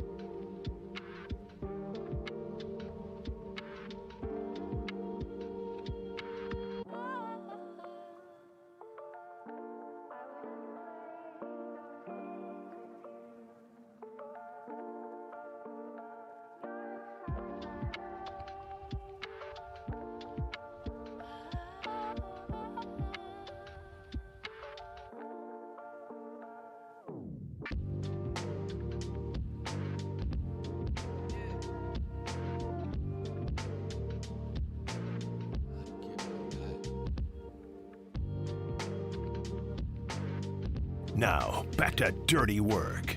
Adam Copeland and Derek Papa on KNBR 104.5 and 680 AM, the sports leader. Dirty Work on a Thursday. Rick Tittle. Well, you got to turn on YouTube to see Derek dancing right now. You don't want to do the Humpty? Every time you bleed, you dance. That's how it rolls, baby. If you're looking for the 49ers pregame show with Adam Copeland and John Dickinson, turn over to KSFO. They got you covered. The broadcast will be on there. But the Giants are taking on the Arizona Diamondbacks tonight. We'll get you ready for a little pregame action at 5:45. First pitch at 6:45. But me and Rick are holding it down. And when Rick's in studio, you know what we're doing? The NBA grab bag. Hit it! Time now for the NBA grab bag. NBA grab bag. I'm sorry, Dan. I didn't mean to yell at you about that. It's the NBA grab bag, my babies. And where else will we start then? The death of the Pro Bowl. Rick, how do you feel about this? Well, do you know who ruined it? And it's not his fault. Shadur Sanders.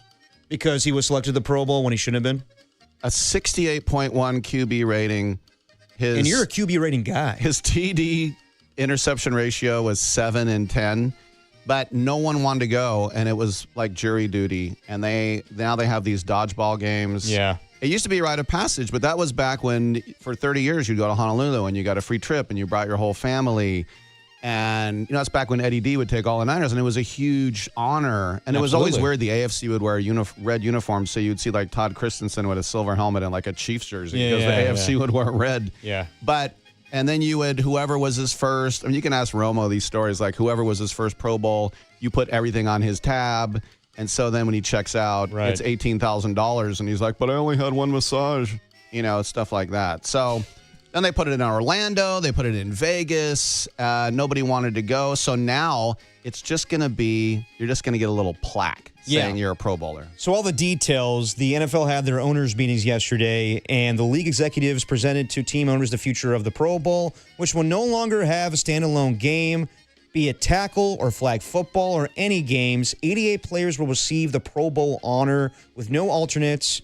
So basically, the Pro Bowl is no more. And now it's going to be, like you make the Pro Bowl team, but there's no game. It's like the All-Pro team, which I think carries more weight these days than the actual Pro Bowl selection. Yeah, of course. There's only, 24 guys, I guess, unless you have a special teamers and then like a long snapper and maybe 24. But I think the way we can show, like you and I love football, right? And who says I love football? We had access. You and I were both at Radio Row. We had the privilege just this last Super Bowl in February. We had access to everything, all the parties, and yet at the Moscone Center they had an indoor Pro Bowl. Did you go to that? No, I was working.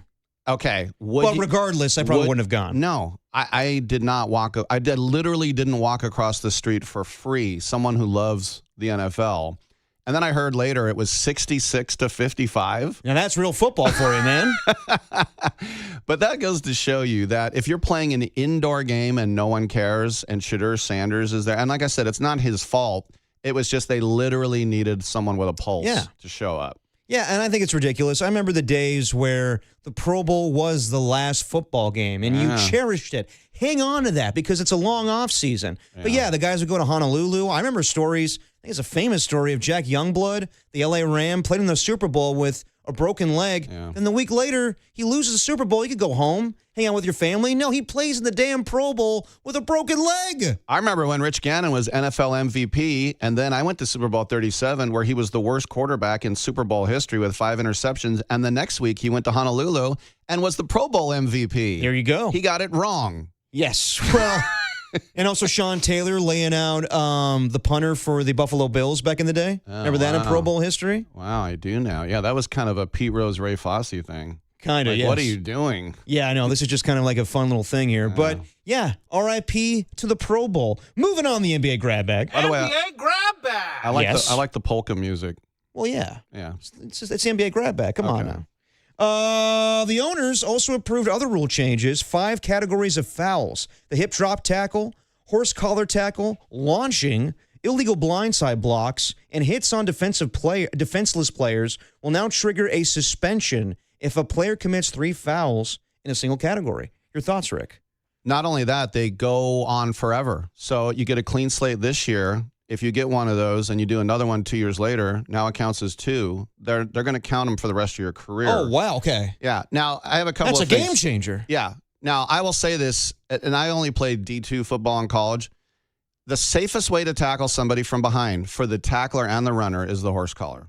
Absolutely the safest way. You just put your hand there, you pull the guy down. But since T.O. went down weird and twisted his leg and broke it. Roy Williams. Yeah. So when you tackle someone from behind and you don't do that, you're going to get a heel in your Adam's apple. You're going to get punched in the eye. The guy is going to now have someone throwing their helmet into the back of his calves. It's a million times more dangerous. But so that's a stupid rule. The other thing is, I found this hilarious. I saw this today from Troy Vincent. He said that violent gestures. So they counted as gang signs or slitting the throat. Last year, violent gestures in the NFL were up 133%. And sexual taunting, 52%. Now, all I can think that is some like beast mode crotch grab. What would sexual taunting be? Some guys do like a little thing with the fingers. Or the little thrusting? Yeah, they'll do that. My favorite thing was a couple years ago, Raheem Morris, when he was head coach of the Atlanta Falcons. Drake London scored a touchdown, and he did like a gun thing. Yeah. And he was like, well, he was firing off the T-shirt cannons. Oh, really? Nice one, Raheem. So that goes into the violent gesture. I would say so. And also like the whole like bow and arrow thing. Like, yeah, Wow. they're not allowed to do all that stuff. It's the no fun league, Rick. Yeah. Not for long if you're Jerry Glanville. Not for long. Moving on the NBA grab bag. NBA grab bag. You a Blake Griffin guy?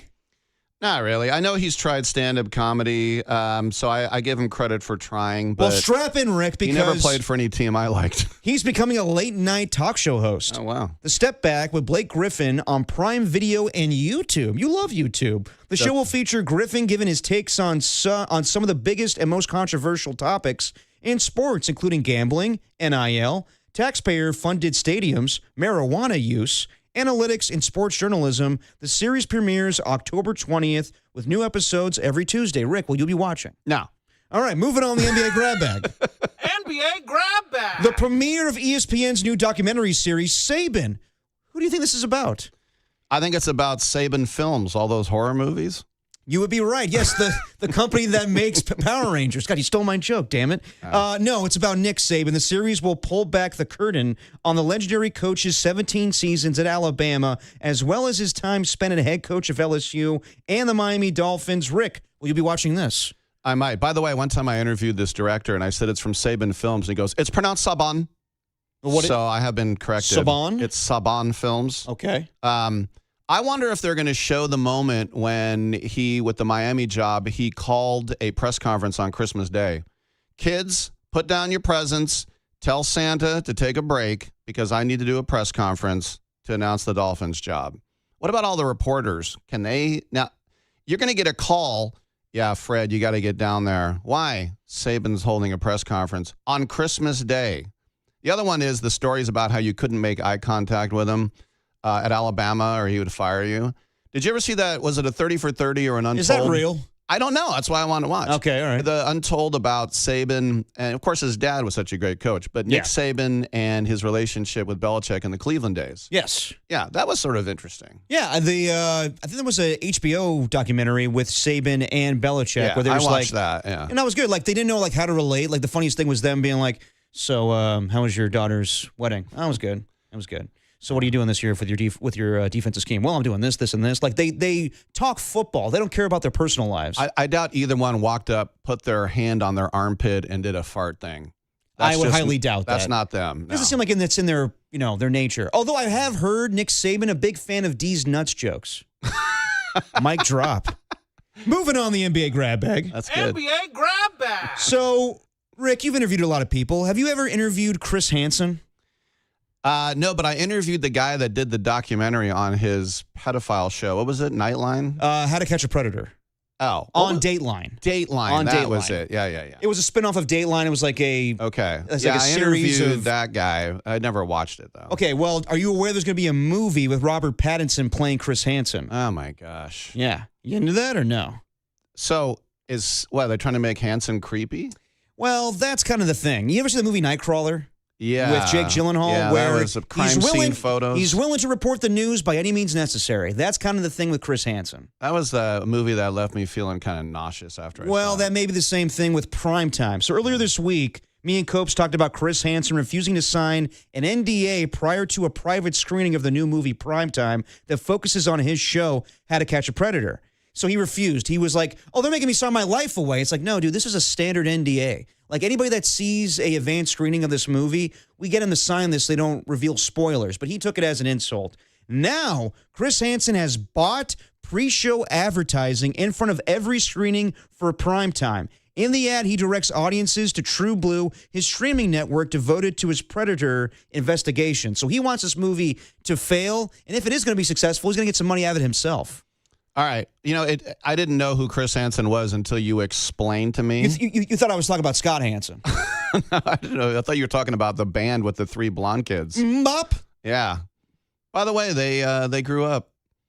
Yes, they did. They didn't stay small forever, Rick. No, and the young kid on the drums that sang. Yeah. He was the talented one. There's always one, and you got to weed out the rabble. Yeah, I'm with you on that one. Yeah. You know, Khalil Mack's favorite band is Hanson. Is it really? Yeah, we'll find out later in the Sound Soiree. Did you know that Turner Gill was his coach at Buffalo, aforementioned? Did you interview him too? I probably did. I interviewed Khalil Mack. You know what my favorite Khalil Mack quote was? By all means. First day Raider minicamp in Alameda. 2014? If that's what it was.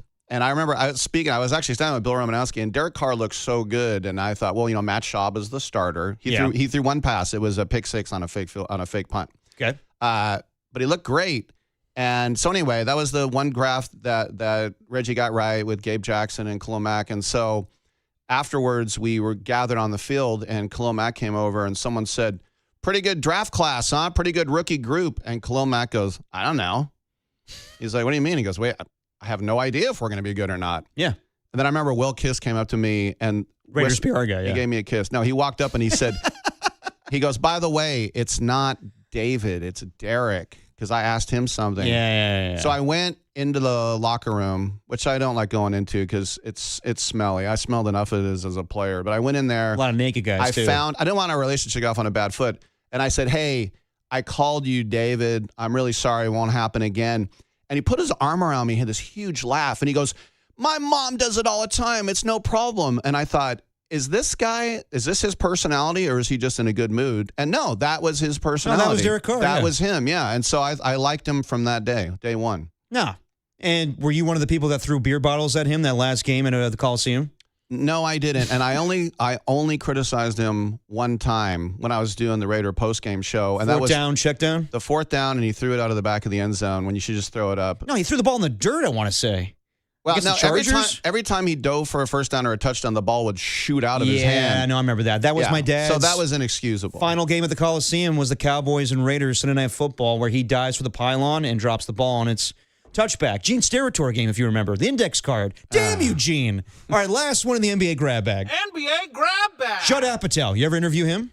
I have not. Okay, Judd Apatow is directing a documentary on the late, great Norm Macdonald. Awesome. That will be available on Netflix. Apatow has directed documentaries on comedy legends such as Gary Shandling and Mel Brooks. The documentary will be called Norm, The Tale of Norm. Will be available on October 16th on Netflix. I saw Apatow do a 45-minute stand-up set at Gotham in New York City right before his Netflix special, because that's how he started off. He tried to be a stand-up. And so that's why that Shandling documentary was so great, because Shandling was, just no humor. You ever see Ricky Gervais' interview with him in his house? Like, I don't think I have, actually. Shandling is just not a guy that liked a lot of laughs. Now, when Seinfeld had him on Comedians in Cars, they go to the OR at the Comedy Store and all that, and he kind of opens up a little bit. But Apatow was Shandling's sort of protege, and he was his mentor. He had all these interviews he had done over the years. Did he write on the Larry Sanders Show back in the day, too? I don't know if he wrote on Larry Sanders, which to me is top 3 shows all time. You know what? Surprisingly, I've never seen it. All time. Yeah, I you need really to. should try it. I mean, it's absolutely amazing when celebrities playing themselves. But I'm glad that Judd's doing it because I think from so far, he does a great job on those docs. Did you watch the documentary he did on Mel Brooks? Yeah, the 100-year-old man. The 99-year-old man. Now he is 100 years old. Okay, I stand corrected. Just in time for Spaceballs 2, The Search for More Money. You know, that's one of my biggest regrets in broadcasting. What's up? Is that I turned down a Mel Brooks interview because I wanted to watch the draft. Which draft? An NFL draft? Yeah. Which year? Well, it's probably about 10 years ago, but it was when it was starting on. I think it was the first year. It was a Thursday primetime thing. Yeah, okay. But they said, oh, he'll probably be able to do it on Friday if you can't do it. And he couldn't. And I was like, why did I do that? That just shows you what a stupid jock I am. Yeah, man. I mean, Mel Brooks, to me, is the king of comedy. So you screwed up. I blew it. Yep. And that's your NBA grab bag. There you go. Grab bag. Twice in 1 week. And why should we stop there, Rick? You know what else we do on this show? Let's do it again. One of the NBA grab bag. You know what? Let's do it one more time. No. NBA grab bag. No, you know what? We did the NBA grab bag twice, and I'm sure we'll do something that's similar tomorrow with Adam Copeland on the patio. By the way, we're going to be at 58 Social tomorrow. Me and Copes for Game 2 of Giants and Diamondbacks. That's fun out there. I did it with Copes one time. It's a fun time. You know what's not fun? Staying until 6:15. The show's a little later tomorrow. Oh, sorry. It is what it is. 15 more minutes? Or was it 6:10? Whatever it may be. It's just a longer show on a Friday. Regardless, we'll be out there at 58 Social. But you know, we do NBA grab bag usually once a week, but you're here. Why don't we do another segment that we do every week once again? Danny, you ready for a little dippage? I'm ready. Let's do it. Danny's Dips next. Tittle, Derek, done. Dirty work on the Sports Leader.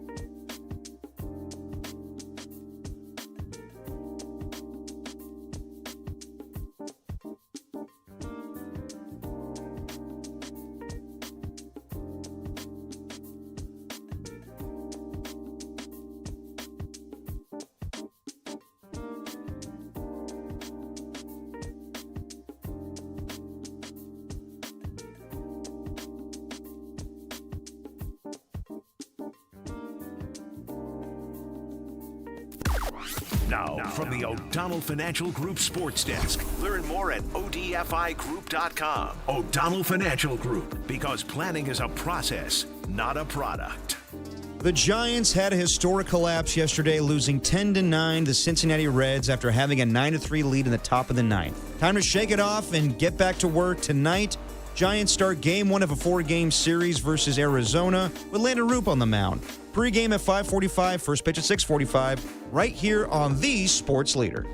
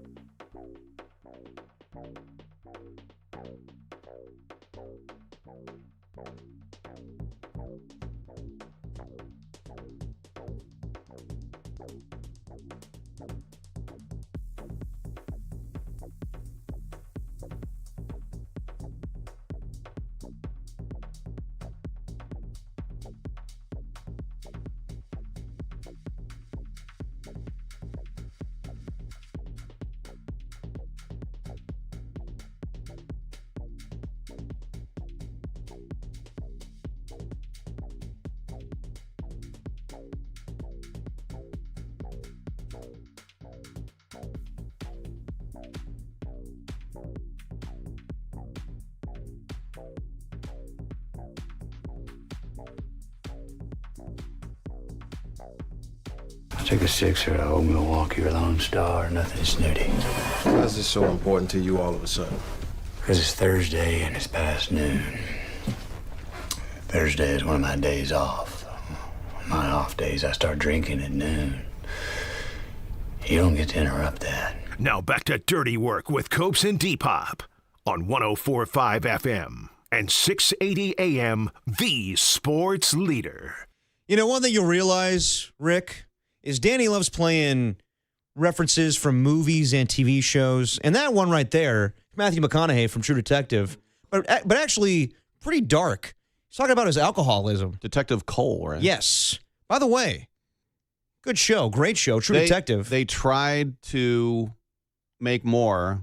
The one with the Pride of Mount Eden and St. Mary's College, the two-time Oscar winner, Mahershala Ali, yes, wasn't bad. Wasn't bad. You can never redo that first year. The second season was pretty terrible. Oof. Dan, you watched that one? Yeah, we talked about it, right? Yeah, I didn't think it was as bad as you said it was, but yeah, it definitely wasn't a good season. No, with who's my guy, Colin Farrell? Yeah, Vince Vaughn. Yeah, and he goes to like the guy's house being like, I'm going to beat up your son for beating up my son. I'm going to take a crap at his shoes. Like, what the hell is this? I don't know. It's hard to make a sequel when something is so good the first time. Well, obviously. so Matthew McConaughey, have you seen this? Matthew McConaughey and Woody Harrelson are going to team up for a new sitcom where they play fictionalized versions of themselves and they find out they're brothers. Can't wait. Is it called Bosom Buddies? No, it's called Brothers. Okay. Not Step.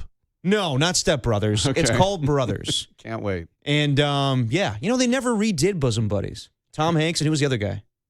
Peter Vaselli. Peter something Italian. I feel like that could make a comeback. Yeah. With Tom Hanks. Peter, what is it, Danny? Peter Sorelli? You're right. I'm not sure. Oh, I thought he was looking it up. Danny's just getting ready I'm sorry, for the I was doing dips. something else. No, Oh. Danny's getting ready Who for was the... in Bosom Buddies with the pride of Skyline High School, Tom Hanks? Yeah, we'll find that information by the end of the show. No one cares, yeah.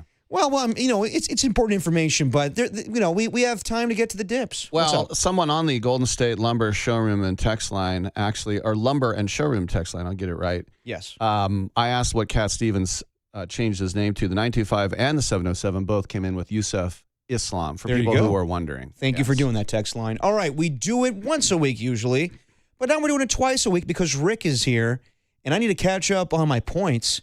It's time for little Danny's Double Dips.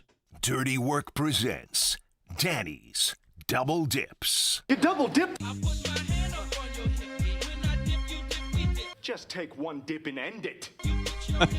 Timmy. Peter Scolari, by the way, thank you, 415. There you go. Don't interrupt the intro, Rick. Sorry. So here we go. Danny's Double Dips. Danny, you ready to do this twice in 1 week?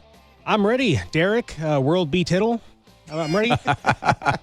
All right, so I am right now with a record of 6-7 and 30 points. Rick has participated in this before. We don't have his record. I won last time.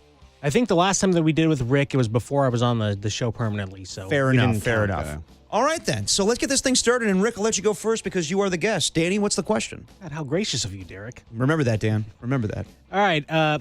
Who do you miss playing in the East Bay the most? The A's, the Raiders, or the Warriors? Golly. Well, the A's because it's 81 dates. And I spent 13 years rooting for the Raiders in L.A. So there's some sort of morbid acceptance about it. But no, baseball season, the boys of spring and summer, 81 home dates. I definitely miss the A's more. All righty. Quick and to the point. Just so you know, Rick, you have a minute to answer sometimes. Oh, I'm sorry. Well, don't you answer the same question? Or you I don't? do, and I give more of, my perspective. All right, well, I will heed my time to the gentleman from Oakland. There you go. Okay, I guess it's my turn right now. I mean, for me, it's obvious. Come on. It was the Oakland Raiders. I love going to the Coliseum every week. The Black Hole, everybody, Gorilla Rilla, the Violator, all of my old friends. And your friends, too.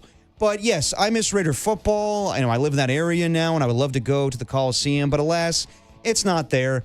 I miss Warriors games. It was easier back in the day. Yes, you could take Muni and get there now to Chase Center. But, back in the day, I used to hop on Barty right there at the Coliseum to watch the biggest attraction in all of sports, Steph Curry and the gang winning 4 championships, or 3 back then at the Coliseum.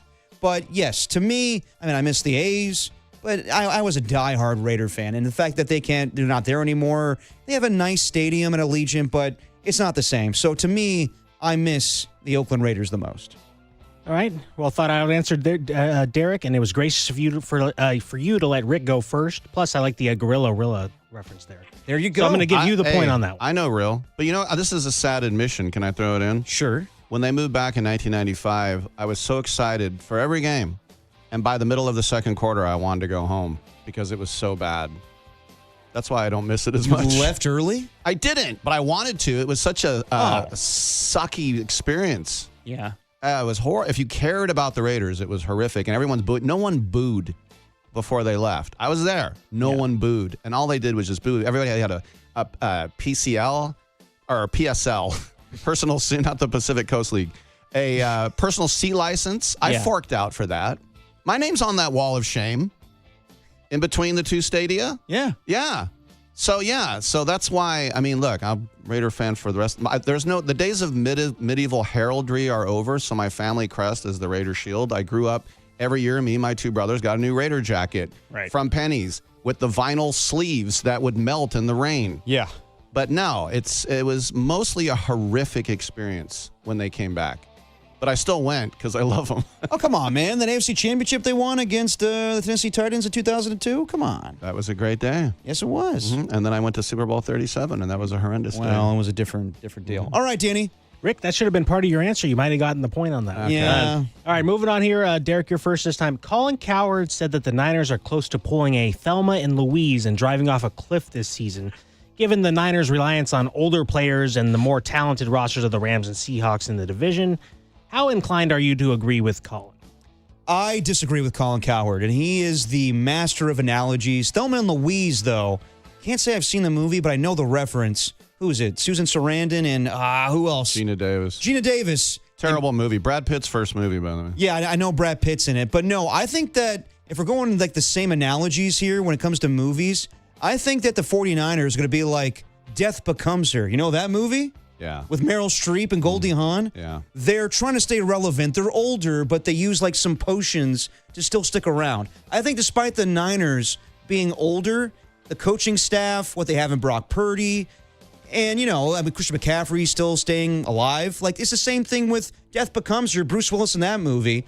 They are sticking around because of the coaching staff and what they got going on. Yes, there's, injuries and everything that could plague them. But, no, I don't see them falling off the cliff. No, I don't see that whatsoever. All right, Rick? Do you remember Colin Cowherd when he said what his dream job was when he was in Portland? I don't remember, no. KNBR. Really? That was his dream job. I'm sure he doesn't want that job now. Well, he said it publicly. That's all he wanted to do. He wanted to be on what he thought was the #1 station in the United States, KNBR. That was his dream job. And here we sit. Is this part of your time? Yes, it is. Yeah, it's part of my time. Thelma and Louise, a horrible movie, and that was at the end of the movie. You know what? Screw men, screw everybody. Let's commit suicide. That's fun. So the Giants aren't trying to kill themselves. So I think that's a bad analogy. No, the Niners. Oh, the Niners are doing Thelma and Louise. Yeah. No, they're not trying to kill themselves. What are you talking about? I don't really get the reference. They're falling off a cliff. Well, all right. Well, then get a movie where people fell off a cliff. Wasn't there one with The Rock where people fell off a cliff? Not that I recall. Stallone? A cliffhanger, yeah. Yeah. Same guy. Come on now, The Rock and Stallone? You're comparing the two? I used to watch his dad wrestle, the Soul Man. All right. Yeah. So All right. I think there was I something lost that there. one too. Okay. No, not necessarily. All right, that was a nice little tidbit that Cowherd liked, or his first job, or job he wanted his was dream ranking job. KMDR. Yeah. But no, I'm going to give the point to Derek on that one as well. Death Becomes Her. Good pull there, Derek. Nice. Do you know that movie, Dan? I don't, but I appreciate that you brought up a movie. Yeah, it's pretty good special effects. Anyway, I'm up 2-0 when Danny said earlier in the week that you might beat me 5-0. Shows how you know, or shows how little you know there, Danny. Hey, we'll see. It's not over yet. Okay. All right, question number 3. Pringles is launching its first ever chips designed specifically for dipping. They have a thicker, sturdier shape for scooping and come in 3 flavors. Now, my question to you guys is, what are your favorite chips for dipping, and what is your go-to chips and dip combo? Ooh, Rick? I go first? Yes, you do.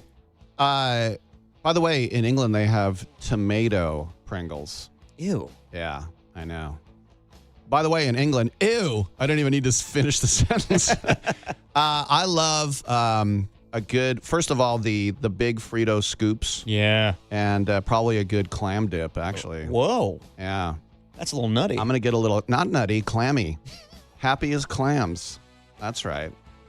And you can get them over at Fisherman's Wharf. Nah, I don't know. That's it. That's your answer. Right. Yeah, Rick uses 20 seconds of his time. He's going to be 5-0. All right, for me, Dano, my favorite chips to dip, I love me a good hummus and some pita chips. It's actually my go-to snack. Oh, how pretentious. Well, why is that pretentious? It's an easy pick from Whole Foods. Do you have that when you're on your hookah? Oh, come on now. Nothing wrong with that. Or if I'm, feeling a little saucy, I might go with some salsa and Tostitos. Right now, people can't believe no one said guacamole yet. Yeah, I mean, that's a go-to one. You can do your classic chips and guacamole, but that's number 2 for me. No, but the go-to for me these days are pita chips and hummus, and then you got some Tostitos and salsa. I remember you told me dry toast and duck pate, and I said it's pate. That was a long time ago, I said Rick. it was pate. That was a long time ago. Okay. I'm a changed man. I don't need that. So, Danny, that's my answer when it comes to my favorite chips and dip. All right, Derek. I'm not really a big fan of hummus, so I'm going to give Rick the point on this one. When you say clam chowder and Fritos? Also, I love the knowledge of tomato Pringles in England. All right, fair enough. 2-1. Let's see if you catch up here. Go ahead, Dan. Colin's listening. All right, 2-1. The Warriors and Steph Curry are expected to have contract extension talks soon that will keep him with the franchise for the entirety of his career. But if the unthinkable happens and the negotiations break down and he leaves the Warriors, where would you like to see him finish his career? I asked Marcus Thompson this question last week, and this is never going to happen because Steph Curry is going to finish his career as a Golden State Warrior. But if he did play the hand that every other NBA superstar does, is I want to get the hell out of here. You guys aren't doing enough for me. I think that the best place, and Marcus said this, the San Antonio Spurs, to be the point man for Victor Wembanyama. No, you're shaking your head already? Well, let me finish, Rick. I didn't say anything. Okay, I think that'd be a great spot. I think that, teaming up with Clay once again in Miami, along with Andrew Wiggins, he always wanted to play with Giannis Antetokounmpo. I think that's a good spot for him as well. Also, the Boston Celtics, but I don't think that Steph Curry wants to play in Boston, so I'll go with San Antonio. I think that, Steve Kerr, the connection with Greg Popovich, I think that Steph in San Antonio would be the ideal spot if he was going to move on from the Golden State Warriors. Can I just say, too, there used to be a show, Chronicle Live, that I was on many times. Many times. Your dad hosted, Barry Tompkins hosted, Scott Reese, a couple other guys hosted. Get to the point, Rick. The point is, the very few times, I'm going to point out here on 50,000 watts, one time I was right. There were 4 of us on the panel, and the rumor was they were going to trade Steph Curry and his bad ankles for Bynum of the Lakers. And 3 people agreed, and I said Steph Curry is untradeable. And you were the Jerry West of the situation? No, Jerry West, that was he with Klay Thompson I know, for I'm Kevin joking, Love. I'm joking. No, I'm just saying, I said Steph Curry is untradeable. And they're like, oh, some people think that he's untradeable. Somebody should find that video. I don't think any of it exists. Probably but I love Steph, but there's only one team that I would accept him going to, and that is if he goes home to Charlotte. Ugh. I don't want him to win. Why not? I want him to go home. Come on. To his home. Come on, NBA grab bag. I would much rather him go home to Charlotte and be where he grew up. That's disgusting. You want him to go to another team and win? Hey, the Warriors ain't winning. They're not winning a 5th championship for him. And I'm not watching as long as that guy's there, that Sideshow Bob guy. What are you talking about? Pods. Oh, Whenever whenever I see him, I I turn off the TV. really. Yeah, it's that bad. So you can't watch Valkyries games. He's a big fan. I went to one Valkyries games for 2 quarters. Yeah. Not a half. I was there for the second and the third. No, I got you. And then I saw him. Okay. Danny, who you giving the point to? Well, it was way over the time, but Derek, you were interrupting him the half the time. So it's I think I'm going to give the point to Rick on that one. I would also not like to see Steph Curry win if he leaves the world. Wow. It's all tied up. Here we go. All right, Dano. Rubber make match. it count. 2-2. Question number 5. Puka Nacua said that he prefers McDonald's to In-N-Out Burger. Do you agree with him? You go first, Rick. Well, listen, I love Puka Nacua because I've interviewed him before, and he's hilarious. When he's not biting people. I'm not surprised that he's gotten in trouble with his mouth, but he is hilarious, and he also is one of the most amazing finds in draft history. If you think about where he was drafted and what he can do in the league, I mean, he's top 5 wide receiver for sure. So I'm very fond of the guy, even though I'm not a Rams fan. What was the question? Puka Nacua says he prefers McDonald's over In-N-Out. Well, In-N-Out is obviously the king. Yes. But McDonald's is much, much easier. And wherever you go in America, wherever you go in Europe, you can get McDonald's everywhere. Right. I don't have a problem with it. I disagree with him, but I don't have a problem with it because I understand where he's coming from. And there are some people that will, supersize it, and they will get McDonald's every night of the week, and bless their hearts. Probably not the best thing for you. No. That guy died, by the way, I think. The guy that made that movie. Morgan Spurlock? Did he? I don't think so. Okay, never mind. Bless his heart. I'll double check. I don't want to cast aspersions or report. I remember one time I was doing a show late at night with John Dickinson, and every single national outlet reported. Oh, you are right. He passed away. Yeah. Oh, man. Anyway, Rest in peace. every outlet reported that Paterno had died, and so we talked about it for an hour, and then they go, no, he didn't. Oh. But then he died the next day. Dude, do you remember when it was a whole thing for like a day? Like, did Ken Stabler pass away or not? Yeah, that was another one. Yeah. That really, really sucked. Yeah. Okay, so and the same with Ricky Henderson. So, sorry, what was your answer? My answer is I disagree with him, but I understand where he's coming from. Okay. When it comes to McDonald's and In-N-Out, like, you have more variety at McDonald's if you want, better fries. Better fries, obviously. I mean, their French fries are unbelievable. Their chicken nuggets, unbelievable as well. McNuggets, they're called, Rick. Yeah. But when it comes to burgers, like, yeah, you could get a Big Mac or a quarter pounder, but it looks like crap when you get it. Like, when you want, like, a burger that it looks like in the commercials, that's always going to be In-N-Out. You could go animal style. You could go whatever. So when it comes to burgers, you got to go In-N-Out. And it's going all over, the country right now, so In-N-Out's taking over. But McDonald's is a big deal. I think Puka Nacua needs to broaden his horizons a little bit, try more things. But to say McDonald's is better all the way for every food, no, he's misguided on that one. In-N-Out, better burgers, better French fries, McDonald's. All right, Rick, I appreciated that you put enough thought into it to forget about the question midway through. So I'm gonna give the point to Derek. Yes. Oh, nice. Yeah, he's right. I did blow it. What is that? Three in a row for me, Dan? 2 in a row. Right? Oh, well, I should have won. I should have won the You're last on a one. winning streak. Well, you know what? I think it might be 3 in a row for you. Yeah, you know That's what? like what Kruko says when you get your first hit. You go, you have a batting average. Yeah, exactly. So there you go. All right. So what? That brings my record to 7-7. I'm 500. I'm nipping at the heels of Adam Copeland. All right, that's your double dip. Maybe we'll do it again. You never know. Yeah, but you're not going head to head with him. You're with a sub. Does it count? I think it still counts, right, Danny? Yeah, Copes did a couple of dips. He did with Kerry Crowley and Ted Ramey, so those counted. So. All right. So I'm back to 500, or if I ever was at 500. Nicely played, Rick. All right, you guys know what you're doing. Us outsiders, we just come in and we get absolutely crushed. Well, just get ready for the playoffs there, Rick. There you go. We're calling you at the end of the season. There you go. Right, very good. And you better come correct later because we got a Raiders/49ers trivia game that Let's you and I are do going to it. go head to head. But before we do that, we talked about Steph Curry. There are reports that this weekend he could be signing a long-term contract where he retires as a Golden State Warrior. But should he? We'll talk about it next. Rick Tittle, Derek Papa on the Sports Leader.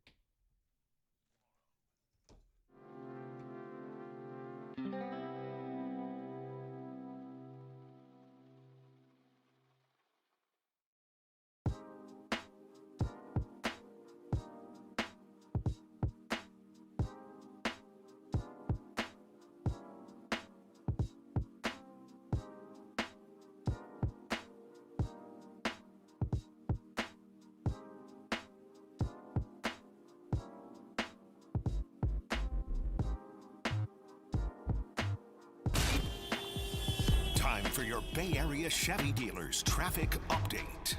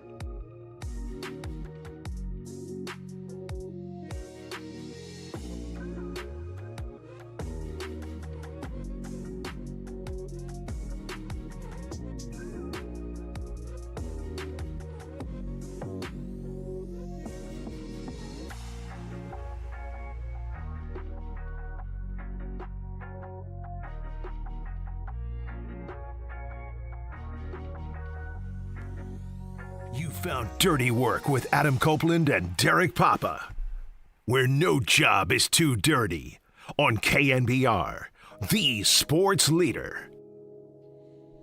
Dirty Work on a Thursday. Rick Tittle filling in for Adam Copeland, Derek Papa. If you're looking for a little 49ers pregame action, that game's about to kick off in about 40 minutes on KSFO.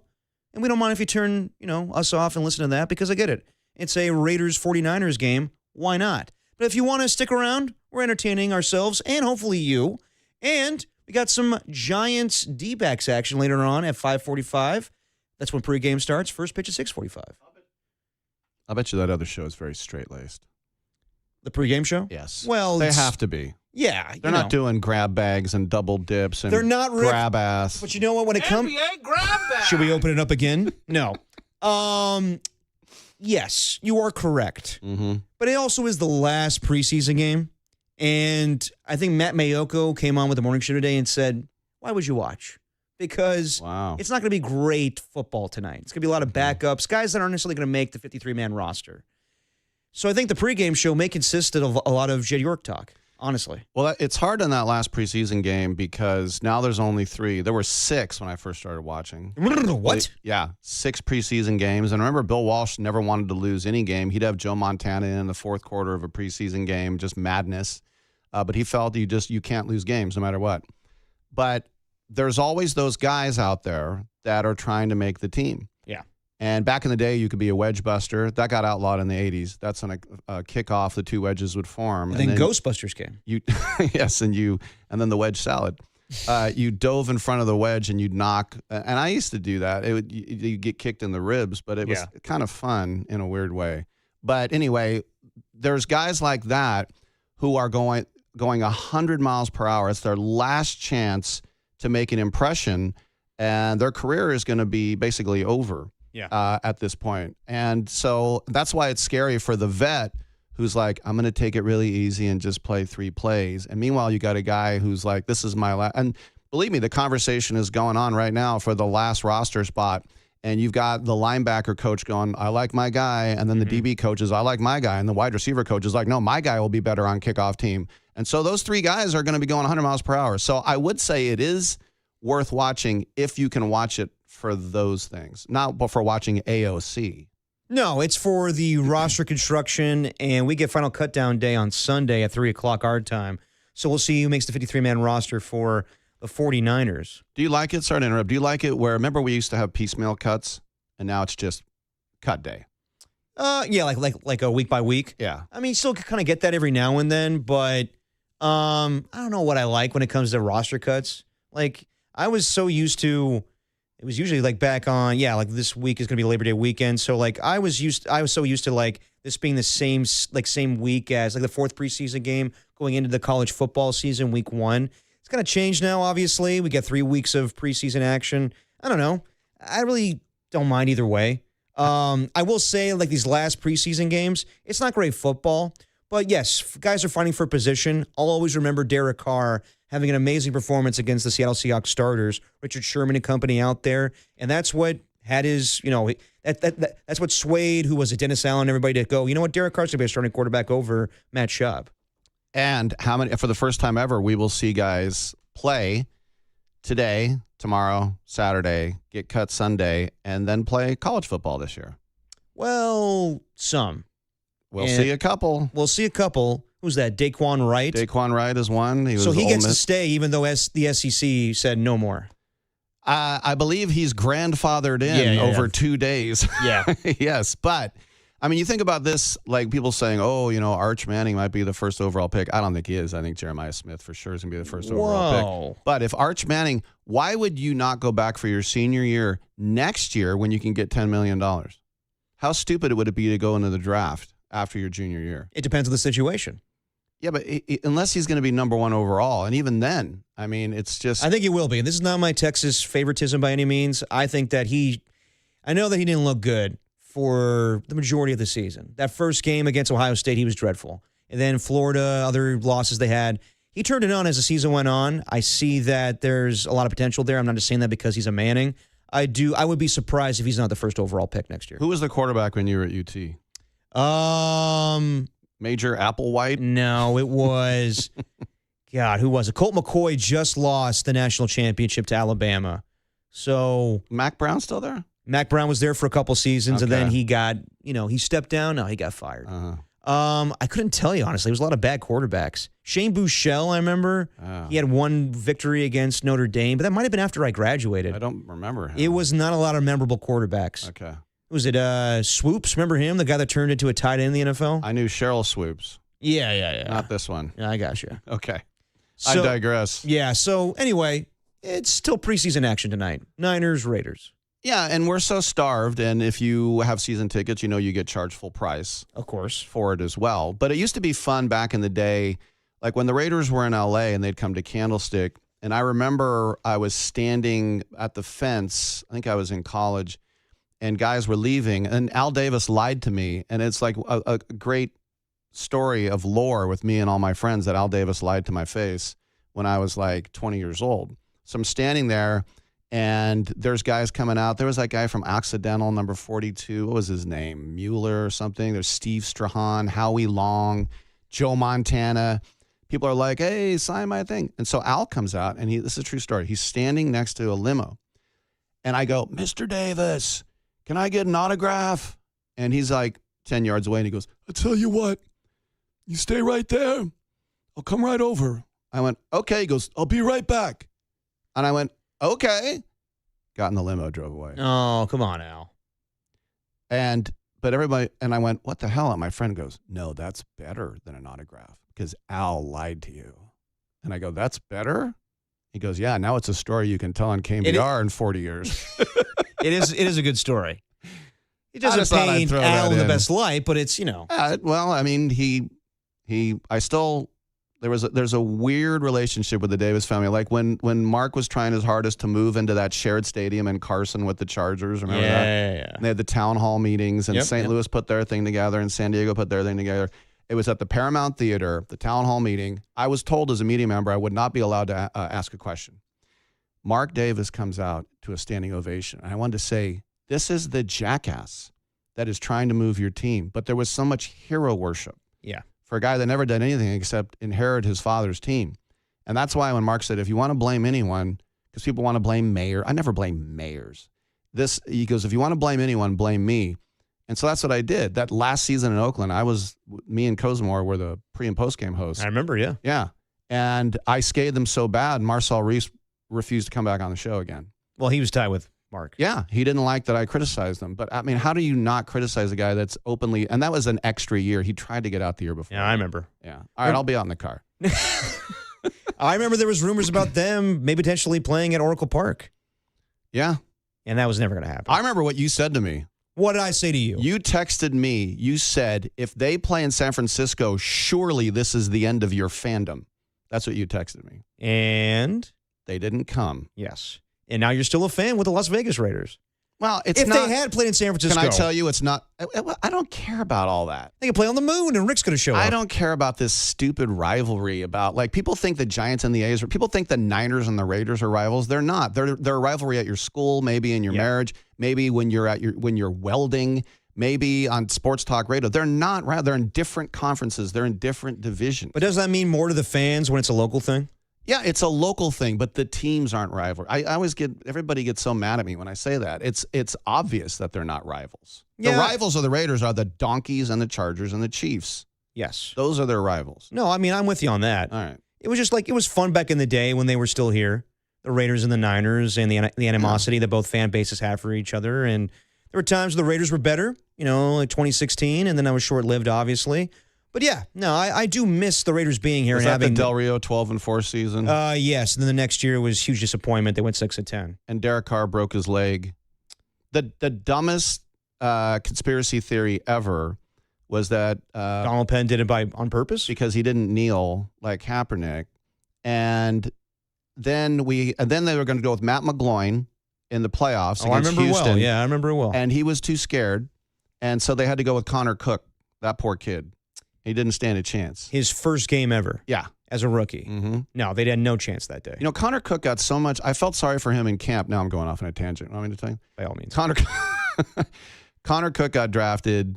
The the Raiders there were other teams that really wanted him, like Dallas. And because Dallas didn't get him, Jerry Jones had a fit. And then he tried to get Paxton Lynch out of Memphis, and Denver took him. So he was stuck with Dak Prescott.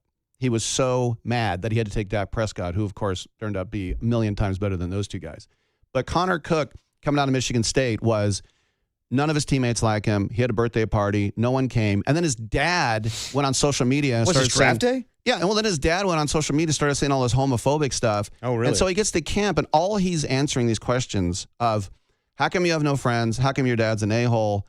And I was like, why don't we just judge this kid on can't we give him a fresh slate? Like, we don't know anything about him. I felt bad that he kind of came in with that hanging over him before he said one word. I remember the image, though, before he went to the draft. Did he win the Big Ten championship with Michigan State?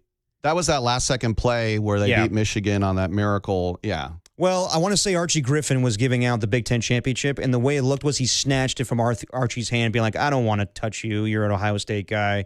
And so that was kind of like a little bit like, oh, this guy's kind of... Well, yeah. Anyway, let's do a 30 for 30 on Connor Cook on the radio right now. Go. What if I told you that Connor Cook had to start one game in the postseason? Connor Cook, he's cooked. The 30 for 30. That's pretty good. That's almost Facenda-like. By the way, do you notice that every documentary ever, no matter what, true crime, whatever, it starts with a drone shot and a 911 call? Every single one? Every documentary. That's how the Vince Young documentary starts, too. Does it? No, I'm kidding. Oh, okay. That's another guy I felt sorry for. Vince Young? Yeah. I'm going to watch the documentary, I think, maybe this weekend. I like that guy. Yeah. So, Rick, I teased that there's a report out there from Anthony Slater. He says that Steph Curry and the Golden State Warriors are expected to discuss a contract extension that will keep him with the franchise for the entirety of his career. Steph becomes contract eligible on Saturday. Should Steph Curry sign a long-term deal with the Warriors? Yes. Why? Because we want him to. I'm not thinking for what's best for him and You're thinking with your heart. Aisha and the fork. Yeah, I'd like to see him retire as well. And I think Joe Lacob is going to do everything he possibly can to make that happen. And so we know, we were talking earlier, I probably took it off the rails. We're going to talk about who's the best GM and all that. I have zero faith in Dunleavy to do anything. It's just got to be his decision. The Warriors aren't going to win another championship. No. They're just not. And I hate saying that. But I still would rather have him stay than go to San Antonio and play with Wemby or go to Philly. I don't want him to do any of that stuff. Of course not. I mean, I want Steph Curry's career to end as a Golden State Warrior. I think he does too. What would make sense, if I were him, you see the writing on the wall, I wouldn't sign a long-term deal. I'd sign a one-year deal to see where we're going, how Jimmy looks, how Moses Moody look, and then I would make that decision for a long-term deal after that. Isn't he going to be 39? Yes. There's no long-term, is there? What is long-term, 2 years? I don't know. Well, I mean, with the way Steph has played at times, I think he could play past 40 years old. I think he can, too. I just wonder what long-term means to a guy like that. Long-term to me means about 3 years, maybe. All right. So if you're Steph, what's the difference? Wait until 42? I would just sign a one-year deal and see where this team's going. But, that's not... He knows where this team's going. It's going nowhere. Exactly. And I think he's okay with that, honestly, in some degree. He wants to compete. But Steph, Draymond Green brought this up when he was on Inside the NBA, where he was like, I don't think we have to determine success by championships anymore. What? I know, which is a crazy quote. I think also for them, it's like we see more value in finishing our careers with the Warriors than going someplace else. We like it here. We're comfortable. Our families are here. So I totally get that. Right, yeah. If Steph Curry was any other superstar, though, he would go someplace else. And I like that about him, that he's just willing to stay here, even though it doesn't look fantastic in the future. Well, if you can look at those 4 rings and say to yourself, this is great. I love the house. And he's switching houses again. Is he? Yeah. But he's staying here. But if you look at... What, are you following him around? No, I just read what you guys read. But if that's enough for him to just say, look, I'm just going to do a 3-year retirement tour here and watch Pods throw the ball out of bounds and shoot air balls and get 38 minutes a game, then I'll do that.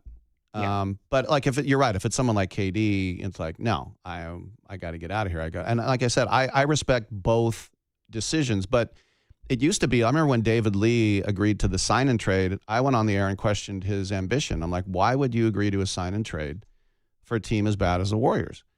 And he said, I like the area. I'm like, Really? You're going to come here just for the area? I remember Mike Hampton signed with the Rockies, and he's like, they got good schools in Denver. No, it's a terrible place for a pitcher. They offered you the most money. Of course. Yeah, just say it. That's how it is. Okay. Guys don't ever want to admit that in the moment, but then when they do 30 for 30s, they'll be like, oh, yeah, they paid me. Come on. Well, Zito, $75 million to the Giants. I always want to play for the Giants. Yeah, right. Yeah. They offer you the most money. Just say it. It's fine. No, that is true. I understand it. Dirty Work on a Thursday. Rick Tittle, Derek Papa. We'll be joined by Rich Aurelia coming up at 4:50. But before we do that, let's talk a little football. We talked about Jed York. That's off the field stuff. I don't think it's going to have any impact on the football team. Let's talk about our expectations for both the 49ers and the Raiders next. Tittle, Papa, Dirty Work with Dan Dunn on the Sports Leader.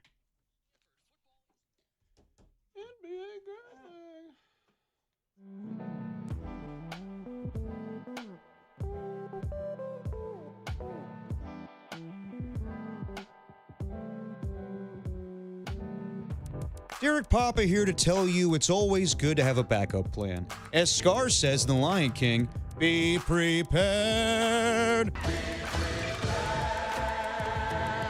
No Copes today on the show, so it's time to bring in my old friend, Rick Tittle. It's good to have contingency plans, whether it's in radio or in real life. That's why you get yourself a Rick Tittle, and that's why you get yourself the best lawyers I hope you never need in the Dolan Law Firm. Chris Dolan and the Dolan Law Firm are based right here in the Bay Area for more than 25 years. Award-winning personal injury and employment attorneys fighting for you where you live. If you were discriminated against at work, wrongfully terminated, or sexually harassed, your rights matter. Go to DolanLawFirm.com and learn more about your rights. Unfortunately, over the past year, Chris and his team saw a sharp increase in no-fault injury accidents. So please be careful. Let's work together in making the Bay Area a safer place. Feel confident that you're in good hands with award-winning California Lawyer of the Year. The Dolan Law Firm has secured more than $1 billion in verdicts and settlements on behalf of their clients. You know the deal at this point. You pay nothing up front, no hourly rates, no upfront fees. They don't get paid until you get paid. They live here, they work here, they win here. DolanLawFirm.com.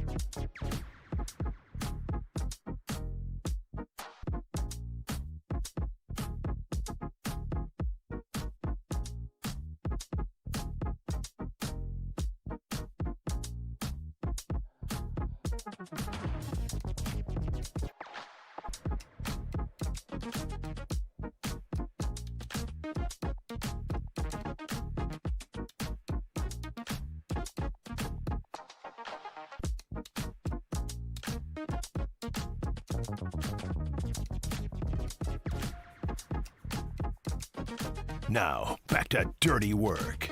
Adam Copeland and Derek Papa on KNBR 104.5 and 680 AM, the Sports Leader. Dirty work on a Thursday. Rick Tittle filling in for Adam Copeland, Derek Papa. Just a reminder for you, the 49ers-Raiders game is on KSFO today, so if you want to listen to that broadcast, tune over to that. It's okay, you're not hurting our feelings, but if you want to stick around with us, have some laughs, by all means, stick around. It will be joined by Rich Aurelia in about 10 minutes talking about the Giants. Say it again, Rick. Aurelia? There you go. Rich Aurelia is going to join us at 4:50 as we get you ready for the Giants and Diamondbacks. Pre-game at 5:45, first pitch at 6:45. But we'll talk a little football with you, Rick. What do you think about the Niners this year? And we'll talk about the Raiders as well. But the 49ers coming in with, I would say, not big expectations. I don't know if some people are saying Super Bowl or bust. But when you have them coming in with this division, the offseason that the Rams had, the Seahawks being the defending Super Bowl champions. What's your thoughts on the Niners and their expectations this season? Well, it's interesting because I talked to a lot of Niner fans, and it's amazing how critical they were of Kyle last year.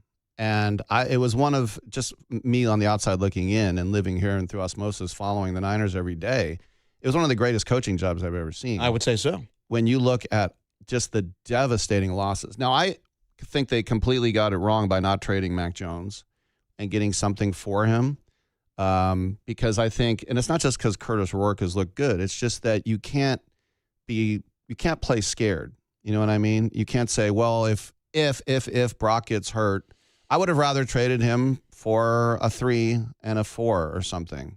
But if Brock gets hurt now you've got a very capable backup guy. But if everyone stays healthy, I don't see why the Niners can't be a contender for going to the NFC Championship, at least getting to the Final Four, so to speak. You said if. That's a big if with their injury history. Well, like any team, but I think. And I know you're a big substation guy. You know what? I went to a couple of World Cup games at Levi's, and I didn't realize how big that substation was. Oh yeah, it's pretty big. But I don't think starting to believe. I don't think that pops Achilles, though. No, I don't think so either. No. But yeah, it's a big if when it comes to their health. And you got guys that are missing practice right now. But you go across the league, there's a lot of guys being held out. It's load management, basically, when you got Mike Evans dealing with a groin injury, but it sounds like he'll be there week 1. McCaffrey's got the tightness. Nick Bosa and his knee tendonitis. I think all those guys will be there week 1. It's a question of whether or not George Kittle will be there week 1. But and you're shaking your head saying you don't want that. Well, I think that's a big mistake not putting him on the PUP list. And he didn't want to miss out on 4 games. Right. It takes a year normally to recover from that. And I know these are professional athletes, but CMC, Commandant Marine Corps, when CMC went to Germany for the illegal in America injections to help him, he didn't go to Germany this time. No. Right. So, but that whole thing about, hey, Kittle really, of course he wants to play. He's a football player. I would not risk him at this stage just because he's like, yeah, I'm okay. Look at me. I'm fine. No, you're not fine. Even after a month, even after 4 games, I wouldn't think he would be ready. Now, I'm not a doctor. I play one on the radio. I play an obstetrician on the radio. But I think that's a bad decision. But I hope that they're smart. And even though they didn't put him on the physically unable to perform list, the PUP list, maybe they'll put him on the kitten list and they won't play him. I think that would be smarter. I think so, too. Me and Coach have been saying that. I think that with the travel, 30 hours to and from Australia, I would not risk that with George Kittle. I think it's more likely he's there week 2 when they have 3 straight home games. But, yeah, I don't see George Kittle playing in that week 1 game. But, yeah, my expectations for the 49ers, honestly, kind of like a season ago. And, that's saying a lot when they are hopefully going to have a lot of guys back healthy. But when you look at their schedule, like last year, they benefited from a 4th-place schedule. And, again, give a ton of credit to what Kyle accomplished. Give a ton of credit to what Robert Saleh accomplished with how many injuries they had on defense. But, yeah, I am putting stock in the Rams. And I know that some people are like, well, come on. Just because they went out and spent the most money this offseason or traded for Myles Garrett or might get Aaron Donald doesn't mean it's a foregone conclusion. I hear you, but I do like their chances. And I like the chances of the Seattle Seahawks. And I just think that right now, if you're going to base everything off of what's on paper, I think the Niners are the 3rd best team in that division. And the Rams did the quote-unquote dumbest pick in the entire round, taking Ty Simpson, who has looked very good. But that's also, you are on the brink. You almost went to the Super Bowl. You have a first-round pick. I don't care what your team is. A first-round pick should come in and start unless it's a quarterback. And so you draft someone to back up the NFL MVP. Now, someday when he takes over years from now and it's fantastic, they'll say, what a great pick. But that, to me, by Snead, was boneheaded. I get that. I also think that it was their long-term thinking where let's take stock in picks for when Matthew Stafford retires. Let's save those picks for guys that can help us for the here and now, Trent McDuffie and Myles Garrett. Yeah, but like I said, that day might not come. You have a team right now that can win. You got to try and win. I mean, they could have gone after somebody else. They could have gone after, a Mekhi Lemon if you really like him. But like Kyle Shanahan, Sean McVay was very picky in this first round. It wasn't a great first round class. Well, he was super pissed too, remember? Yeah, he got on board once they said, hey, dude. Yeah, come on. He was giddy in that preseason game where he was 21-25. Yeah, and you know who he was thrown against? Rick Tittle. Yeah, I know. I'm not putting a ton of stock into that. I just think that Sean McVay's playing dumb with that whole thing, just being like, it looks like he was pissed off that they drafted Ty Simpson. He wasn't. He was behind that whole thing. I think he was completely against it. I don't see it. I think you have to be the most boneheaded. Well, it's just me. I think if you have the window, as you know, these windows are so small, and if they open and you can win, you have to do everything you can to get through that window. And if they close, it's like Thelma and Louise. Suicide off a cliff in a convertible. Real quick, your thoughts on the Raiders' expectations. It seems like you're down on Clint Kubiak and the gang. I'm not down on Clint Kubiak. I'm just saying the trend of these false dawns of these clown coaches and who was like, oh my gosh, now everything is solved. Now everything is solved. Tom Brady and Spytek have been in charge for 1 year, and they led the Raiders to be the worst team in the entire league. That being said, I like they spent money on the best center. Mendoza, Cousins. I like a lot of the moves they made. I love Brock Bowers. But still, I mean, they tried to trade Crosby and then it was returned to sender. They still have a lot of holes, and they were the worst team in football. I think I'm looking at 6 wins tops. I'm with you on that one. I think it's going to be rough. I think that they have, week 1 against the Miami Dolphins, who might be the worst team of football on paper. And then after that, it's not a great schedule. So you'll probably see Fernando Mendoza sooner than later. And yeah, Kirk Cousins will probably get the crap beat out of him week in and week out. But I think that it's trending in the right direction. I like Clint Kubiak. He reminds me of Kyle Shanahan in a way, son of a former coach, leading the Seattle Seahawks and their offense to a Super Bowl. I like his style. I like his offense. He needs to work with Ashton Genty and Mike Washington, who's popped in the preseason. I like where it's going, but I also think it's going to be a down year. I would say 5 wins maybe, and they'll probably trade Max Crosby again at the deadline. It could happen. To me, the ideal scenario is Mendoza doesn't take a snap because Cousins is the NFL MVP. That is that's wishful thinking. That would be the ultimate scenario. Yeah, I don't think that's happening. Yeah, but just for people to be realistic, and look, I hope that they do make the playoffs. Every time I predict that the Raiders will lose, they go, you're sad. No, I'd rather be happy than right. But you can't be the very worst team in the entire league and then say, oh yeah, we're going to the playoffs this year. It doesn't. I know you can go worst to first, and we can find some outliers and show that, but I think there's too many holes, especially defensively. No, I'm with you on that one. Rick Tittle, Derek Papa. Let's catch up with Rich Aurelia, who joins us every single week. Talk about the Giants and that horrible, horrible loss yesterday. We'll do it next on the Sports Leader.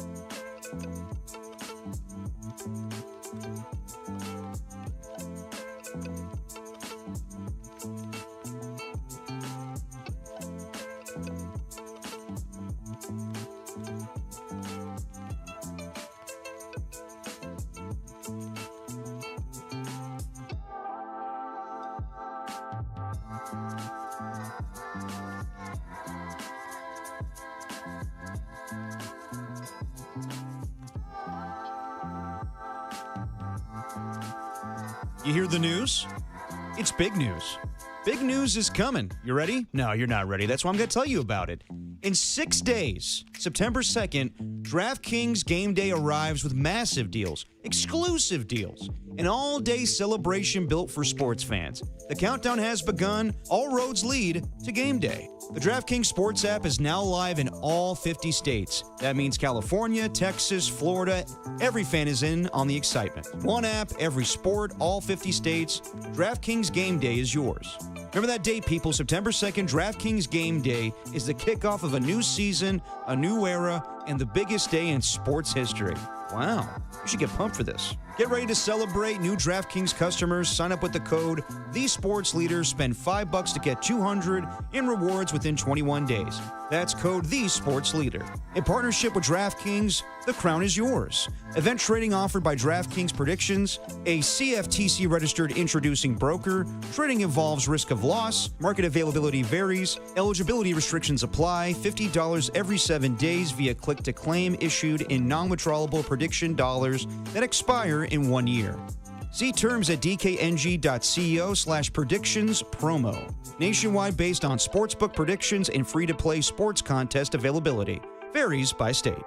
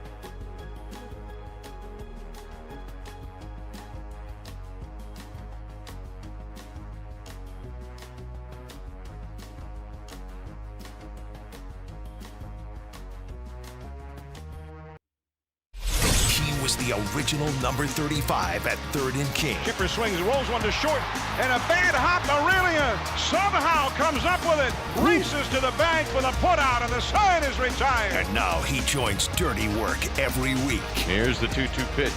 Aurelia hits one deep to left field, and this baby is out of here. A grand slam home run for Rich Aurelia, and it's his second home run of the season and his first grand slam of his career. It is 4-0. Forever Giant Rich Aurelia on the Sports Leader.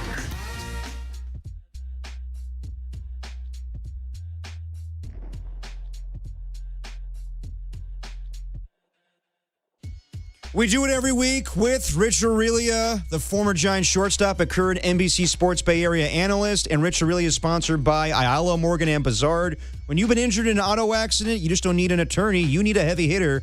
Contact Ayala, Morgan, and Bazard, and by Surfside. It's not Seltzer, it's Surfside, proud partner of the Giants. Richie, how's it going, man? And I know yesterday was tough, but how's it going? I mean, yeah, my life's good right now, man. I'm pretty good. Yeah. No complaints. Well, no complaints for me. Yeah, let's talk about that Giants game yesterday. And I wouldn't say yesterday was the lowest of the low this season, even though it was a historic loss. They waved the white flag a long time ago. That said, Tony Vitello wants to win games and build upon something for next season. And this team wants to sweep an opponent for the first time this season. So even though the lineup is inexperienced and they're missing a ton of guys, just how demoralizing is a loss like that? Oh, I mean, it's got to be totally demoralizing in the clubhouse, right? I mean, you're leading by 6 going into the 9th, and I mean, what was it? 2,200 and something and Yeah. The record, yeah. Something like that. So yes, a historic loss, and yes, probably one of the worst losses we can remember in history of this Giants franchise, but. Again, I mean, it's just in a rough spot. And again, I come back to what we talked about last week or a couple of weeks ago. I mean, there comes a point where, your pride comes into play, right? You got to have, some pride in your professionalism and your team and what you're trying to accomplish out there. And by no means am I saying that, they don't have pride or, that they're not trying, because I know they are.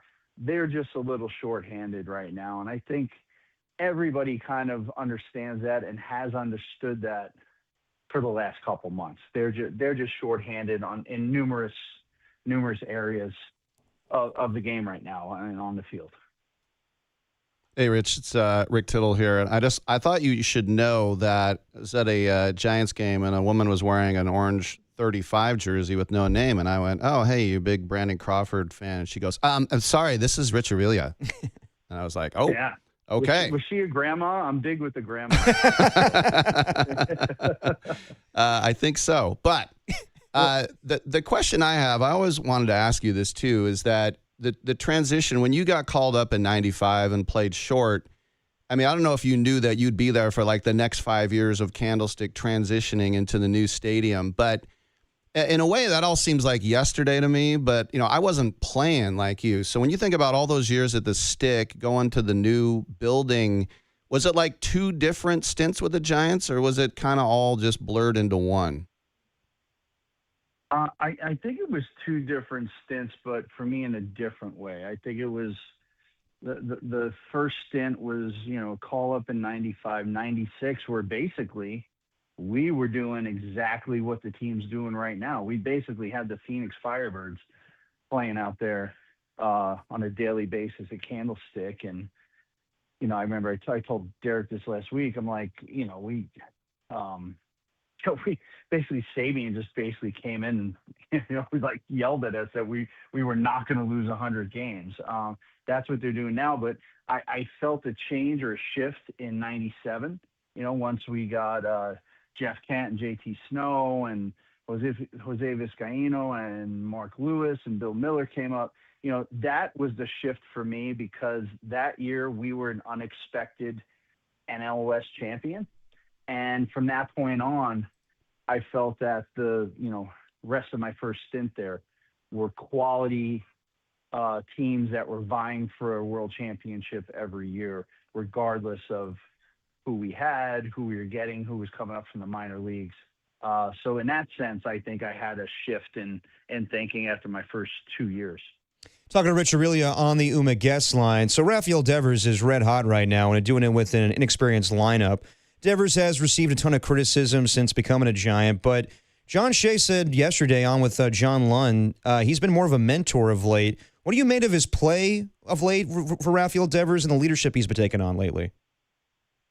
Yeah, I mean, if that's the case, and I'm sure I'm going to be out there this weekend. I'm sure I'll talk to some guys and find out a little bit more about it. But if that's the case, that's awesome.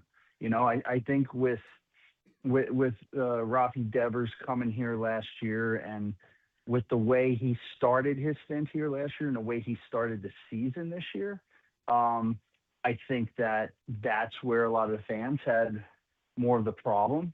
I mean, what he's doing now is probably more what, you know, your devout baseball fans think Rafi Devers will do on a daily basis. Hit homers, driving runs, hit a lot of doubles.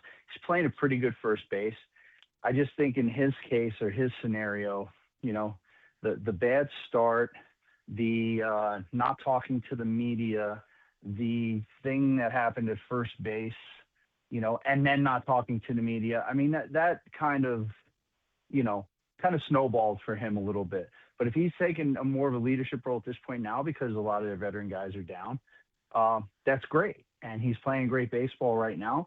Unfortunately, you know, for team-wise, it's a little too late for him to carry you know, for an extended period of time. But, you know, maybe you're seeing something more of, you know, hopefully you get this from day one next year on both sides, whether it's the you know, the play on the field or whether it's the, you know, being a mentor in the clubhouse with some of those younger guys.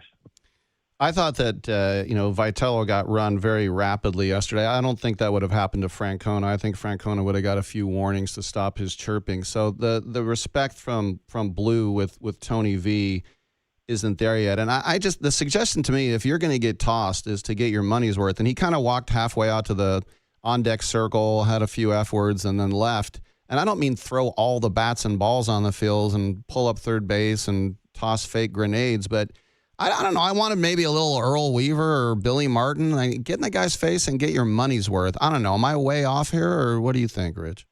Well, I hear where you're coming from, and listen, Tony hasn't. I don't think, from what I've seen, I don't think Tony's gotten a fair shake this year from you know, from a lot of people, and one of them being, you know, the umpires. I mean, listen, we all heard what he said yesterday. I mean, it wasn't like we didn't hear the.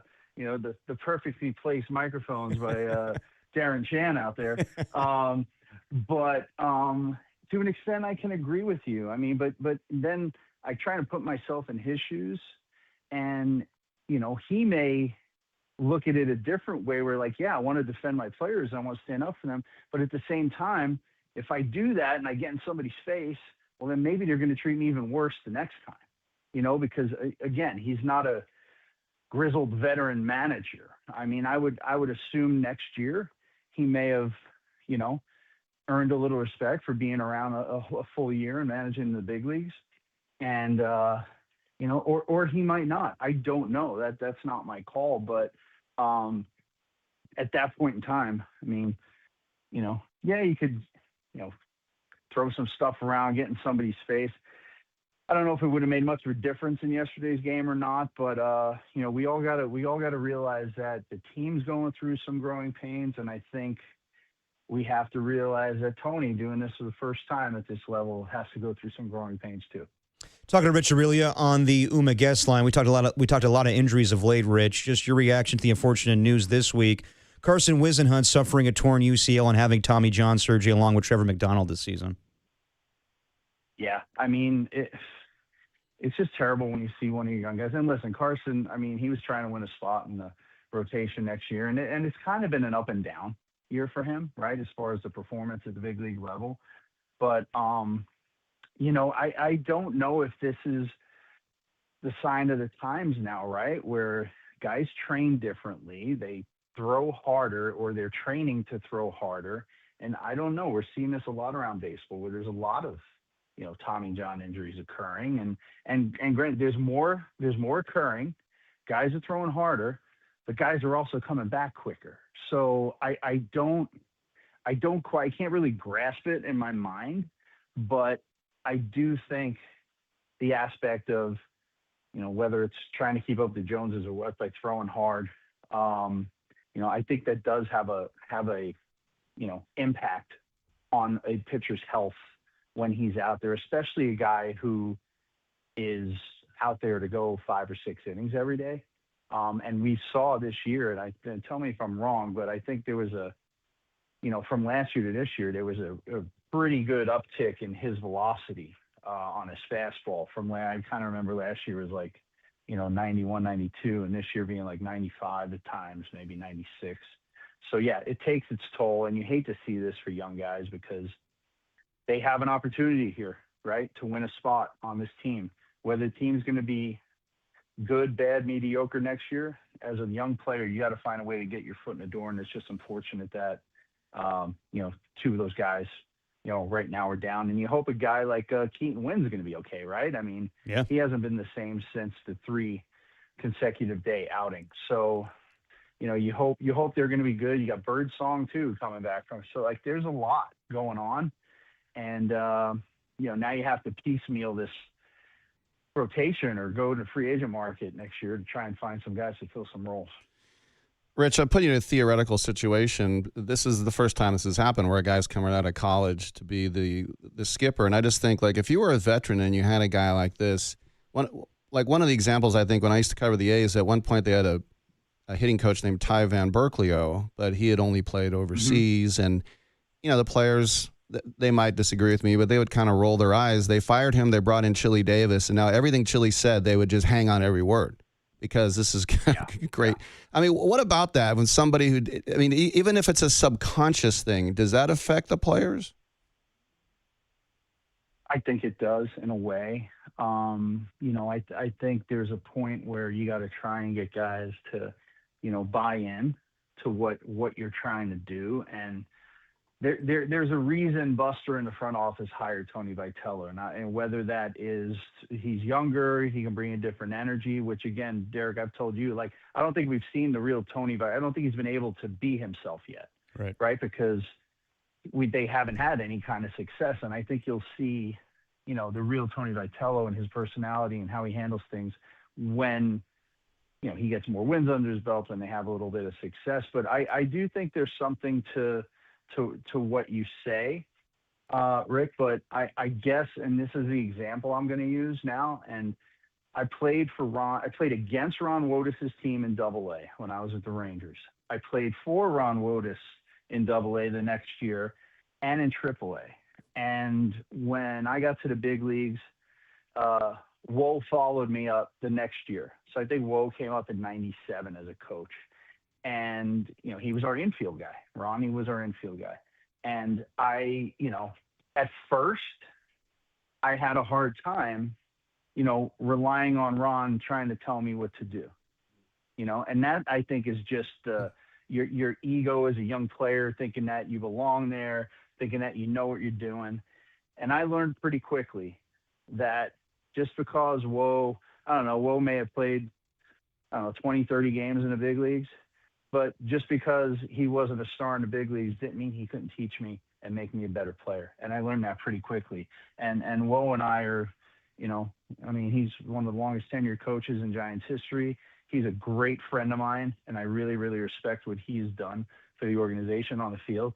So I think you have to keep an open mind as a young player and find ways that you can kind of be helped by somebody. What do they always say? Like, if you can't do, teach, or something like that.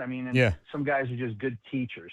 And that's what Ron was to me. So I'm hoping that that's what kind of Tony can turn into for some of these guys. And, I'm pretty sure, I would think there'd be some kind of turnover in staff after this season. I don't know where, but, it never hurts to have somebody with some, a name or some big league experience under their belt. Couple more minutes with Rich Aurelia on the UMA guest line. You said you're going to be out there at the ballpark this week, and I'm assuming you're going to be there on Saturday. How excited are you for your former teammate, Jeff Kent, to get his number 21 retired? Pretty excited, man. Listen, Derek, you've been around here all the time. Jeff. Jeff wasn't a, loud guy. He wasn't a boisterous guy. He wasn't a media guy. But the guy played the game, man. He played the game the right way. And I kind of look at it now where, at my age now and when I played and retired, we're getting to that age or era where like all the guys I played with or against are starting to get in, like a Griffey and a JK, and playing against Andrew Jones and Carlos Beltran. So like you're seeing it happen, and you go back to thinking of your memories. And for me, I mean, Jeff's was long overdue. The numbers speak for themselves. I guess they might not speak for themselves when it comes to sports writers, but they spoke for themselves when it came to like the Veterans Committee to put him in. Super excited for him to get number 21 retired. I haven't seen him in a while. I actually have to interview him tomorrow. I have to do an interview session with him, so that'll be great to catch up with him. But again, a guy you just want on your team, man. That guy was a grinder, and he grinded his way to the Hall of Fame. He just played hard, played the right way, and really didn't take any crap from anybody, which, I think we all knew that about Jeff. Well, we look forward to that ceremony on Saturday. Rich Aurilia, former Giant shortstop, a current NBC Sports Bay Area analyst. Rich, we'll talk to you next week, man. Thanks as always. All right, guys. Take care, man. All right. That's Rich Aurilia. Catch that interview on thesportsleader.com or the Sports Leader app. We got the Raiders and 49ers underway right now on KSFO if you want to hear that broadcast. And it sounds like the Raiders are playing their starters. It looks like it. Yeah, I'm watching it right now. Kirk Cousins, Brock Bowers, and the gang out there right now. A true test for the 49ers backups, I believe, on defense currently. I'll tell you a quick story, Rich Aurilia. Sure. So I knew the guy, is a friend of mine's father was a ball dude, his first year of the ball dudes. Okay. They're called Spry Seniors. Before crew called them ball dudes. Rich Aurilia hits his first major league home run, Candlestick Park. A guy comes over to the ball dude, third baseline, and he said, I don't want anything for this, but I want Richie to have his first home run ball. And he gives it to the ball dude. And he goes, oh, thanks. And they were wearing those shiny starter jackets. He puts it in his pocket, and he drives home. Oh. And he's like, oops. So he was the ball dude the next game. And so he came in, and in the dugout at Candlestick, he goes, by the way, sorry I didn't give it to you yesterday, but this was your home run ball. And Richie's like, oh, my gosh. I can't believe it. I thought it was gone forever. Thank you so much. Thank you so much. He goes, I didn't do anything. But I just think it's just kind of funny, like an old guy just put it in his pocket and drove home. I forgot. Sorry, but he got it. No, he got it, and Rich is the man. And we look forward to that ceremony. What do you think about Jeff Kent going to the Hall of Fame this year? I thought he was very gracious. I watched it, and I thought Richie I thought that was a really honest quote about how Wody, when he came up, they called him Whoa. Yeah. He was like, what's this guy going to teach me? I mean, I thought that was very honest of him to admit that at the time. And then he realized, oh, this guy's going to teach me a whole lot is what he's going to teach me. But back to your question. Kent, it's funny because I talked to him and he talked about how he's a half glass empty guy and his wife wears yellow Crocs and he wears black Crocs and, doom and gloom. And I said, isn't it funny, though, that here you are, even though he's from LA, but now he's a Texas guy in a ranch, that you're known as a Berkeley and San Francisco guy. Yeah, I know. And he goes, somebody has to be on the other side to balance it out.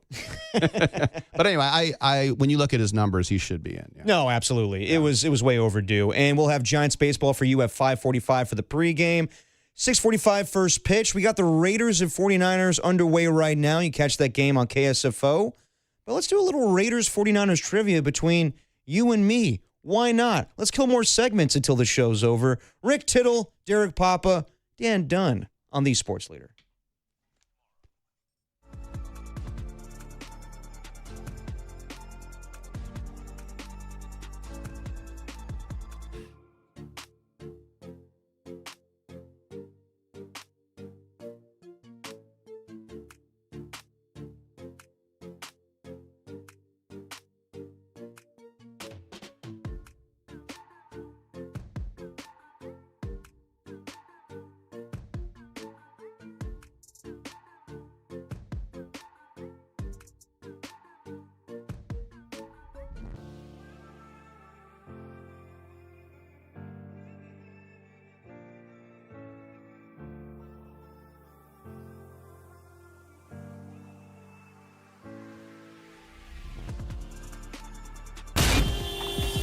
Time for your Bay Area Chevy dealers traffic update.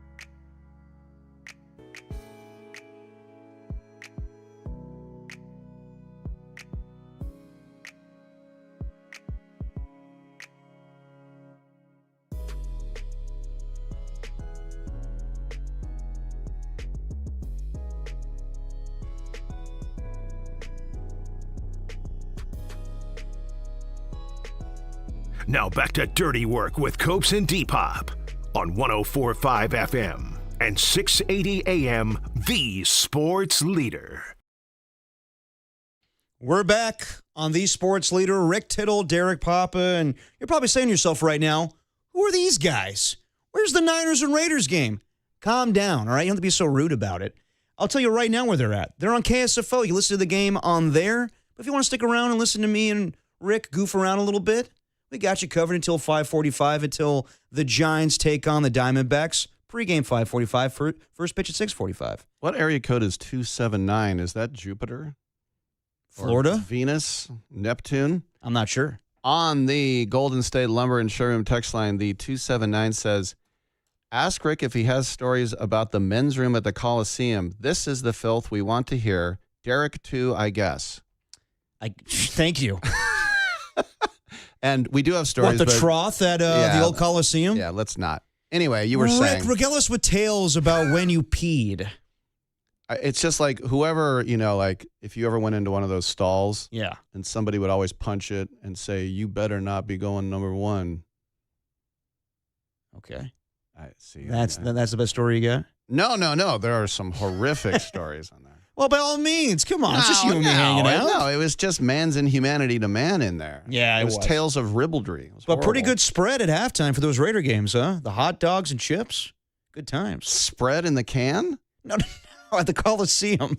What are you talking about? Oh, you mean in the press box? Yeah. No, he's talking about the can. Yeah, I know. I transitioned to hot dogs. That was not a good spread. It was a lunch. It was stapled. That was kind of the joke. Yeah. And then remember one guy took two and he got humiliated. We've never seen from again.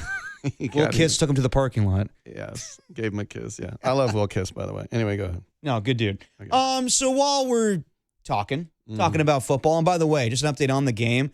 A lot of Raiders starters playing right now. They settled for a field goal, which I'm like, go for it, Kubiak. But the Raiders starters were playing on the opening drive minus Ashton Genty. And the Niners, Mac Jones is out there. So you're seeing a little mix of, guys that will be on the roster and backups. I think every time, because remember Tim Brown, when he caught his first pass at the Coliseum, they'd play, what a man, what a man. I do remember that, yes. Salt and pepper. Yep. When Genty does his first run, they should say, Genty plumerai les yeux, Genty plumerai les yeux, et la tête, alouette. Alouette. All right, I'll be out in the car. While we're talking Raiders wow, and we were Niners, good for 3 hours, and now it's all trash. Were we? Richie was good. Richie was great. And so was Sam Gordon. You can listen to those interviews on thesportsleader.com or the Sports Leader app. But we liked playing some competitive games. Earlier in the show, we did a little Danny's Double Dips. Mm-hmm. Let's keep that theme going a little bit. Let's do it. With a little Raiders and Niners trivia. Dan, how we doing this thing? A music bed. All right, so I wrote out a list of 10 Raiders and 10 Niners questions. How do you guys want to do it? Well, just whoever says it first. Or do you want me to ask you guys each a specific? Yeah, I'd say individually because it's going to be weird when we're talking over each other unless we do like a buzzer noise like, it's my turn. George Blanda. Yeah, exactly. No, Rick can start by all means. He's the guest. And this will appease some Niner fans out there that have been complaining we've talked about Raiders for the last 3.5 hours. No, we have not been. Calm yourself, everybody. Go ahead, Rick. All right, Rick. Jerry Rice was the first 49er to score 1,000 points in a 49er career. Which kicker's scoring record did he break? Ray Wershing? Yes, that is correct. Whoa, Rick's on the board. All right. Let's go, Dan. All right, Derek, I'll keep it 49ers for this one. In what year were the 49ers admitted into the NFL? Oh, man. In the NFL. They were in the All-American Football Conference. I'm aware, Rick. I'm aware. 19... Nah, it's got to be before the AFL. I'll go 1958. 1950. Damn. All right. All right, moving over to the Raiders side. All right, I'll stick with you, Derek. Which former Raider was inducted into the Hall of Fame in 2003? Which Raider was inducted into the Pro Football Hall of Fame in 2003? 2003. Who was part of that class? Hold on. I'm trying to think here. Hold on, everybody. Oh, man. It's pissing me off here. I don't know.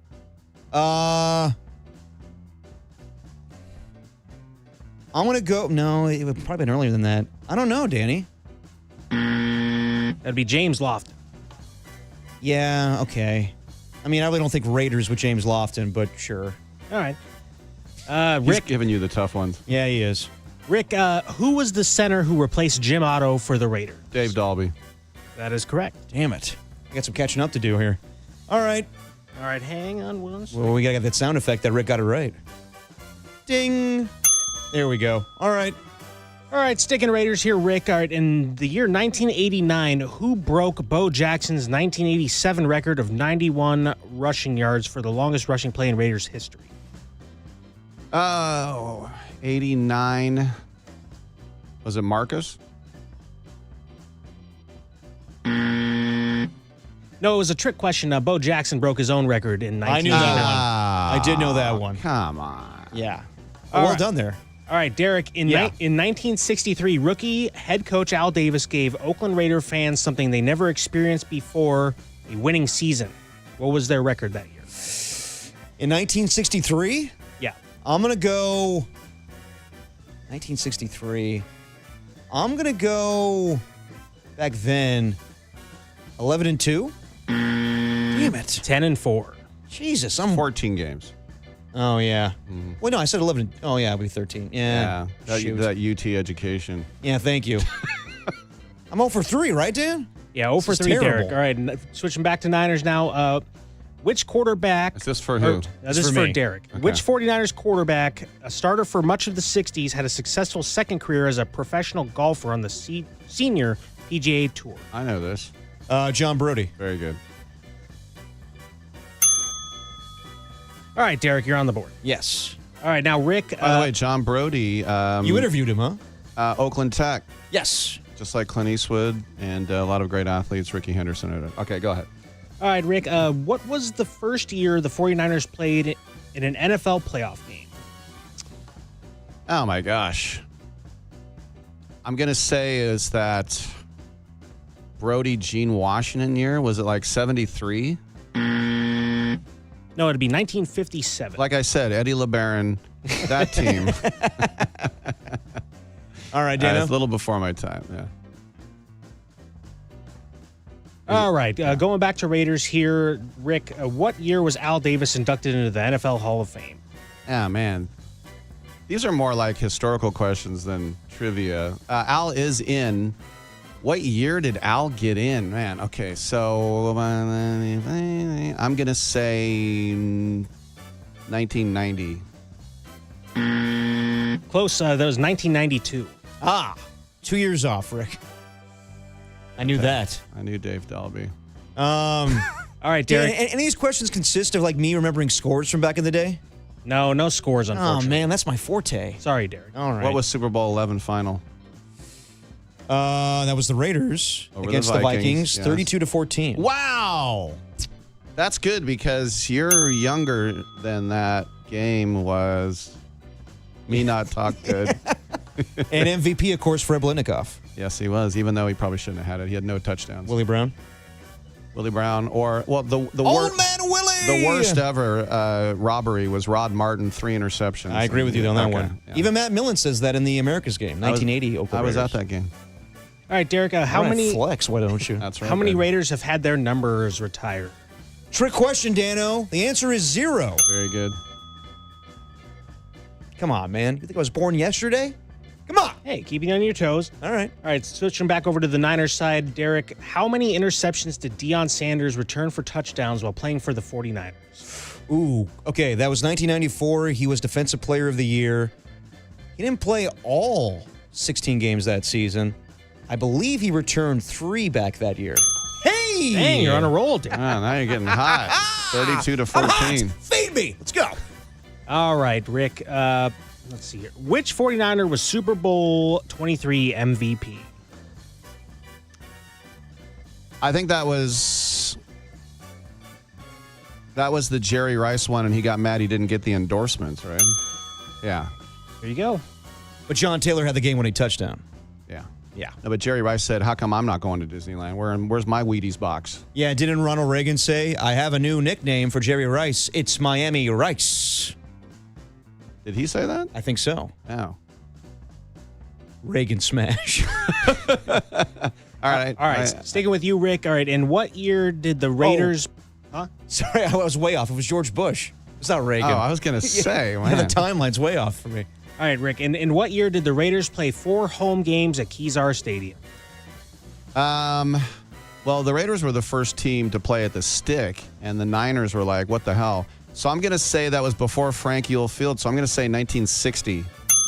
Hey. Well, it wasn't an exact year. You said before 1960. I said 1960. Oh, you just okay, never mind. Yeah. All right. What's the score, Dano? All right, it's 4-3 Rick right now. Oh, damn. Okay, here we go. All right, sticking Raiders, Derek. In what year did the Raiders first move from Oakland to Los Angeles? That would be 1982. So we are tied at 4. Yeah. All right, yeah, tied at 4 apiece. Derek, sticking with you. Who sang the national anthem at the first 49ers Super Bowl, Super Bowl 16? Ooh, man. Who sang the national anthem?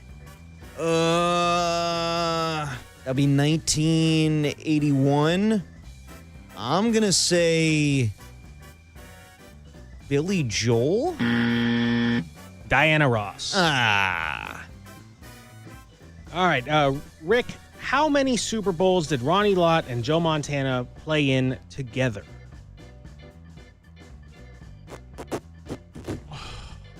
My initial reaction is 4. He didn't go to the Jets by then. He didn't go to the Raiders by then. I'll just go with the gut, 4. Okay. That's correct. All right, I need to... How many more we're doing here, Dan? I need 2 to, win or, 1 to tie, or... I'm down by 1 right now. I've already won. Is it over? No, we have about 4 more left here. Okay. All right, let's speed it up a little bit, though. All right. And I'm talking to myself, not you. All right, Rick, how many starts did Alex Smith have for the 49ers in his rookie season? I'm trying to think. Boy, you got me. I'll say he had 8. Very close. He had 7. Oh. All right. All right, and final Niner one for Derek. Which former 49ers defensive player was known as the Cowboy? Oh, Justin Smith. That's correct. The guy who had an Anheuser-Busch tattoo on his arm. Did he really? Free advertising. Nice. You really love Bud if you're going to do that. All right, 5-5 here. For the win, maybe. Derek, this one's specifically for you. All right, in Week 13 of the 2009 season, the Raiders had a stunning comeback victory over the Steelers in Pittsburgh, led by Bruce Gradkowski at quarterback. Mm-hmm. Derek, did the Raiders win another game that season? Ooh, great question, Dan. That's tough. I know Louis Murphy caught the game-winning touchdown. I remember Tom Flores going before my father, touchdown, and then my dad goes, "You want to do it, Tom?" Wow.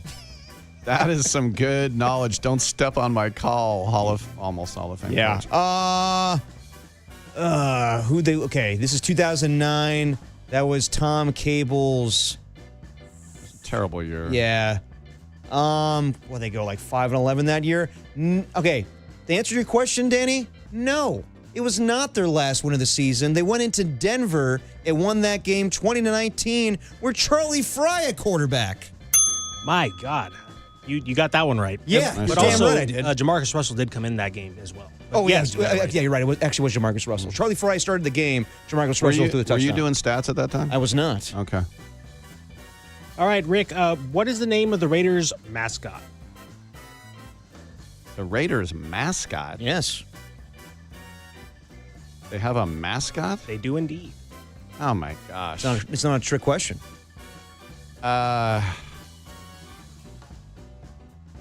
It is a trick question. Crazy Crab. Raider Rusher.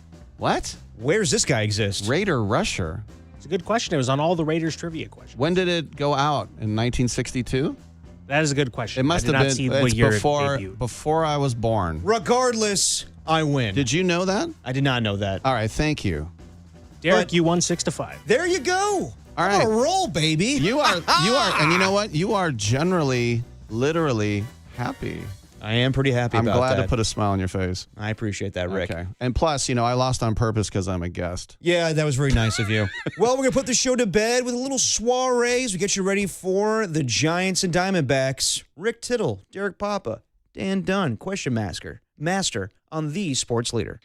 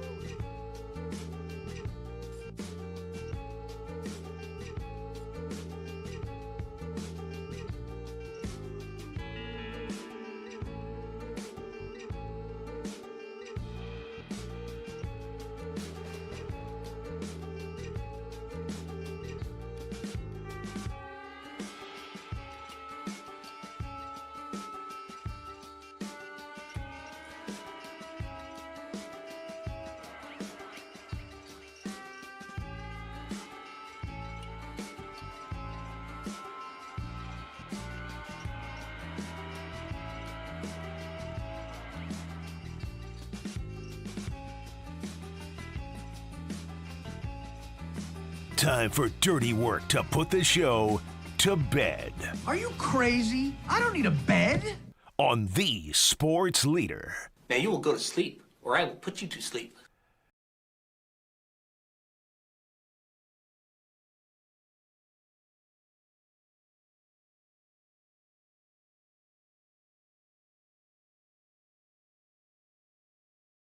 Putting the show to bed on a Thursday, Rick Tittle, Derek Papa. If you're wondering where is the 49ers game against the Raiders, it's currently on KSFO, but we got you covered until the Giants take on the Arizona Diamondbacks. Pre-game coming up here in about 7 minutes. First pitch at 6:45.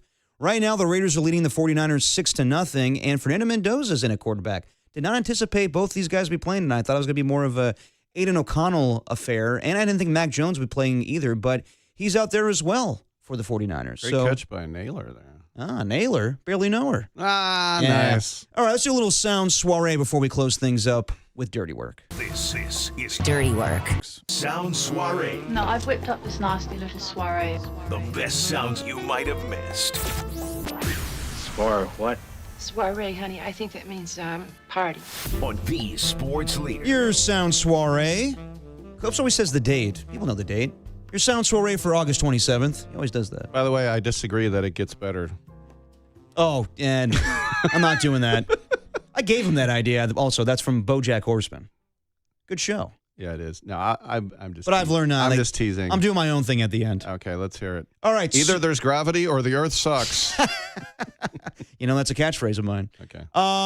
Let's start with Klay Thompson, newest member of the Miami Heat, and I think this is his introductory press conference, Danny, where he's talking about already he's having the comparisons to Ray Allen. Of course I like those comparisons. I love Ray Allen. Are you kidding me? Him and Reggie were like the blueprint for my whole off-ball formula. Like, I still do the drills. I still watch their footage all the time and how they got open and how much they move without the ball. And I was lucky enough to play for a coach in Darren Ehrman, who spent time with Ray in Boston. So I got to learn from Darren what Ray would do in his off time, how serious he took his conditioning and his fitness. And it gives me chills that I'm even in the same sentence as Ray, because if you would have told me this my rookie season, like, I would have never believed you. So it's Ray has one of the greatest shots, obviously, in NBA history, and I still practice that drill, the backpedal drill to the corner, like he did in Game 6, 2013. But, I welcome those comparisons. I'm never going to say I was better than Ray or I have more game than him, but to even be in the same breath as him is surreal, and it's an honor. And that was on ESPN Radio in Miami. But, yeah, Klay Thompson already hearing the comparisons to Ray Allen at this point in his career.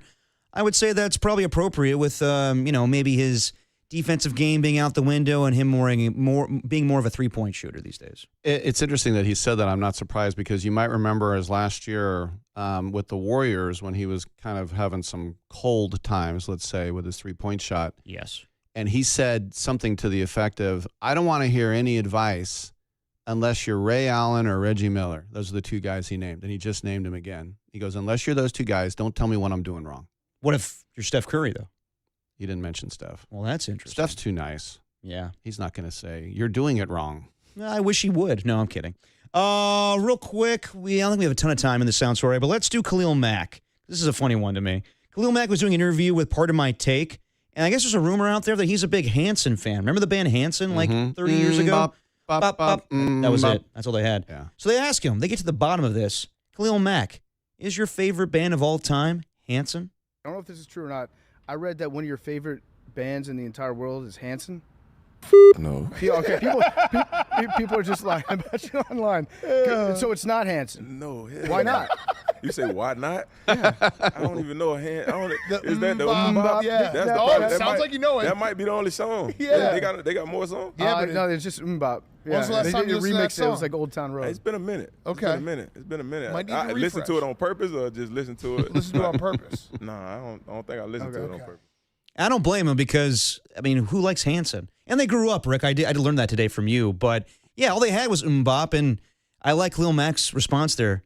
No. I'm not a fan of Hanson. That's the kind of thing, and you probably know this too when you interview people, is if you're going to rely on Wikipedia, you take a risk. So that reporter or whoever that was asking that question, he was probably a college kid. He probably saw it. No, that's a big-time guy from Part of My Take. He's on Barstool. Oh, okay. But somewhere, somehow, or just somebody. PFT a commenter. Yeah, or somebody in the know is like, you know that it's famous band? I'm not even playing around. And then maybe just to get him. But yeah, I think what he said, F no, is what like 99% of the world would say.